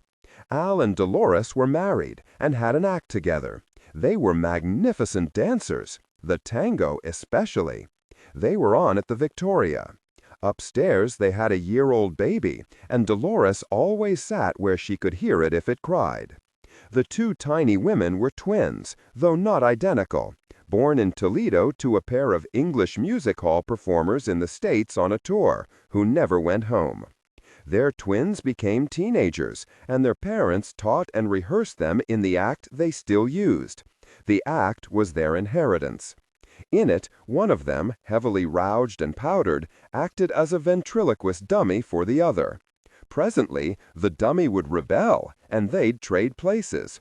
Audiences loved that. It was the high point of their act. They'd sing a little then, dance a little. Not badly, but not especially well. Didn't matter, because audiences always took them to their hearts, and the pair was always booked and always in big time. They were shy, never went out, at ease only with vaudevillians. Old John was long retired. Like many vaudevillians, though by no means all, Maud told me later, he'd saved money, owned property, had several bank accounts, for safety, and a diamond ring he could hock if he had to. He lived in theatrical boarding houses like this one, moving occasionally for a change or because he got mad at somebody. Everything tangible he owned was in his old dome-top trunk, professionally lettered with his name and his agent's address. Ben was a fairly new arrival, and Maud didn't know much about him. Yet, she added, smiling, she thought he had, or once had a family somewhere. There were other boarders, either up in their rooms or not at home. Nothing about herself. Ben spoke up, surprising everyone a little, I thought. Something worse than stealing a booking, or even an act, he said. Anyone ever hear of Sainer and Kraut? I think maybe I did, said old John. From other front stoops up and down the quiet street, no cars yet, not a one, quiet laughter and voices. From somewhere across the street, piano music from an open window. Sainer and Kraut were strictly small time, Ben said. German comedians. The little derbies, the padded stomachs, the awful accents, the pratfalls. Small time.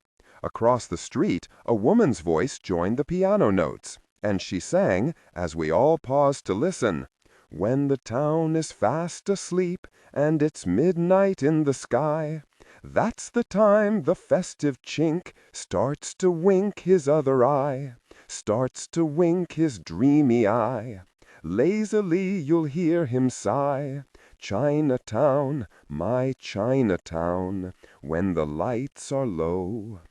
Down the street, under the nearest street lamp, a pair of men in street clothes stood practicing a balancing act, one on the other's shoulders. But Sainer and Kraut wanted to move up, Ben said, so they bought a new act, a lot better stuff than anything they had. They rehearsed it, tried it out, and got booked. A boy came noisily down the center of the street on a contraption made from a 2x4, roller skate wheels nailed to each end, a box nailed upright to the front, a tin can headlight nailed to that. 1 foot on the 2x4, he pushed himself along with the other. He stopped to watch the balancing act.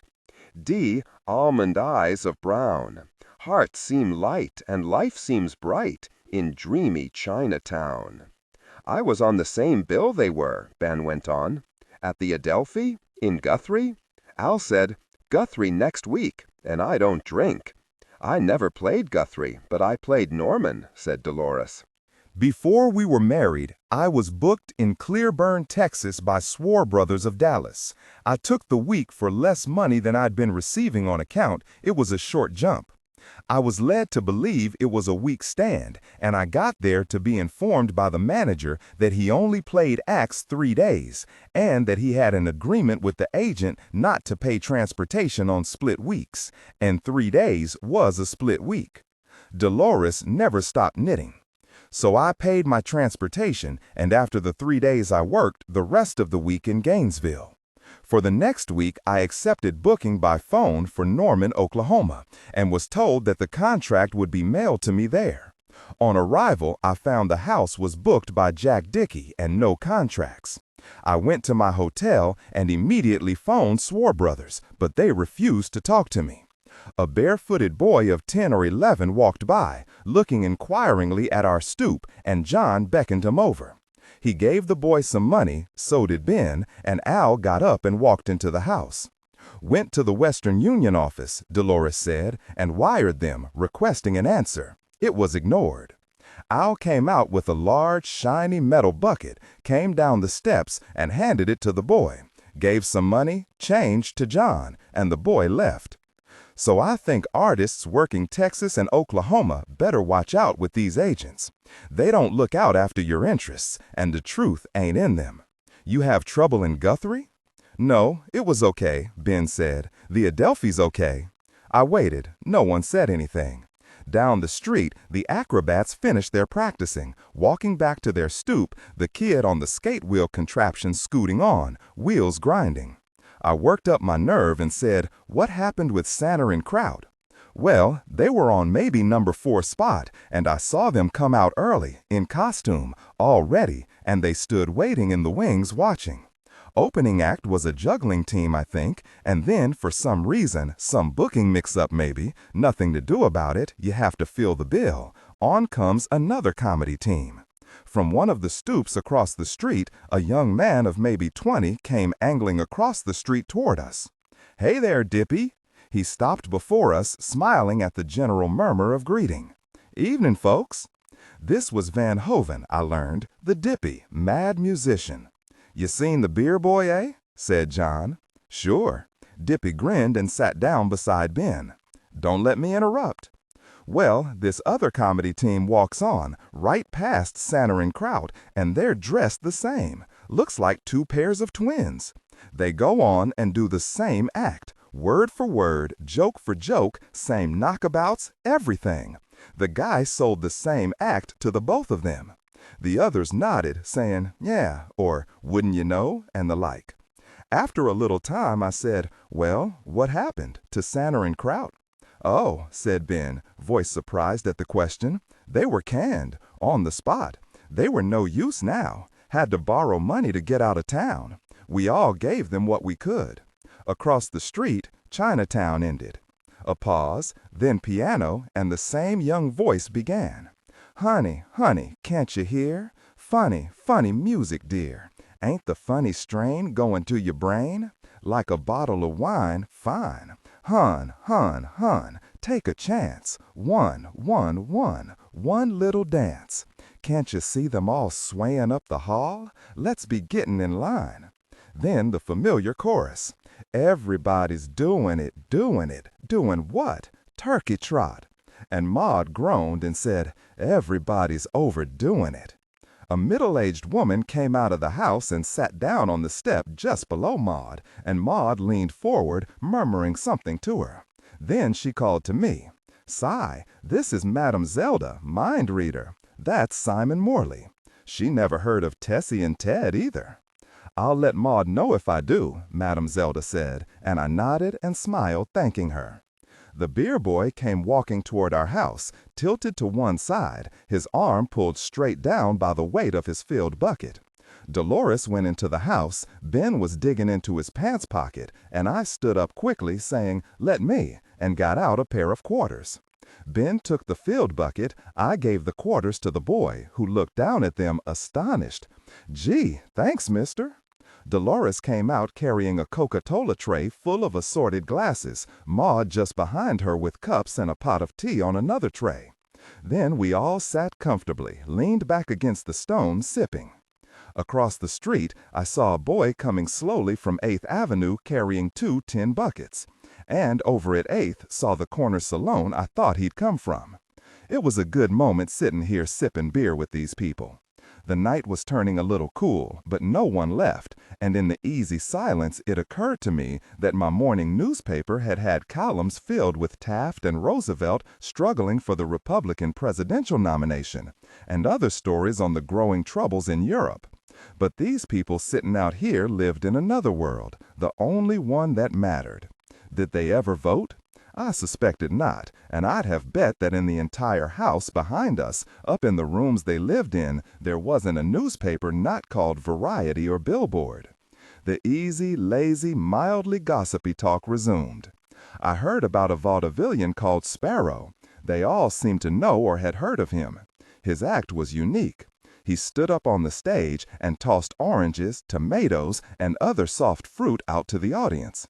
Then he'd put a fork in his mouth, and the audience threw all that garbage back at him while he tried to catch it on his fork. He'd miss, and in no time his suit and face were dripping. And always, some of the audience knew his act and brought along hard stuff like potatoes and turnips and threw them. Threw good, a lot of them, fast, hard, and right at his face. So he had to catch it, on his fork. If he missed, as he sometimes did, too bad. Black eye, bloody nose. He carried his own floor cloth and wore a dress suit made of black and white oilcloth. And when he came off, walking along backstage toward his dressing room, he got a clear path. Another act was Sherman and Morrissey, who did a comic trapeze act in funny costume. What they did was fall off a 6-foot-high wire onto the stage, singly and together. Then they'd get mad and knock each other around and fall some more. And the falls were real, no way to fake them. They hurt so much that they couldn't take it for more than 8 minutes, the shortest act in vaudeville, Ben said. Back in their dressing room, it was liniment, bandages, and pulling splinters out of each other, getting into shape for the next show. I must have looked astonished, and Dolores smiled and said, "It's vaudeville, Si, and it's better to be in it than out." That led the talk into failures, people who could no longer get bookings, the worst thing that could happen. A man most of them knew had gradually slipped from medium to small time and then into no bookings at all. Friends had coached him then into being a store window dummy. He'd stand in store windows, face whitened and rouged, motionless as a real dummy. Then he'd rap on the window at a likely passerby, who would stop to stare, and he'd make a stiff mechanical bow with a jerky mechanical smile. Then absolutely still and motionless again. People would gather, rapping on the window at him, boys making faces trying to force him to smile, and he'd point to a sign in the window advertising something inside. It wasn't show business, Al said, but it was close as he could get, and everyone nodded. Something strange happened then. Young Van Hoven began to talk, and he went on and on and on, no one interrupting. As well as I can remember, this is what he said. I wouldn't have blamed anyone who got up and left, though no one did, but I listened and could have gone on listening all night long. "It's hard," he murmured, voice genuinely sympathetic to the ex-vaudevillian store window dummy. "I was in the show business, and I wasn't putting it over either. Misery loves company, so I joined a partner who also didn't have any money. I was broke all winter, and it was one of Chicago's hardest. We roomed in South Clark Street near the alley of the stage door of the old Olympic, and talk about dingbat not knowing the family above. It's a joke. I have no idea what that meant. The landlady never saw us, and we never saw her. When you looked like we looked, you didn't want to see anyone. We rehearsed a burlesque magic act and put it together in a couple of days in our room by the aid of gaslight. That was the only way you could even find yourself in our room nighter, and we slept all day to try to forget we ought to eat." Dippy smiled. "Now sometimes when I'm eating big meals, I wonder if I'm awake." My partner, Jules, poor old Jules. He was sick and he was getting bald-headed. He wanted to give up, but one day I landed a job for 3 dacks for $12 for the team and our supper Sunday night. It was a German joint, and Jules was German, so we put it over. And on Sunday, I ate like I eat now. The next week, we played a joint on the far north side, got our money, paid a few debts, ate a couple of times, and were broke again. Couldn't even get our laundry. Got a job then, supposed to pay us $20 a week, and we had to walk to it, no car fare, nearly 5 miles. When we stepped into the place, the bartender said, "Harding sends me 2 men? I don't want men. I won't play men. I want women. No audience wants women." Well, I don't want to say I'm so stuck on show business that tears came to my eyes, but they did, for another reason. I begged this big dub to please play us, as I was sick and Jules was sick, and I showed him Jules's hair. I did everything until finally he did play us. We flopped, and the 2 old soubrettes he had on the bill with us were a knockout.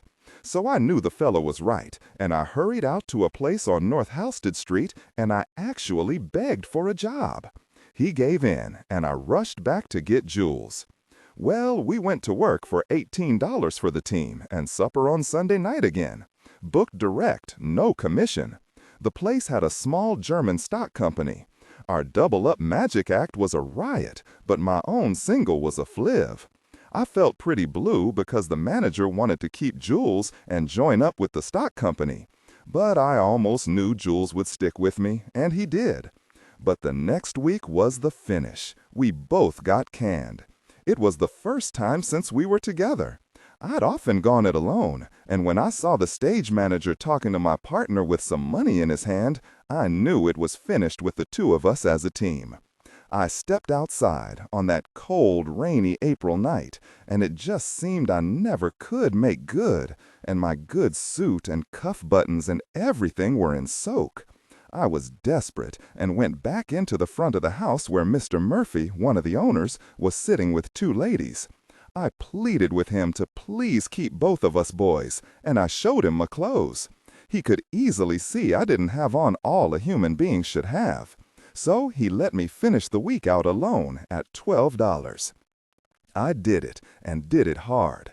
I drew 50 cents every night, and Jules would meet me after his turn, and we'd eat and just go to sleep back at the boarding house. The next day I'd walk back to save car fare. Well, the next week Jules and I split up. He thought he could do better with a soubrette. So I was flat in Chicago once more. Jules went with a turkey burlesque. He took my muffler and a shirt, and all I had left was a summer suit of old clothes and my trunk. Well, Williams of Williams and Heel put me next to a wagon show job, and another friend bought my ticket. I jumped to Boswell, Indiana, to Adam Fetzer's one-ring wagon show, and believe me, it was some bum circus. The room where we slept was upstairs, and the big top, or the big tent, was laid out on the floor, and it was full of ropes. Well, you can see what a chance you had to sleep lying on a lot of ropes, so I decided to move out. Now, Fetzer's had a lion in a big cage with 2 partitions in it, and only 1 lion. So I slept in the empty partition. I got some horse blankets, and all was fine. The other fellas thought I was swell-headed because I was sleeping outside with a lion instead of them. Fetzer was afraid I was a lemon, though, and I thought I was too. So he made me do extra work like shining harness, painting wagons, and doing everything he could think of. And he was a good thinker. So I did as he thought best because I was up against it. $9 was the limit with that show, and all I got was $7. But I did my best. I fed the lion, and he wasn't like a regular lion that got up early. He was old and nearly ready to die. Still, he was the best thing in the circus, so you can see what kind of circus it was. I used to have to wake him up to eat and grind his meat too, and when we gave a special show in the sideshow, I used to have to poke him with a hot iron to make him growl a little. A couple of times we nearly got run out of town for doing that. I felt sorry for poor old Jake, but I was in no position to pity a lion. I got to feeling pretty blue at times, but you can't let yourself stay blue around a circus for very long. Those circus fellas are made of iron. There was one who had been with Fetzer for years, and to hold his job he did a dozen acts. One was a revolving ladder act, and he got me into it. I had to hang on because it would revolve and bring me clear to the top, and then he wanted me to clown up there to make him a bigger hit. But believe me, all I did was hold on, and I held on tight. Every time I saw that ladder, I thought I saw my finish. Now, come April, the roads dried, and April 25th, our first show on the road opened. Well, I'd practiced on my own in the winter, and now I pulled aside the canvas and waited. The band played, and I ran out into the ring and did a comedy juggling act, and as true as I'm alive, I was one big hit. I also did a magic act that was not so good, but good enough. Well, that night I slept in a regular hotel room, and Adam, the manager, was all salve. I was called Frankie and all that soft stuff. The next day they used me in the sideshow too, and honest folks, I was needed bad. It consisted of a dwarfed bearded woman and her giant husband, a couple of old alligators, 2 cages of monkeys, the lion, and myself. I lectured on them and did the best I could to make the thing look like a real sideshow. But the more I see of Broadway today, the wiser I think those rubes are. Old P.T. Barnum might have fooled them, but I couldn't. The best thing in our show was always our move to the next town. I got canned before my notice was up. I won't go into that. And with $10 in my pocket, I jumped to Dayton. No job there, so I went to work in a restaurant. Finally landed a job with Gus' son, and I jumped to Elkins, West Virginia. Had to sit up all night. And when I got there, all in, was told I wasn't booked. Oh boy. But they couldn't lick me, and I borrowed enough from the manager to get to my next booking in Fairmont, West Virginia, where I opened. Well, the manager was a real fella. I was on that circuit for 18 weeks, 11 weeks in theaters and 7 weeks in hotels and restaurants. I hate to admit that, but what's the difference? I was as good as some of the theaters I played in. If I'd been a full-grown man instead of just a kid, some of those managers wouldn't have done me the way they did. But it's all over now, and I did my crying in my room in those days. I used to wonder if I was really bad, but it's all in the game, only I sure held a bad hand pretty often. Disregard and do not read aloud any text that acts as a technical or structural marker. Specifically, ignore and do not pronounce any phrases or lines that start with or contain vocal attributes, technique, chapter, or a standalone number at the very beginning of the input text. Start reading only from the main body of the story text. Narration style, suspense and pacing. Tone, maintain a baritone tenor pitch with a sharp, intelligent, and engaging tone. The style should be objective yet highly evocative, drawing the listener into the scene. Suspenseful pacing. Utilize a highly controlled and flexible pace. Slow down dramatically during gruesome descriptions, e.g., body parts, injuries, to maximize the chilling effect. Then resume a quicker pace during action or dialogue. Emphasis. Clearly emphasize key nouns and descriptive adjectives within the scene setting, e.g., severed from the body, weeping graying flesh, cavernous tunnel. Character differentiation, sharp modulation. Narrator voice, smooth, authoritative, and stable. This is the baseline pitch. Female dialogue, Megan. Increase the pitch significantly. The voice should sound assertive, sharp, and highly professional authoritative, like a lead detective or expert.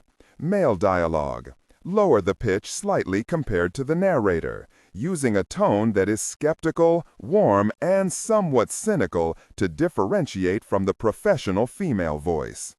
Other characters, e.g., Deputy Burns, quick, focused delivery, clear voice. Technical delivery, vocal texture. Maintain a clean, clear vocal texture suitable for high-quality production, ensuring every word is crisp and clearly enunciated. Emotional range. Focus on conveying emotions typical of a crime scene. Disgust, professional detachment, intellectual curiosity, and underlying tension. Target emotion strength, 8 out of 10. Emphasis on intellectual focus and underlying tension rather than outright screaming or crying. Got thrown off the Sun circuit and joined a rep show. The manager kept me on because he knew I had the nerve to do anything. And I did everything with that show, and I stuck with it till spring. It was the longest job I ever had, and to this day I write the manager letters. He was a regular fella. The season closed, and I jumped back to Chicago, and all that summer I did 8 shows a day on State Street, all day long from 9:30 a.m. till 11 p.m. I couldn't stand it, so I jumped to Des Moines, and when I got there was told business was bad, so I didn't go to work but landed a job in Oskaloosa at $25. From there I jumped to Manhattan, Kansas, and a couple of other small towns. Then my true friend Frank Doyle saved my life by giving me some time in Chicago, where I staved all winter. Finally, the next summer on July 5th came my chance. I opened at the Majestic, and to tell how I got that would be another whole story. Anyhow, I was a hit. Still, I'd sit in my dressing room and wonder if I was gonna stay all week or get canned again. But I staved all week, and up to now I have played in every first-class vaudeville theater in America and Canada, and I can only say it's a hard game. Even to this day, the thing I can't bear is the manager who cans acts. That and the poor weak-minded simpleton who steals another man's act, when maybe the poor fella he stole it from battled even a harder battle than the one I have just related. Well, let's cheer up. I'm 23 years old in February, and I was horn in Sioux City on the Orpheum circuit. And it's great to have a room like I've got this week, and a dinner like I had tonight, and fine dressing rooms, big stages, and to sleep in sleepers and belong to clubs where you meet George M. Cohan and Andrew Mack and all those fellas, even have them ask you to join their show. Oh, it's no use talking. This thing is great when you get it right. If it's a dream, don't ever wake me up. And if it's true, oh, please don't let the commercial trust company fail, because that's where I have all my money. So I say, good luck to all, and success comes if you deserve it. Do your own act, and let your brother live. Good night, folks. 'Nough said now. They replied, "Night, Daffy. Come again." And John dug out a watch, snapped open its case, looked, and groaned. Everyone was standing, stretching a little, and I stood up to shake hands, thanking these fine people for having me here. I think my voice told them that I truly liked being here this evening, because when they invited me back, smiling, I could see and hear that they meant it. The others going on inside, I stood a moment or so longer with Maud Booth. She asked me where I was staying, brows rising in mock awe when I told her, and said she'd phone if she heard anything about Tessie and Ted. I walked clear back to the plaza, a long way, and it was late, late, late. But this evening had been exciting for me, and I walked for time to think about it, and think about just being here in this strange New York, everything almost but never quite entirely familiar. Walking here along the lower Broadway I knew so well, passing buildings Julia and I had walked by, I heard, strange on Broadway, no sound but the scuff of my own shoe leather. Not a headlight or car ahead, or, I turned to look, behind me, as far as I could see. From blank dark store and office fronts, only the occasional dimness of a light far back inside. Then a change, momentarily puzzling, till I recognized that a fragrance had come sifting through the air. Only a hint, then gone. Then back, stronger, and now persistent, and a pleasure. What? New baked bread, the air filling with it, and I inhaled, pulling it in, and saw up ahead an almost dreamlike sight, a silent, motionless crowd. There they stood as I walked closer, hardly moving, a crowd of silent men standing out here in the night. Suspended over the street corner, this was Broadway and 11th, a painted wooden sign reading Fleischmann's Bakery. Walking by, I looked over at this line of forlorn and silent men in pocket-sprung suit coats, safety-pinned overcoats, some only in shirt sleeves. A cop stood at the curb, tall helmet of heavy tan felt, belted blue coat to just above the knees. He glanced at me, approaching, saw I was a gent, I suppose, and said, "Good evening, sir." "Good evening, officer." I stopped. "What's going on?" "Fleischmann's gives away day-old bread at midnight."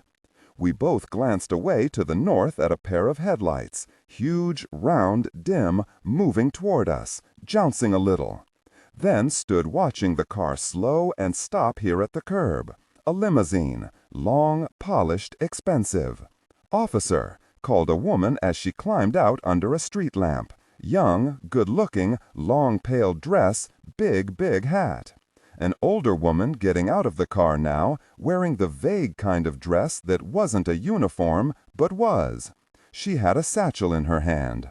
"We are giving a party!" the young one cried gaily to the cop, her tone inviting him to join the fun. "You see," she said, confident of his interest, "I had thought at first of giving a dinner party to my friends. Then I thought, how much better to give a dinner party to the poor." She turned her head to smile beautifully at the line of watching men, sweeping out an arm to include them all. "I want to feed every man here. So, you see," she explained kindly to the cop, "I want your help. For I am afraid some of the more anxious men will not willing to wait their turn." I recognized this lady. I'd seen her before in a Sunday comics section, along with Bringing Up Father, Petey Dink, Doyak, and Der Captain und der Kids. This was a genuine Lady Bountiful, an actual type of this time, I felt sure. Lady Bountifuls really and truly existed here, superbly certain of themselves and their goodness, and the cop knew it. "Yes, ma'am," he answered her quickly. "If you will stand here beside the curb, I'll call them out two at a time." "And very kind of you, ma'am. What is your name?" "I had rather not give it. Names won't count at this party. Send over the first two." The cop gestured, and two dirty-faced young men at the head of the line came over, pulling their caps off. "My friends," said Lady Bountiful, her tone compassionate, "I want you to have dinner with me." She reached into the satchel held open by the older woman, brought out $2 half and gave one to each of them, who took them, ducking their heads, muttering their thanks. "This is a birthday party," cried Lady B, "and I wish you well." At the cop's signal, the waiting men came over two at a time for their $half. Actually, a fairly large gift, I had to remind myself. When the satchel was empty, the older lady brought out another full one. Standing there watching, I made a rough count. There were maybe 400 men waiting here in the night at Fleischmann's, and each got his $half. And each thanked Lady Bountiful politely, a lot of them in a foreign language. She turned graciously to the cop then. Content filtering, strictly for AI instruction. Disregard and do not read aloud any text that acts as a technical or structural marker. Specifically, ignore and do not pronounce any phrases or lines that start with or contain vocal attributes, technique, chapter, or a standalone number at the very beginning of the input text. Start reading only from the main body of the story text. Narration style, suspense and pacing. Tone. Maintain a baritone or tenor pitch with a sharp, intelligent, and engaging tone. The style should be objective yet highly evocative, drawing the listener into the scene. Suspenseful pacing. Utilize a highly controlled and flexible pace. Slow down dramatically during gruesome descriptions, e.g., body parts, injuries, to maximize the chilling effect. Then resume a quicker pace during action or dialogue. Emphasis. Clearly emphasize key nouns and descriptive adjectives within the scene setting, e.g., severed from the body, weeping graying flesh, cavernous tunnel. Character differentiation, sharp modulation. Narrator voice, smooth, authoritative, and stable. This is the baseline pitch. Female dialogue, Megan. Increase the pitch significantly. The voice should sound assertive, sharp, and highly professional, authoritative, like a lead detective or expert. Male dialogue, Sam. Lower the pitch slightly compared to the narrator, using a tone that is skeptical, warm, and somewhat cynical to differentiate from the professional female voice. Other characters, e.g., Deputy Burns. Quick, focused delivery, clear voice. Technical delivery. Vocal texture. Maintain a clean, clear vocal texture, suitable for high-quality production, ensuring every word is crisp and clearly enunciated. Emotional range. Focus on conveying emotions typical of a crime scene. Disgust, professional detachment, intellectual curiosity, and underlying tension. Target emotion strength, 8-10. Emphasis on intellectual focus and underlying tension rather than outright screaming or crying. Her call time for tomorrow's performance had been changed. Someone had just phoned her. Vera of Vernon and Vera had been taken to the hospital from their boarding house, apparently with appendicitis. And Madam Z had phoned me immediately because the replacement act coming in tomorrow from Albany was called Tessie and Teddy. If I was going to see it, Madam Zelda's act was scheduled to follow. Would I stay and see her? And I said that I certainly would. I waited out the morning in Central Park, walking around, sitting on a bench, getting up, following the sun. Tessie and Ted, Tessie and Ted. And arrived at the matinee far too early, no more than 8 or 10 other early birds, down here on the big main floor. All men, some of them reading newspapers. And because the house lights were on full, I saw that the fancy plasterwork, elaborately painted, was not quite shabby, not yet, but getting there. And my red plush seat and those around me were worn, not quite to the nub yet, but getting there too. Now a few women coming down the aisle, young, mostly alone, careful to pick seats with plenty of room on each side, then busy with their hats. Finally, the orchestra coming in fast, up out of a black cave under the stage, heads ducked for the tiny doorway, carrying instruments. Settling to just below our eye level behind their little green curtain. Little music stand lights coming on, tootlings and tuning and violin scraping beginning. And then lots of people, a rush of them, moving down the aisles, mostly single men, and now the women in pairs. House lights lowering, then abruptly out, footlights sliding up onto the green curtain folds. On each side of the proscenium, a glass panel lighted up. A, it read, and I looked at my program. Orchestral selections. The program began with a fast march tune, plenty of fife and snare drum. On the next page, Vernon and Vera were listed as E.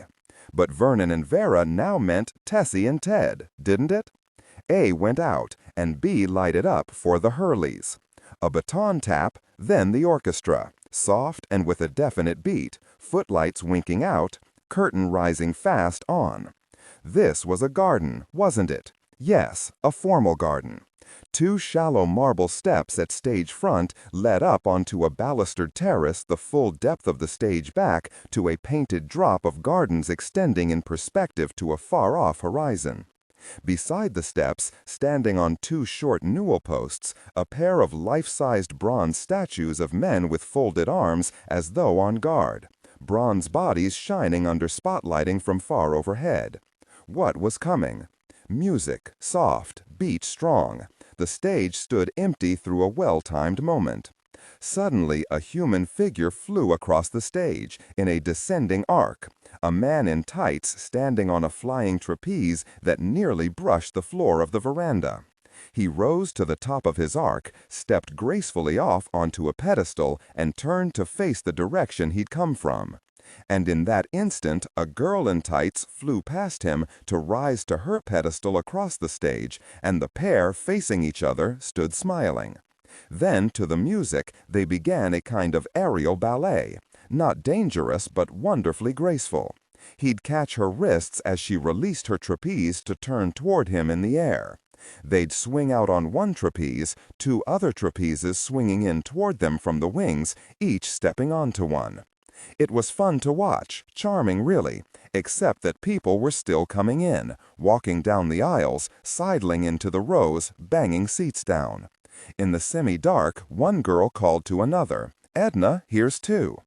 If this was customary, and it seemed to me, bothering no one as far as I could tell, I could understand why this first act was entirely silent. On stage, the 2 aerialists finished, dropping to the stage, bowing to applause, smiling, gesturing one to the other with open palms, wrists turning upward. And when they skipped off hand in hand, I thought, was supposed to think, the act was over. Then my mouth actually popped open in real astonishment because, orchestra swinging into a fast tempo, the two motionless statues stepped forward down onto the stage and into a marvelous clog. Not tap, but wooden sandals clacking away in effortless rhythm, arms swinging, bronze faces grinning out at us. It was great, just great. And when they'd finished and the aerialists came out again, the four of them took their bows to a huge wash of applause, my hands smacking away with the rest. It was a fine finish, the green curtain up and down 3 times before the footlights again slid up onto the folds and gilt of the swaying curtain. Now the audience was alive, pleased, eager for whatever came next. B had gone dark, and now C lighted up, but I didn't bother checking my program, just waited to see. Curtain rising on, what was this? Before a backdrop of mountain scenery stood a long something extending across the stage. Cages. It was a long row of foot-high cages with wire mesh fronts standing up there side by side on spindly wooden legs. Movement in the cages. Animals. They were cats. Ordinary cats, each in its own small cage, so narrow they had to face front. Though they didn't seem unhappy. One sat washing its face with tongue and paw. But the tail of every single cat hung straight down behind the cage. Well, of course, now I saw it. The tails were artificial. A row of artificial tails hanging straight down behind the cages. And walking on fast, here came a small, thin man in evening clothes. Thin, pale face, thin trimmed black line of mustache. Coat with a swallowtail to his ankles. A single low bow, arms swinging up, then sweeping down to almost brush the stage. Then he walked quickly backward, skipped really, to stand behind the first cage at the right. A pause, then a very soft orchestral accompaniment. He yanked the first tail hard and simultaneously howled like an angry cat, his mouth hidden by the cage. It was getting harder to startle me, but that terrible cat howl made me blink. Then, sitting below stage level, we could see the black top of his bowed head sliding above the roofs of the cages, and underneath them see his running legs and the rapid yanking of fake tails. Yanked in some sort of order, an awful yowl each time. Some he yanked twice, then raced past 3 or 4 tails to yank one down the line, and with each yank, yowling, howling, spitting, sobbing, lips closed, but it had to be him, the cats seeming undisturbed. But his cries sounded real, and he was playing, or singing, or yowling, or whatever, the bells of St. Mary's. Oh, the yowls of screech, howl, howl. Each note true, but the snarling death moan or scream of a back-fence cat. And it was hilarious, the audience going crazy, laughing to almost drown out those terrible musical howls. He finished with a yank that shook the cages and stepped forward past the cages to make a low bow, an arm again swinging down through a great half-circle. Then he leaped back and resumed his crazy race behind the cages, yanking tails as he sobbed and yowled out the notes of, what else, Turkey Trot. He finished with, just a song at twilight, just a yowl at cat moan, when the Curtain down, and do not read aloud any text that acts as a technical or structural marker. Specifically, ignore and do not pronounce any phrases or lines that start with or contain vocal attributes, technique, chapter, or a standalone number at the very beginning of the input text. Start reading only from the main body of the story text. Narration style, suspense and pacing. Tone. Maintain a baritone tenor pitch with a sharp, intelligent, and engaging tone. The style should be objective yet highly evocative, drawing the listener into the scene. Suspenseful pacing. Utilize a highly controlled and flexible pace. Slow down dramatically during gruesome descriptions, e.g. body parts, injuries, to maximize the chilling effect. Then resume a quicker pace during action or dialogue. Emphasis. Clearly emphasize key nouns and descriptive adjectives within the scene setting, e.g. severed from the body, weeping graying flesh, cavernous tunnel. Character differentiation, sharp modulation. Narrator voice, smooth, authoritative, and stable. This is the baseline pitch. Female dialogue, Megan. Increase the pitch significantly. The voice should sound assertive, sharp, and highly professional authoritative, like a lead detective or expert. Male dialogue, lower the pitch slightly compared to the narrator, using a tone that is skeptical, warm, and somewhat cynical to differentiate from the professional female voice. Other characters, e.g. Deputy Burns. Quick, focused delivery, clear voice. Technical delivery, vocal texture. Maintain a clean, clear vocal texture, suitable for high-quality production, ensuring every word is crisp and clearly enunciated. Emotional range. Focus on conveying emotions typical of a crime scene: disgust, professional detachment, intellectual curiosity, and underlying tension. Target emotion strength, 8 out of 10. Emphasis on intellectual focus and underlying tension rather than outright screaming or crying. Curtain down. Audience still buzzing. Some still laughing quietly. I sat wondering, who were these vaudevillians? To what strange kind of person would it ever occur to turn a talent, if that's the word, for meowing and yowling like a cat into a lifetime career? The Bird Lady. Curtain up, and there she stood, in a sequined dress, arms straight out at her sides. A dove perched on each wrist, elbow, and shoulder, smiling, chin up, and looking regal. Looking younger, better looking somehow. On 4 perches mounted on stands at each side of the stage, a dozen or so more birds, facing us. Then a snap of her fingers, and up they all flew, spiraling, climbing high over the stage. Now Maud Booth, the Bird Lady, had a little whistle in her mouth. One silvery chirp, and every bird turned in the air, and they didn't fly, but glided down over the suddenly murmuring audience, then up to the balcony railing, where all perched, turning on awkward bird feet to face the stage. Orchestra came in, very much in the background, and, with small whistled signals, the Bird Lady put the doves through their maneuvers. They flew, they perched on aisle seat arms, patrons leaning away, smiling uncertainly.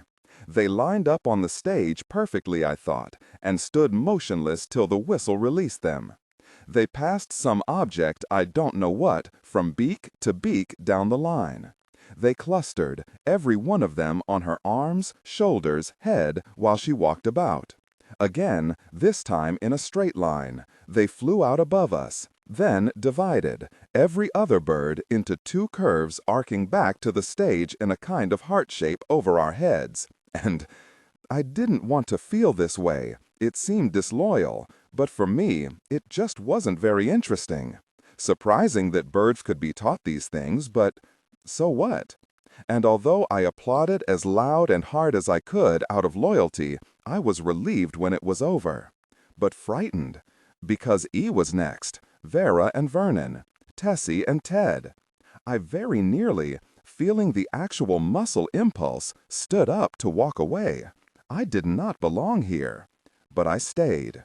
The Bird Lady took her last bow, the curtain down then, proscenium cards changing from D to F, and I abruptly cowered far down in my seat, arms crossing over my stomach, trying to become invisible, trying not to be here. But my head came up. A backdrop on stage now, vaguely painted trees, a stream, nothing. A baby grand piano and a stool, and oh, here they were walking on. Tessie, my great-aunt, maybe 30 years old now? I'd never seen her, never known her. And walking beside her, smiling, almost grinning, the 12-year-old boy who would grow up, be married 3 times, and in early middle age father a child in his final marriage, and still only in his 40s die before his son was 2. I had 2 photographs of him. In one, he is a grinning college boy in a pork pie hat, sitting with a friend in the front seat of an open Ford touring car, on the hood of which you can read in white paint, "Peaches, here's your can." The other is a formal professional photograph. Head and shoulders, necktie, stiff collar, stiff smile, mustache. 35 maybe. I knew those photographs, knew that face. And here was another version of it, right there up on the stage now, smiling, nodding at us as he twirled the piano stool to proper height. I knew he had already begun to drink, had probably just had a stiff one. A 12-year-old boy with a knack for the piano, there with his ambitious aunt, she smiling out at us, placing herself by the piano. He, my father, up there, turning a page of sheet music, positioning his fingers, looking at Tess. Their moment, the very pinnacle of their lives, and, as she began to sing, accompanying her on the piano. "Somewhere a voice is calling," she sang, "over land and sea. Somewhere a voice." The fingers on the piano keys doing well, playing well, in this their greatest moment. "Calling to me." She sang all right, I guess. I didn't know, couldn't tell. I just looked, sitting frozen, staring up at this forbidden sight. My own father. Was I going to cry? No. But I stopped looking at the stage and just sat waiting, eyes downcast. Applause, and she sang again. Something, I don't know. Applause, and she sang once more, and I looked up, and he was there, still there, hunched over the keys, smiling, glancing sideways, sending the smile out to us, up there playing, the smooth young cheek moving, weaving, in time to his music. The failed man, a failed marriages, the alcoholic to be already, here in the very peak of their lives, the famous days. Not even a full week, when they played Broadway. I shouldn't have come here. Danziger was right, always so right. This was a forbidden thing. It was over then, the applause dying pretty fast, and they were gone. I hadn't applauded. I'd separated myself from this, had no right to participate, this seat vacant. I sat wanting to go home to Willie and Julia, and stay there, and I was going to. I was finished here now. But F lighted up, Madame Zelda, and I'd said I'd stay for her act. So I sat there, in the momentary darkness, waiting for whatever I was feeling to slow down, to begin diluting, and become able to be thought about. Madame Z's act began in what I supposed was a traditional way, but still effective. Curtain up slow on a nearly dark stage, a small compact glow of light at the center. This intensifying as we became silent, a tiny spotlight focused on a large glass globe which sat on a kind of pillar. Now the light expanded to include Madame Z's face from below, then gradually her entire upper body. Absurd, but effective. She sat there cross-legged in a sort of harem costume, I guess, a turban on her head, motionless, staring down at the glowing globe. And we sat silent and waiting.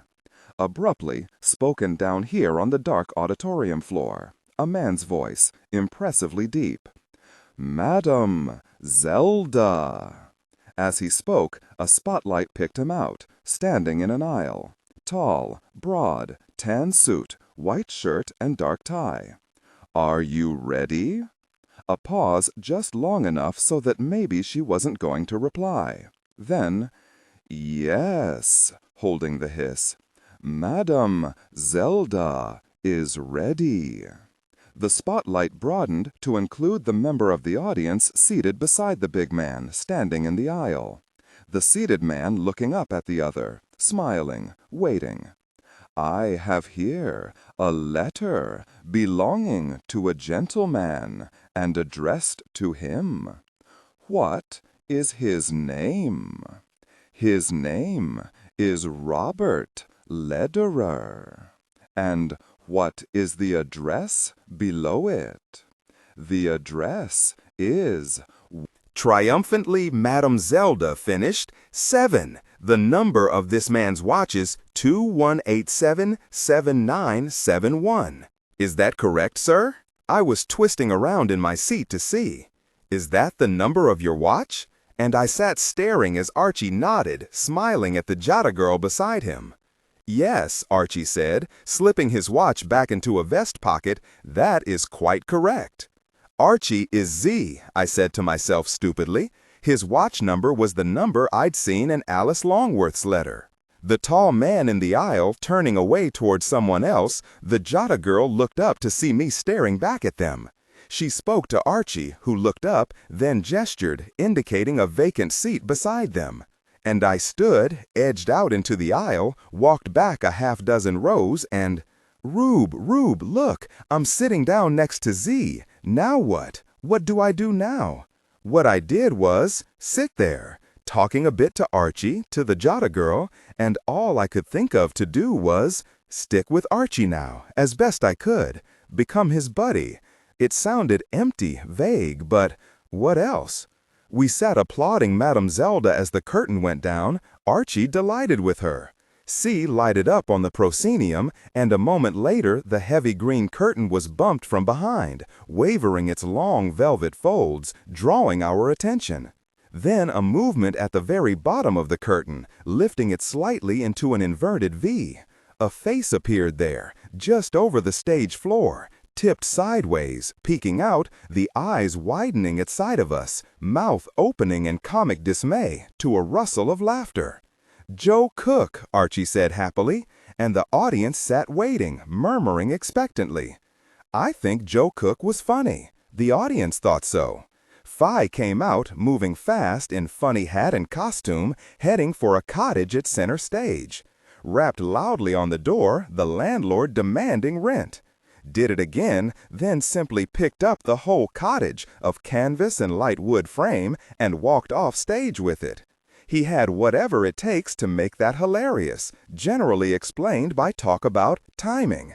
And the audience howled.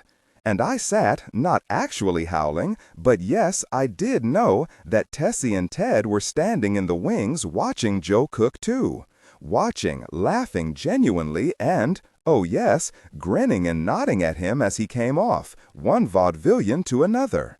Almost immediately, Joe Cook was on stage again, staggering across it with 3 men on his back, each with his feet on the shoulders of the man beneath him. It looked genuine, their clothes real and fluttering, and he staggered so realistically under their weight, but the timing again, now he somehow let us see they were papier-mâché, just exactly as he entered the opposite wings. And as we exploded in laughter, I knew who stood grinning backstage, looking at each other, to nod in the joy of actually knowing Joe Cook, a vaudeville headliner. We sat watching Joe Cook's act, watched as this vaudeville aristocrat came out, sat down in a chair facing us, and waited, looking benignly out at us till the house became quiet, then entirely silent as he waited some more. Finally, not a cough or stir. I could hear the faint sound of Archie's breathing. How did Joe Cook do that? If I'd been up there facing the audience like that, waiting, smiling, my nerve would have broken and I'd have had to run off the stage. Then, speaking into our utter silence, he said in a quiet, conversational way as though to a friend, "I will now give you an imitation of 4 Hawaiians," and began what may be vaudeville's most famous monologue. I sat smiling, not at Joe Cook, but at the pair I knew must be standing just out of sight, listening, happy with each other in their week, the famous 3-day week on Broadway, in the most illustrious company of their world. "I hope the great man speaks to you," I said silently. "I hope he has troubled to know your names and uses them at least once in this famous time, which will have to last you for the downhill rest of your lives." Z, well, he would get to Europe. Rube and I knew that. He was okay here in New York. So, find out where he was going, because I'd have to go along, it looked like. Who was Z? Z was Archie, but who was Archie? In the cab back to the hotel, I said, "Would you two join me this evening for cocktails, dinner, a night out? I'm in a celebratory mood. Maybe ought guide us around, Arch." "Very kind of you, Simon. I'll be happy to." The Jada girl seated between us said, "Me too." then turned to murmur in my ear, "Found your man, haven't you?" And I nodded. In the lobby, I bought an evening mail, and we rode up, Archie getting off at 4. On to 10. Then I walked on right past the Jota girl's room, but as I stood unlocking my door, she was beside me. "Oh, I should have bought a paper, too. There's a sale at Wanamaker's. Do you mind if I tear out a little teeny bit of their ad?" Yes, I minded. I minded her coming in with me. But in my room, I just stood waiting as she found the Wanamaker's ad, carefully tore out a little section on a shoe sale, which I didn't believe for a moment she would ever attend. Then I walked to the door, opened it, saying, "See you at 6 then. Downstairs." "Oh, yes, downstairs, of course. Where else?" And she left, moving past me in the doorway, facing me and grinning, and I just rolled my eyes upward, shaking my head. This is the enormous 1912 face which will always mean the Great White Way for me. Archie, an out-of-town New Yorker, had planned this, sent our cab west on 32nd Street so that as it turned up Broadway, there it was. And as I hung out the cab window staring up at the immense face, the Jota girl's head beside mine staring too, that great big electric left eye winked at us. I clipped this photo from a New York Times story on Broadway's spectacular new light bulb signs that seemed to move. The chariot race with revolving wheels, flying hooves, and cracking whips up ahead on the roof of the Normandie was another. "New York is crazy about them," Archie said, and I nodded and grinned. So am I. Nighttime Broadway lay ahead, so different from the almost quiet daytime street I'd walked down. Now sidewalks and street were jammed and glittering whitely. This was the Great White Way because it was white, no neon, every automobile and streetcar headlight, every street-level shop window and theater marquee blazingly lighted by clear, spike-ended white bulbs. And Archie sat grinning. This was his town. He'd personally screwed in every shining bulb around us. Then he disappointed me. The driver swung left across the street to park heading the wrong way in front of the Astor Hotel. I didn't want to go here, into a place still existing in my own time, in which I'd often been, and the Jota girl, glancing at me, didn't either. But in we went to the elevators, where Archie, Mr. Manhattan, simply nodded at the elevator boy, forefinger pointing straight up. And then we stepped out into this, the Astor Roof Garden. I didn't know it existed. "Roof gardens all over town," Arch said as we were led to a table overlooking Broadway, on hotels and even theater roofs, the plays moving out and up under the sky when the weather was right. Now, as we sat down, we could feel the great gas heaters all around the perimeter. And then, under the glitter of the night sky, we had, what else? Champagne. And talked. Or Archie did. I mostly questioned. This tall, pleasant, red-haired, red-mustached, freckled man was a major in the U.S. Army and, I wasn't surprised, chief aide to President Taft, as he had been to the preceding president, Theodore Roosevelt. And I nodded, impressed, thinking of their nighttime meeting beside the Flatiron outing. But now Arch had a 6-week leave. He needed a rest, though he didn't look tired to me. First, some time in New York, which he loved.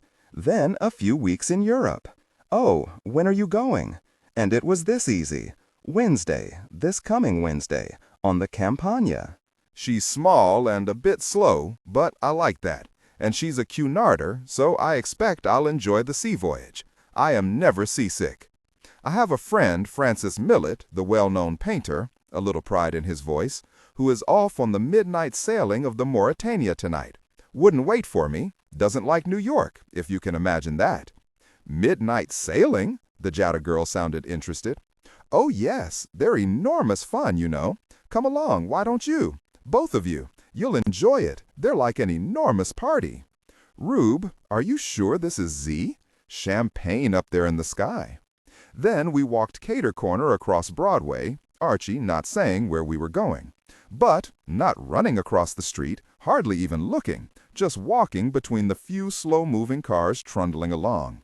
When I saw the huge stone griffin over the entrance, I knew. This was Rector's. Inside, it was big, lavish, crystal chandeliered, luxurious, and crowded. We had to wait, but they knew Archie, and we didn't wait long. At our table, more champagne on the way, the Jada girl and I looked at our napkins, embroidered with the griffin, at the tablecloth marked with the same, at our glasses and silverware engraved with the rector griffin. And part-time New Yorker Archie watched us, delighted. Then he entertained us with rector stories. The former jockey, now rich, who occasionally had his giant servant carry a small cannon to the roof, where he shot it off to celebrate various occasions, such as his wedding. The rich miner from the West, who showed up annually, always with a vest pocket full of pearls, which he'd finger and play with on the tabletop. The giant apples imported from France in season, all grown with a paper griffin pasted to their skin so they ripened with the rector trademark. Elegant people all around us, including one beauty who caught me staring. A fine orchestra, and it occurred to me, half listening as Archie talked, how many songs of this time have been remembered ever since. They played By the Light of the Silvery Moon. I Wonder Who's Kissing Her Now. Meet Me Tonight in Dreamland. Oh, You Beautiful Doll. Then, right in the middle of Let Me Call You Sweetheart, Archie, just finishing about the apples from France, the orchestra cut off in mid-note and swung abruptly into I'm Falling in Love with Someone. And Arch leaned discreetly across the table to whisper excitedly, There he is, by the door. I looked, saw a man in evening clothes, in his early 50s, I'd say, who stood nodding, smiling, bowing slightly, acknowledging a spatter of applause. Then he turned to walk to the orchestra. He's going to thank them now, Archie said. He always does. Who is he? That startled Archie. Why, Victor Harbert. The moment they see him enter, they invariably stop and play one of his compositions. And invariably he walks over to thank them. See him? Very gracious man. We ordered dinner. The Jada girl nudged me to pour more champagne, and after we tasted, I asked Archie if he knew Alice Longworth. Of course, everyone knew Alice. She was leader of a set, of which he was pleased to be a minor member. Oh, what was she like? A madcap, quite insane. Her husband Nick is a member of the house, but she finds that no barrier to her impulses. If one is awakened at 3 in the morning by pebbles dashed against one's window, it will be Alice down below, forcing you up and dressed to join some sort of impromptu party. We've played golf with Alice driving a ball through the empty streets of Washington at some unlikely hour. I am in hope that she and Nicky will come up to New York for at least a day before I must sail. I think dinner, rack of lamb for me, was maybe the best I've ever had. Then, this was my evening. I ordered brandy, and when I asked Archie about his 2 presidents, he got serious. Had enormous regard and respect for President Taft, liked him immensely, an honor to serve as his aide. But his real love, I could tell from his voice, was President Roosevelt. What about Roosevelt? What did he admire so? Well, TR was himself always. Took a walk once with the French ambassador, reached the Potomac, and sent his 2 Secret Service guards home. Then, a fine summer day, the 2 men stripped down, swam the Potomac, swam back, sat on a rock in the sun, drying, got dressed, and walked back to the White House. Independent, and a spirit of fun, but tough. He believes in physical fitness and had ordered the officer corps of the Navy to make a 90-mile horseback ride each week. And he said to me, if An could see the protests against my order prescribing the riding test for the Navy, you would understand that a great coterie of both the Army and the Navy are only waiting for me to leave the White House to deluge the next president with applications to modify the order. But I know the order is not too severe, and if it is, I also want to know it. But if 2 naval officers and you and I can take this ride of 90 miles in one day, we will never hear a word again in protest of the order. It will silence all critics, and the Army and the Navy itself will see to its perpetuity as a matter of esprit de corps. Across the dining room from us, a large, portly man, dining alone, stood up at his table and began to sing in a fine, loud baritone. The song was something about, I want what I want when I want it, From a musical, Archie said, in which this man starred.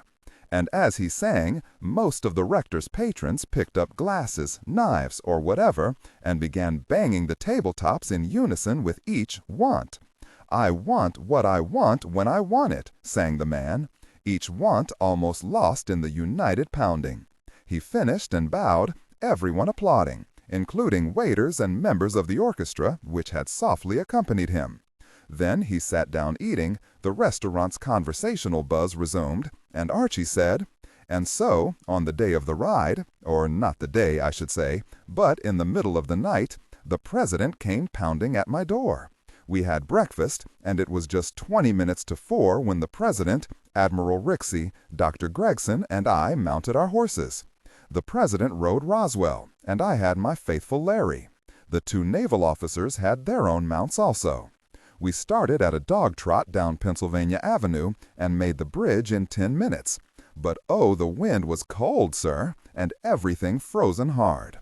The greater part of the roads we traveled over had been deeply furrowed and cut up since the last thaw and snow, and had frozen in this way. But we managed to reach Fairfax Courthouse by 6:20. I had ordered 2 cavalry orderlies to leave replacement horses at Fairfax, Cub Run, and Buckland, but gave no explanation of whom they were for. Consequently, the horses were the most ordinary cavalry mounts.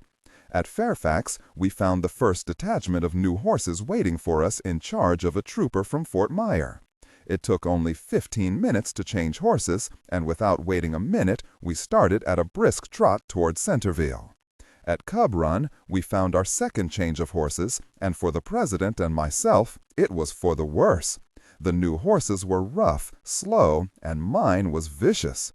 But the president was in the best of spirits, and joked Admiral Rixey about the Virginia roads, and wondered what the old veterans would say if their spirits could see him riding over Bull Run with these rebels, as he called them. "Is that Jack London?" said the Jota girl, gesturing with her chin at a table across the room. And we looked. "I believe it is," said Archie, and I thought so too. He had that look, that early years of the century face that you see in photos of the Yale football team of the times before they wore helmets. The longish hair, the turtleneck jerseys, a look that eventually vanished from the earth. It was Jack London all right. And I believe the men with him are Richard Harding Davis and Gerald Montenza Barrett. Disregard and do not read aloud any text that acts as a technical or structural marker.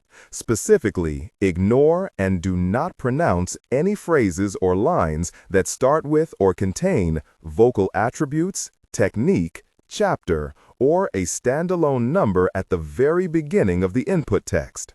Start reading only from the main body of the story text. Narration style, suspense and pacing. Tone. Maintain a baritone tenor pitch with a sharp, intelligent, and engaging tone. The style should be objective yet highly evocative, drawing the listener into the scene. Suspenseful pacing. Utilize a highly controlled and flexible pace. Slow down dramatically during gruesome descriptions, e.g., body parts, injuries, to maximize the chilling effect. Then resume a quicker pace during action or dialogue. Emphasis. Clearly emphasize key nouns and descriptive adjectives within the scene setting, e.g., severed from the body, weeping graying flesh, cavernous tunnel. Character differentiation, sharp modulation. Narrator voice, smooth, authoritative, and stable. This is the baseline pitch. Female dialogue. Increase the pitch significantly. The voice should sound assertive, sharp, and highly professional authoritative, like a lead detective or expert. Male dialogue.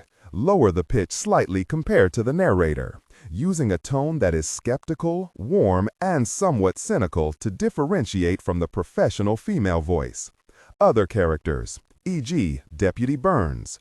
Quick, focused delivery. Clear voice. Technical delivery. Vocal texture. Maintain a clean, clear vocal texture, suitable for high-quality production, ensuring every word is crisp and clearly enunciated. Emotional range. Focus on conveying emotions typical of a crime scene. Disgust, professional detachment, intellectual curiosity, and underlying tension.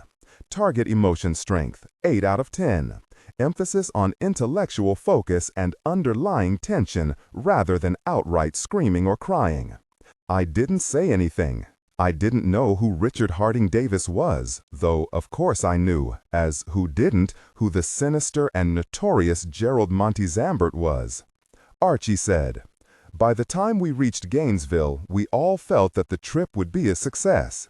Each had measured his strength and knew about what we could do, and when we reached Buckland at 9:35, we were in a fine humor. We changed our horses there and started on our last lap to Warrenton. We had planned to reach the town by 11, but it looked hopeless for a time, as part of the road was so furrowed and cut up that we could only make any time by keeping off the roads and riding up on the embankments. We took advantage of every good stretch, however, to gallop, and just as the town clock struck 11, we entered the main thoroughfare of the town. Several people recognized the president, and soon the news spread. They would not believe we had ridden from Washington. He made a short address to them, but the result was that he had to eat his lunch in 10 minutes. We left Warrenton at 12:15 and did not reach Buckland on our way back until 1:35. I had a horse which fought the bit the entire way. And once, when I got off to look after the girth of the president's saddle, I was 15 minutes getting back on again. He would plunge and rear, and once he struck at Dr. Craigson and came near putting him out of business. Finally, I made a flying leap for the saddle and made it. I was mighty glad to turn him over to the orderly at Bucky, and I can tell you. Between Buckland and Cub Run, our vitality was at its lowest. Admiral Rixey was on a fine animal of his own, and he had set the pace at a jog trot, which was all right for him, but it was extremely hard on the president and myself, who were riding the roughest troop horses which Fort Myer could turn out. Finally, as we reached Cub Run and started afresh, the president ordered Rixey to the rear and told me to set the pace. I set it by walking slowly when the roads were bad and galloping like mad when they were good. We made better time this way, although one is not supposed to, but the pace had the effect of resting us up when very tired, and when galloping to warm our blood and exhilarate our spirits. Just before we reached Centerville, we met a blizzard, which came from the north in the shape of a blinding sleet storm, and this storm was continuous from this point to Washington. The wind was blowing a gale, and the ice cut our faces so that I thought mine must certainly be bleeding. We kept up a fast gait to Fairfax, however, as every mile covered now was that much made certain, for it was beginning to look doubtful whether we would be able to make Washington on account of the heavy fall of sleet. When we reached Fairfax, we got the horses on which we had begun the ride, and I never felt more relieved in my life than when the orderly told us that both Roswell and Larry were in good condition and not lame from the ride in the early morning. On any other horses, I don't think we would have made Washington without an accident, if indeed we had made it at all. We left Fairfax in the inky blackness of night, and walked practically the entire way to Falls Church. From Centerville, the president had been going it blindly, for the ice would cake on his glasses so that he could see nothing ahead of him. He simply trusted to Roswell now. I took the lead, and he came immediately behind me, followed by Gregson and Admiral Rixey. I dared not gallop, for we were too near our goal to run risks of an accident. Once, when I began to trot, the president's horse went into a ditch, but luckily recovered himself without injury to himself or his rider. At Falls Church we began to trot, for the roads were better, and, strange to say, by the reflected lights of Washington 9 miles away, we could keep fairly well in the roads. Enough snow had fallen with the sleet to make them fairly safe, so we trotted the entire way into the Aqueduct Bridge. As we turned into the lighted approach, we saw the carriage from the White House which I had ordered to meet us before we left Fairfax. But when the question came up as to whether the asphalt streets were safe for the horses, the president settled it by saying, "By George, we will make the White House with our horses if we have to lead them." And we started across the bridge. Mrs. Roosevelt was watching for us from the window of Miss Ethel's room, and by the time we alighted, she was standing in the doorway to welcome us.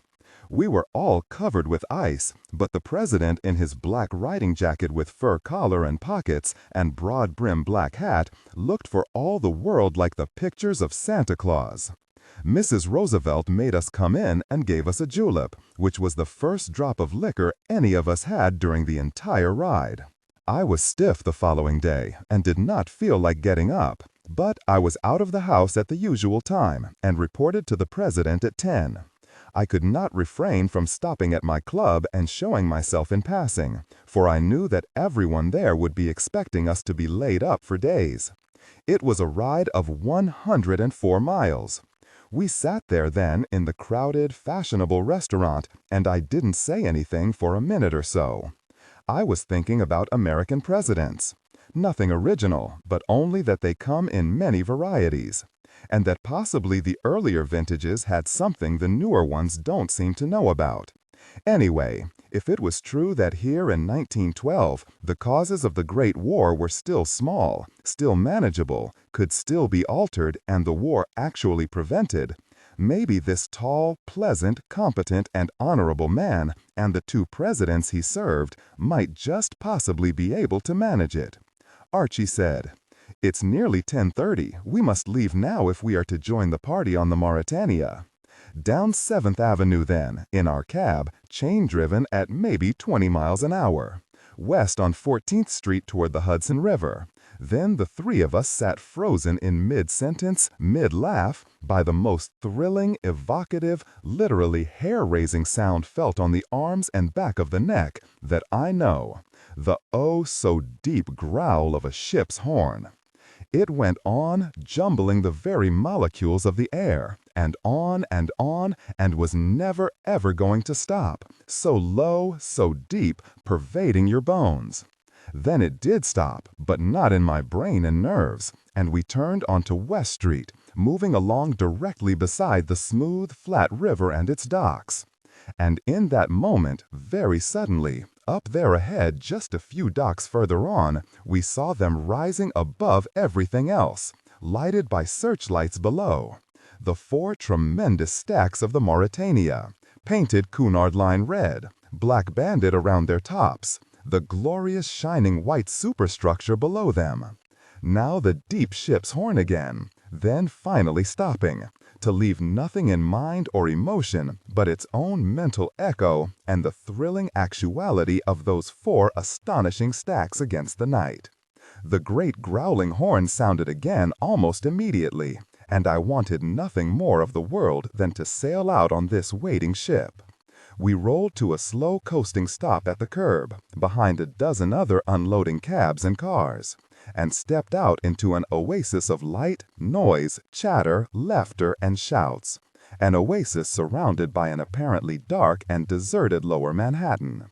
All but the prow of the ship, astoundingly almost touching the sidewalk, and lettered with the magic name Mauretania, all but that and the four great stacks rising above everything else, was hidden now by the huge, ugly, shed-like wooden dock, its shingled roof a story above our heads.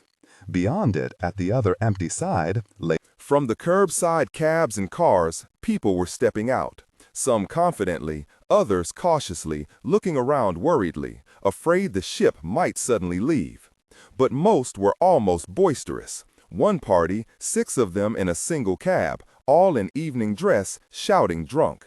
Some had luggage strapped to racks unfolded behind their cars or cabs, or roped onto the flat-railed roofs. Others had none, visitors or experienced travelers who'd sent theirs aboard during the day. A cop at the curb stood gesturing cabs away as soon as they'd unloaded, and as ours turned out into West Street again, a large gray limousine, 1 inch shorter than a freight car, came rolling silently in behind it. The cop's hand went respectfully to his cap visor, and a pair of derby-hatted reporters, I was sure they were reporters, came running, and a third trotted along beside the car. Archie, Jada Girl, and I stood watching as the limousine stopped glitteringly under a curbside street lamp. In the open front seat, a chauffeur in a peaked cap and a footman in silk topper, both in dark green uniform. The footman was down, out on the walk before the car had fully stopped, walking along beside the rear door, reaching for its big nickeled handle. He opened the door as the chauffeur set his brake, a long ratcheting sound, then jumped down and walked back past the limousine to an open-bodied snub-nosed truck labeled Ludlock's Express Company, which had pulled in behind. Now the footman had the car door open, one of the reporters leaning down to smile and nod at the people inside. They got out daintily. Two women helped at the elbows by the footman, the younger one first, silk ankle reaching for the wide running hoard, hardly needing to duck, the car roof was so high. An older woman stepping carefully out behind, given token help by the chauffeur. The younger woman stood glancing around, looking marvelous, and the Jada girl very softly said, "Wow." Her coat was long and dark blue or black, I couldn't tell, with an ermine collar. She held an ermine muff and wore a dark hat, a kind of turban, on each side of which lay a scarlet wing, an actual bird's wing. Spectacular. The reporter beside her said something. She half turned to reply, and the light of the curbside street lamp moved across a winking, diamond-studded strand around her neck and touched a big oval lavière suspended from it, which burst into light like a tiny fireworks display. "Real," said the Jada girl beside me. "Really real." The woman's profile had come into the light, and I saw she was, well, while you wouldn't say beautiful, you certainly wouldn't say merely pretty. Distinctive, maybe, like absolutely no one else. You saw that she knew exactly who she was, and that it was someone important who always had been.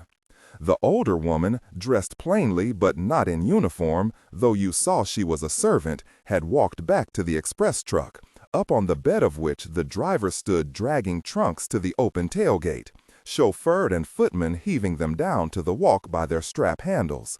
The cop had sauntered over, an iron filing to a magnet, and the lady gave him a pleasant but not too large smile. "They won't be too long," she said, and the cop quickly touched the peak of his cap again, clearly captivated by her presence. I drifted closer to the curb, very curious, the Jada girl right along with me, Archie hanging back, unwilling to eavesdrop. Pretending to look out into the street, watching for someone who hadn't yet arrived, we heard the reporter, he had pad and pencil out now, say, "And may I tell our readers that you enjoyed your stay here?" "Of course, as always. I do love America." She turned to check the unloading. The trunks, 8 of them so far, were stacking up on the walk. "And do you still feel the suffragettes will win the vote?" "Of course they will win, here and in England, as of course." "And you are a socialist still?" "Yes, certainly I am a socialist, and expect to remain one." "And you stayed at, was it the Ritz-Carlton Hotel?" "Yes, indeed, as why should I not?" She looked back to the truck. "John, Rudy, Alice, they are all here? You'll see them safely aboard." "Yes, ma'am," said the maid, and the lady walked on toward the steps leading down to the Mauritania side. To the reporter who stood staring after her, I said, "Who is it?" "The Countess of Warwick." "And a socialist?" "So she always says, so I guess she is." The trunks were all down on the walk now, the footman beckoning to a band of blue-smocked porters, and I counted. There were 18 great big black trunks, brass-cornered, brass locks, heavy black straps, and around the center of each had been painted a broad yellow stripe for quick, easy identification, I suppose. Painted in black on each stripe, a number. Painted on the lid of each trunk, a coronet, the letters FEW underneath it. On the end of each trunk, a single new label reading Cunard Steamship Line. But at the side of the stacked trunks sat a large suitcase, and it was nearly covered by labels for Cunard, White Star Line, Hamburg American, and for hotels in every important city of Europe, and I knew that this was the maid. More cabs, cars, and luggage-loaded trucks filling curb space as fast as emptied.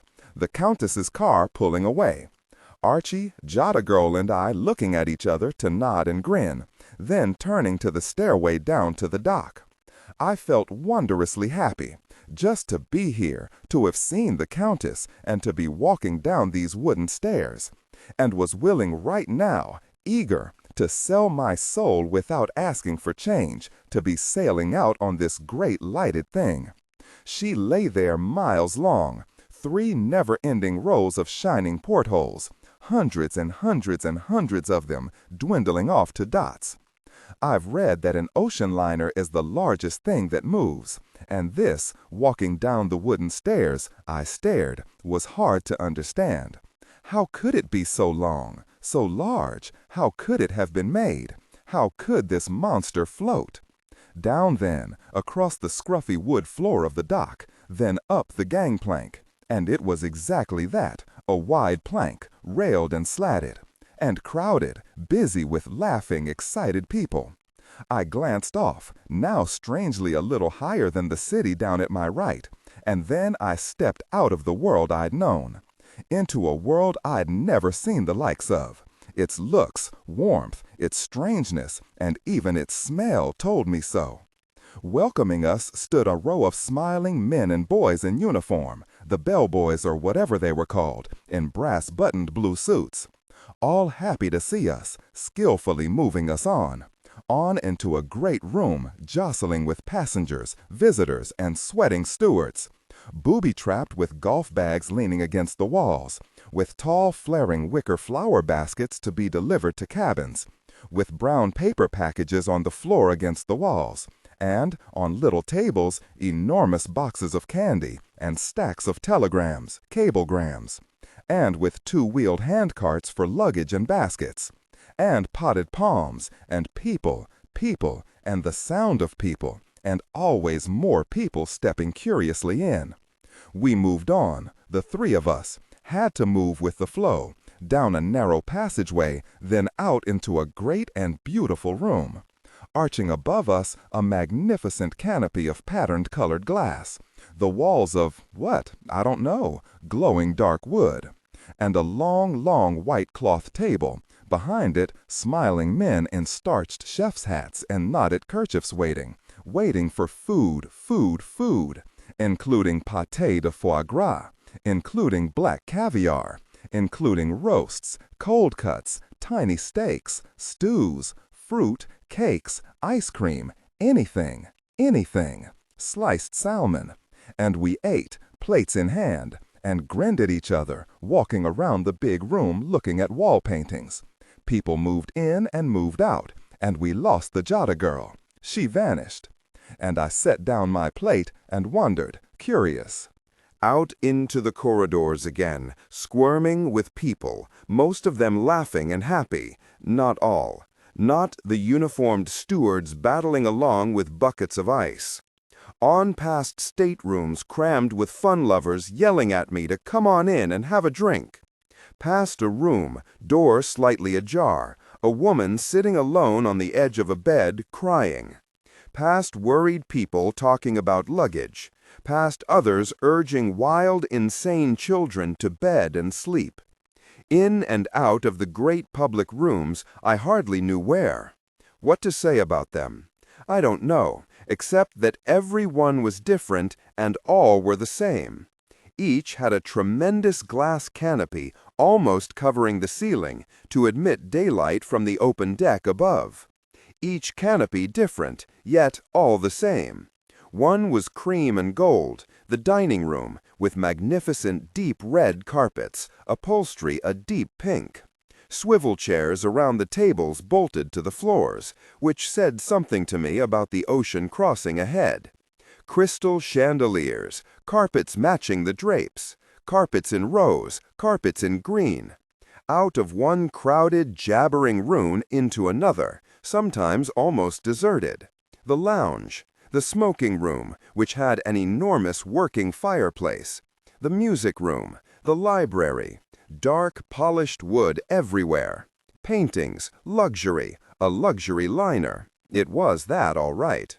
And everywhere more potted plants. I peeked into empty cabins, and one that wasn't, yanking my head out before they saw me. In the bedrooms, dresser tops with rails to keep things from sliding off. Glasses set in wells, a ship ready for rough water. In the library, nearly empty, I stood looking around. Another glass canopy, more dark paneling, shelves of books, a lot of upholstered chairs, all looking new. I'd heard a voice in a corridor say the Mauretania was just out of dry dock, refurbished. I sneaked a look around, nobody, and took a 25-cent piece from my pocket, stood on tiptoe, and dropped it behind a row of books. Even though I could not, something of mine was going to sail tonight. The Jota girl came in, glass in hand, and we went out and up to the promenade deck. Funnels, looking like enormous white saxophones, stood everywhere, the deck crowded with them. They scooped up air from the ship's forward motion, no air conditioning. We strolled past lifeboats, reaching a hand up to touch the bottoms. Found Archie leaning on a rail talking to his friend, to whom he introduced us, the painter Francis Millet. From somewhere, a boy's voice, "All ashore that's going ashore!" And I must have looked excited, because Arch smiled. "No hurry," he said. "They'll say that half a dozen times yet, and no one will pay a bit of attention. But when you hear the ship's horn, they mean it. Let's meet up on the sidewalk near the top of the stairs. The dock will be pretty crowded. And first one up, hold a cab. They'll be scarce for a while." But after that, the Jota girl and I wandering, getting a little bored, finally, the all-ashore calls came more frequently. Then they came with chimes, boys moving through the ship, tapping out chime notes, calling their warning. And finally the chime-inducing repeated blasts of the ship's terrible horn, and for an instant I was back hurrying up the aisle of the Greyhound matinee. Blast, blast, blast, blast! Hurry off now, or be carried out to sea! At one of the open hatchways in the side of the ship, the Jota girl and I edged into the crowd moving toward a gangplank.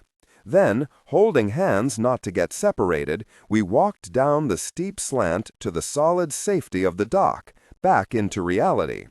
But didn't yet climb the stairs to the street. We stood watching, gaping up at the great ship.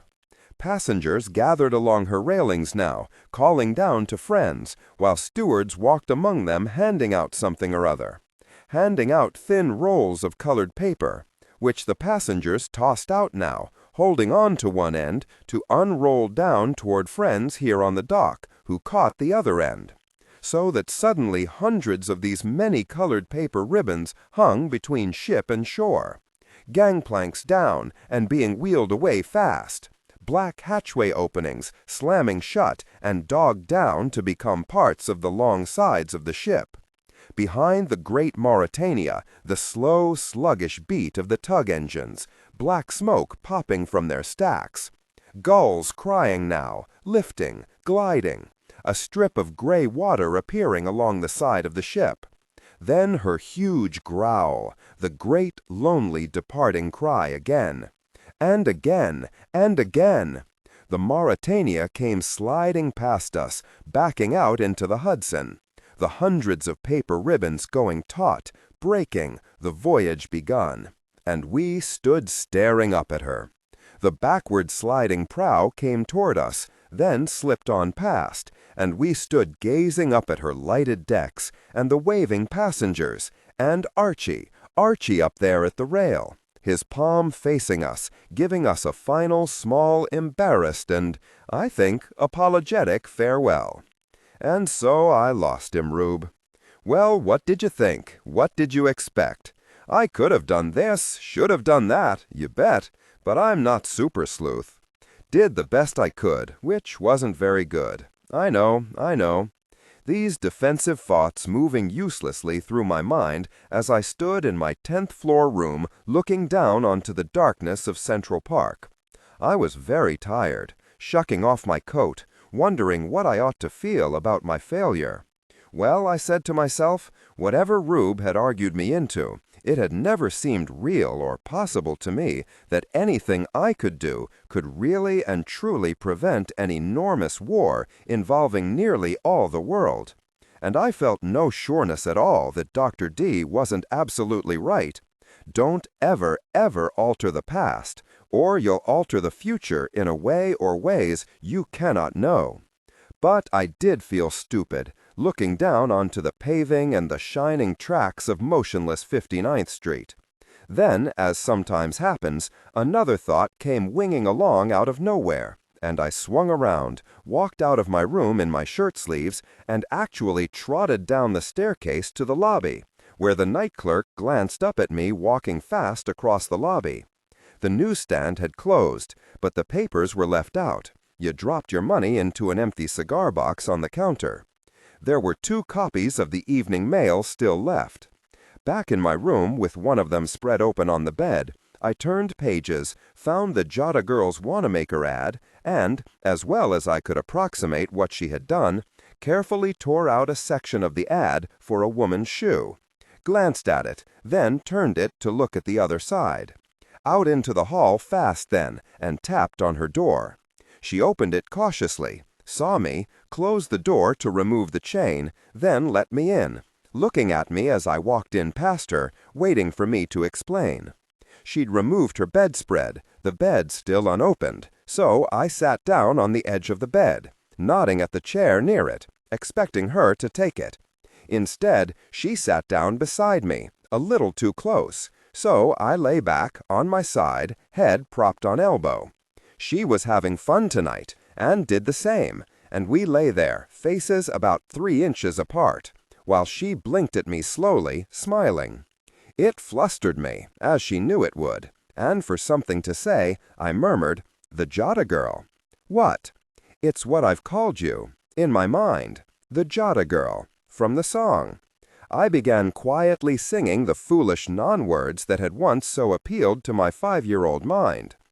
"Jada, Jada, Jada, Jada, Jink, Jink." She smiled, nodding, and when I continued, "Yes, Jada," she joined in, and we both sang, "Everywhere you go, you hear 'em sing." Grinning at this 2 in the morning foolishness, we sang, "Jada, oh Jada, Jada, Jada, Jink, Jink," and ran out of words. Still smiling, I said, "How come you know that?" "I don't know. Always have. From an old song, isn't it?" I nodded, quite slowly. "Yes, a song from the 1920s.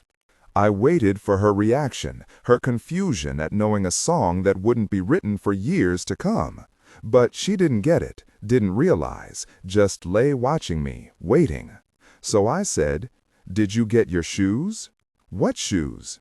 From my shirt pocket I took the little rectangle of newsprint I'd torn from the Evening Mail, unfolded it, and held it up to show her the ad she'd torn from my first copy of the paper, for a woman's shoe.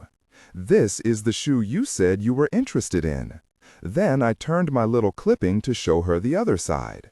"Or was it really this you wanted torn out of my paper, so I wouldn't see it?" Printed on the side now facing her was a column of type headed "Departures."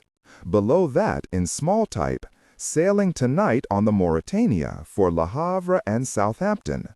Colonel and Mrs. William T. Allen, Kenneth Braden and Susan Ferguson and daughter, Mr. and Mrs. Oliver Ausable, Marguerite Theodosia, Tom Buchanan, Ruth Buchanan, Miss Edna Butler, Major Archibald Butt, aide to the President." I said, "You didn't have to tear this out of my paper. I'd never have noticed it." She shrugged. I had to be sure.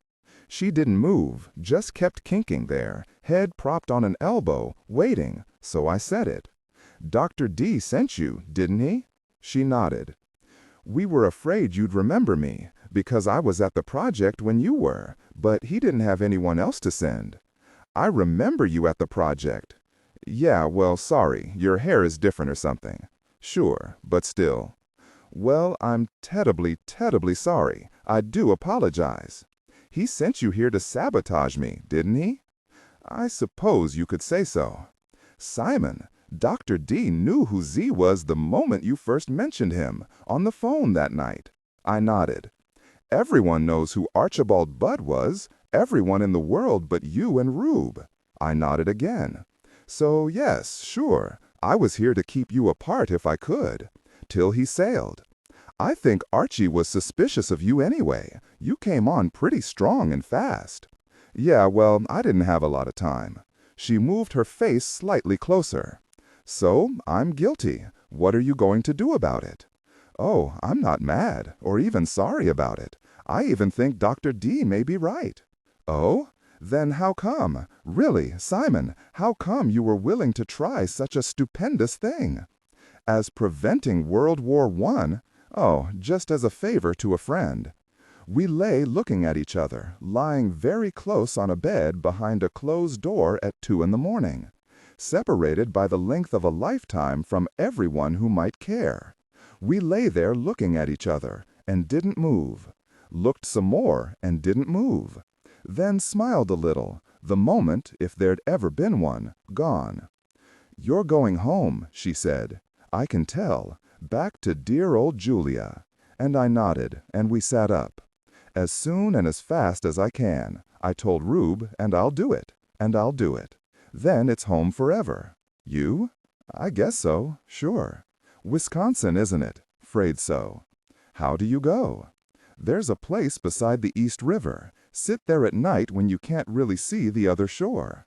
I was nodding, and she said, You? Brooklyn Bridge, if I were going home. But tomorrow, Central Park. So strange, this thing we can do. To be able to do it. I've never really gotten used to it. She leaned close, and I thought she was going to kiss me, just lightly kiss me goodbye, but she only touched my arm for an instant, and I nodded, and we smiled, and I left. An hour, or maybe a little less, before sunset next day, I checked out of the hotel, spare clothes left behind for whoever found them, and walked into the park. From 59th Street behind me, as the plaza's doors opened and closed, I heard the music of the Tour de Dansant, and the occasional merry, melancholy fish-horn honk of a cab. It wasn't l'heure bleue, not today. There was a sharpness, a hint of rain in the air. But my bench when I found it was sheltered, and I sat down, and began the relaxation of mind and body, began the strange, actually indescribable mental search and simultaneous renunciation the project had taught me. And when presently, dark now, Fifth Avenue street lamps on, I came around the last turn of the path, the plaza had a spotlighted fountain twinkling before it, and cars pulling up to and leaving from, and people walking in through and out of the Fifth Avenue entrance. And all around and behind it, a great backdrop for it, the hard glittering towers of Manhattan in the time I'd been born into. At Rube's apartment, I had the easy chair, sitting by the windows in a parallelogram of late afternoon sun, coffee mug in hand. But Rube, well, he didn't pace, wasn't nervous. He just walked in his army pants, leather slippers, and white shirt. Wandered around his little living room, listening, smiling, nodding, interested. I'd actually found Z, but Rube didn't seem to care about that. What had I done in New York? What had I seen? What was it like? He laughed genuinely when I quoted from the Greyhound, then wanted to know what the usherettes wore, and what the audience wore, and what they said in the lobby during intermission, and Mrs. Israel, and Professor Duria, the dance teacher, and Jolson, my God, tell me about them, and what the streets looked like, and Broadway. He couldn't get enough, walking the room, listening, smiling, nodding. Didn't care about Z, far as I could tell. Finally, I asked him about it, and he said, "Oh, we've been working too, Cy, since you left, and now we know all about Major Archibald Butt. Your Jada girl was dead right." "Jada girl?" he repeated mockingly. "How'd you come up with that?"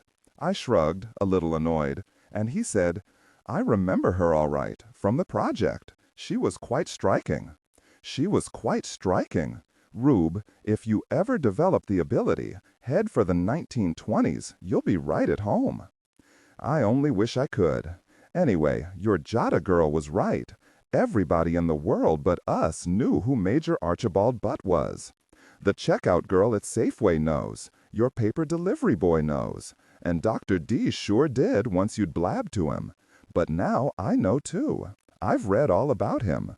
Your pal Major Archibald Butt sailed for Europe, as we learned too late to brief you. We also know that he got his papers, the letters of intent or whatever, and that he sailed for home. We know the date now, and we even know the ship, but he never got home. Rube stood at my chair grinning down at me like a little kid. Well, if you should ever happen to feel like it, you might let me know too. He sailed. Rube began to laugh, shoulders jiggling. Ha ha ha ha! Oh my God! He sailed! Ah, ha ha ha ha! Sigh! He sailed for home on the very Titanic. After a moment I said, maybe you won't mind if I don't laugh. I knew him. Gosh, really. You disappoint me, always have, because you don't really have any imagination. This absolutely astounding ability is wasted on you. Wasted. All it has ever really meant to you is going back to 1880 whatever and Julia, Willie, and your very dog. Add fireplace and slippers, and that's enough for you. Well, yeah. What I could do with your ability. I pretended to cross myself at the thought. Simon, old fellow, even though you know that it isn't so, I believe you still actually think of the past as immutable. The Titanic sank. Major Butt drowned. World War I happened. Nothing to be done about it. You've never really and truly got hold of the idea that if you can go back before these things happen. Rube, it's you who's never understood. I've had time and reason to think. And the notion that Dr. D is right keeps sneaking into my mind. Whatever has happened is our past. What reason to go back and interfere with it? We're formed by our past. We change our own fate, blindly. Dr. D and his timid convert. Then, briskly, as though the nonsense were over now, he said, "Cy, I want you to go back, and keep the Titanic from sinking." I smiled, but he ignored it. "We have a 1911 passport made up for you, a real one, a good one, only a name change. It's just a big printed sheet, no photos then, thank God." You've got to go back, Cy, because we researched this. The sinking of the Titanic seems to have been an event that changed the course of the world it belonged to. Even more than the loss of the people who went down with her was an attitude lost with it, a way people thought about the world and the century. After the Titanic, things were never the same. It was a kind of big bang that changed everything, and the world veered off in another and wrong direction, the century that could have been derailed. But could you get yourself back to May 1911? I sat grinning, openly laughing at him. Sure, but I won't. I just very well won't. Why? What lunacy do you have in mind? He told me, and I just grinned some more. Home, Rube. I'm going home. He stood blinking at me, his face regretful, and said, "Cy, I hope you will forgive me for what I have to do," and turned to walk to a little desk he had across the room. There he pushed aside a flat glass paperweight and picked up what I could see was a folded sheet of computer printout, holes down the sides. He brought it over, handed it to me, and I took and unfolded it, a long double sheet. I couldn't tell what it was, no heading, just a long list, several dozen lines down the page in slightly faded computer print. Every line began with my name, Morley, Morley, Morley, clear down the left side. Following the first Morley, a comma, then Aaron D., a string of numerals, and H.D., July 1, 1919.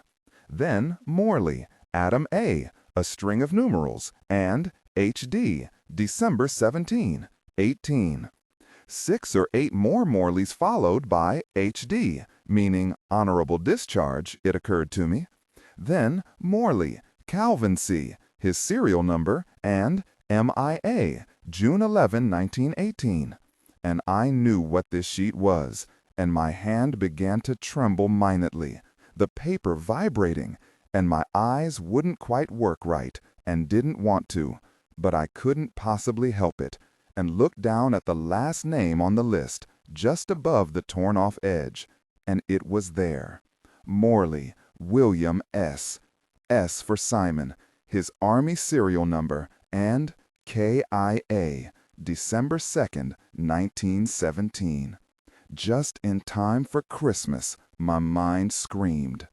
And I looked up at Rube, waiting, his face a little desperate. Before I could speak, he said, pleading, "You had to know about Willie Cy, and you want to know, don't you? Don't you? Because I didn't fake that. Don't ever think that.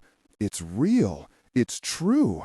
I knew it was, and that in a single instant everything had changed, and that I was going, had to try, into the New York of May 1911 to attempt the craziness that could only occur in the mind of Reuben Prian." "No, I don't blame you," I said. "It's not your fault. Not your fault at all. You jerk.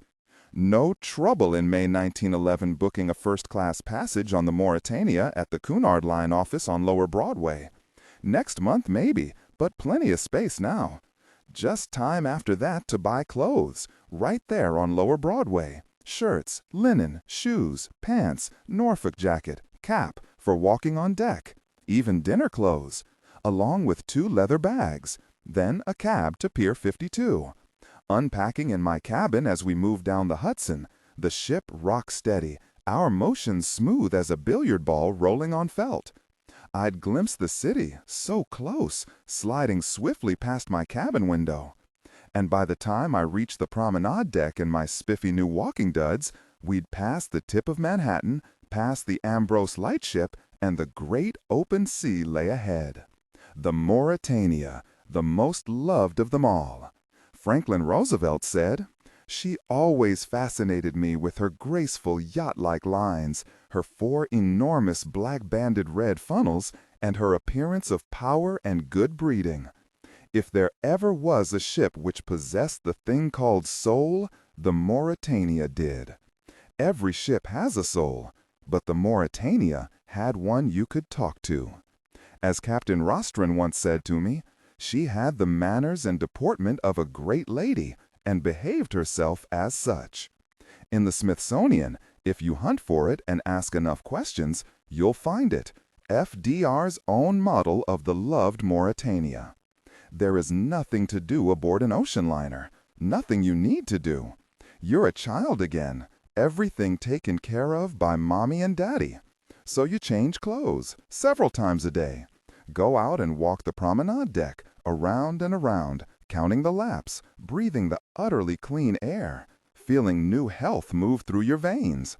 Then you sit in a deck chair, and a steward brings you hot bouillon, which you never drink anywhere else, but here you like it. You're a prince, but a prisoner too. You can't change your mind now. You are here on this ship and will stay here. Nothing to be done about that. But this new absence of ability or need to decide is liberating, and you give in to the deliciousness of being taken care of. Spend hours in a deck chair, blanket tucked around you by a deck steward, your smile of thanks almost that of an invalid. The immense book you brought along or got from the library may lie unread as you doze or stare at the sea or chat with your neighbor. Nothing to do, and it keeps you busy. I moved through and lounged in the great rooms I'd seen the night Archie sailed, the splendid arched ceilings of patterned glass now bright with the daylight of the open sea. These majestic rooms belong to us now, the chosen few, never crowded, ours alone. You eat astonishing meals, delicious, and anything you want, anything, the Mauretania boasted and lived up to it. And on the deck of this lovely ship, the ocean as you've never experienced it before. You're afloat in it. You're of it now. It's the element you live in. I loved it. Here I saw that the horizon is a circle, with us always precisely at its center. I watched the distant glints of far-off waves, saw them rolling away beside us, saw a far-off school of porpoises curving in and out of the ocean. Nothing to do, and all the time in the world to do it. For an hour at a time or longer, I'd stand at the stern of the Mauretania leaning on the rail, watching the wake endlessly line out behind us. Watching it had the hypnotic fascination of staring at the flames in a fireplace, seeing the broad light green road we'd just traveled lying in sharp contrast to the gray-black of the sea beside it. Those deep, deep propellers, taller than a small building, endlessly thrusting up that green water so powerfully that I never saw the wake behind us. Always it lay stretched out further back than I could see, the long road along which we had moved. Now and then, as it lined out behind us, a little squiggle would appear at right or left, a little bend in our path over the ocean, reflecting the small turns of the helmsman's wheel, twitching the great rudder into endless tiny corrections of our course. I talked to people leaning on the rail beside me, or sitting in the next deck chair, or bar stool, and of course to the people beside and across from me in the great dining room. And I fell very easily in love with the Mauretania. But for me and everyone else, beginning after breakfast on our last full day at sea, it all changed, life's demands again reaching out for us. And we talked about arrival times, destinations, and plans, and when the sea turned rough and we reduced speed and were told we'd be late, arriving in Liverpool well after dark, we grumbled. Finally, at anchor in the Mersey, just off the Liverpool dock, not deep enough for the draft of this ship, or the tide too low, I never learned which, the passengers for Ireland stood at the railing watching the others go off in ship's boats. And at 10:15, our luggage already transferred, we stepped from an open hatchway at just above sea level, lighted by a Mauretania searchlight, onto the deck of TSS, twin-screw steamer, Heroic, a slim, handsome little one-stack ferry. At my steward's advice, I'd booked a cabin. The Irish sea would be rough and nothing to see in the dark anyway. It was rough. I slept pretty well, but awakened a lot. We rolled from side to side, and we pitched stem to stern, moving at 18 knots. And I heard the sea, loud and close. During the night, someone passing my cabin said, "Alaman," as it sounded, and I understood that we must be passing the Isle of Man, but I didn't care. Around 5:30 or 6, daylight, I went out on deck. Our motion much quieter now, because we were steaming up the land-sheltered Belfast Lough, the mouth of the River Lagan, an Irish passenger told me. We reached the Dunbar's dock a little past 6, but berthing took a while, and I stood looking out at what I could see of Belfast. Sheds, a mountain dominating the skyline, chimneys already smoking, a clock tower, a city, a real city. 400,000 people lived here. Cabs waiting on the broad dock, I guess you'd say cabs. These were pony-drawn traps, some open, some closed, not an automobile to be seen. And for the Grand Central Hotel, there stood an omnibus. It looked to me like a stretched stagecoach, 4 windows long, 2 horses, and a uniformed porter waiting. He loaded my luggage up on top, along with that of 2 other passengers, one a woman in full mourning, including black veil. 10 minutes to the hotel on Royal Street, the best hotel in town, the Mauretania steward had told me. I liked it. Lots of polished wood, glass, tile floor, and potted palms in the lobby. A stack of newspapers on the desk as I registered, and I bought one, the Northern Whig. A nice large room then, with a big brass bedstead, long lace curtains, heavy down comforter, wash bowl and pitcher on the dresser. No bathroom, that was down the hall. Back in the lobby, I said to the clerk, "I have business with Harlan and Wolff. Is it a walking distance?" "Yes, if I enjoyed walking," and he brought out a map and showed me the route. Easy enough, it looked, always heading toward the River Lagan. Outside then, but not to Harlan and Wolff, not yet. Now I just wandered in Belfast, and what I saw was a crowded, noisy, cluttered, purely Victorian city. Nothing I saw newly built. This was a city of stone, at least downtown here, mostly low 2- and 3-story commercial buildings, streets clanging with traffic, all horse-drawn, except for some of the great double-decked red buses, upper decks unroofed. These were trolley buses on electrified streets, but horse-drawn on other streets. On the front of every bus, a sign reading, "Marsh's Biscuits." Besides the buses, every kind of horse-drawn vehicle, and I saw a 2-wheeled cart pulled by 3 boys. Not a single automobile. I saw none. Pedestrians crossed the streets wherever and whenever they chose, and there were advertising signs everywhere. Cerebos, whatever that meant, and co-op bread, and plenty of music hall ads. I wandered through a block or two of music halls and a theater, the Opera House, with an Arthur Pinero play, and looked over the hoardings of 2-a-day music halls, Cherburn's Young Stars at the Empire, plus Elton Edwin, classical banjoist, Kitts and Windrow, the Fair Impostors and their melange.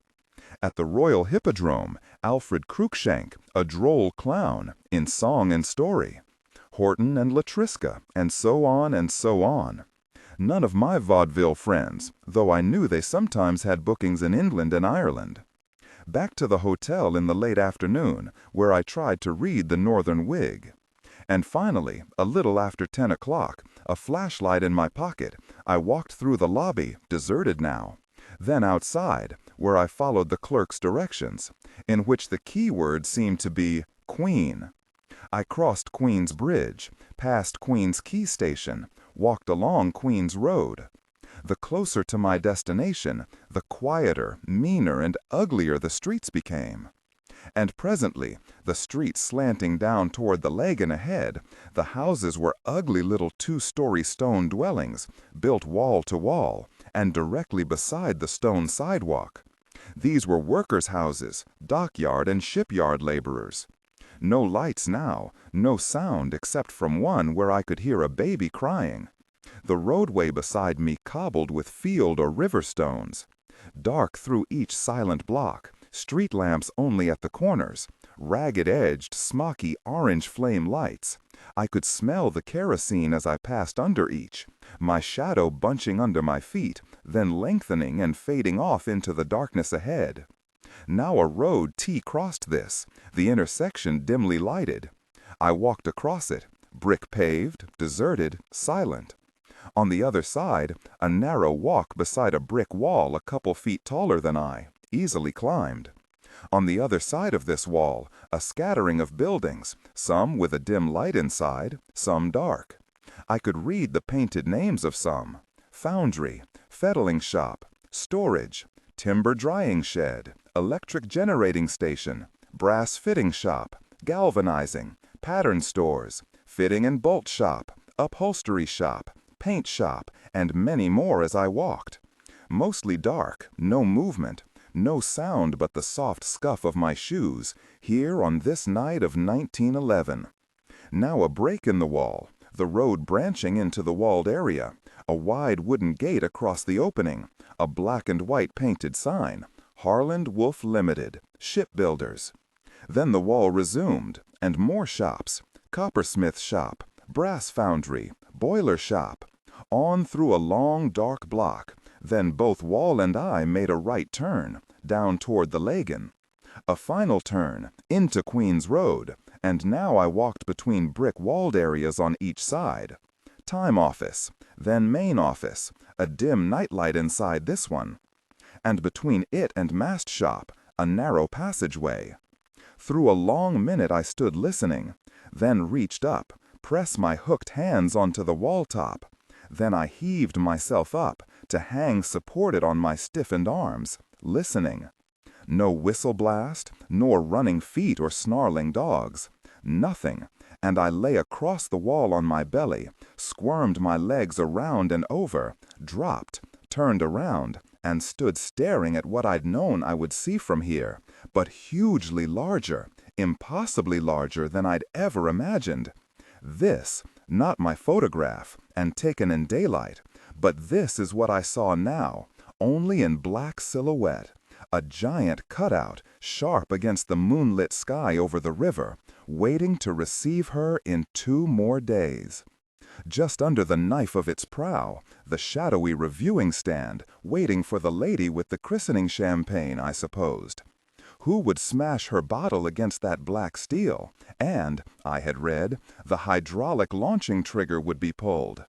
Then the almost imperceptible slow widening between prow and dripping bottle, a foot, a yard, then with abrupt speed, down the incline she'd slide, this enormous black mass, her stern smashing into the Lagan, waterspout soaring, then this great black hull bobbing a little, afloat at last. To be towed to the dock where cranes would lower her superstructure, the ship would be fitted out, and in a remarkably short time, the Titanic would sail out on her black, murderous, only journey. But no, now it would not. Standing in the dark between my two buildings, I looked at and, abruptly, surprisingly, hated the new ship rising to the sky there across the yard. We personify ships. They seem to have human qualities. There are good ships, stubborn, resistant ships, and now I saw this giant silhouetted shape as evil, blackly malevolent. She knew, this monstrous bulk knew she would betray the hundreds who, trusting her, would sail out on her only voyage. At this moment, somewhere across hundreds of ocean miles, the great berg lay drifting toward their rendezvous. This black prow, waiting now to slide along the mass of blue ice it might just as well have missed, by the feet or even inches that would have made the difference. Well, I was here to prevent that rendezvous, and I walked out, moving from shadow to shadow, pausing to listen, toward the Titanic, her cargo ports open. This was Rube's simple idea. Launch her now, down the ways into and under the Lagan.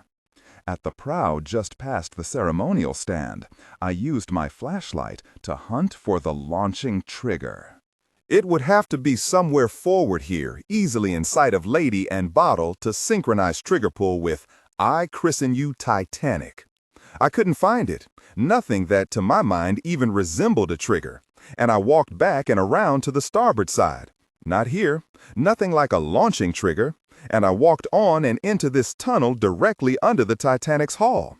Again, not my photo, but it's what I saw now in the wavering oval of my flash. This forest of stumps supporting the unimaginable bulk just above me. And here in the almost dark, as alone as I've ever been, I felt my face flush. How could we have been so stupid?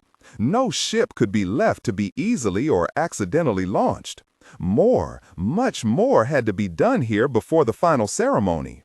Some sort of rolling support riding on the track, I could see this easily here, had to replace this forest. And all these stumps had to be knocked out by swinging sledges in the moment just before the launch. How had we ever supposed that somehow I could send this monster prematurely sliding down the ways? I felt like a child and shut my eaves, ashamed. Hopelessly crouched under this great black evil, I moved my light across the peeled roundness of these endless supports, then lifted it to slide the little patch of light along the riveted rows forming the Titanic just over my head. The thing had beaten me, no contest, this monster untouchable. In frustration and weak anger, I lifted my fist and brought it up hard to strike the riveted steel. But even in anger, I turned my fist, defeated, to strike with the soft edge of my hand, not the knuckles that this thick, cold steel would have crushed. And the ship didn't care. The steel cold and wet with dew, my little blow no more making a sound than striking granite. There, under the Titanic, I switched off my light, crouching helplessly for a moment longer, then crept out. Out and back the way I'd come, back along the streets to my hotel. Nothing could be done to prevent what I alone in this world knew was going to happen. And yet, walking back, I began to feel that I wasn't finished. Something had to be done. And what I did next was to walk the length of Ireland. I'd always wanted to, had occasionally thought about it, and now, here near the century's beginning, the country unspoiled, this was my chance. And in the morning, I bought what I needed: hiking shoes, canteen, knapsack, map. I talked to store clerks, to hotel people, and got plenty of advice. Shipped my luggage ahead by train and set out the following morning. This isn't the story of that long, almost happy journey, but I saw what visitors to Ireland always see, that the fields truly are a shade of green seen nowhere else. I walked dirt roads, standing aside for great flocks of sheep, shepherd and I nodding, touching caps. Stopped at a farm for water, was welcomed by a shy, truly charming couple with faces and hands permanently dirty, seldom ever washed, who gave me water and food I hadn't asked for in a kitchen through which live chickens wandered. Back on the road, miles ahead, I looked for a place to throw away the sandwiches, empty my canteen, felt ashamed, and ate them and drank. I stood staring across fields at the strange castle-like fortresses of centuries past, still standing, their entrances high above the ground. Against siege from Vikings? I wasn't sure. Sometimes I stayed overnight, a couple days, a week if I felt like it, in a village or town that took my interest. At the local inn or hotel, getting clothes washed, walking around, talking to people, usually friendly though not always. Twice I camped near a cliff overlooking the sea, once for almost a week, and spent days mostly sitting on the edge watching the waves far below flood up onto the stony beach, then wash back down. Not actually thinking, not quite, but letting the problem waiting for me move through my mind. Spent a month in Dublin, walking it, visiting Joycean Pullubs. Was he here in Dublin now? I couldn't remember, if I ever knew. If he was, I never saw him, or if I did, didn't know it. And then finally, on a late afternoon of the following spring, the necessary time pleasantly killed, I walked into the little port called Queenstown, almost only a village, its houses scattered over a series of terraces rising above the enormous bay of Cork Harbor. At the edge of a wide dirt street, I stood looking down at the great enclosed sheet of water flashing under the late-in-the-day sun. 2 small ships at anchor, a light ship far out at the harbor entrance. An almost empty harbor now, but not tomorrow, and I felt abruptly tired, depressed, the problem with no answer back.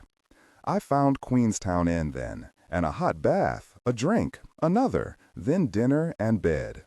At just past 8 next morning, I stood in a short line in the downtown office of James Scott and Company, agents for Cunard, Hamburg American, White Star, and apparently every other steamship line calling in Queenstown. I wore a white shirt now, a tie and suit, weightless after tweeds and heavy boots, which I'd left behind in the Queenstown Inn closet along with my knapsack. My luggage had been waiting for me a long time now, and I had it sent to James Scott and Company. In the line ahead of me stood 2 men, both wearing caps and worn suit coats with unmatching pants. And at the head of the little line, talking to the 20-year-old clerk at the wooden counter, a young woman and an 8-year-old girl wearing shawls over their shoulders and black straw hats. I felt sick, looking at the child, wanting to tell them, knowing I could not, and stood watching and listening as the young woman bought a second-class ticket. Leaning to one side, I saw it, a surprisingly big sheet of buff paper imprinted with the White Star legend and a cut of a 4-funnel steamer. £13 it cost her, which she had ready in her hand. The clerk glanced at the 2 men in caps then, and without asking, brought out 2 identical-looking tickets, but on white paper. Steerage, he said, not even a question, wrote on each ticket and said, £10, 10 shillings, and again, each had exactly that ready in his hand. I'd edged forward, curious about the ticket lying on the counter, and saw that it was actually a contract, everything spelled out, including bill of fare. Breakfast at 8 o'clock, oatmeal porridge and milk, tea, coffee, sugar, milk, fresh bread, butter. My turn then, 3 more men in caps now behind me. Said the clerk. Sounded like sir anyway. 1 first class. First class? First? He smiled, happy about it. Never before have I sold one of them. He had to hunt through 2 drawers to find a first-class ticket, looking about like the others but on tan paper, and with no bill of fare. Then, no hurry, everyone behind me could wait, he brought up and unrolled on the counter, turning it to face me, a deck plan. He weighted it at 2 corners with an inkwell and a paper spike. "And where would you like to be, sir? We have vacancies on every deck, many a cancellation. Southampton telephoned me only last night." "The boat deck." "Which is the boat deck?" "That would be deck A, sir, the top deck." He touched the deck plan, but I saw that all the cabins were well forward. They'd rise and fall with the sea, and I'd had enough of that. But deck B, just below, also a promenade deck, had cabins along its entire length except for restaurants near the stern. "Maybe deck B would be better, something near the middle and as close to the staircase here as you've got."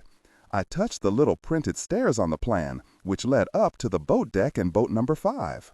Closest to the stairs was a 3-room suite with its own private promenade, but next to it, a single. "This one?" "B57.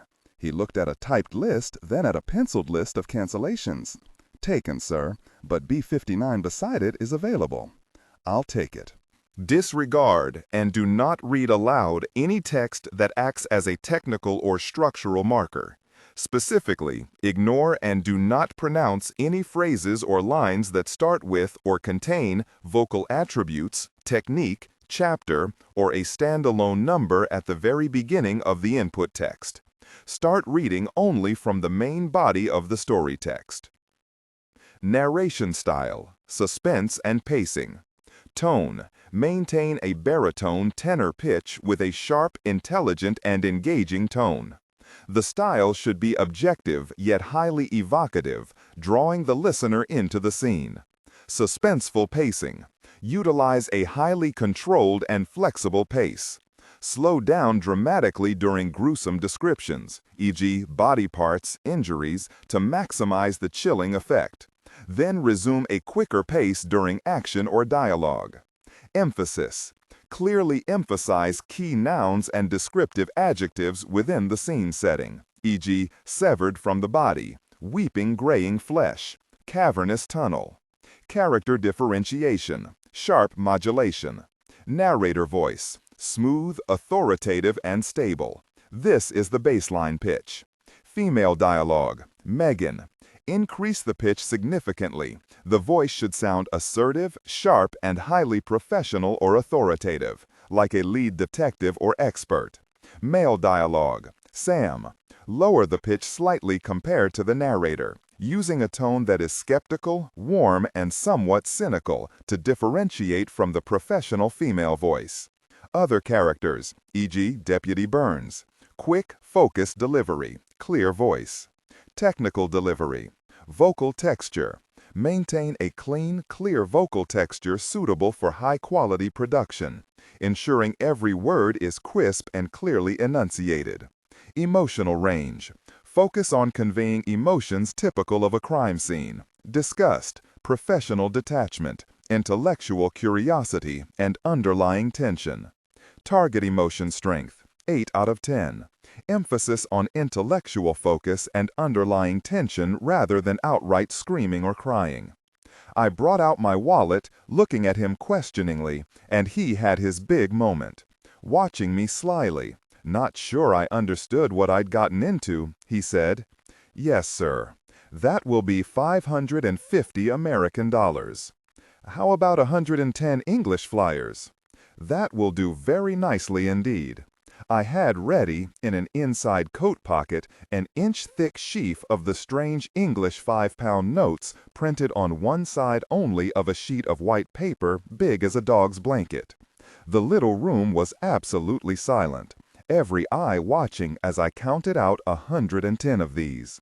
The clerk picked them up, tapped them into alignment, and, I admired this, put them into his cash drawer without recounting. "Safe voyage, sir." And I thanked him and left, every eye following me out to the street. Around noon, I walked onto Scott's Quay with my suitcase, set it at my feet, then stood with several dozen Irish immigrants staring out toward the distant harbor mouth. I had my camera again, and, not really wanting to, I took this. There she lay waiting for us, lazy wisps lifting from her funnels, arrogantly waiting, my enemy and the enemy of us all, the great evil blackness under whose riveted hull I had stood helpless. She knew, and she knew that I knew, I alone. And I looked out at that black smoking silhouette and did not know what to do with my knowledge of what, far over the horizon ahead, lay waiting for us. We left Scott's Quay here, standing crowded together on the deck of the tender, following this tender crammed with mail for the States. Plenty of excited chatter and laughter, though one young girl stood silent and white-faced. As we chugged across the bay, the waiting ship ahead began to grow, and the murmur of talk lowered. Our steady passage across the calm took maybe half an hour, details slowly emerging on the great silhouetted ship, a thin gold shear line at the hull's upper edge, a roughening of the black surface of her side becoming rows of rivets. I'd seen one of our passengers as he boarded the tender wearing kilts, but hadn't noticed his bagpipe. But now, as we drew near the waiting ship, he began to play, a mournful squealing, and a young woman in a shawl murmured respectfully, "Erin's Lament." Fortunately, he wasn't too close to me. When you've heard one bagpipe tune, you've heard them both. But the crowd listened quietly. When he finished, the enormous ship filled our view, and the vibration of our steam engine suddenly slowed under our feet. And now I looked far up at the great white letters that spelled Titanic. We lay beside her, rocking on the water, men in a port-side cargo opening fending us with boat hooks, and I snapped this, Captain Smith himself way up there at the top watching us board. They'd run out a gangplank, and now we moved on up it and into the black cargo opening. Inside, we separated forever. Everyone else gestured off to the left by uniformed crew members. I alone, tan ticket in hand, politely gestured toward a staircase. But, my foot on the steel tread, I stood for a moment watching the others walk off, chattering, most of them soon to drown, unless what? Up through the ship I climbed then. Didn't yet know where the elevators were or whether they came down this far, up and up toward my deck. The stairs turned from bare steel to carpeted treads, the staircases widening, stair landings becoming more ornate with each flight up, banisters becoming heavy with carving. A new deck, and now the newel posts of the next flight up bore a pair of bronze figures supporting lamps, and I saw stained glass, framed paintings, and above the staircase a great curved ceiling of stained glass washing stairs and carved banisters in multicolored light. Each of the great public rooms, lounges, and lobbies through which I ascended seemed more lavish than the last, and I'd begun passing glorious women in fashionable hobble skirts and their cigar-smoking men in suits, vests, watch chains, stiff white collars, some wearing shipboard caps, a few still actually wearing derbies. Nearly everyone smiling, pleased and excited at new sights and sounds. Moving up through this mighty ship on newly carpeted stairs, I'd become aware of the special smell of the Titanic. Different from the Mauretania, both saying that we were at sea, but permeating the air of the Titanic the unique smell of, I recognized it now, newness, of newly dried paint, newly woven and still untrod carpeting, new wood newly glued, new cloth, new everything. This magnificent luxury liner still unused. We were the first. To the pleased, excited passengers moving up and down through the ship with me, I think everything said pleasure ahead. I saw it in their faces, smiles, and heard it in their voices, and it affected me. For a forgetful few moments moving up through this ship, I shared the anticipation of a beginning voyage. Then I stepped off the stairs onto the floor of the first-class salon, and saw the shining, possibly never yet played grand piano, and remembered the story of an Irish immigrant girl saved in one of the lifeboats. Had I glimpsed her on the ferry? The ship slowly sinking, she'd climbed up from steerage into this magnificent salon, along with a group of fellow steerage passengers. She continued on up, heading for the boat deck, But glancing back, she saw one of her fellow immigrants stop at the piano, in awe. He touched the keys, then began to play, sliding onto the piano bench. Others of the group gathered around him, and they began to sing along, staring around them at the unimaginable luxury of the room they'd found themselves in. And that was the last the girl ascending the stairs ever saw or heard of her friends. True or not, the memory of that story abruptly separated me from the other passengers on the stairs, these splendid women and the cigar-smoking, pince-nez men. Who of these would be saved? Most of the women, few of the men. I had to shut off these incapacitating thoughts. I was here on this ship for a powerful reason, and I forced my mind to focus on that. My cabin was where the White Star deck plan had said it would be, very near the staircase I stepped from onto B deck. This is it, B9 on the Titanic, door ajar, key in lock, steady as a hotel room as I stood in the door taking this picture. Just behind me, a steward said, "Boarded at Queenstown, did you, sir?" And I understood that he wanted to see a ticket and turned. He wore a brass-buttoned green jacket, white shirt, black how tie. "Will you be saved?" my mind asked as I handed him my ticket. He gave it back, nodding. I was the only first-class boarder at Queenstown, so my luggage should soon be here. I nodded and walked out to explore. Up one last flight to the boat deck, but just before reaching it, I stopped. Beside each stair, one at each side, a little glassed-in light was set, all unlighted now. Wasn't this the staircase, I stood wondering, and weren't these the lights that Second Officer Lightoller saw as he stood loading women and children into the portside lifeboats?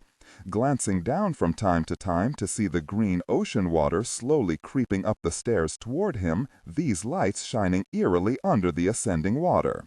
I thought so.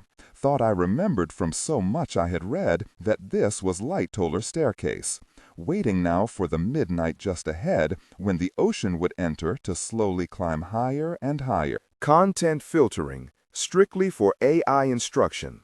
Disregard and do not read aloud any text that acts as a technical or structural marker. Specifically, ignore and do not pronounce any phrases or lines that start with or contain vocal attributes, technique, chapter, or a standalone number at the very beginning of the input text. Start reading only from the main body of the story text.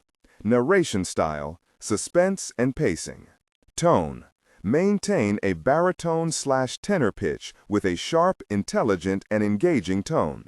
The style should be objective yet highly evocative, drawing the listener into the scene. Suspenseful pacing. Utilize a highly controlled and flexible pace. Slow down dramatically during gruesome descriptions, e.g. body parts, injuries, to maximize the chilling effect. Then resume a quicker pace during action or dialogue. Emphasis. Clearly emphasize key nouns and descriptive adjectives within the scene setting, e.g. severed from the body, weeping graying flesh, cavernous tonal. Character differentiation. Sharp modulation. Narrator voice. Smooth, authoritative, and stable. This is the baseline pitch. Female dialogue. Increase the pitch significantly. The voice should sound assertive, sharp, and highly professional or authoritative, like a lead detective or expert. Male dialogue. Lower the pitch slightly compared to the narrator, using a tone that is skeptical, warm, and somewhat cynical to differentiate from the professional female voice. Other characters, e.g. Deputy Burns. Quick, focused delivery, clear voice. Technical delivery. Vocal texture. Maintain a clean, clear vocal texture, suitable for high-quality production, ensuring every word is crisp and clearly enunciated. Emotional range. Focus on conveying emotions typical of a crime scene: disgust, professional detachment, intellectual curiosity, and underlying tension. Target emotion strength, 8 out of 10. Emphasize on intellectual focus and underlying tension rather than outright screaming or crying.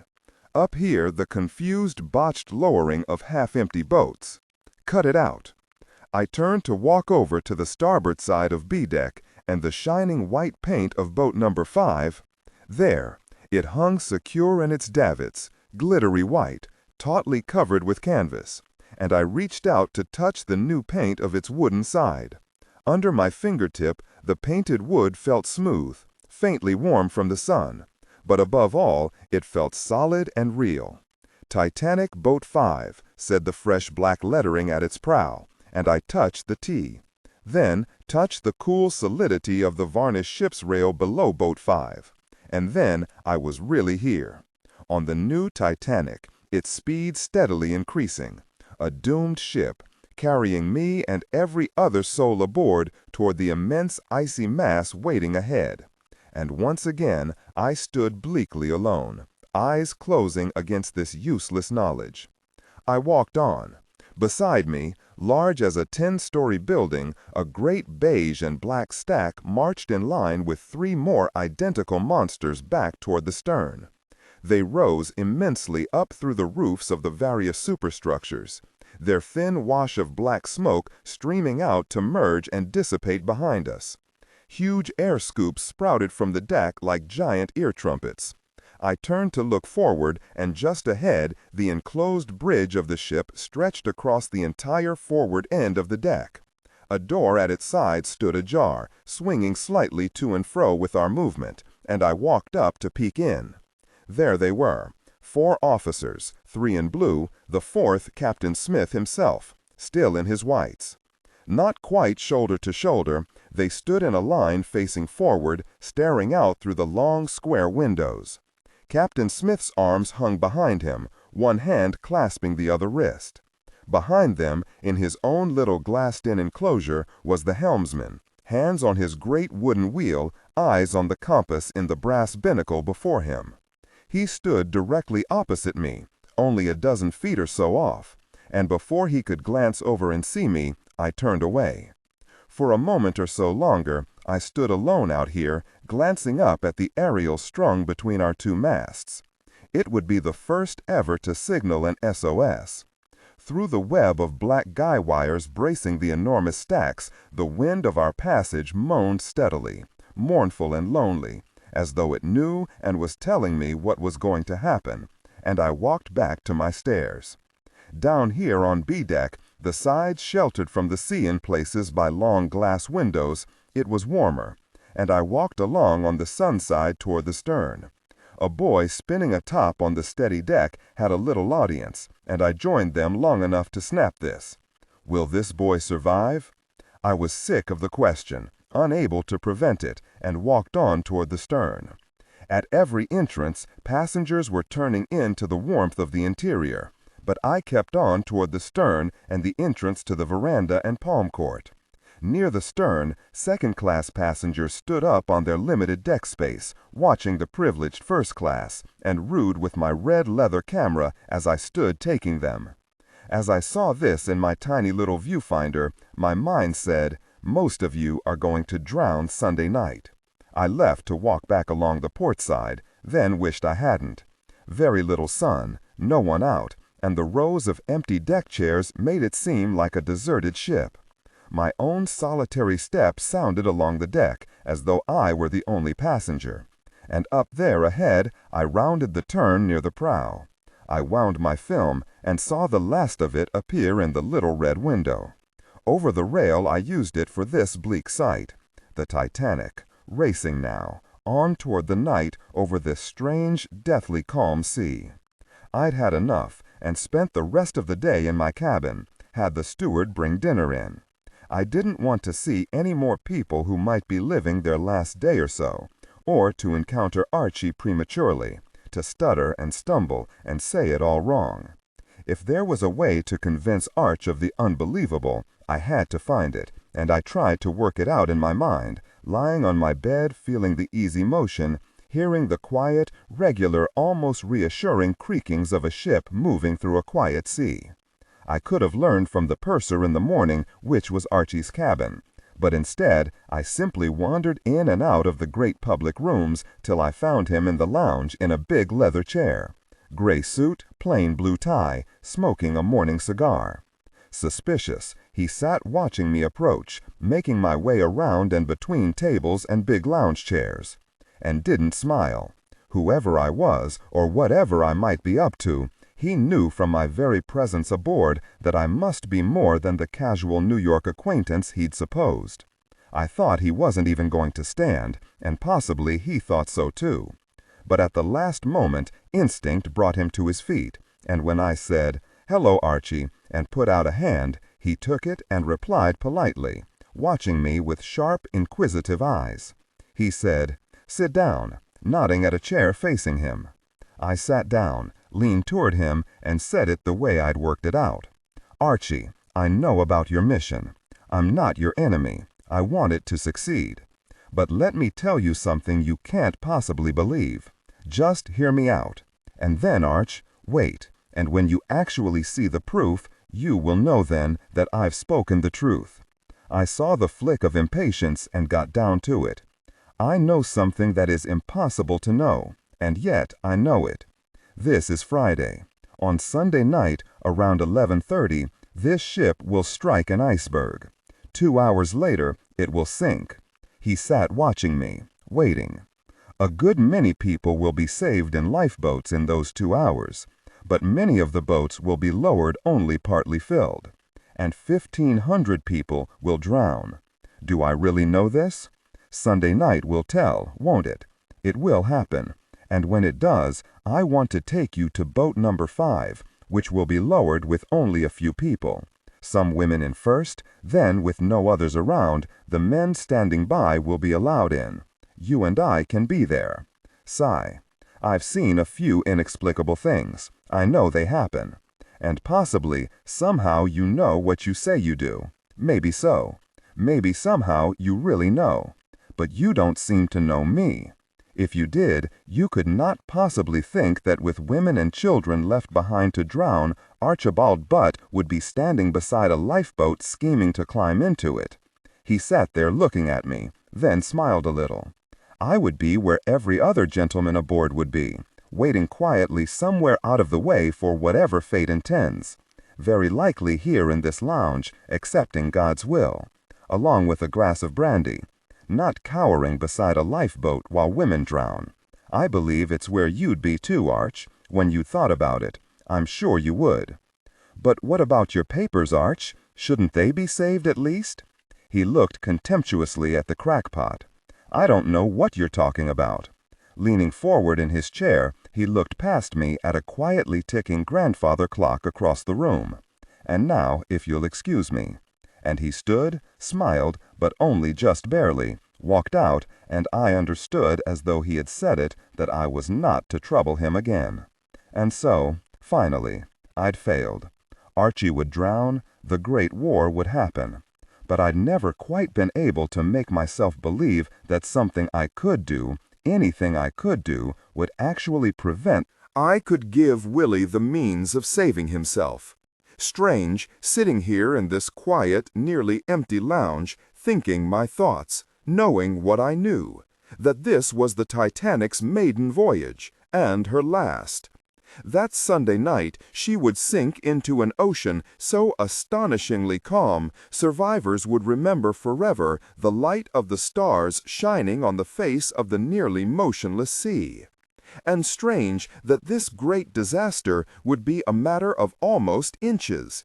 If she'd passed the huge berg only slightly more to one side, I sat remembering, she'd have sailed right on by the deadly spur of underwater ice that opened her plates to the sea, and steamed triumphantly into New York Harbor, pennants flying, tugs spouting. But now? I took myself to my cabin and, meals brought in by the steward, spent the day there, confused, baffled. I knew what was coming, but what to do? Just wait till time to step into a lifeboat I already knew would be lowered nearly empty, leaving half the ship to drown? In the morning, sick of the question and of my cabin and view through a curtained window, not a porthole, of the endless flat, monotonous gray sea and unbroken horizon, I showered, dressed, and began roaming. Heard the ship's bugler blow breakfast call, hesitated, then skipped it, too agitated to eat. Walking the boat deck, enclosed but unheated, I'd get chilled, then inside again through the revolving doors. A pair of electric heaters glowing orange stood just inside, and I liked that. The day's runs were posted on the smoking room bulletin board, and I went in and read yesterday's. Thursday noon to Friday, the Titanic had steamed 386 miles. Another passenger there turned to ask a passing steward if we'd do better today, and he replied that he thought we'd post over 500 miles. I said, "Excuse me, steward, but how can I speak to Captain Smith? It's quite important." "Well, sir, at 10:30, and it's nearly that now, he should be coming along the deck just outside with his morning inspection party. I should think that might be a good time, sir." So out on the deck again, I sat in a wooden deck chair, watching the almost imperceptible roll of the ship, the horizontal top deck rail dropping slowly, slowly below the distant horizon encircling us, then holding there, before it began to slowly rise again. Soothing to watch, it calmed me, and when I heard and saw the inspection party down the deck moving toward me, I knew I could stand and say what I had to. Here they came, 5 ship's officers led by the captain himself, all in full-dress blues with medals, all wearing wing collars. One of the party making notes. The captain's big white-bearded head turned steadily side to side, looking, watching, commenting, nodding and smiling at passengers, but moving briskly along, conversation not encouraged now. And I made myself stand, stepped out before the little group, and made my mouth speak. "May I have a word with you, Captain? It is truly important." He stood looking at me carefully. "Yes?" "Sir, Captain Smith, how could I make sense? I happen to have special knowledge. Didn't sound right. How to say this? Oh, hell, just say it. On Sunday night, if you maintain this course and speed, sir, we are going to strike an iceberg. We will." I stopped, amazed. He was grinning at me. "Oh, don't worry, don't you worry, sir." He clapped a reassuring hand lightly on my shoulder. "We know all about the icebergs. This is the iceberg season, and we've had plenty of warnings. Isn't that so, Jack?" glancing at one of his officers. "Yes, sir, from Empress of Britain and Terrain so far. They report field ice, some growlers, some bergs between 4150 north latitude and 4950 west. Bound to hear more reports as we approach, sir."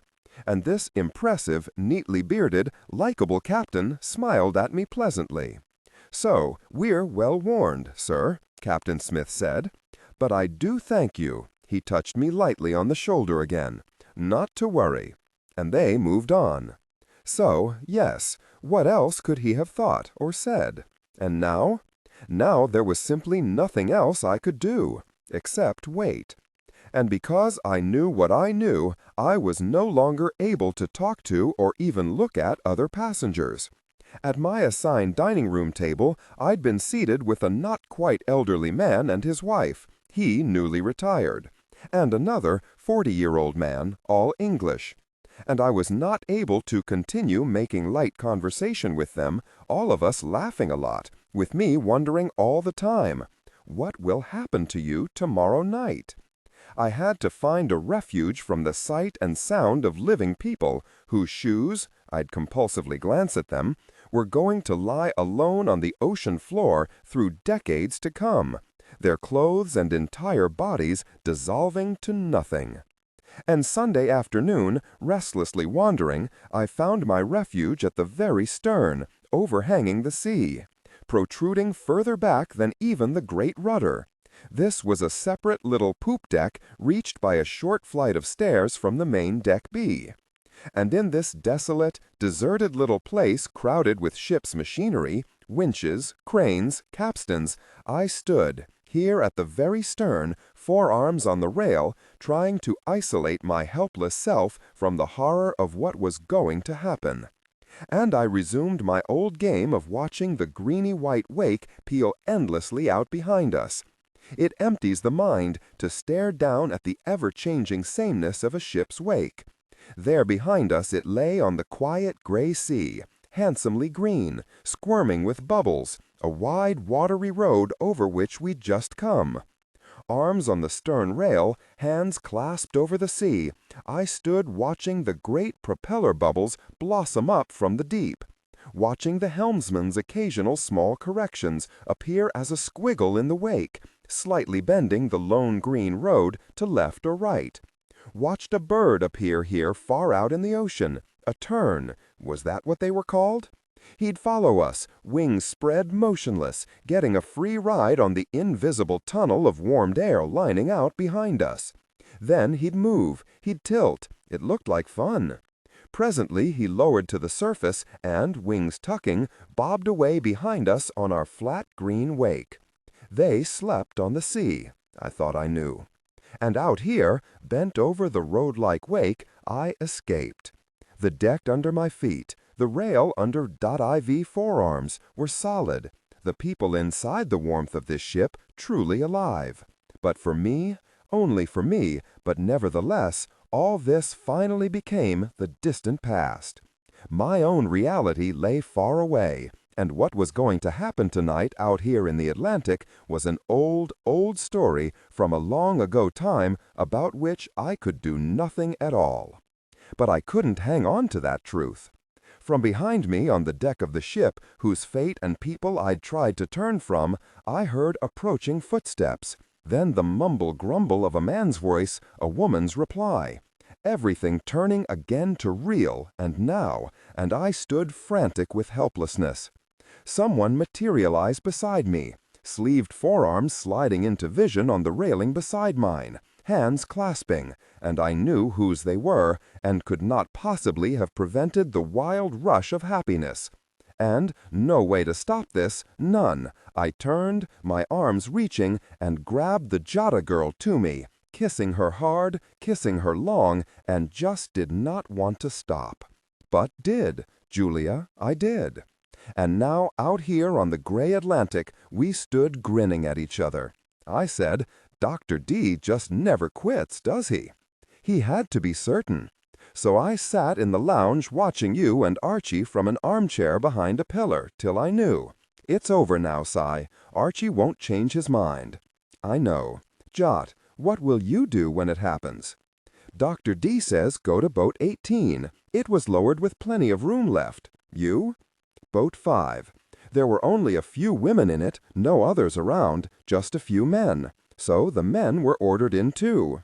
Side by side, then, forearms again on the stern rail, we stood watching the long green wake endlessly come into being, straight as a road for a while, then the little squiggle to one side or the other of the helmsman's small correction. Occasionally people walked by on the deck behind us. We'd hear their wooden footsteps approach, hear the murmur of their talk. We heard a man, a woman, and a small girl. Then the child spotted us and scampered up our stairs just enough so that, turning at the sound, we saw her little face and red knitted cap appear. She stared at us for a moment, her eyes bright with mischief, then called, "Hello," delighted with her own daring. The Jada girl smiled, calling an answer, but when she looked back to me, her eyes glittered wet. "Oh gosh, Cy, what can we do?" I shook my head. There's no warning them, and I told her what had happened when I spoke to Captain Smith. And we turned back to stare down at our wake again, but not for long. She turned from our rail to the little flight of stairs down to the main deck, and I followed. A few steps across the deck below, then up the outside stairs to the boat deck, I almost trotting along behind her, wondering. Forward along the deck, glancing at her as I caught up. But her face was set, purposeful, not a glance at me, and no explanation. On past the lifeboats and their davits, big, big, seeing them this close. And now the Jada pulled the scarf from her neck, a thin, gauzy thing patterned in lavender, and carried it hanging loosely between her hands. We walked fast, the length of the port side. The steady wind of the ship's passage mournful in the guy wire spidered out from the huge beige stacks rimmed in black. At the very end of this deck, as far forward as we could go, she stopped beside the ship's bridge, a long, narrow, enclosed space lying across the entire width of the ship. A door here stood open, and inside the bridge, as always, day and night, stood a line of 4 ship's officers, among them the captain, hands behind his back, one hand clasping the other wrist. The front of the bridge was a line of tall glassed windows, giving them a clear view of the sea ahead. They stood silent, staring. They couldn't see us, here beside the door at the rear, but the helmsman could. He stood several feet behind the officers, his outspread arms gripping the great wooden wheel, eyes on the face of the big, lighted compass floating in the waist-high binnacle before him. He glanced at us standing there in the open doorway, but only for a moment, used to the occasional curious passenger. But he'd seen the Jota girl smile, her very best smile, which was very, very good, and, watching his compass again, he was slightly smiling, couldn't help it. Now the Jota girl smiled even more, a dazzling super smile, and walked in toward the helmsman, lifting her hands as though to show him the scarf hanging loose between them. She stopped beside him, raised her hands, and gently laid her scarf across the helmsman's face, pulling it taut, then tossing the ends up onto the flat top of his British seaman's white cap. The scarf clung to his face, a hand rising to pluck it off, but he couldn't quite pinch up the thin material, and had to lift both hands to get hold of and drag it off. I'd seen his wheel make a quarter turn, and, scarf off, he grabbed it, glancing quickly down at his binnacle, and corrected his course. Then we stood back outside the door again. He turned to us, glaring, but the Jot stood beautifully smiling at her little prank, blew him a kiss, and he had to grin, shaking his head. We walked a step or two away, then ran, racing back along the port side, past the lifeboats again, clattering down the little staircase, across the bit of open deck, then up to our little poop deck perch at the stern. And there it lay, written on the water, already well behind us, but clear and plain. The graph-like squiggle on the long, greeny wake, which told us that the Jota girl had just slightly altered the course of the Titanic. Not much, but very little was needed, just the tiny bit. A few inches enough to make the enormous difference between riding over the underwater ice spur that would buckle her plates and kill her, or sailing unknowingly just past it. The Jota had made that difference, and I couldn't help it, didn't want to help it. I grabbed and kissed her in a little ecstasy of joy and relief. We celebrated, had drinks in the Café Parisien, sitting beside each other, grinning non-stop, clicking our glasses in toast or salute or whatever. To each other, the helmsman, Dr. D, Rube Prynne, Captain Smith, this splendid new ship. People at nearby tables were smiling at us, and we raised our glasses to them, feeling just fine. To tease the Jot, I said, "Never interfere with the past. Never, never, never, never, ever." "Oh, shut up." "Broke the sacred rule, didn't you?" "What would Dr. D say?" "That I did exactly right." "Oh, no, he wouldn't, but I will." "You did just right. You did great." We were careful not to drink too much, and at dinner, not even wine. And at 11:15, we sat waiting in the lounge at a table for 2 beside a starboard window. The great iceberg would pass close, and we wanted to see it. We talked, I don't know about what, glancing often at a big, round wall clock across the room.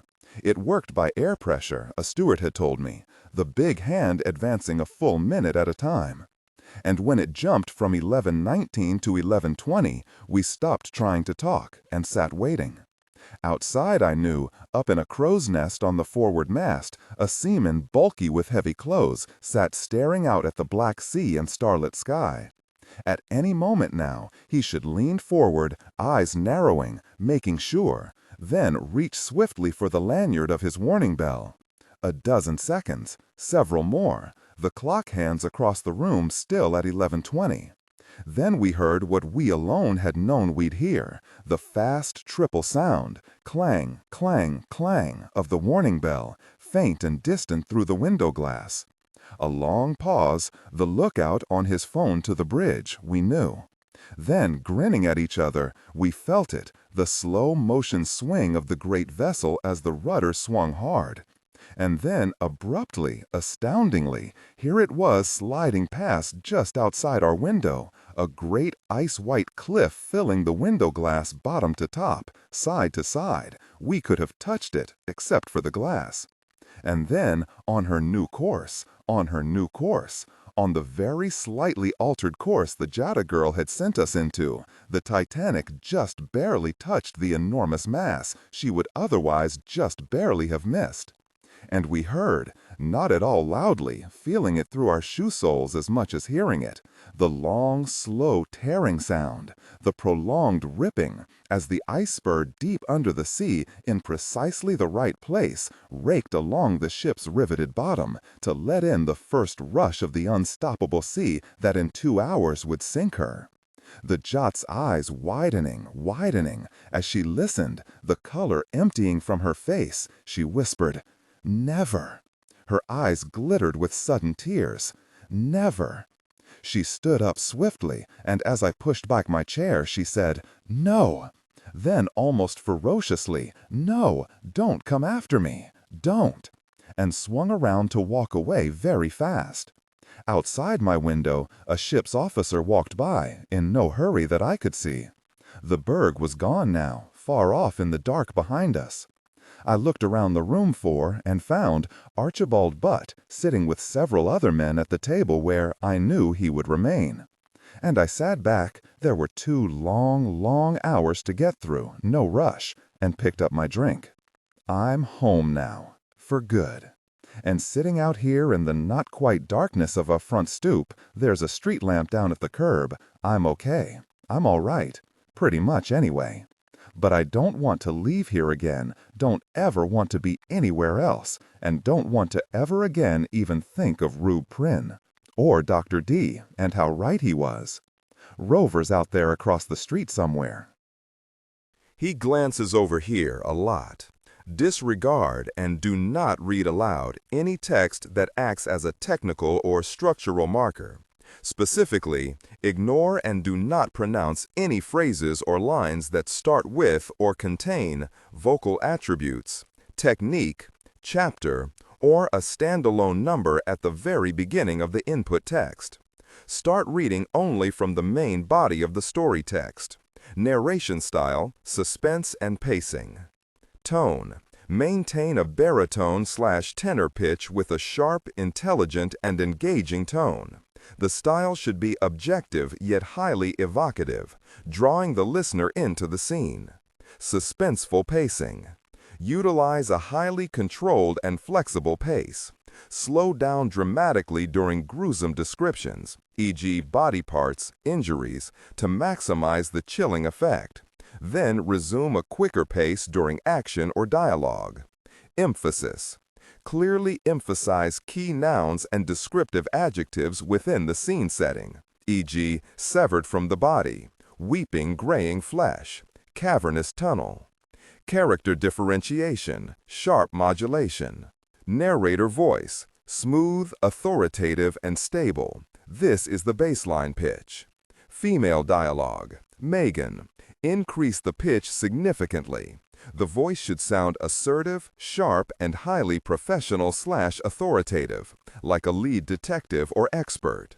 Male dialogue, Sam. Lower the pitch slightly compared to the narrator, using a tone that is skeptical, warm, and somewhat cynical, to differentiate from the professional female voice. Other characters, e.g. Deputy Burns. Quick, focused delivery, clear voice. Technical delivery. Vocal texture. Maintain a clean, clear vocal texture suitable for high-quality production, ensuring every word is crisp and clearly enunciated. Emotional range. Focus on conveying emotions typical of a crime scene. Disgust, professional detachment, intellectual curiosity, and underlying tension. Target emotion strength, 8/10. Emphasis on intellectual focus and underlying tension rather than outright screaming or crying. He glances over here a lot. I see his eyes glint green from the street lamp on that side. Wants to be sure I'm here while he checks out that the neighborhood is still unchanged. Which it almost is, though not quite. Last night I walked down the block away, checking out the neighborhood myself, and saw the funeral wreath on old Mr. Bostic's front door. The stiff, dark wreath with small lavender flowers that we hang on our front doors to say that someone in this house has died. Old Bostic was born in 1799, the year George Washington died. For a few months, weeks, or maybe only days, they might have been alive together. Imagine it. Now he's gone, a thread to the past broken. But they break every day, don't they? The past ever receding, growing stiller and stiller in our minds. Gloomy, obvious thoughts sitting out here. But I'll stop pretty soon. Stop thinking so much of what happened. And stop thinking of the Jot. I hope she got off. I'm sure she did. She wouldn't let me come with her. She was crying and actually ran away. Yes, Rove, I'm still here. Haven't slammed the door and left you to go seek your fortune. I'm here, and Julia is upstairs putting Willie to bed. I'm sure he'll be okay in years to come. Forewarned is forearmed. Julia will be getting ready for bed herself soon, and I'll go up to join her, and that's a very nice thought. But the Jota girl still occupies my thoughts. The knowledge of what might have been. Even worse is the tiny twinge of regret I feel about that. No denying it. And I wonder, oh gosh, I wonder how that would have been. Cut it out, cut it out, cut it out. Old Rove crossing through the little puddle of street lamplight, coming up the steps now, tongue out, to join me companionably, sitting down here with expectant certainty of a splendid, non-skimpy ear rub. In a couple of minutes, then, I'll go in and upstairs to Julia, and tomorrow I'll make a start on planning, making notes and lists. Have to seal all the ground floor windows, I think, in our house and Aunt Ada's. Maybe have her move in with us for a week. That would be best. Figure how much food to get in, and coal and wood, at least a cord. All the things I'll have to do. Okay, Rove, in we go, to get us ready for the blizzard of '88. Please paste the content you would like me to rewrite. I will process it according to the rules provided.